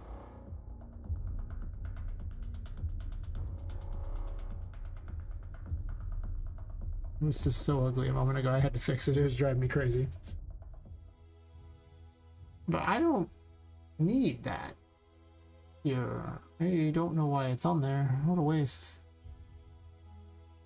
If from start's good, so here it is. It's already overlapping anyway up here. And it would do a do once, so if I ran some kind of check, it would just, you know, unless I went back to the reset, it would just be, it'd break the item forever.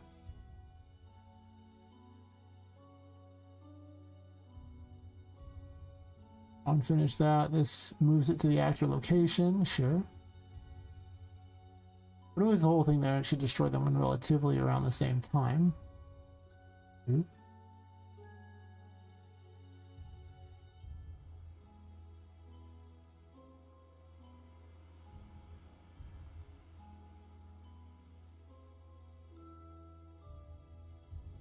We lerp them over, and uncollectible destroyed.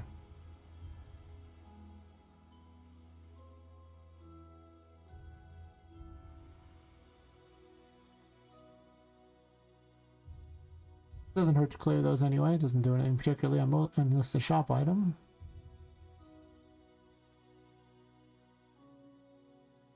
Why are we getting the other actor there? Or did we not set it up here? That seems highly illogical. No.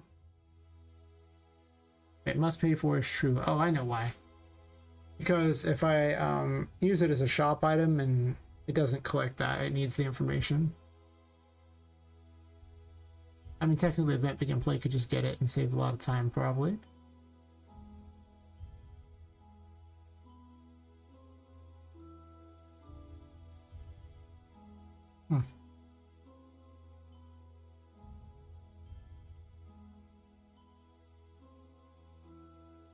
I think it's just running through the order and just getting rid of them slowly anyway. It doesn't really matter. It's usually a little faster than that. That brief wait is just strange. As the delay is after completed.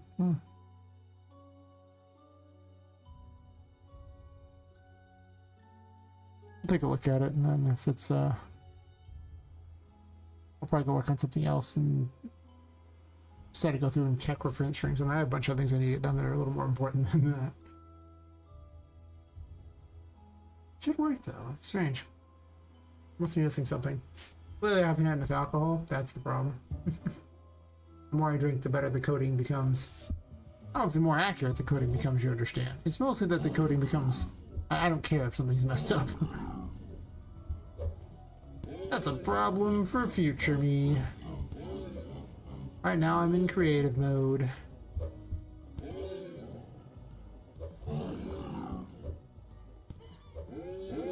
I might shrink these a little bit, maybe.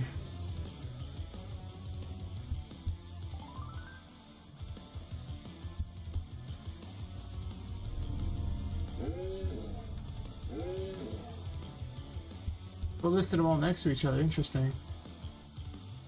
Are you one thing?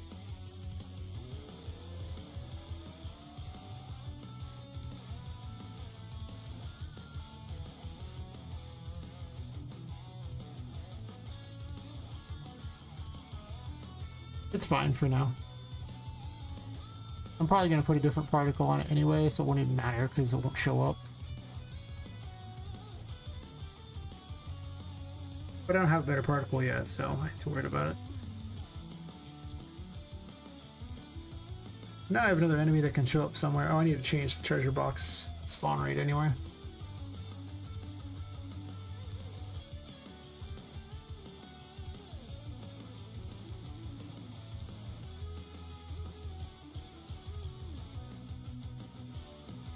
I'll probably need to set these numbers so much lower.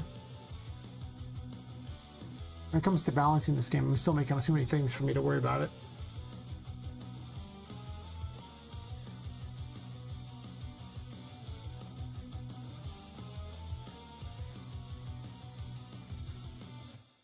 There can be a megabyte in here.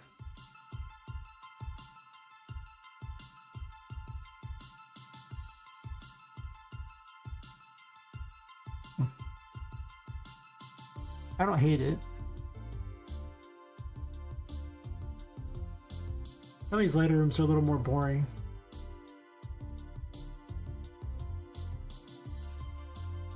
I don't really want to introduce enemies in the room with Charlotte as well. But she could use some work herself, for that matter. Yeah, she could. This room already has a huge amount of enemies.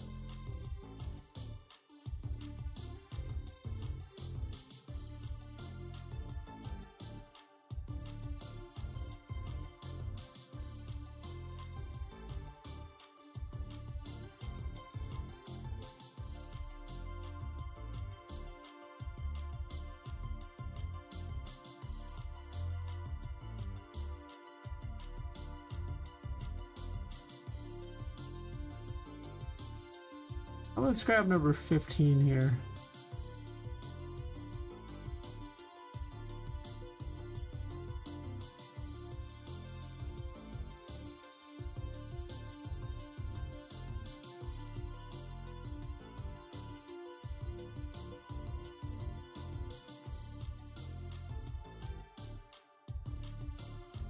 Am I gonna put these machines early on? Maybe.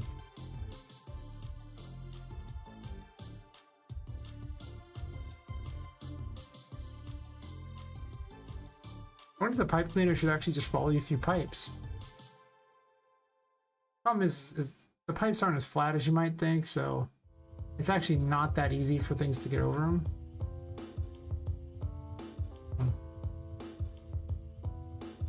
But whatever the case, this should not be sitting here. It's cool for testing, but I'm gonna grab a pipe cleaner and replace one of these thingies because there's a lot of little dorks in here. Number 4.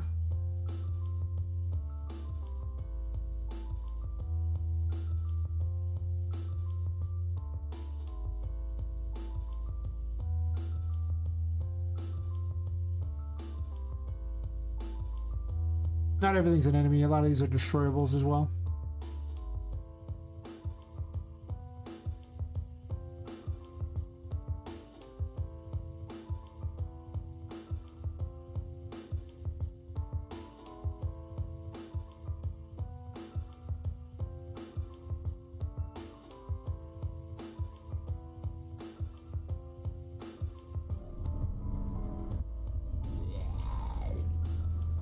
I hit the chat.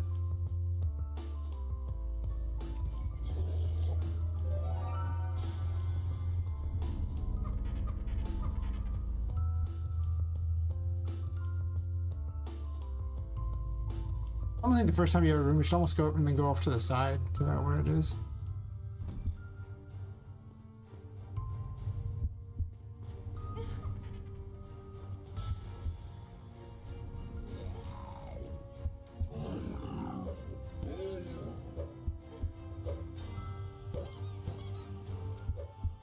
Feels like there's way too many of them, or they should be like a little farther apart or something.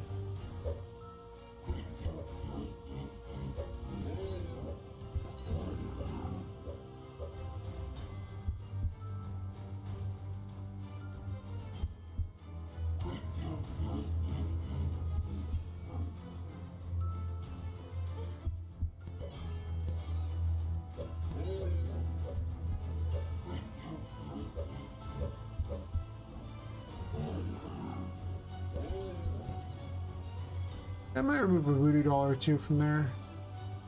It's just dull fighting the same enemy a bunch of times.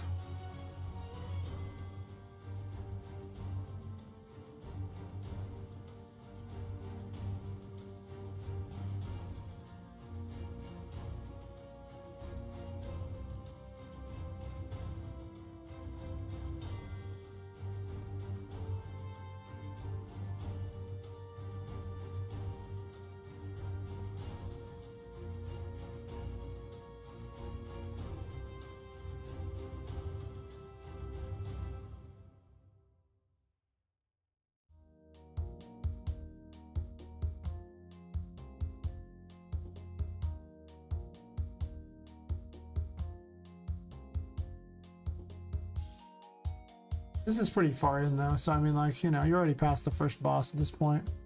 I think we could take the kid gloves off. Well, you're past the first, like, I guess Patrick's the first boss, the first real boss.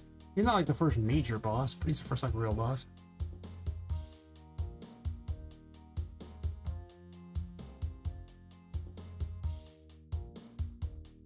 Nothing important. Perfect. So that there, put one little pipe things there. It's got to be completely level with this because they don't drop at all.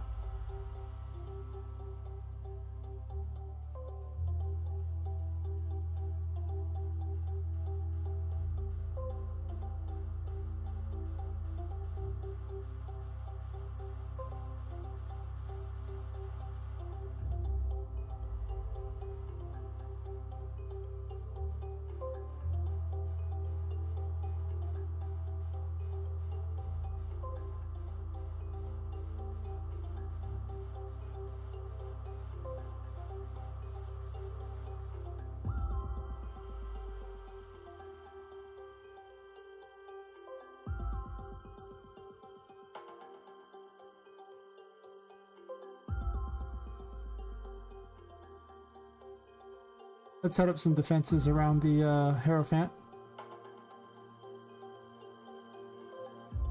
Just to make it more interesting.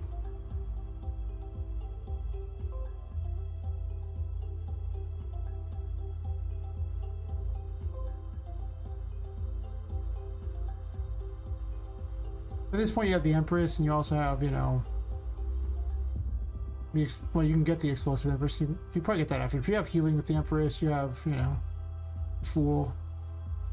The Magician doesn't do much here. You mostly just have the Fool and the Empress to get the job done, but it should be enough.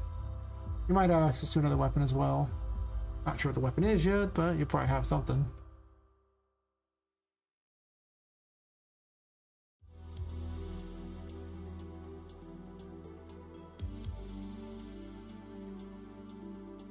Get myself some more alcohol in a second here.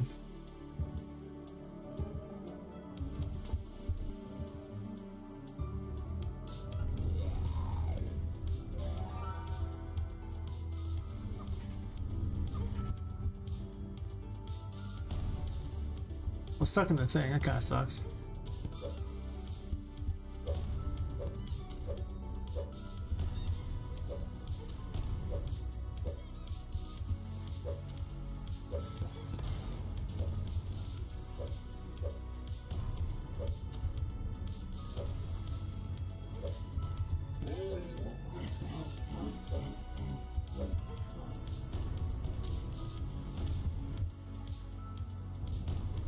So you have the Empress here.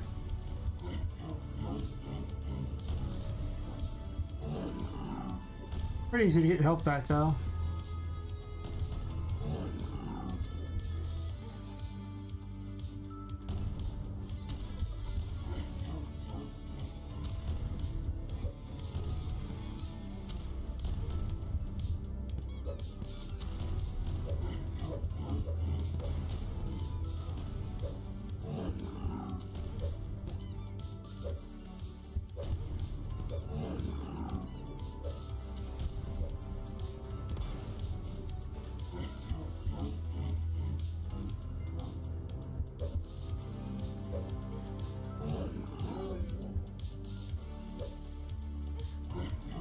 That Magician block's in a horrible location.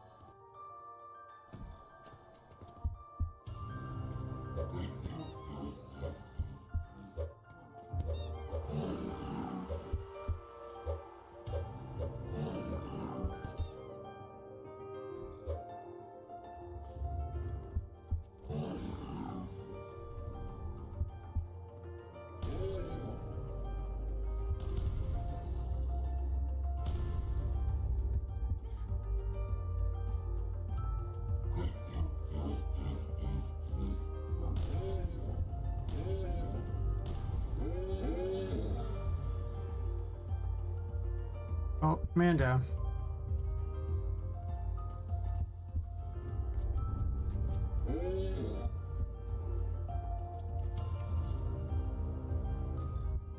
Actually, I should probably heal it first.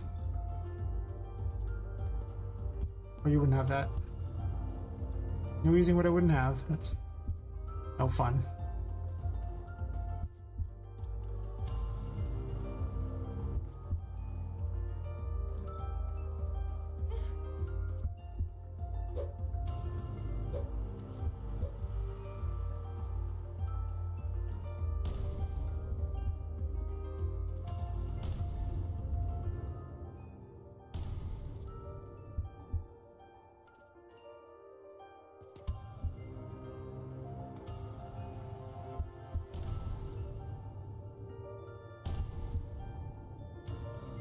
I want cannons up here. Cannons are pretty nice just because they basically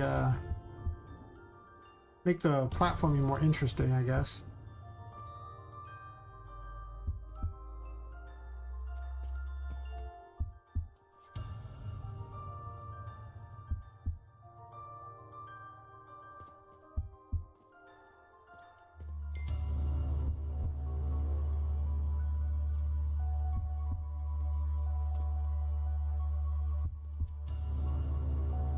So far, the cannon really hasn't posed any problem. I was kind of worried it would, but it really is just meaningless. They get close to it. Of course, it kind of lag a bit there, which sucks, but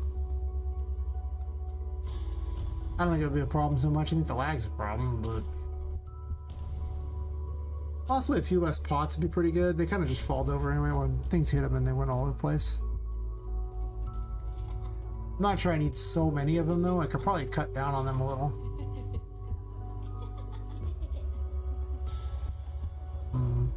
Maybe.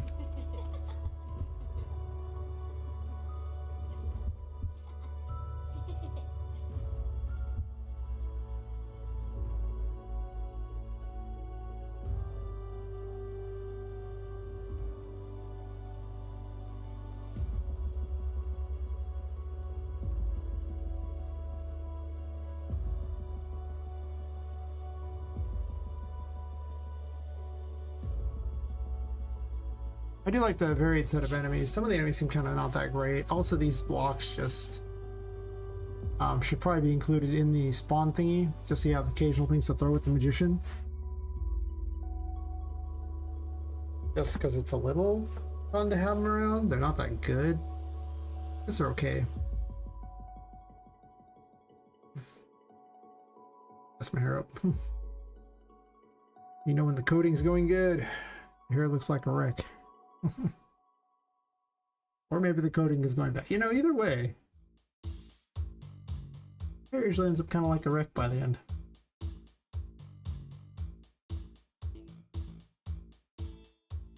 You know, I'm gonna change up a couple of these.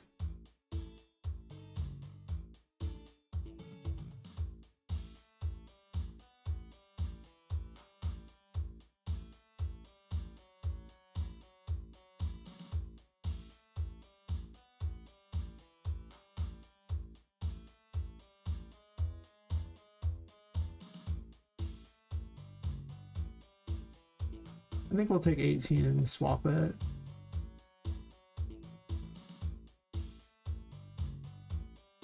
I like where this one is.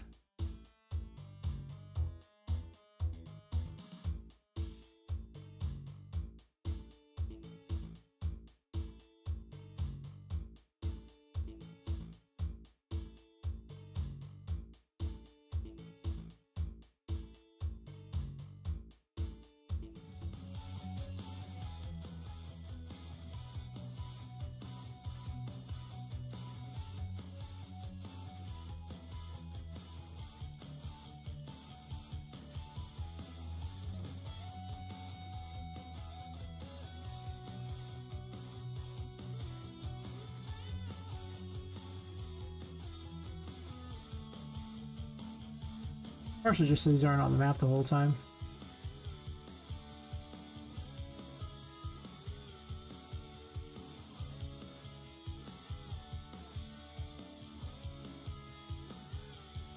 Not exactly free real estate.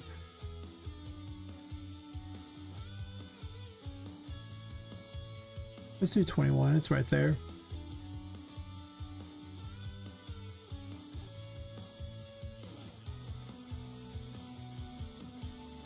Okay, what's the spawn rate in this room? It seems really slow. But it is.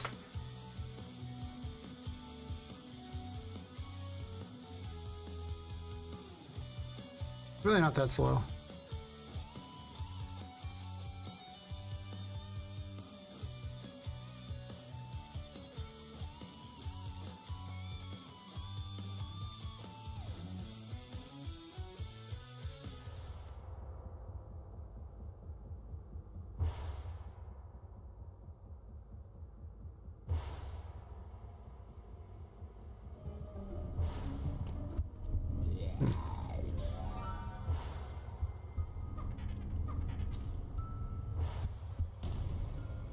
It takes quite a while to spawn up the crap in this room.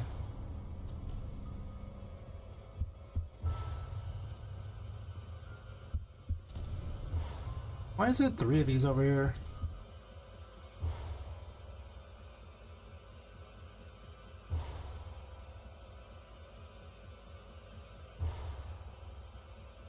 Oh. That's dumb. I didn't realize they were on top of each other.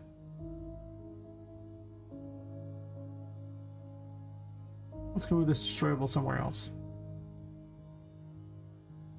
Right here. No, let's put it in the corner. We're not much back here.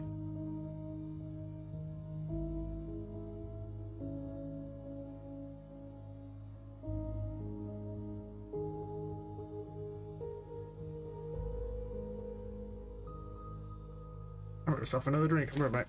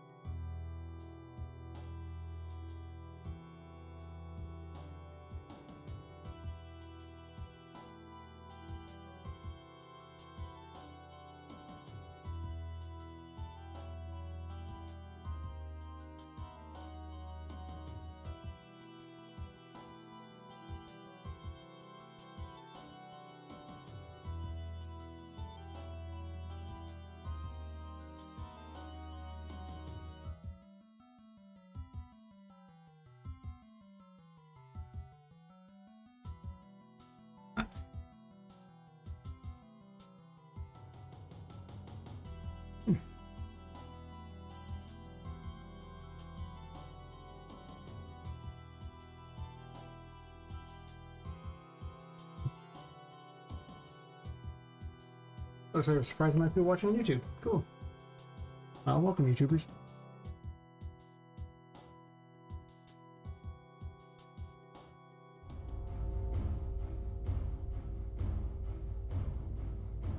Usually the bulk of the viewers are on Twitch, but a pleasant surprise.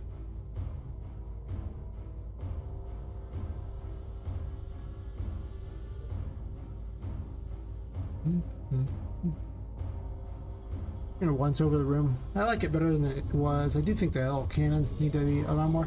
I think you need to make more enemies that are ranged that don't move. Too many enemies just jump off of things, and it makes it kind of not very fun once you get above the ground level. Like, there's a lot of enemies that just are ground level fighters, and they have no means of getting to you. Whereas the cannons can still shoot at you and make things annoying, and it's a lot more fun to run through areas while they're shooting at you than it is not, and then when you're not. Right? Because these enemies are just like stuck to the ground. That sucks.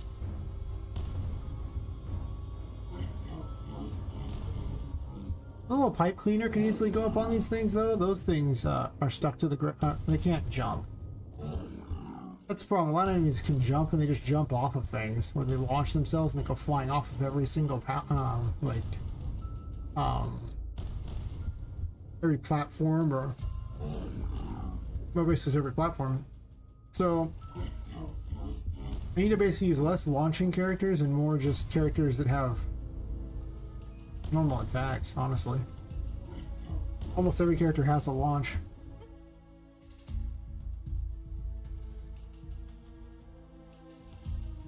These rooms are really big. One of the problems that I find is that when they're all on the ground, they just kind of all charge you. And you could set it up where they can't go, they won't look beyond a certain distance, but it's so easy to get beyond that distance, and they just kind of are. I guess I could hard code it in all of them that they have like a certain aggro range, which would make sense. Wow, hard code's such a strong term. I'm gonna put it in their character behaviors.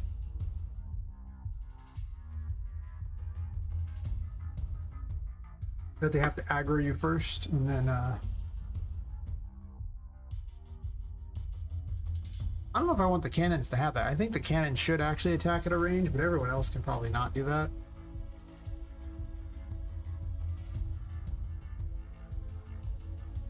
So what am I doing?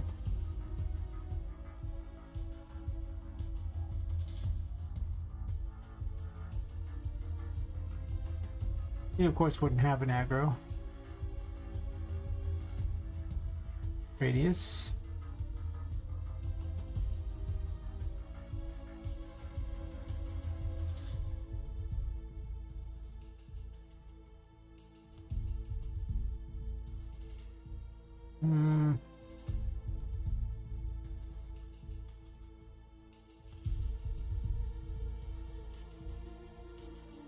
Oh yeah, the floating eyeball thing. Oh, I had these. They don't even have an attack thing, they were just a floating eyeball.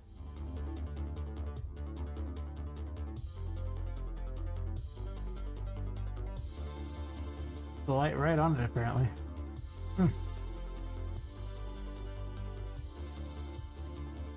I was gonna have Charlotte, you know, looking at you, like watching you from places with random eyeballs, but it didn't really play out like that. Might still. She's kind of needs to be added in more, you know? I want her to be almost like a horror element where she's just kind of watching you periodically and you just discover she's there and then she's just not. Then eventually she does come after you. We'll see how well that plays out. I mean, it's interesting enough, but still a little wonky, still a little weird.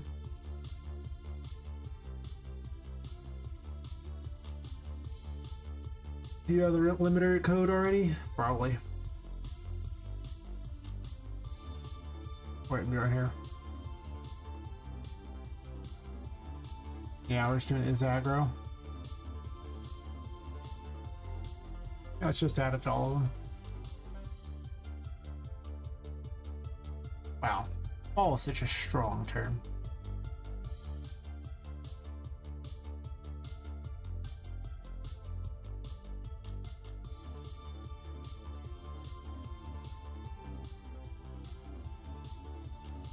I gotta redo this one so it's using the new combat system. Sucks that I duplicated it before doing that.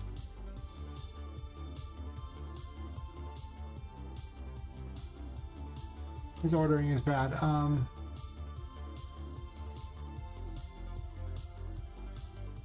He was set up to be a boss.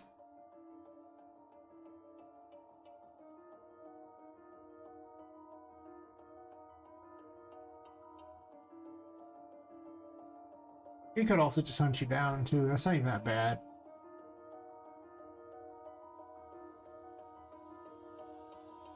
I'll think about what I want to do with that one. Elot, on the other hand, can definitely oh,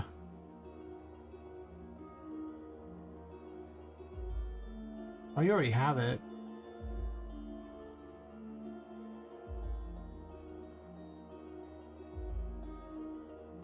They already have it. It just seems like they come at you really quickly.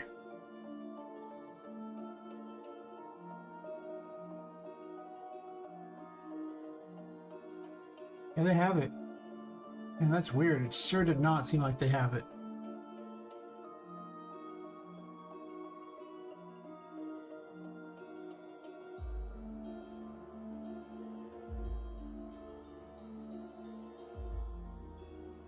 Maybe I'll just have enemies that sit in places instead of worrying too much about it, like an aggro radius. These rooms aren't always that big anyway. I'm not sure if I want to set that up for them or not, but I'll think about it. A lot of them have it. It still doesn't seem all that great to me.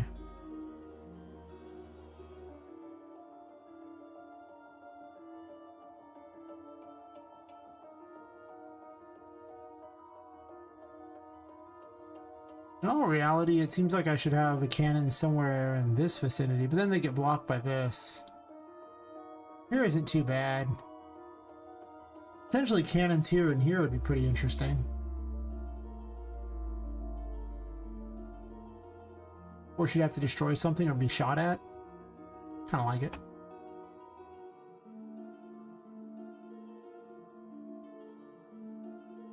Cannons are one of the more fun things. I'm gonna make mortars as well too, but I need to figure out mortar math. Is really what needs to happen.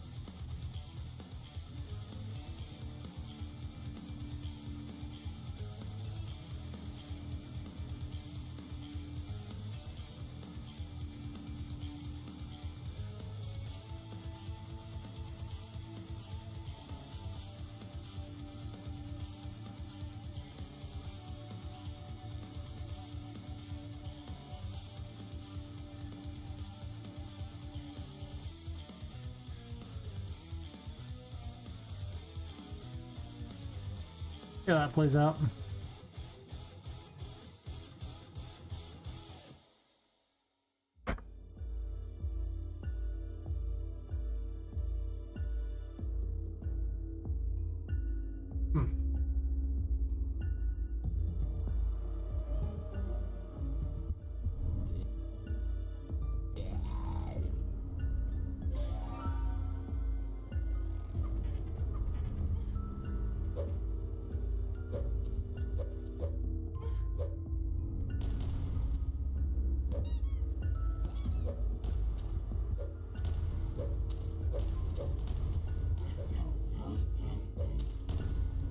Yeah, the little voodoo dolls basically come after you even though you're like not even near them.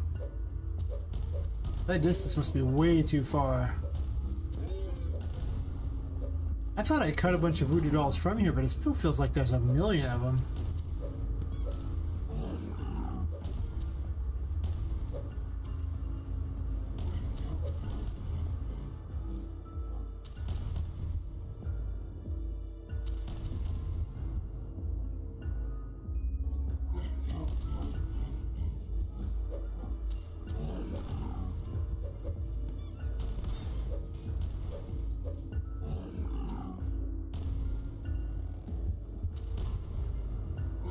American Gladiators over here. Or Ninja Warrior, or any of these things. I don't watch a lot of TV. Especially not reality TV. Hey, Llama Lord, the Crab Slayer. That's quite the name. It's still quite the name. My computer information class is making me do SQL and kicking your ass. Well, that's fair.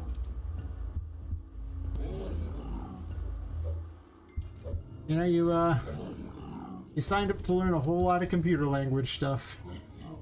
It's going to be a long road of a lot of code. Right?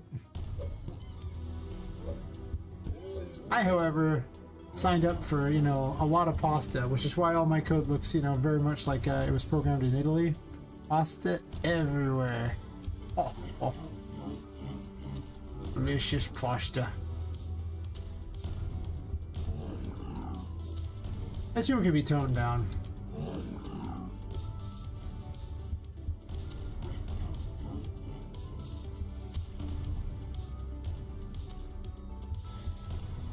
Or maybe it shouldn't be. I don't even know. It seems like quite the brawl, though. Like almost too much of a brawl. It's not like it's unfun, though. But it might be a bit much. He died.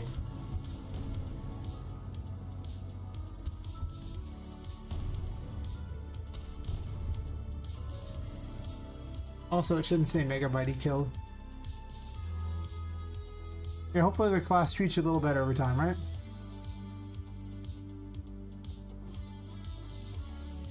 Ah, you see, that's why they invented YouTube? Look for YouTube videos explaining this stuff. That's what I do.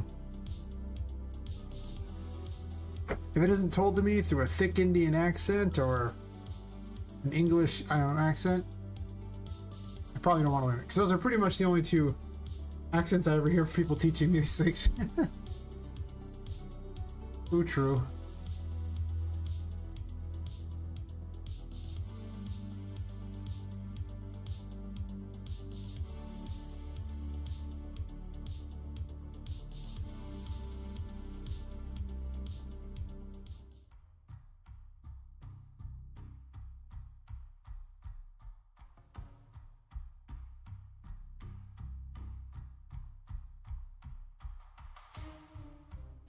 Nah, seriously, like if there's some sort of concept you have problems with, there's always a YouTube tutorial on everything.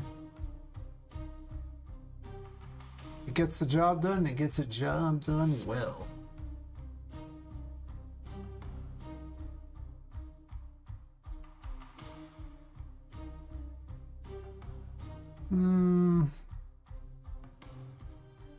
I mean, this is already probably about 35 minutes into the game that you hit this room. It still feels like a lot. I do like a good brawl. But I might dump a couple of these enemies off the thingy. Off the boot.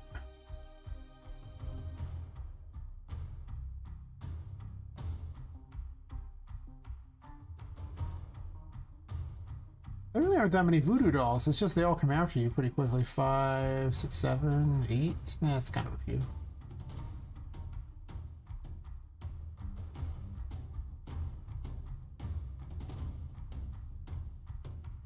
I'll X out a voodoo doll. Oh, it's 12, right? 13, okay.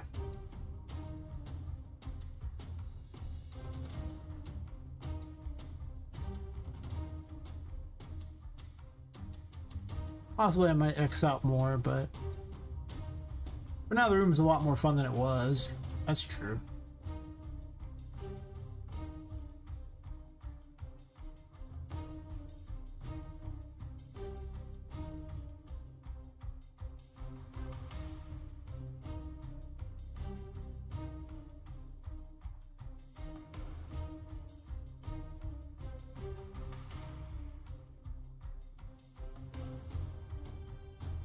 Is there anything I was going to do with this room? I remember it being like 6 enemies and being not that interesting, but it's not like horrible.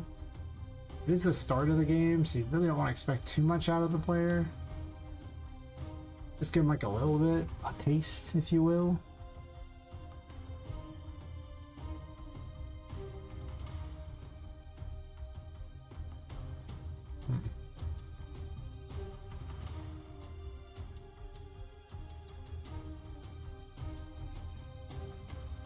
I mean, technically, you probably don't even need that.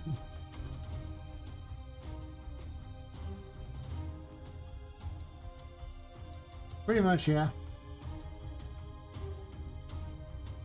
Weirdly enough, it starts out more evil and everything like that, and it'll probably become less evil the closer you get to the lower levels, because those are the levels that are designed for people to use. My little Whimsy Wonders place. But, for whatever reason, I started you at the top. So...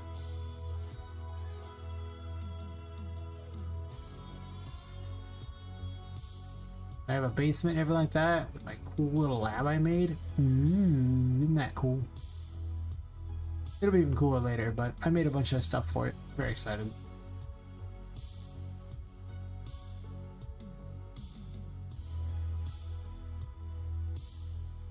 There's so many areas that I already made. I'm going to tweak a lot of them because they're not really gameplay ready. They're just concept ready. So, you know. I also might move everything in the second chapter to another map. Just split it up. Not only is, you know, Yui not particularly good at handling open worlds that are stacked like this, but also my computer has to be able to load the whole map while streaming, and Unreal Engine is... Well, the editor is not very kind.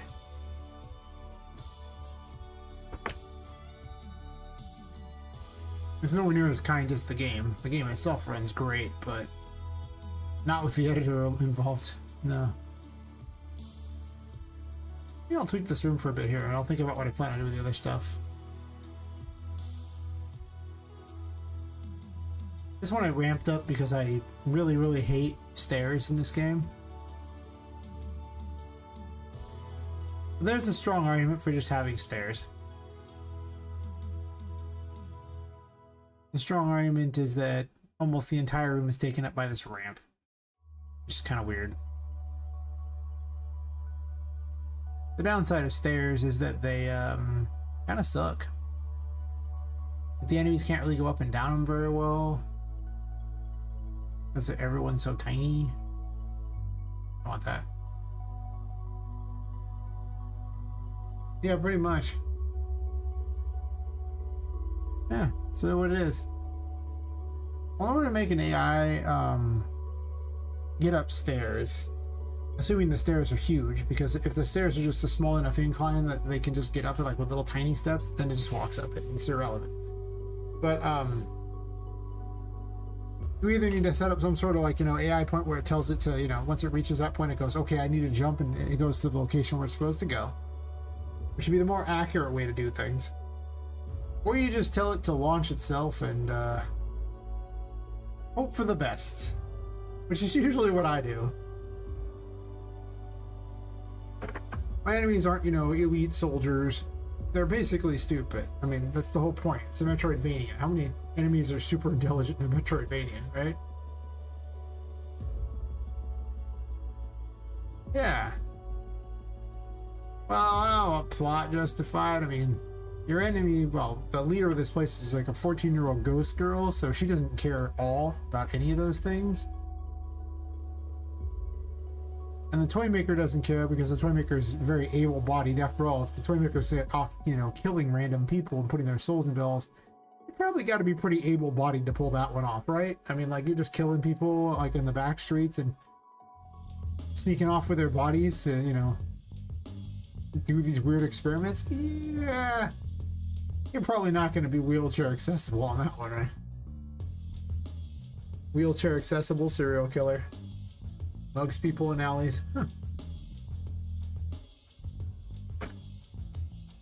By luring them in with a false sense of security. Hopefully someone makes that now, just because that would be amazing. I mean, it's a really dumb idea, but it'd be funny, so it's fine.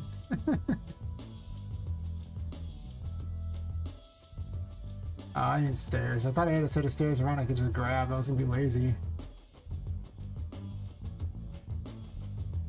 But yeah, it's definitely oh, my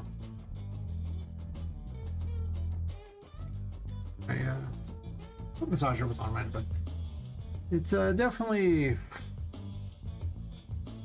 a problem though for all the toys. Like they need a means of getting up and down these stairs a little better than I'm doing here.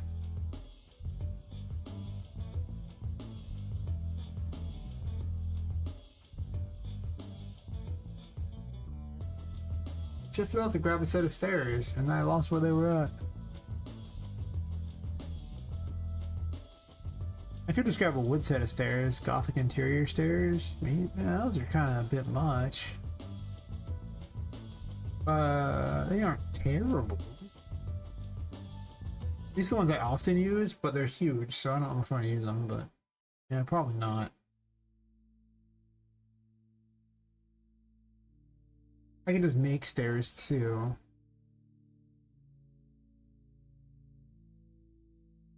What do these look like? Nah. Well, the other reason I also don't do stairs is because they're really tedious for Poppet to climb up as well. That's true. Because then you just have to hop up each stair. Maybe you can get up a couple steps at a time, but that sucks. That is not fun. I admit I didn't think this room through all that well when I was gonna make it. Well, let me rethink this room a bit. Does it need a ramp? Or can these things be higher up in the air and there be an area under the ramp? Huh. Let me put a temporary in here because I'm curious to see what this comes out as. But first we're going to delete that nav mesh because I do not wish to watch it calculate over and over and over while I do this.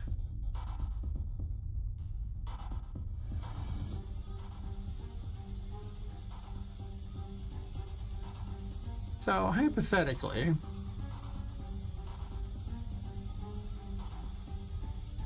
run that over there.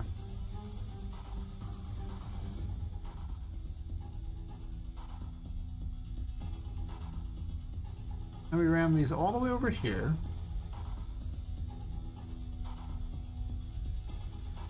What does that do? Well, that partially blocks this. That's kind of awkward, right? Can I even get through that now? I don't think so. Looks like I can, actually.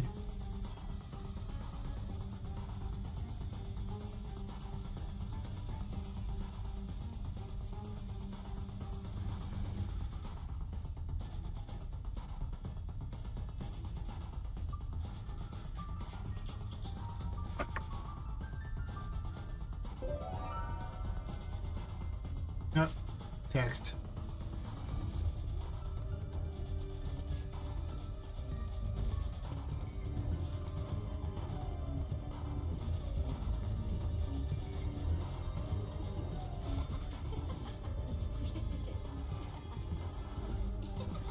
Yeah, that might actually be cooler.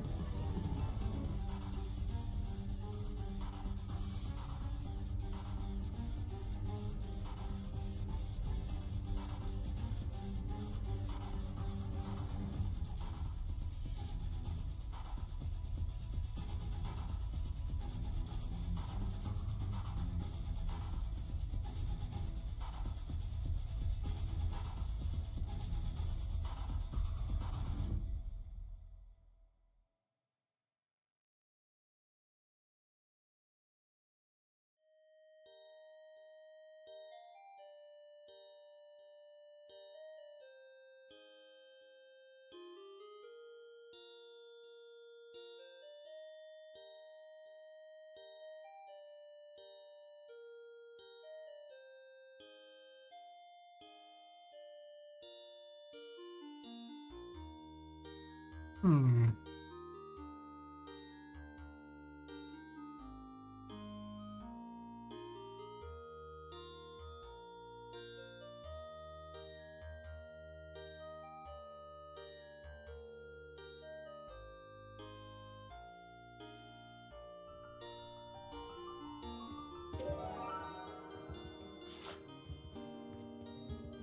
So now I can have something going on down here, and then it's like an extra level to the room.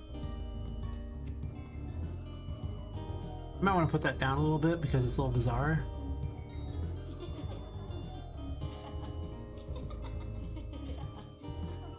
It needs to be more accessible light though.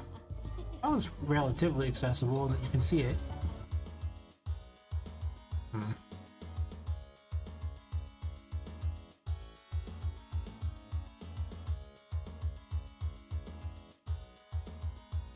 Not that. This.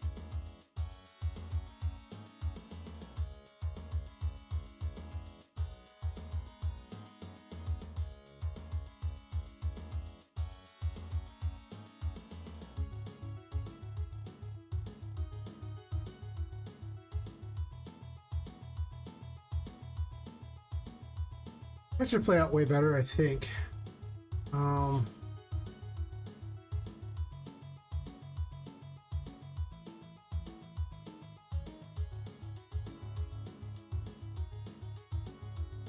Problem is now there's no way to get up to that key, really.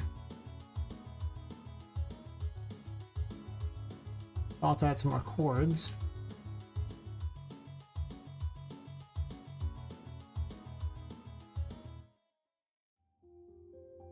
Silly neck does terrible things.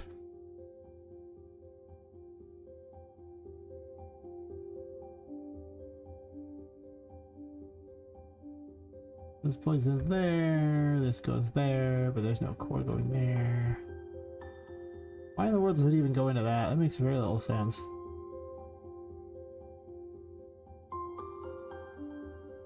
I guess to be fair, I did actually get it moved down, so that's true.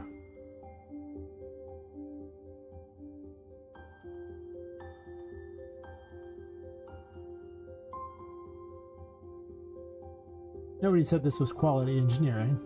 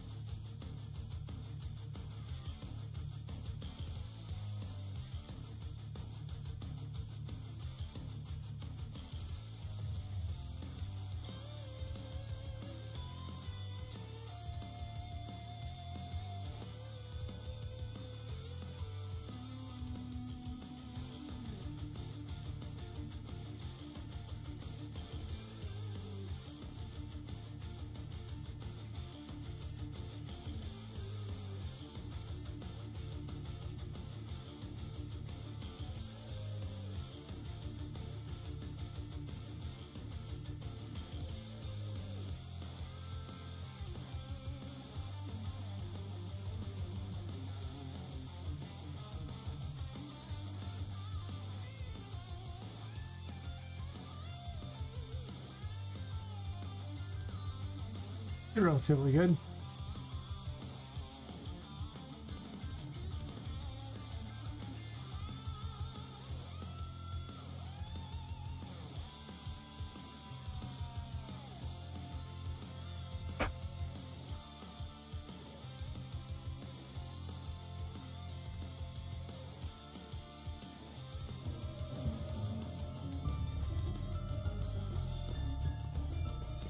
That goes over the sides here.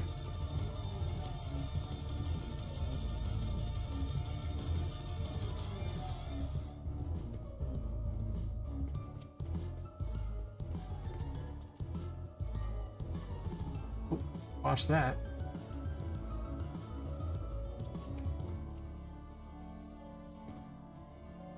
And the reactor provides light, so I'm not too worried about that. Plus it looks better than a crappy light on the wall does. I don't even know if you can actually make this jump. Maybe. But you definitely can. The reactor's always so cool.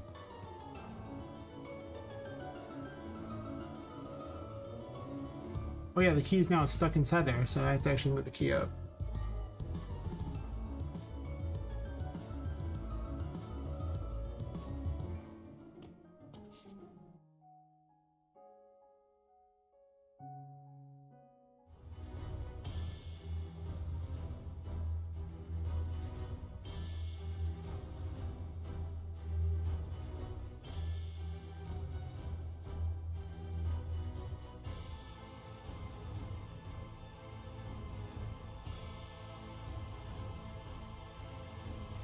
You can almost get up on top of this if you wanted to. Or you want to, but you could. What this? That's just a window. Sure.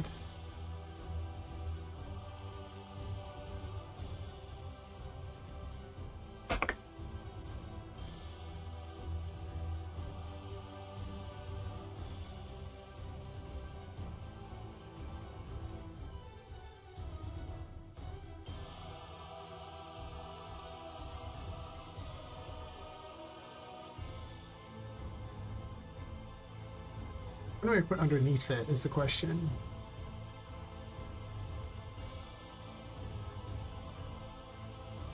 I could make you run through a weird little maze of chords. That's true. Okay, why did it do twice? You have like two here or something? No.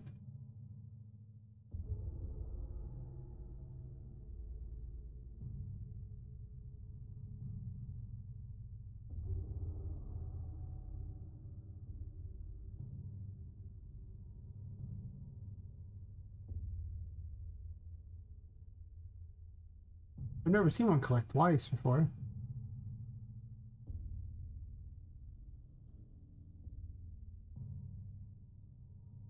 There's already a do once here. Huh.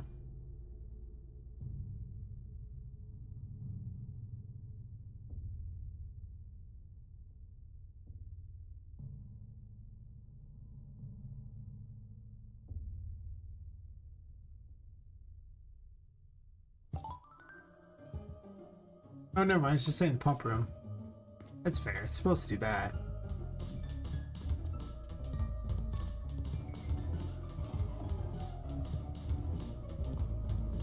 It's just so cool looking. I think I'll record there. I'm gonna get rid of this light, obviously. The light's terrible, but...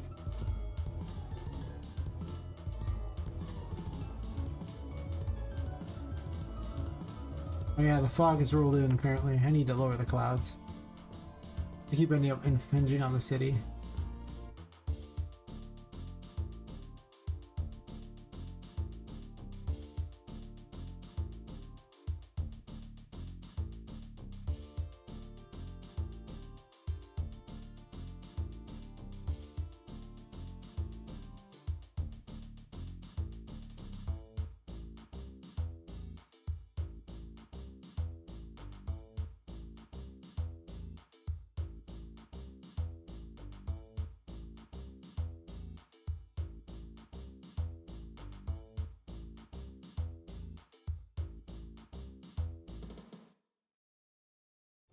I used to have an ocean by here, but then I discovered that it was using 2/3 of all the triangles on the map, so I removed it.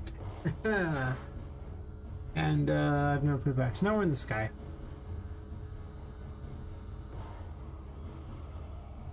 Which I think is more fun anyway. Not that you really see much of that. You can kind of see it through some of the areas when you're standing out on the ledges here, but since you never leave the building, it's pretty hard to really tell too much.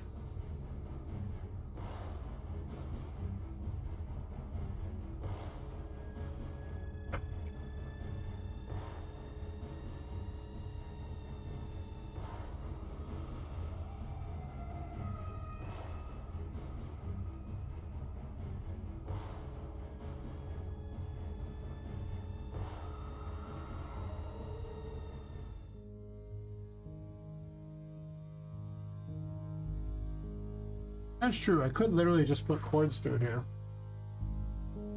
Well, the only things you can really sneak down here are going to be like a potential collectible, I guess.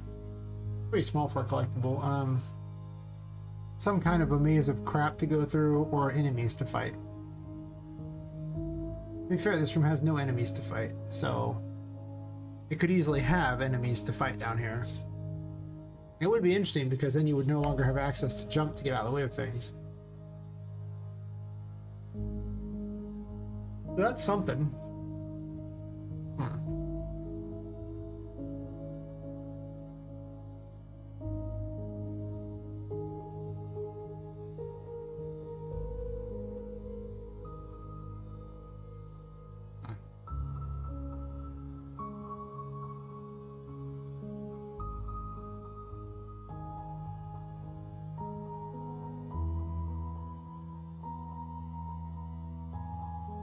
Oh, it's just so fast, it's ridiculous.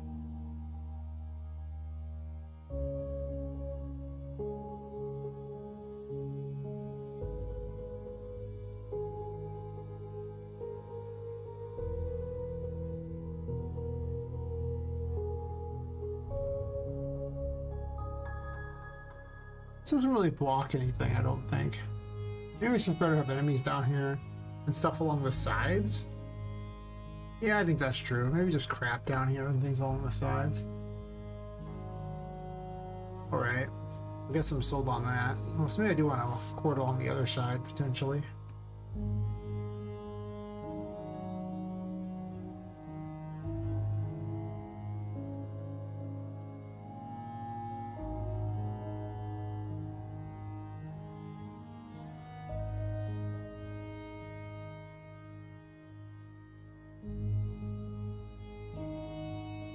Why is it way over there?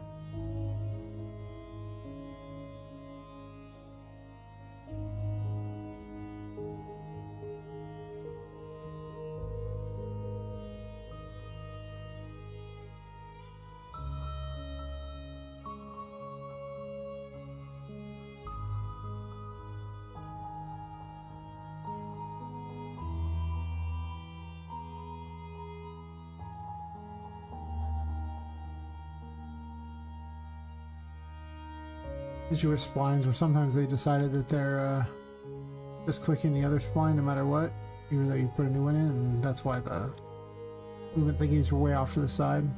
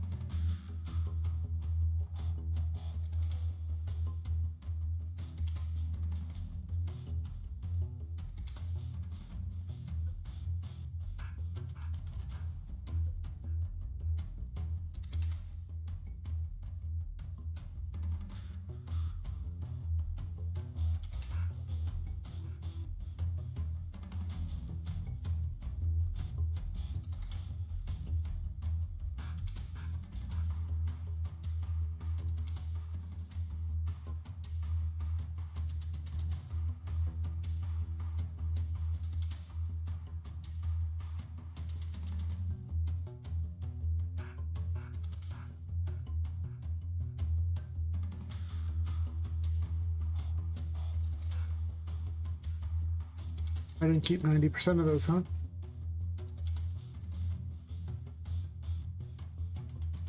I need something to like act as like little holders for things, so I'll probably do that. Like a thing to hold the whole platform up.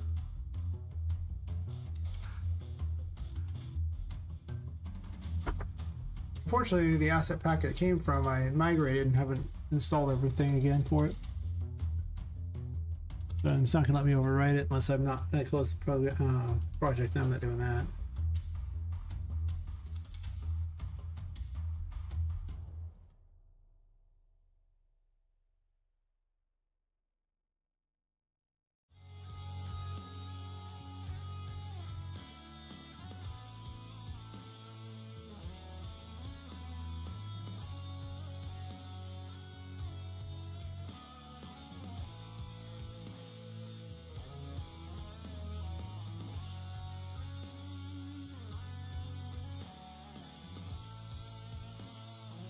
Cool, no copyright so far. Nice.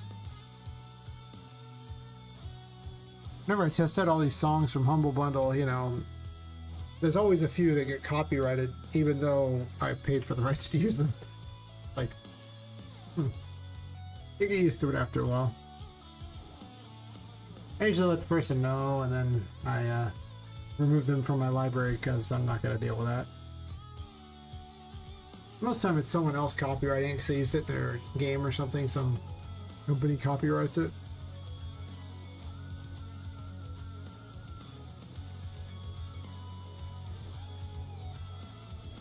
But I'd rather not get involved in that.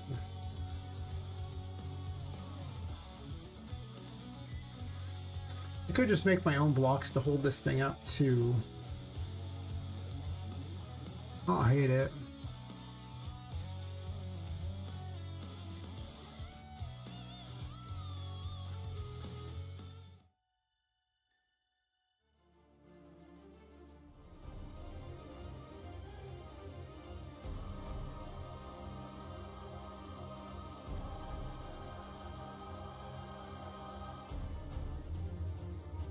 What was that pack that I was using for this? Maybe Stylized Village had it?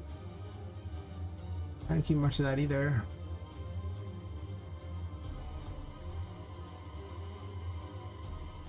I forgot there's actual characters in this, and vehicles and stuff that I could use, but I could hold it up with pipes. That's usually the go-to in everything in this. Just put pipes in there and call it square. Not a bad idea because less meshes to worry about. Pipes get the job done.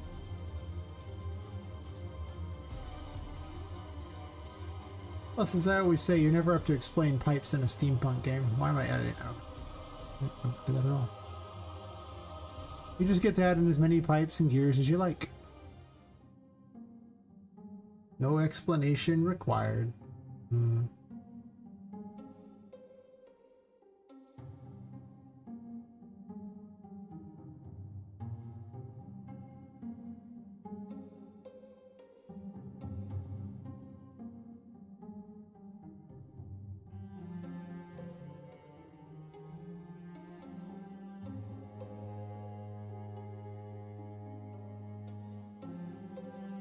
What's below this room?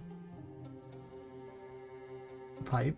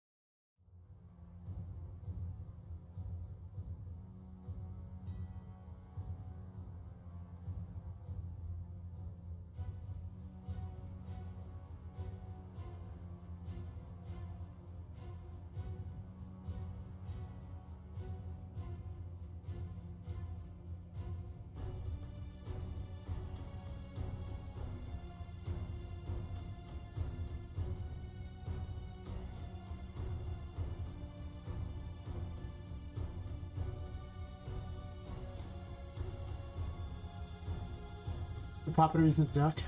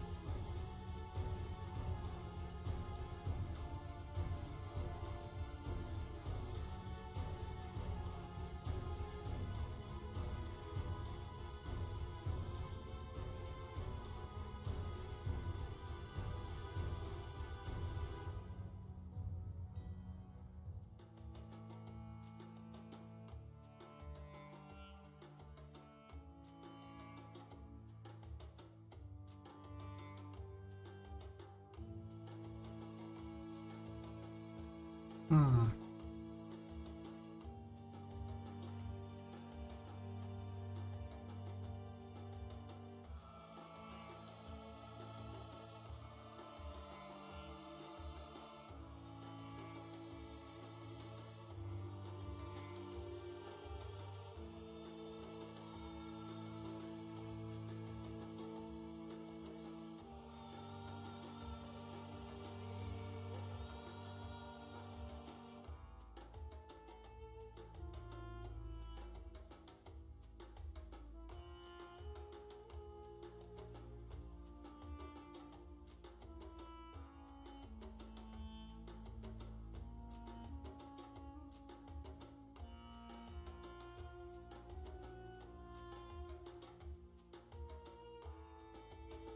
He's placing them below things, which is weird.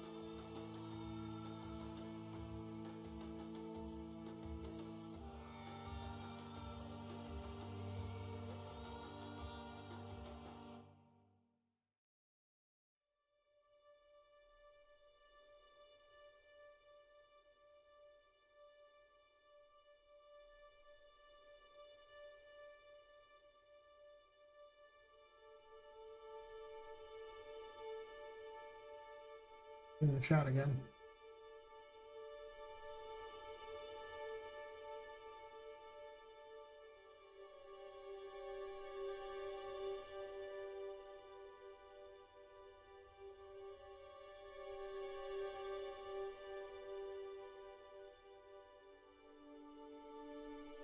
I don't think I can jump over that, can I? Let's double check I can even get through this. I might just be making a mess.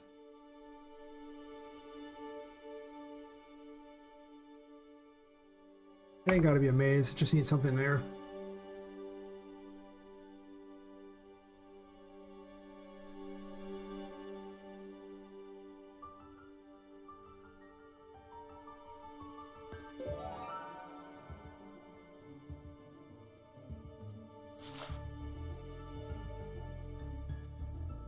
Kind of awkward there. The jump there, I don't know if I like that.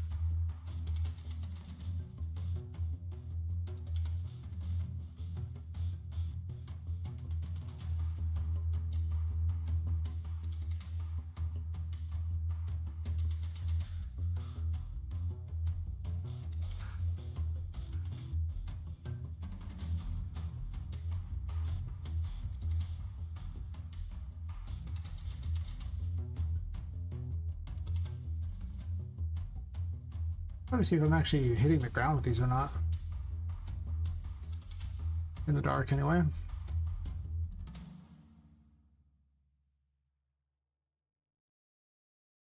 Not too bad.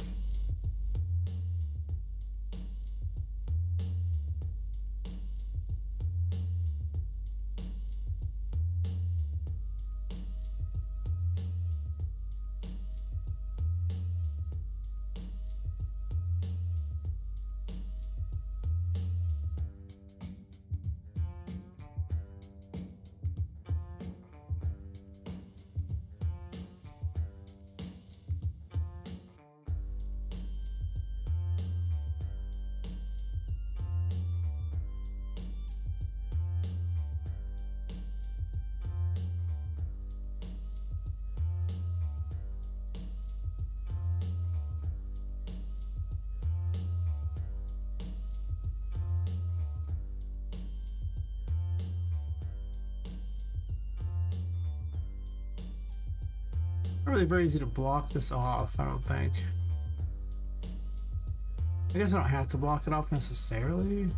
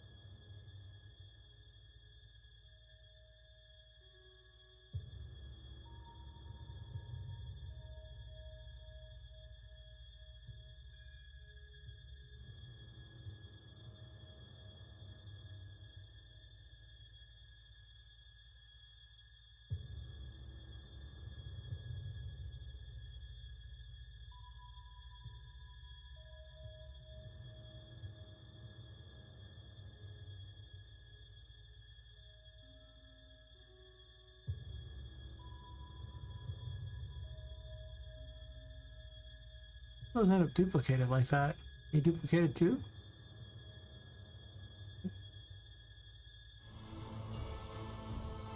Are you duplicated randomly?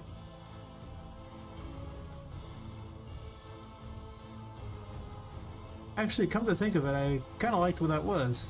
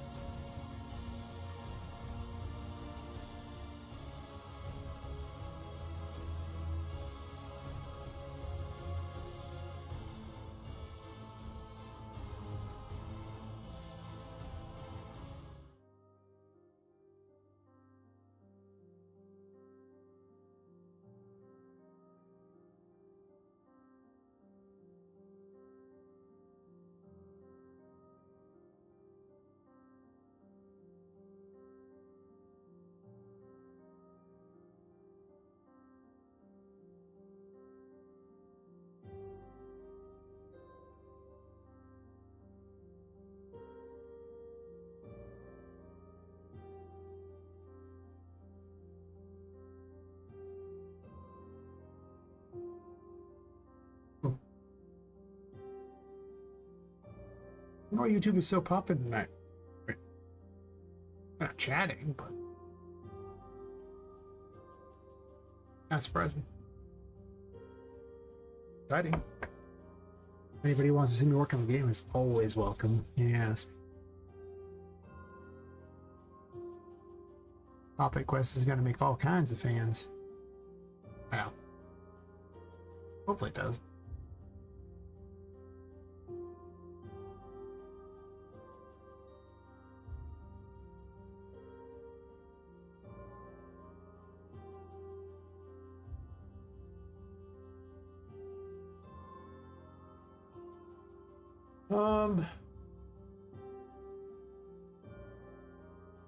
Put a couple cleaners down here or something.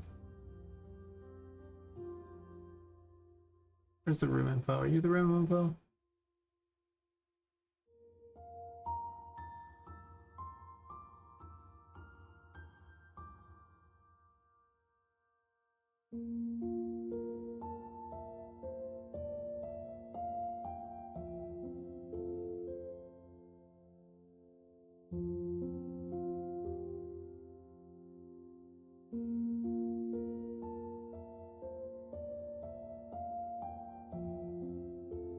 Let's put regular enemies down here too.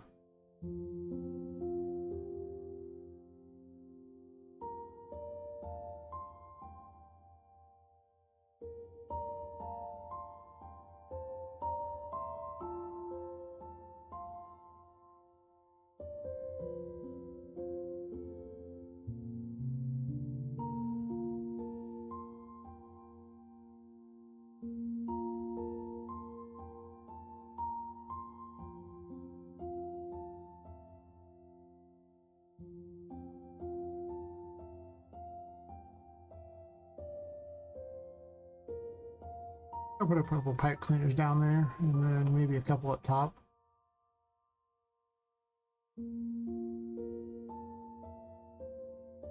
It's a pretty small room. I'm not expecting to add too much.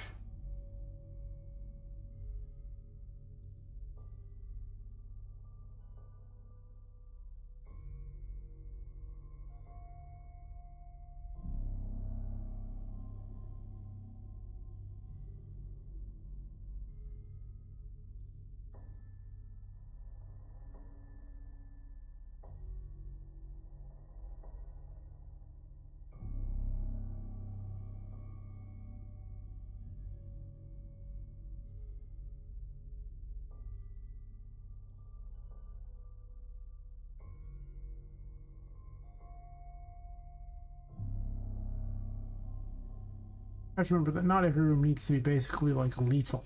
You know, like it's okay to have rooms where you just expect to do a little damage to the player. But I guess with the abundance of healing, it's probably not the best thing overall. Only do a little damage.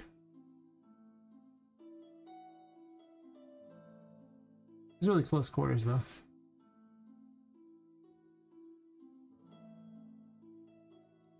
This might be before they even have the Empress's healing thing.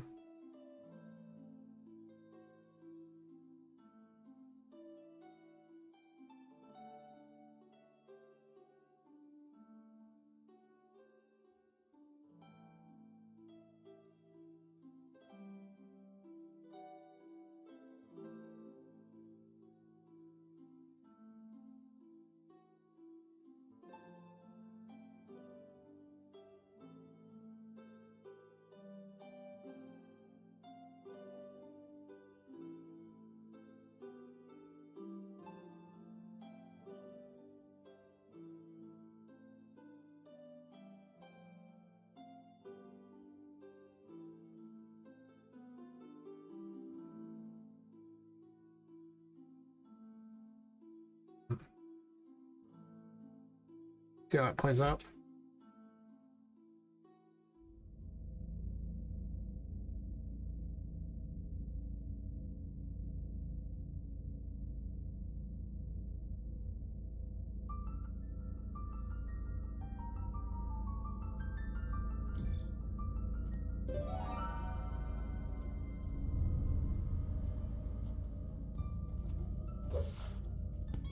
There's no nav mesh.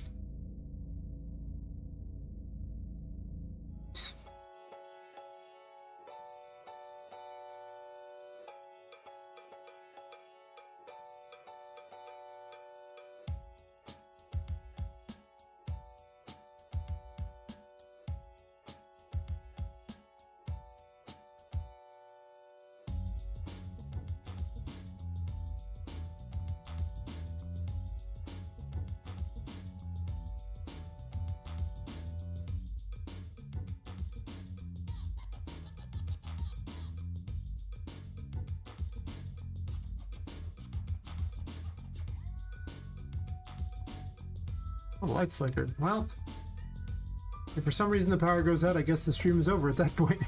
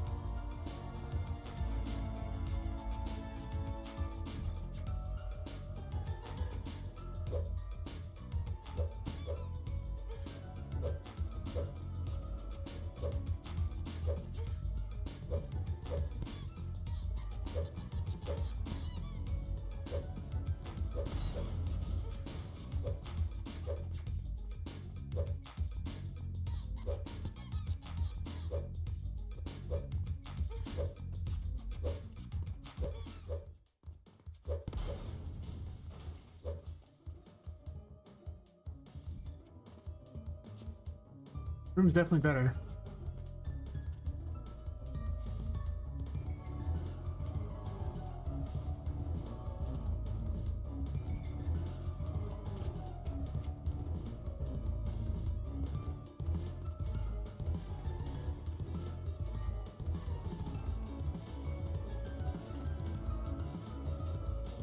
Now this room doesn't even seem dark at all. Like oops.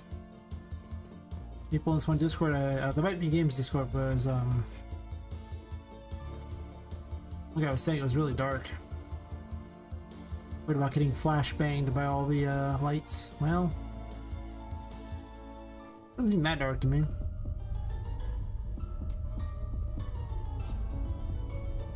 Actually, I think this room has a great balance of light and dark for the most part.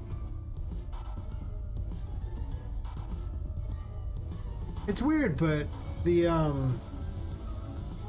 because of the light dark mechanic where you gain your curse back in the dark and you lose your sanity in the dark, but you gain your sanity back in the light and you don't gain curse in the dark. Oh, in the light. It means that the actual prison that I can put the player in is actually putting too much light. Like I used to think too much dark was a problem, but putting too much light is the problem. Because I can lock out all your abilities by having your room full of light, because you can't gain any of your abilities back.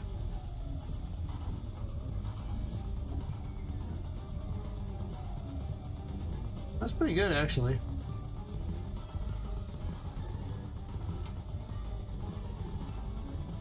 That does not actually go to the door.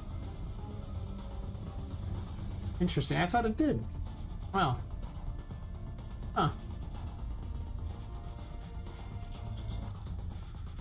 Guess we're gonna ramp it a slight bit then. Not a huge amount. Yeah, I was just having that revelation. I was like, you know, come to think of it, it's not about darkness, it's about too much light. What in the world just happened here? I put a thing in here, and it's way over there.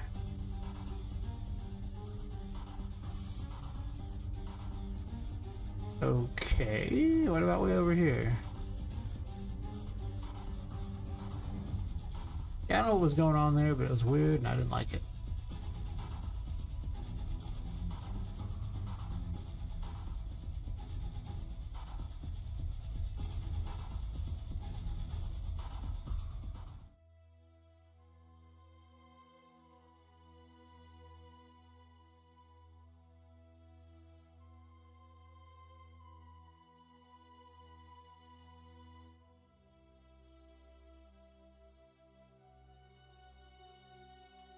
Never got rid of this light, but it needs to be gone.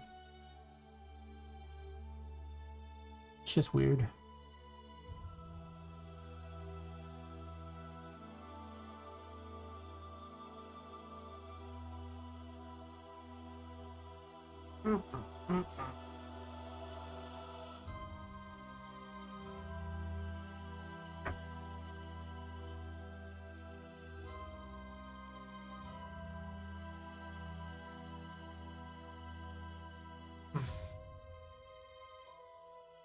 I don't dislike this room. Cables being a pathway to go down is a very interesting way to go in the future. Will probably almost certainly be a thing. I also don't have a room where you're jumping from gear to gear particularly either. I considered it, but just didn't really get added in any particular room.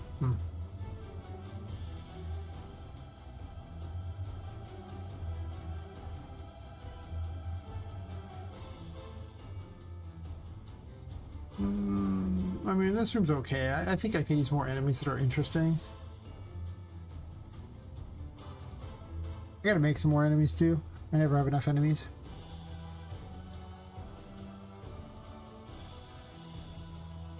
Just spice it up by having different enemies in places, so this way you're kind of forced to do a little different. I could even put enemies out here to fight too, as long as they don't jump.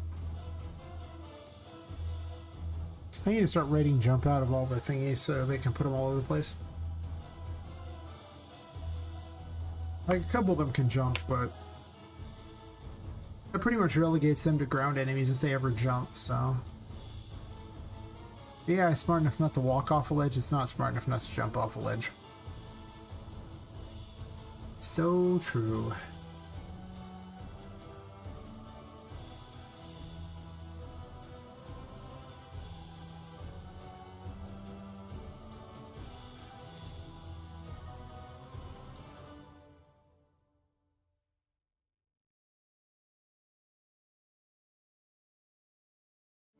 One is blocking the screen.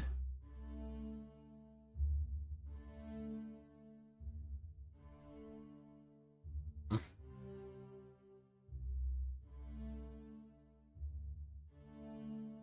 least I have not Jeff to worry about in this one. I almost need to institute a patrol system for certain enemies whose purpose is just to be a little more than a regular dorky enemy.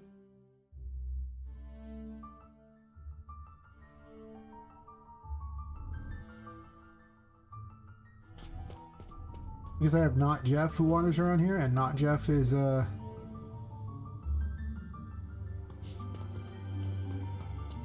got no AI whatsoever. He just kind of follows you.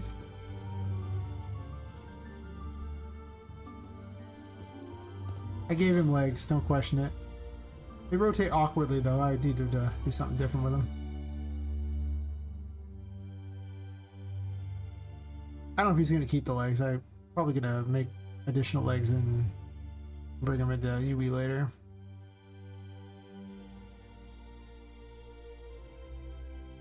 But not right now, because the program I use is not necessarily the most safe for YouTube or Twitch. Anatomically correct characters are not the best when it comes to this kind of stuff. Sure, I add close to them, but okay.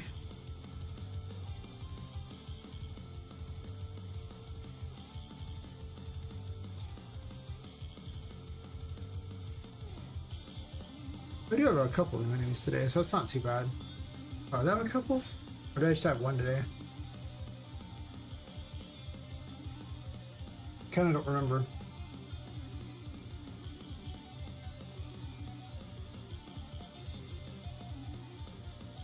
Mostly fixed a lot of enemies today, I think.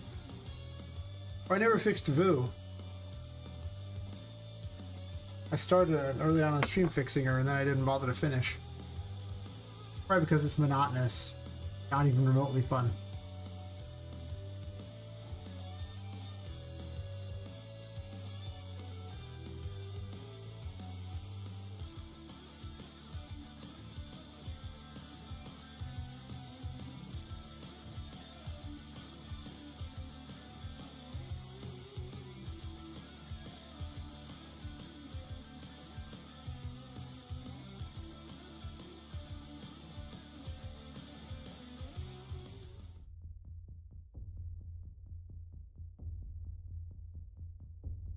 Working the full altar some more.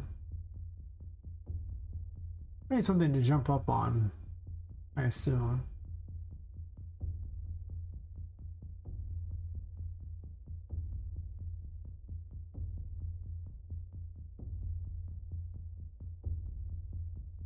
Hmm.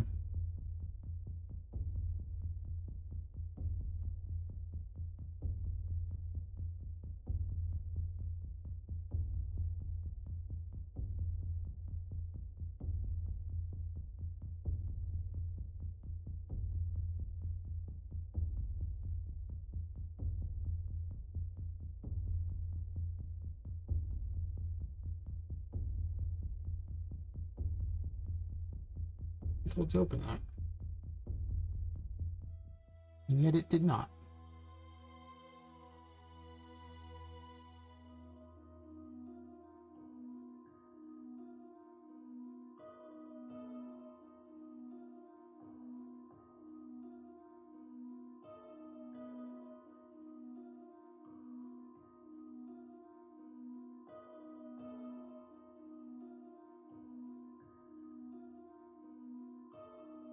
Hmm.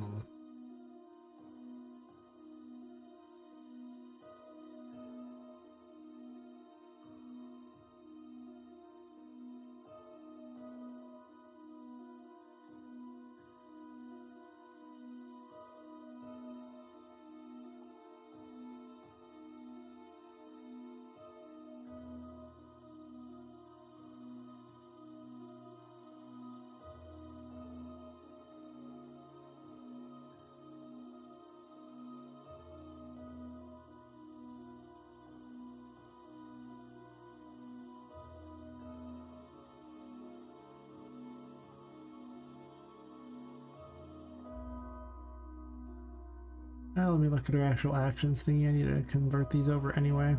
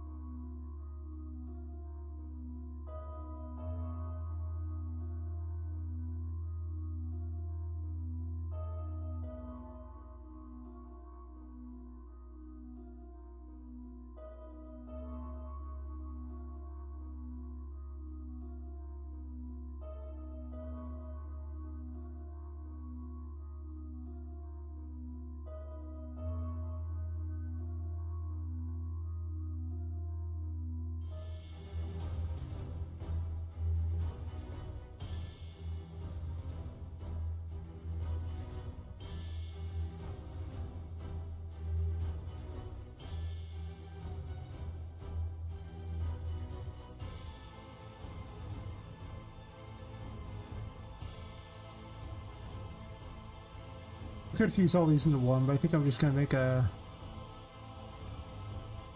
ghetto version first.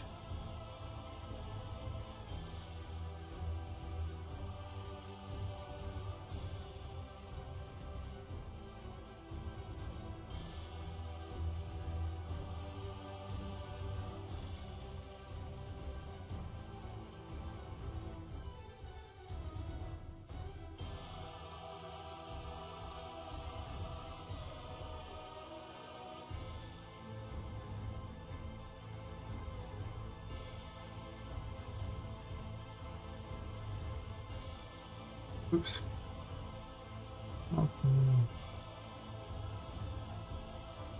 Oh, what? Multiple projectiles? Sure.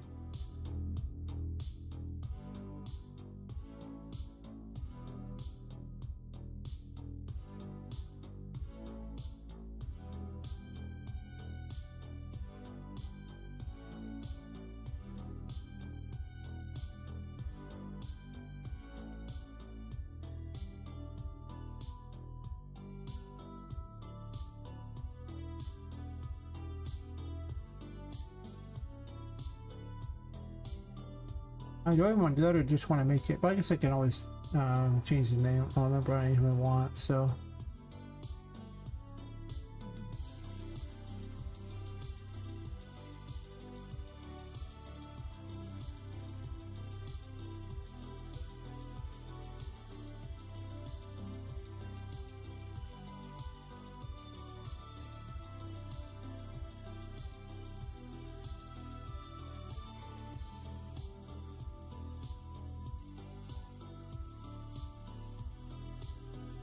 Basically replacing my old system where I had an actions phase and a thinking phase, and instead just making it one phase.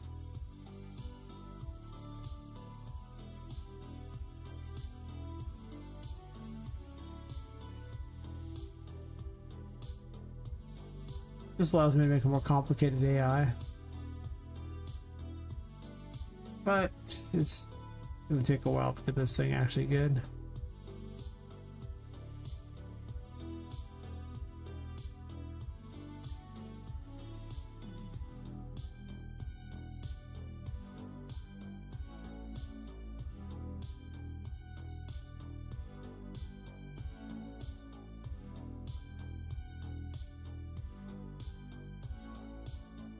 You could just switch on projectile type and just name it what it is. Each one of these really just loops X times and does exactly the same thing.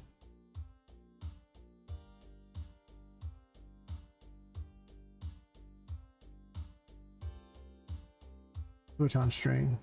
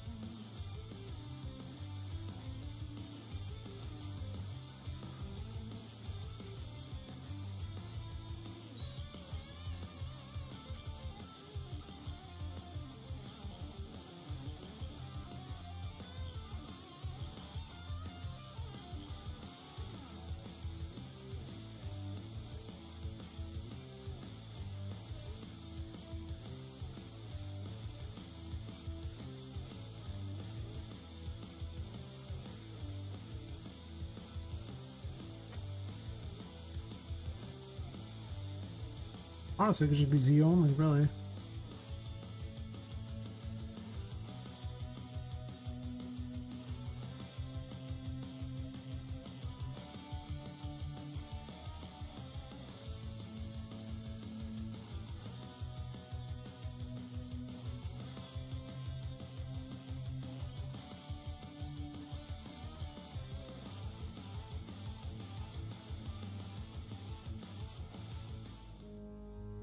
I mean, the only difference is exactly what kind of one here on what their Z is, honestly.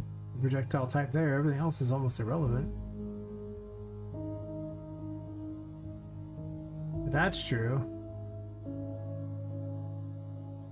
Is it the projectile type there, I suppose? Well, this way lets me change the name if I need to for something. I don't know if that's better or worse, but I can always adapt it later to being better than it is now.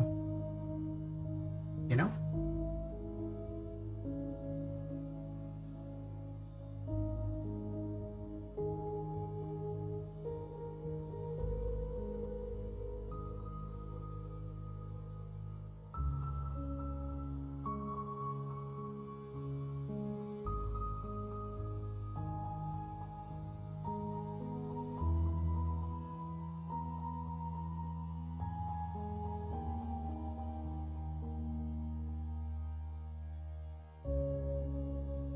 I'll continuously turn the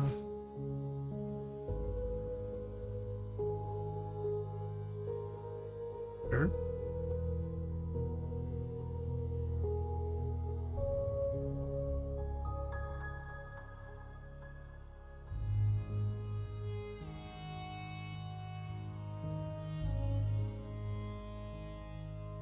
I hear it's different.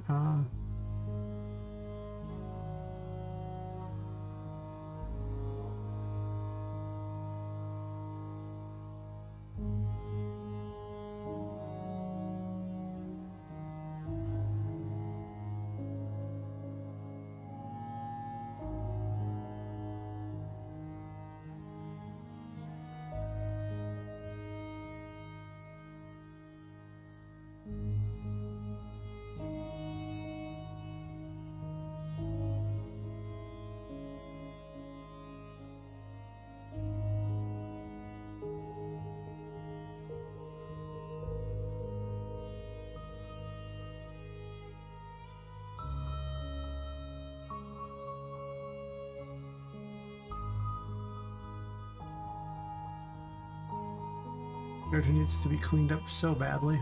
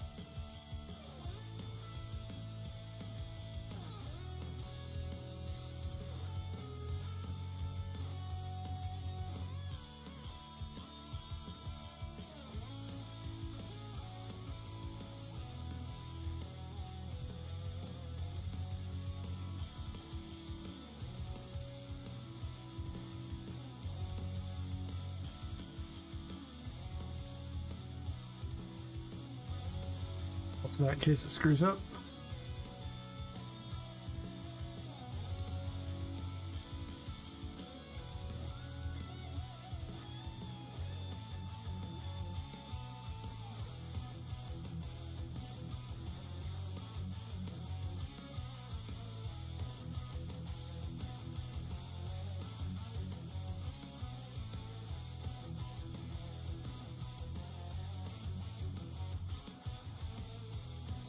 It's no longer limited to how many times I want to fire it, so.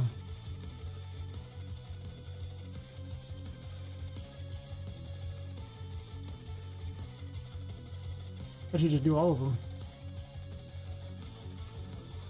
And I won't need like this, and this. Only 3 of them. I only need 1.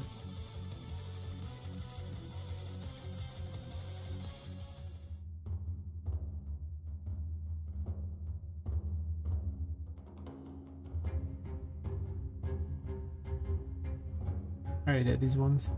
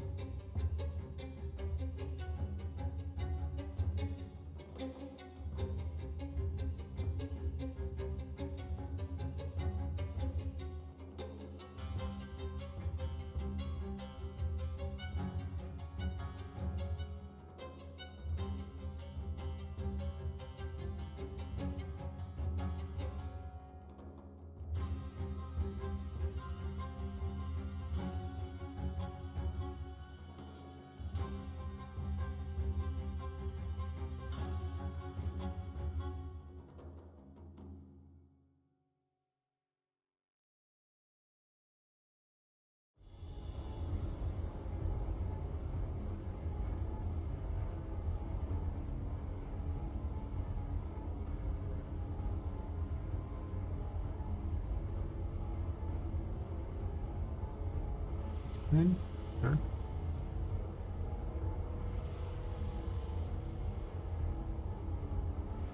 Why didn't they call this just regular? I thought so. I switched to regular. Yeah, I did.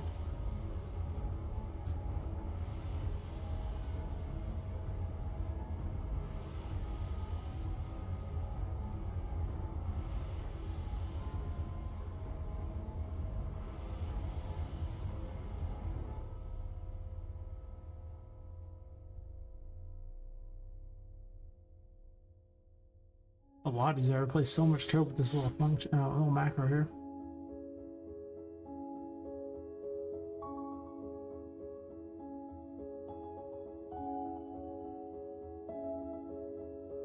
There's still a jump direction there? Weird.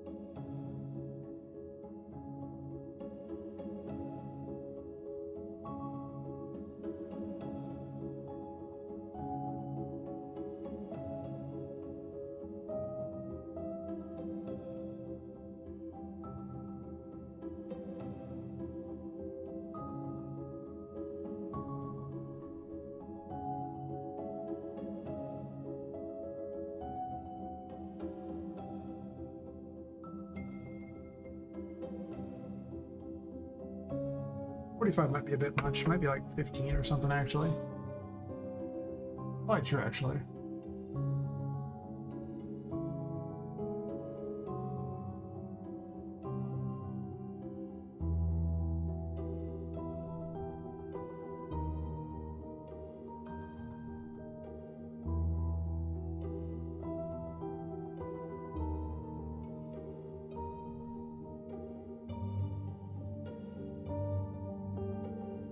I forgot. I'm missing the thing afterwards.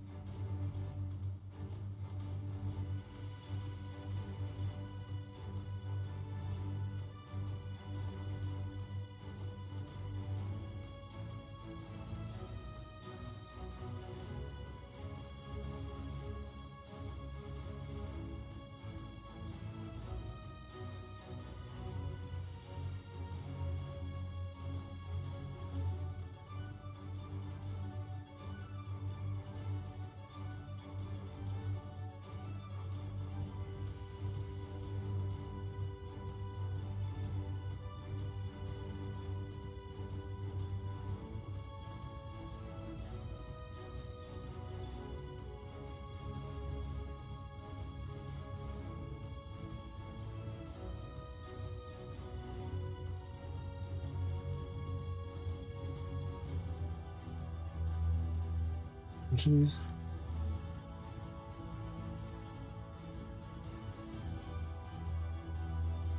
Don't reset the action, it'll do it once and then it'll break. So, kind of important.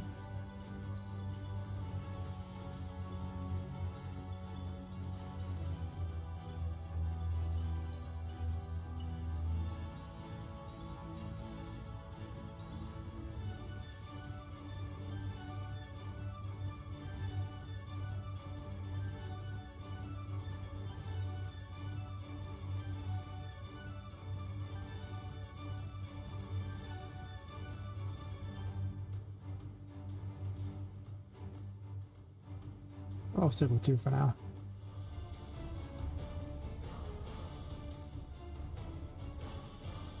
There's a ground pound.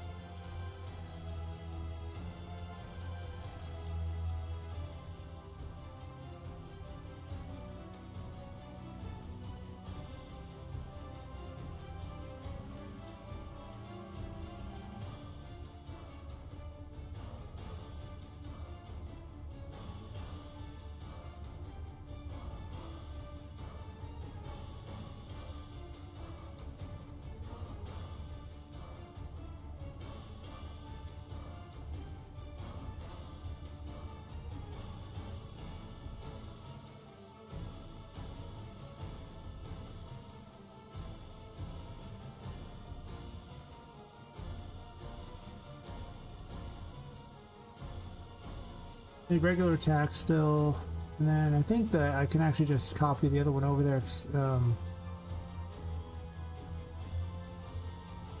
The difference between one graph and the other is literally these thingies here, if memory serves, that add all the spice. So if I just finish this one up, I can just copy paste all this, and then I just have to do these last few. It's really just a diabolic gathering ability. That's the difference between phase 2 and phase 3. One ability is so extreme that it makes up for everything. Battlefield altering mechanics.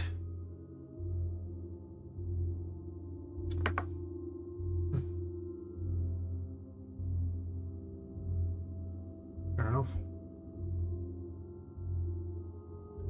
Quite fair. So I just needed, well, I need to do this too. Gotta make certain it resets. I mean, I'll tweak the numbers so they're better later, but job 1, switch this new setup, job 2, everything else. And she's gonna take a minute to do that. She's got a little going on.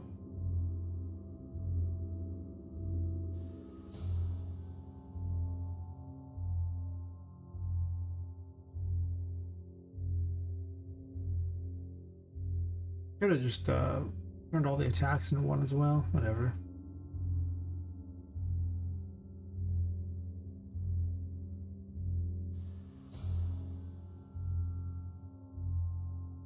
What's the basic attack, I guess?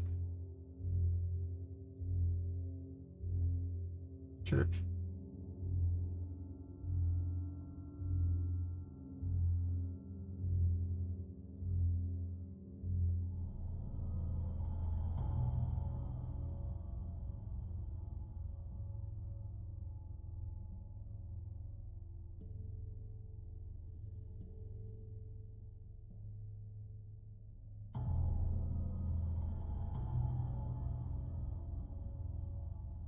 She has the best attack exactly one time on that thing. Wow.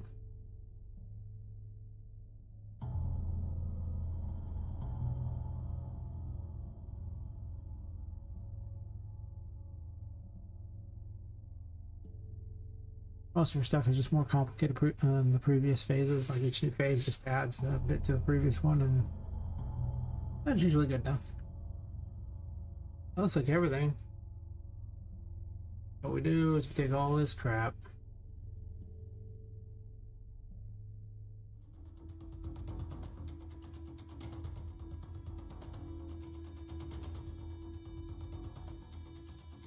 And just delete all this garbage.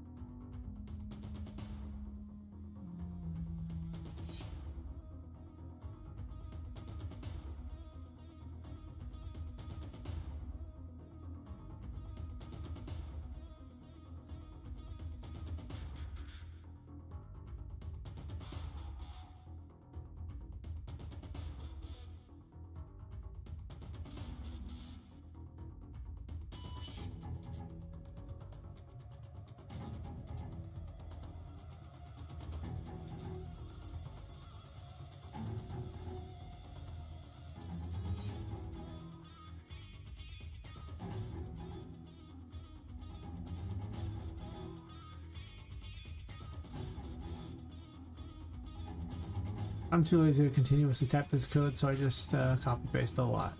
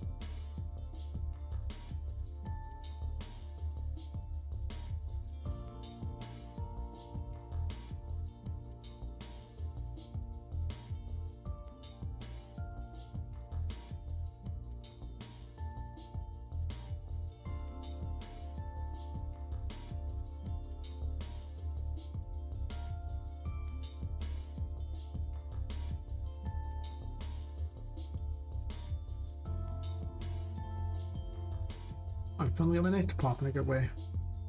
Oh yeah.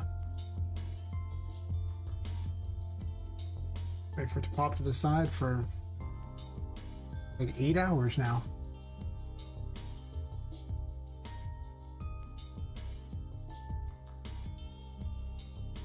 Nice. This excites me greatly.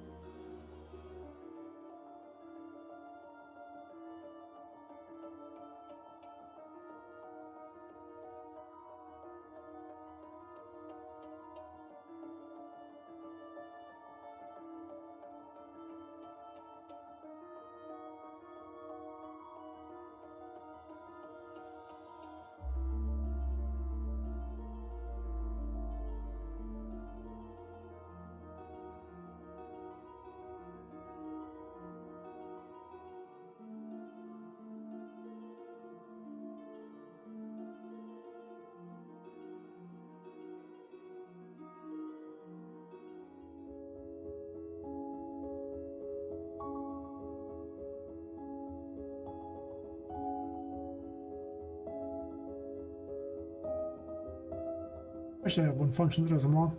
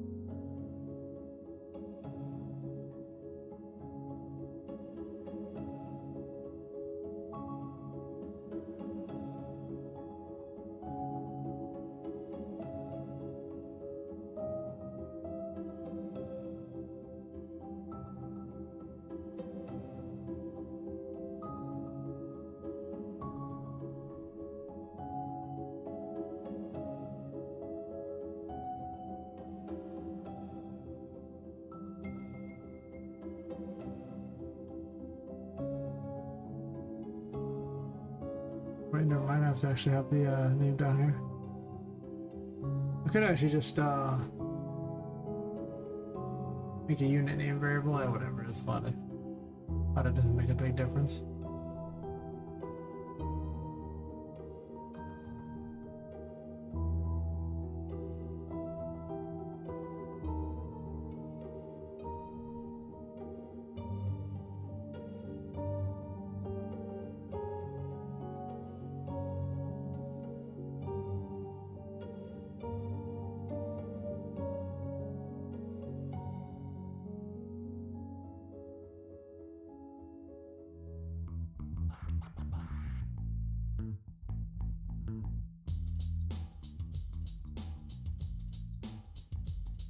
Oh, let's take a quick bio break. Right back.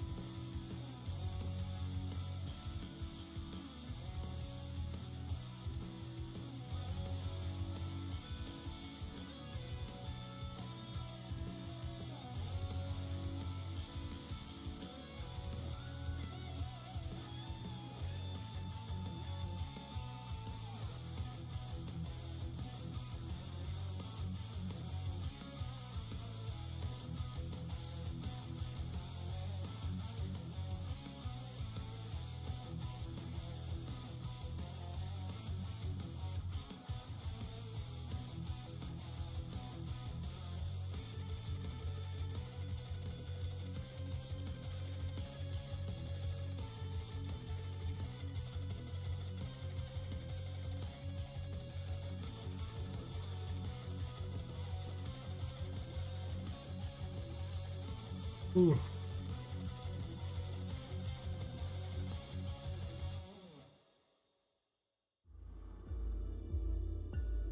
I think I'll make it much more than another half an hour. It'll be like 11-hour stream. Okay, I'll be back tomorrow night anyway. So you're gonna finally make it like another half an hour. Development of Poppet Quest will continue.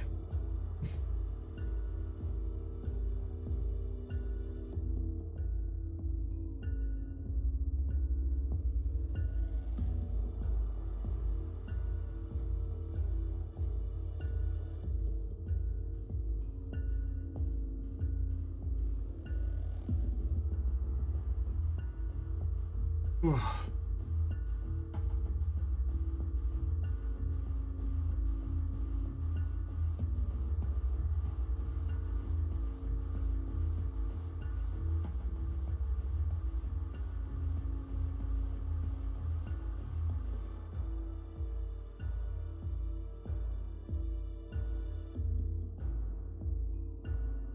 Gather unit type. You should probably put a little thing up there that says subscribe or follow on the thing so people know to do it. Which is usually pretty good though. They just usually subscribe or follow in general. YouTube, as someone who browses enough YouTube in life, I can tell you I don't usually remember to do those things.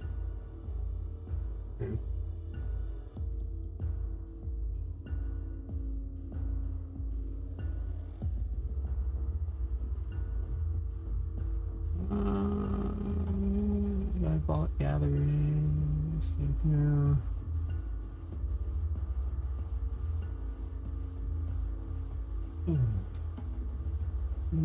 Actions graph. Diabolic gathering over here is.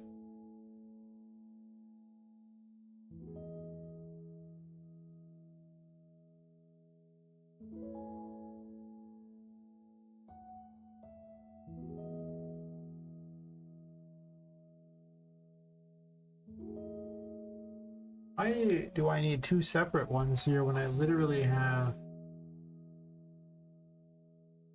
the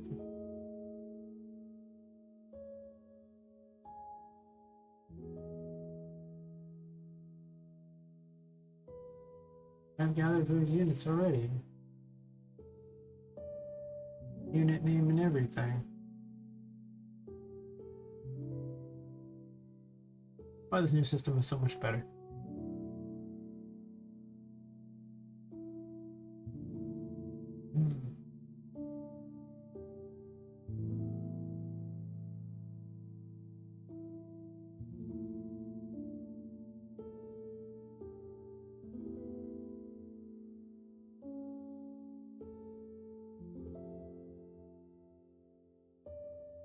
Because it's ugly. I print strings to remind myself to put a dialogue there. I'll do it eventually. As I write something or and record something and you know all that crap. I get it basically.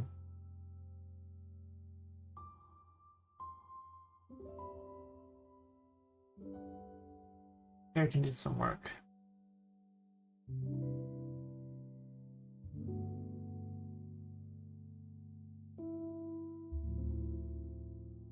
The L is the same color.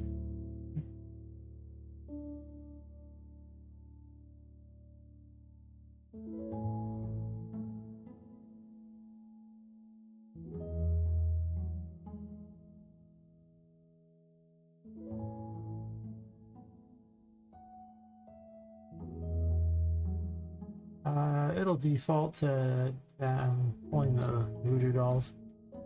Okay, so I don't need this gather thingy, it's just stupid.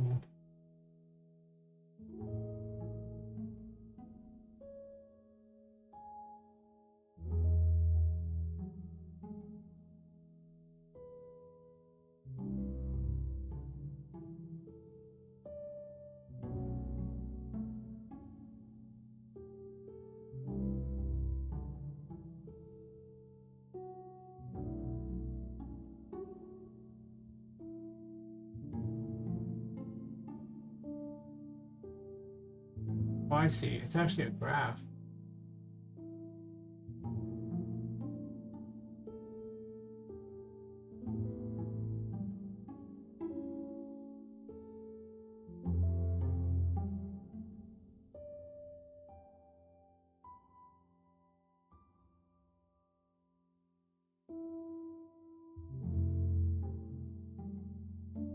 Oh, she calls the thing like that, so I can just use those.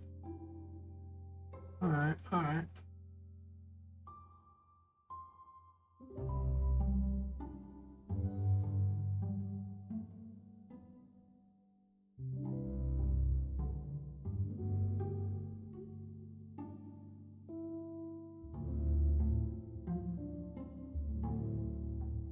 Good.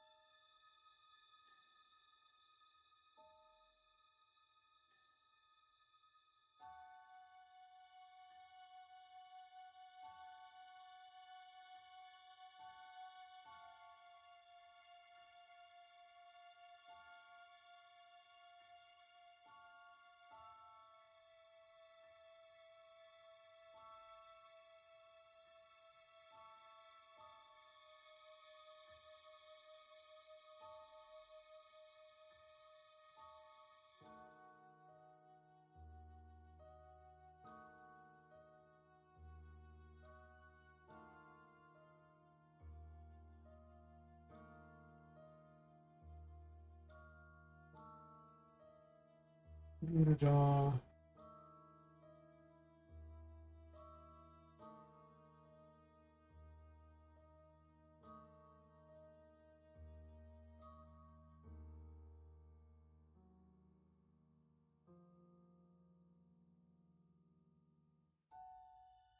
After this is just a summons I have to do, and then I'll have everything figured out.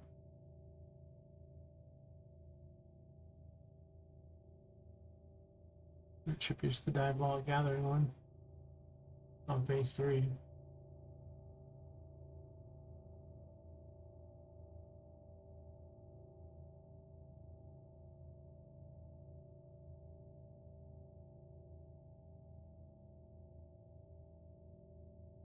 Oh wait.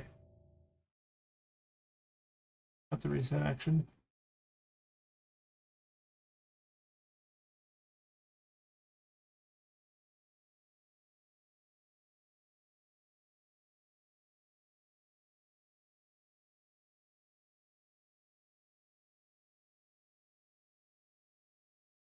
So I want to do both in the same thing, which I could do. Not like add necessarily.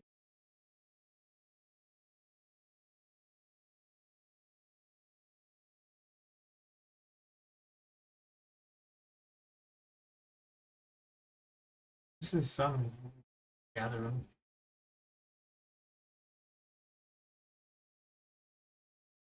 Oops.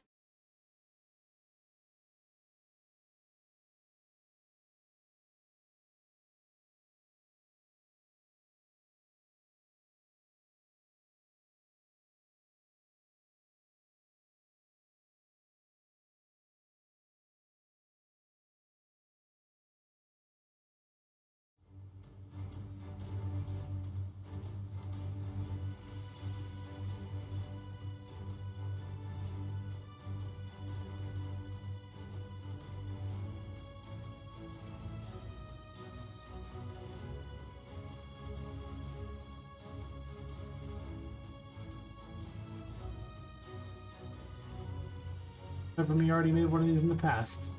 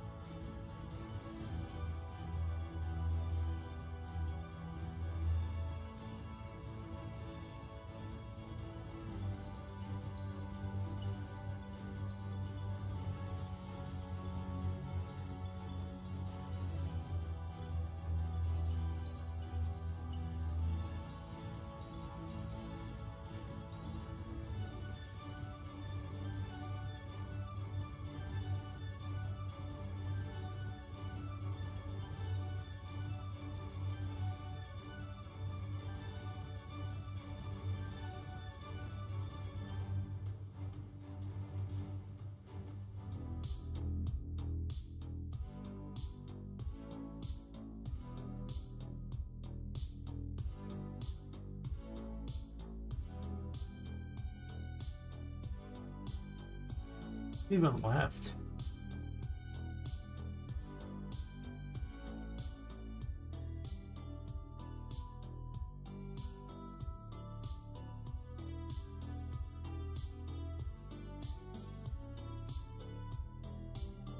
I think that's everything. There once back over a lot of this, but I'm pretty certain that that's the end of these.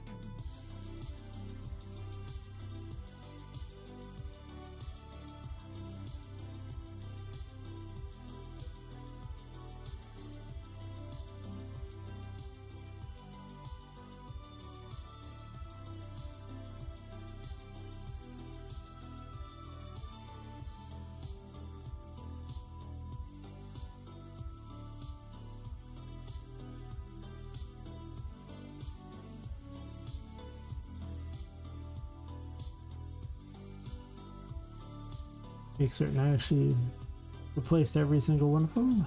Pretty certain I did. I'm sure something will break in all this, but that's fine. I'm okay with that.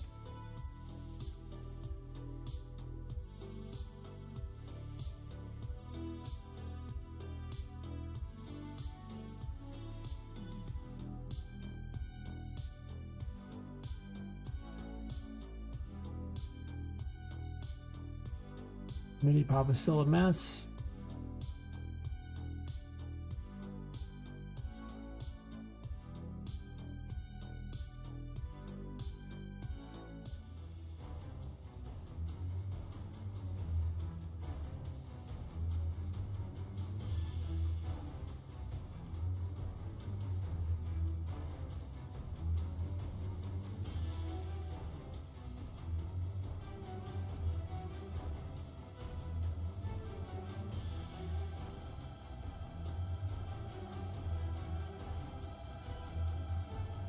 Give this a test, see how broken it is.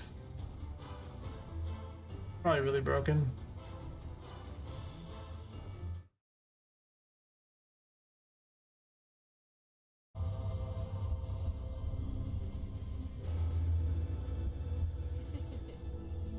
What spawned it there?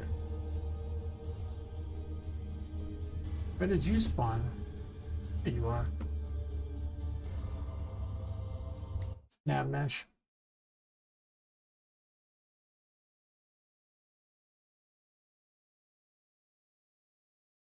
Is already a nav mesh? Wait, what?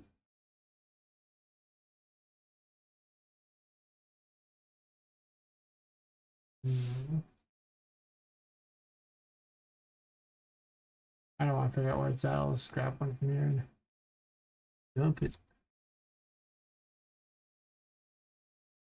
We only need this room anyway.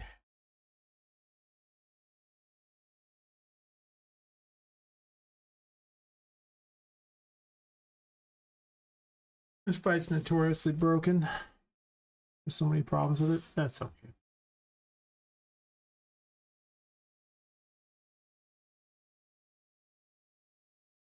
Been too far in for me to want to fix up to this point.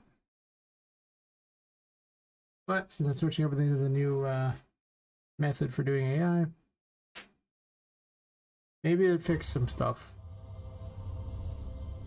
I'll have to break anything more than was already broken with the fight, but I'm sure they'll find a way.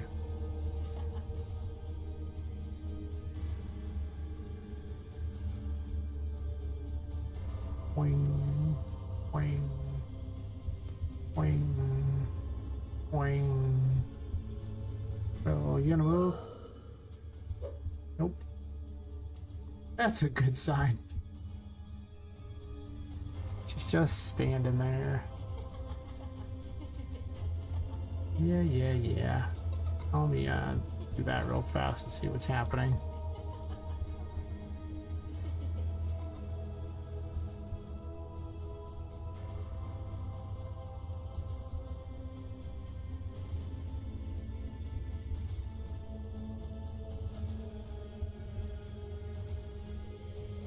Debug object voodoo.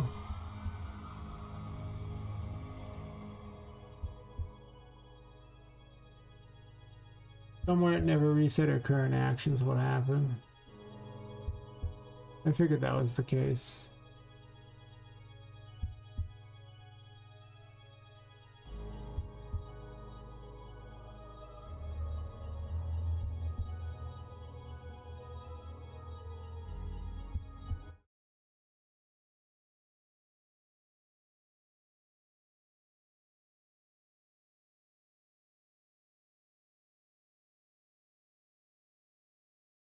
Hmm.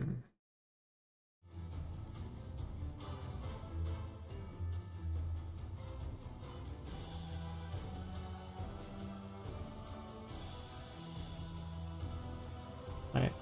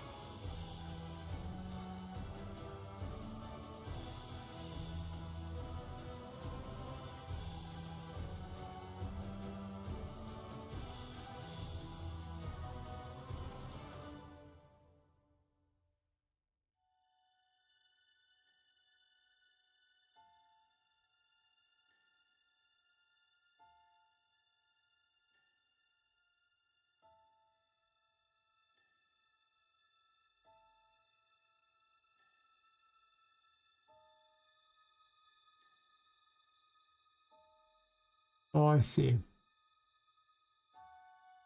That happens at the start of the fight. The spawn active room marker thingy, and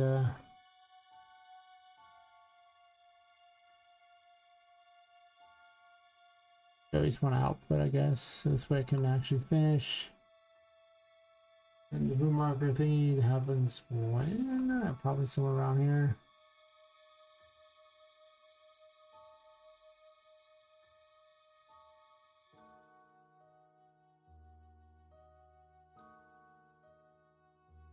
Then begin play, maybe? Let me get room marker, share.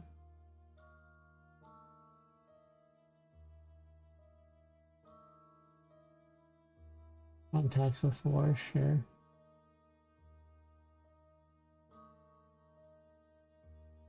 As the character has control over the battlefield, summoning units, control over multiple units, students. I have to do a lot. This character's broken. Oh.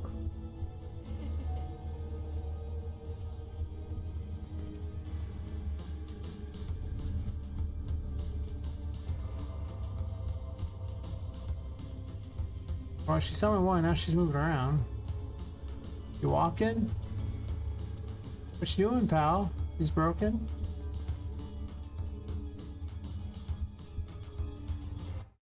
Can't stand both musics at the same time.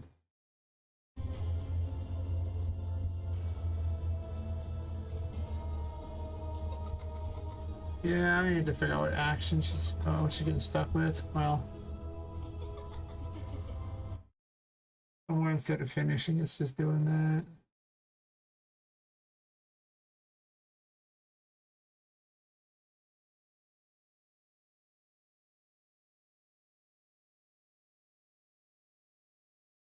Ending kill.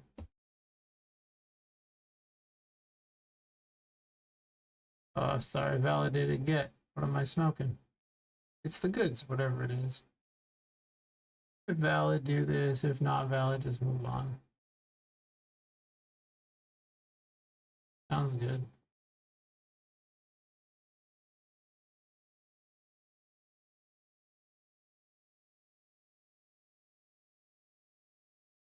Not going to fix the current problem, but interesting.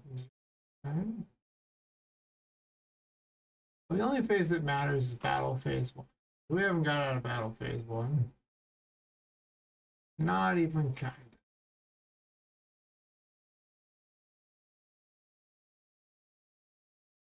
This is missing a reset action. You should always be where it's breaking very easily.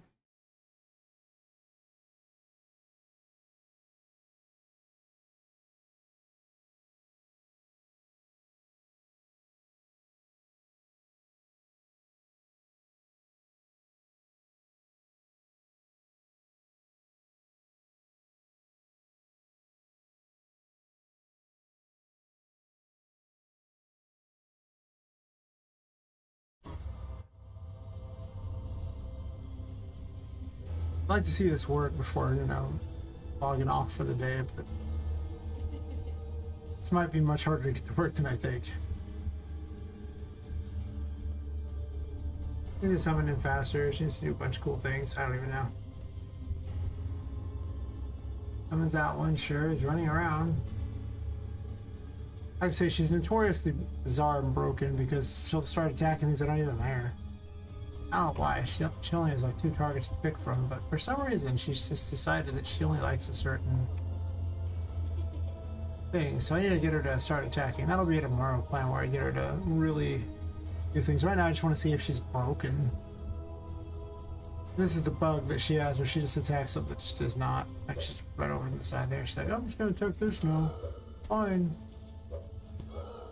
Wail on her first thing because it's easy. Until it's not.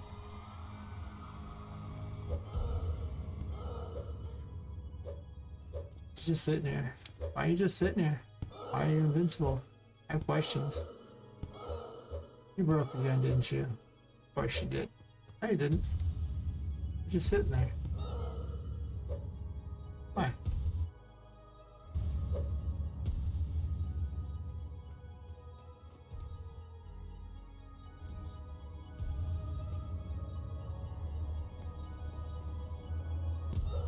I'm not really walking anymore.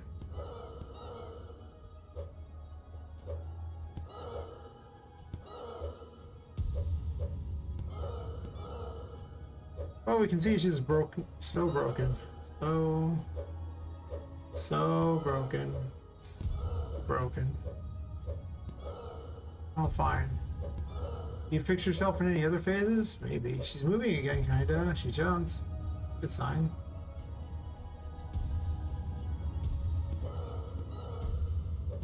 Ugh.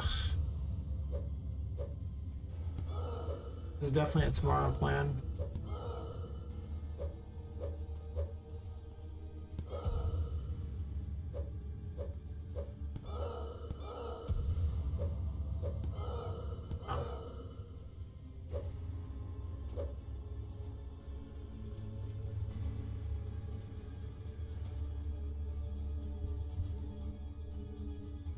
Let's wait for a second. Yeah, she's just attacking nothing. She's still over there doing her thing. She's like, oh, whatever. I was only getting hit by her because I was standing by her while she was attacking nothing.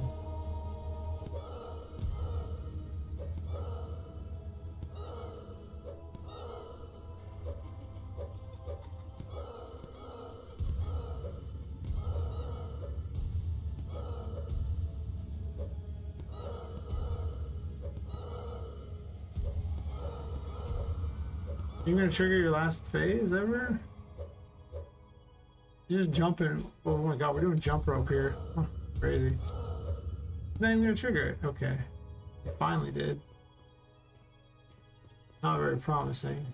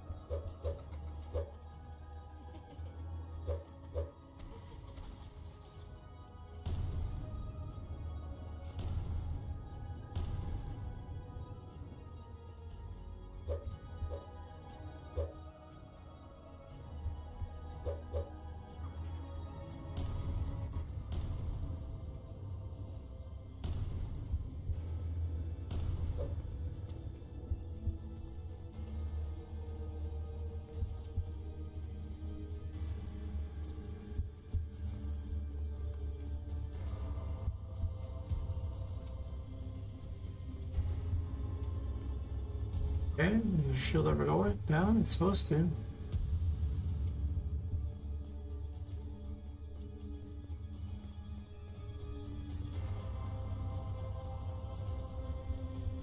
They're just kind of spinning. They're not even dead, I guess. I don't know.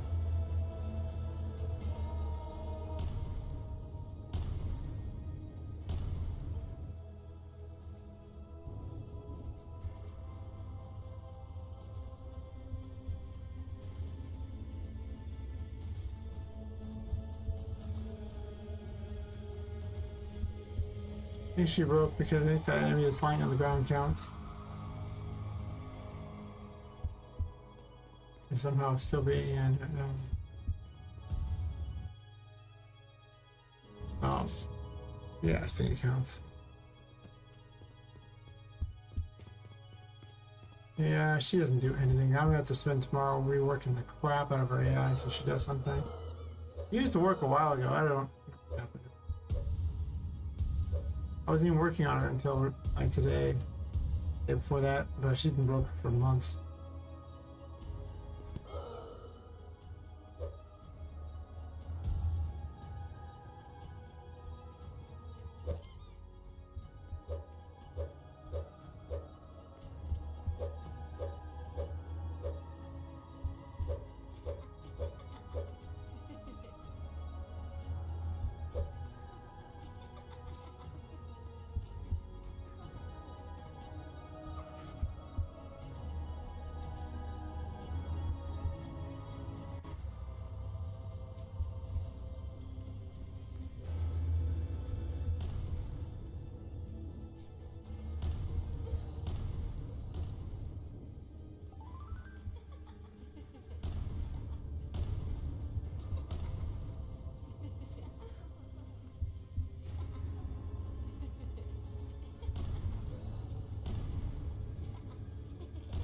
I think she's broken.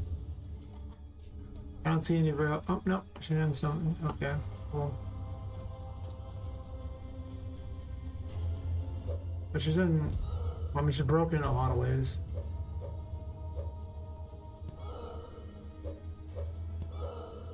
Oh well, I don't really need to play the whole thing out. If she's gonna be broken, it's boring anyway. Okay, well, tomorrow I have my work cut out for me. Yeah. If you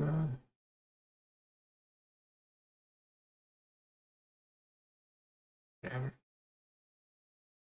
If you load into a level and there's blind pipes, it doesn't. It causes random errors during the testing. It doesn't do it during the game itself, but just loading it randomly does.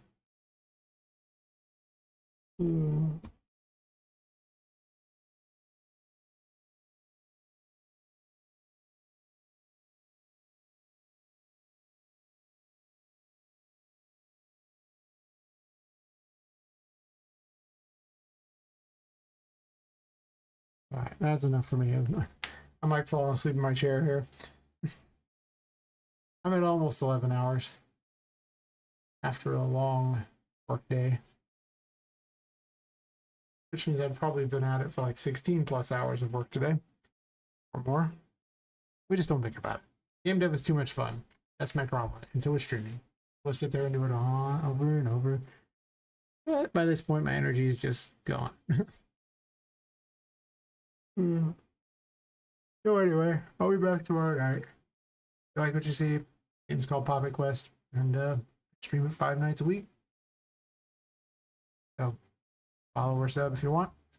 If not, thanks for swinging by. I'll catch everyone later.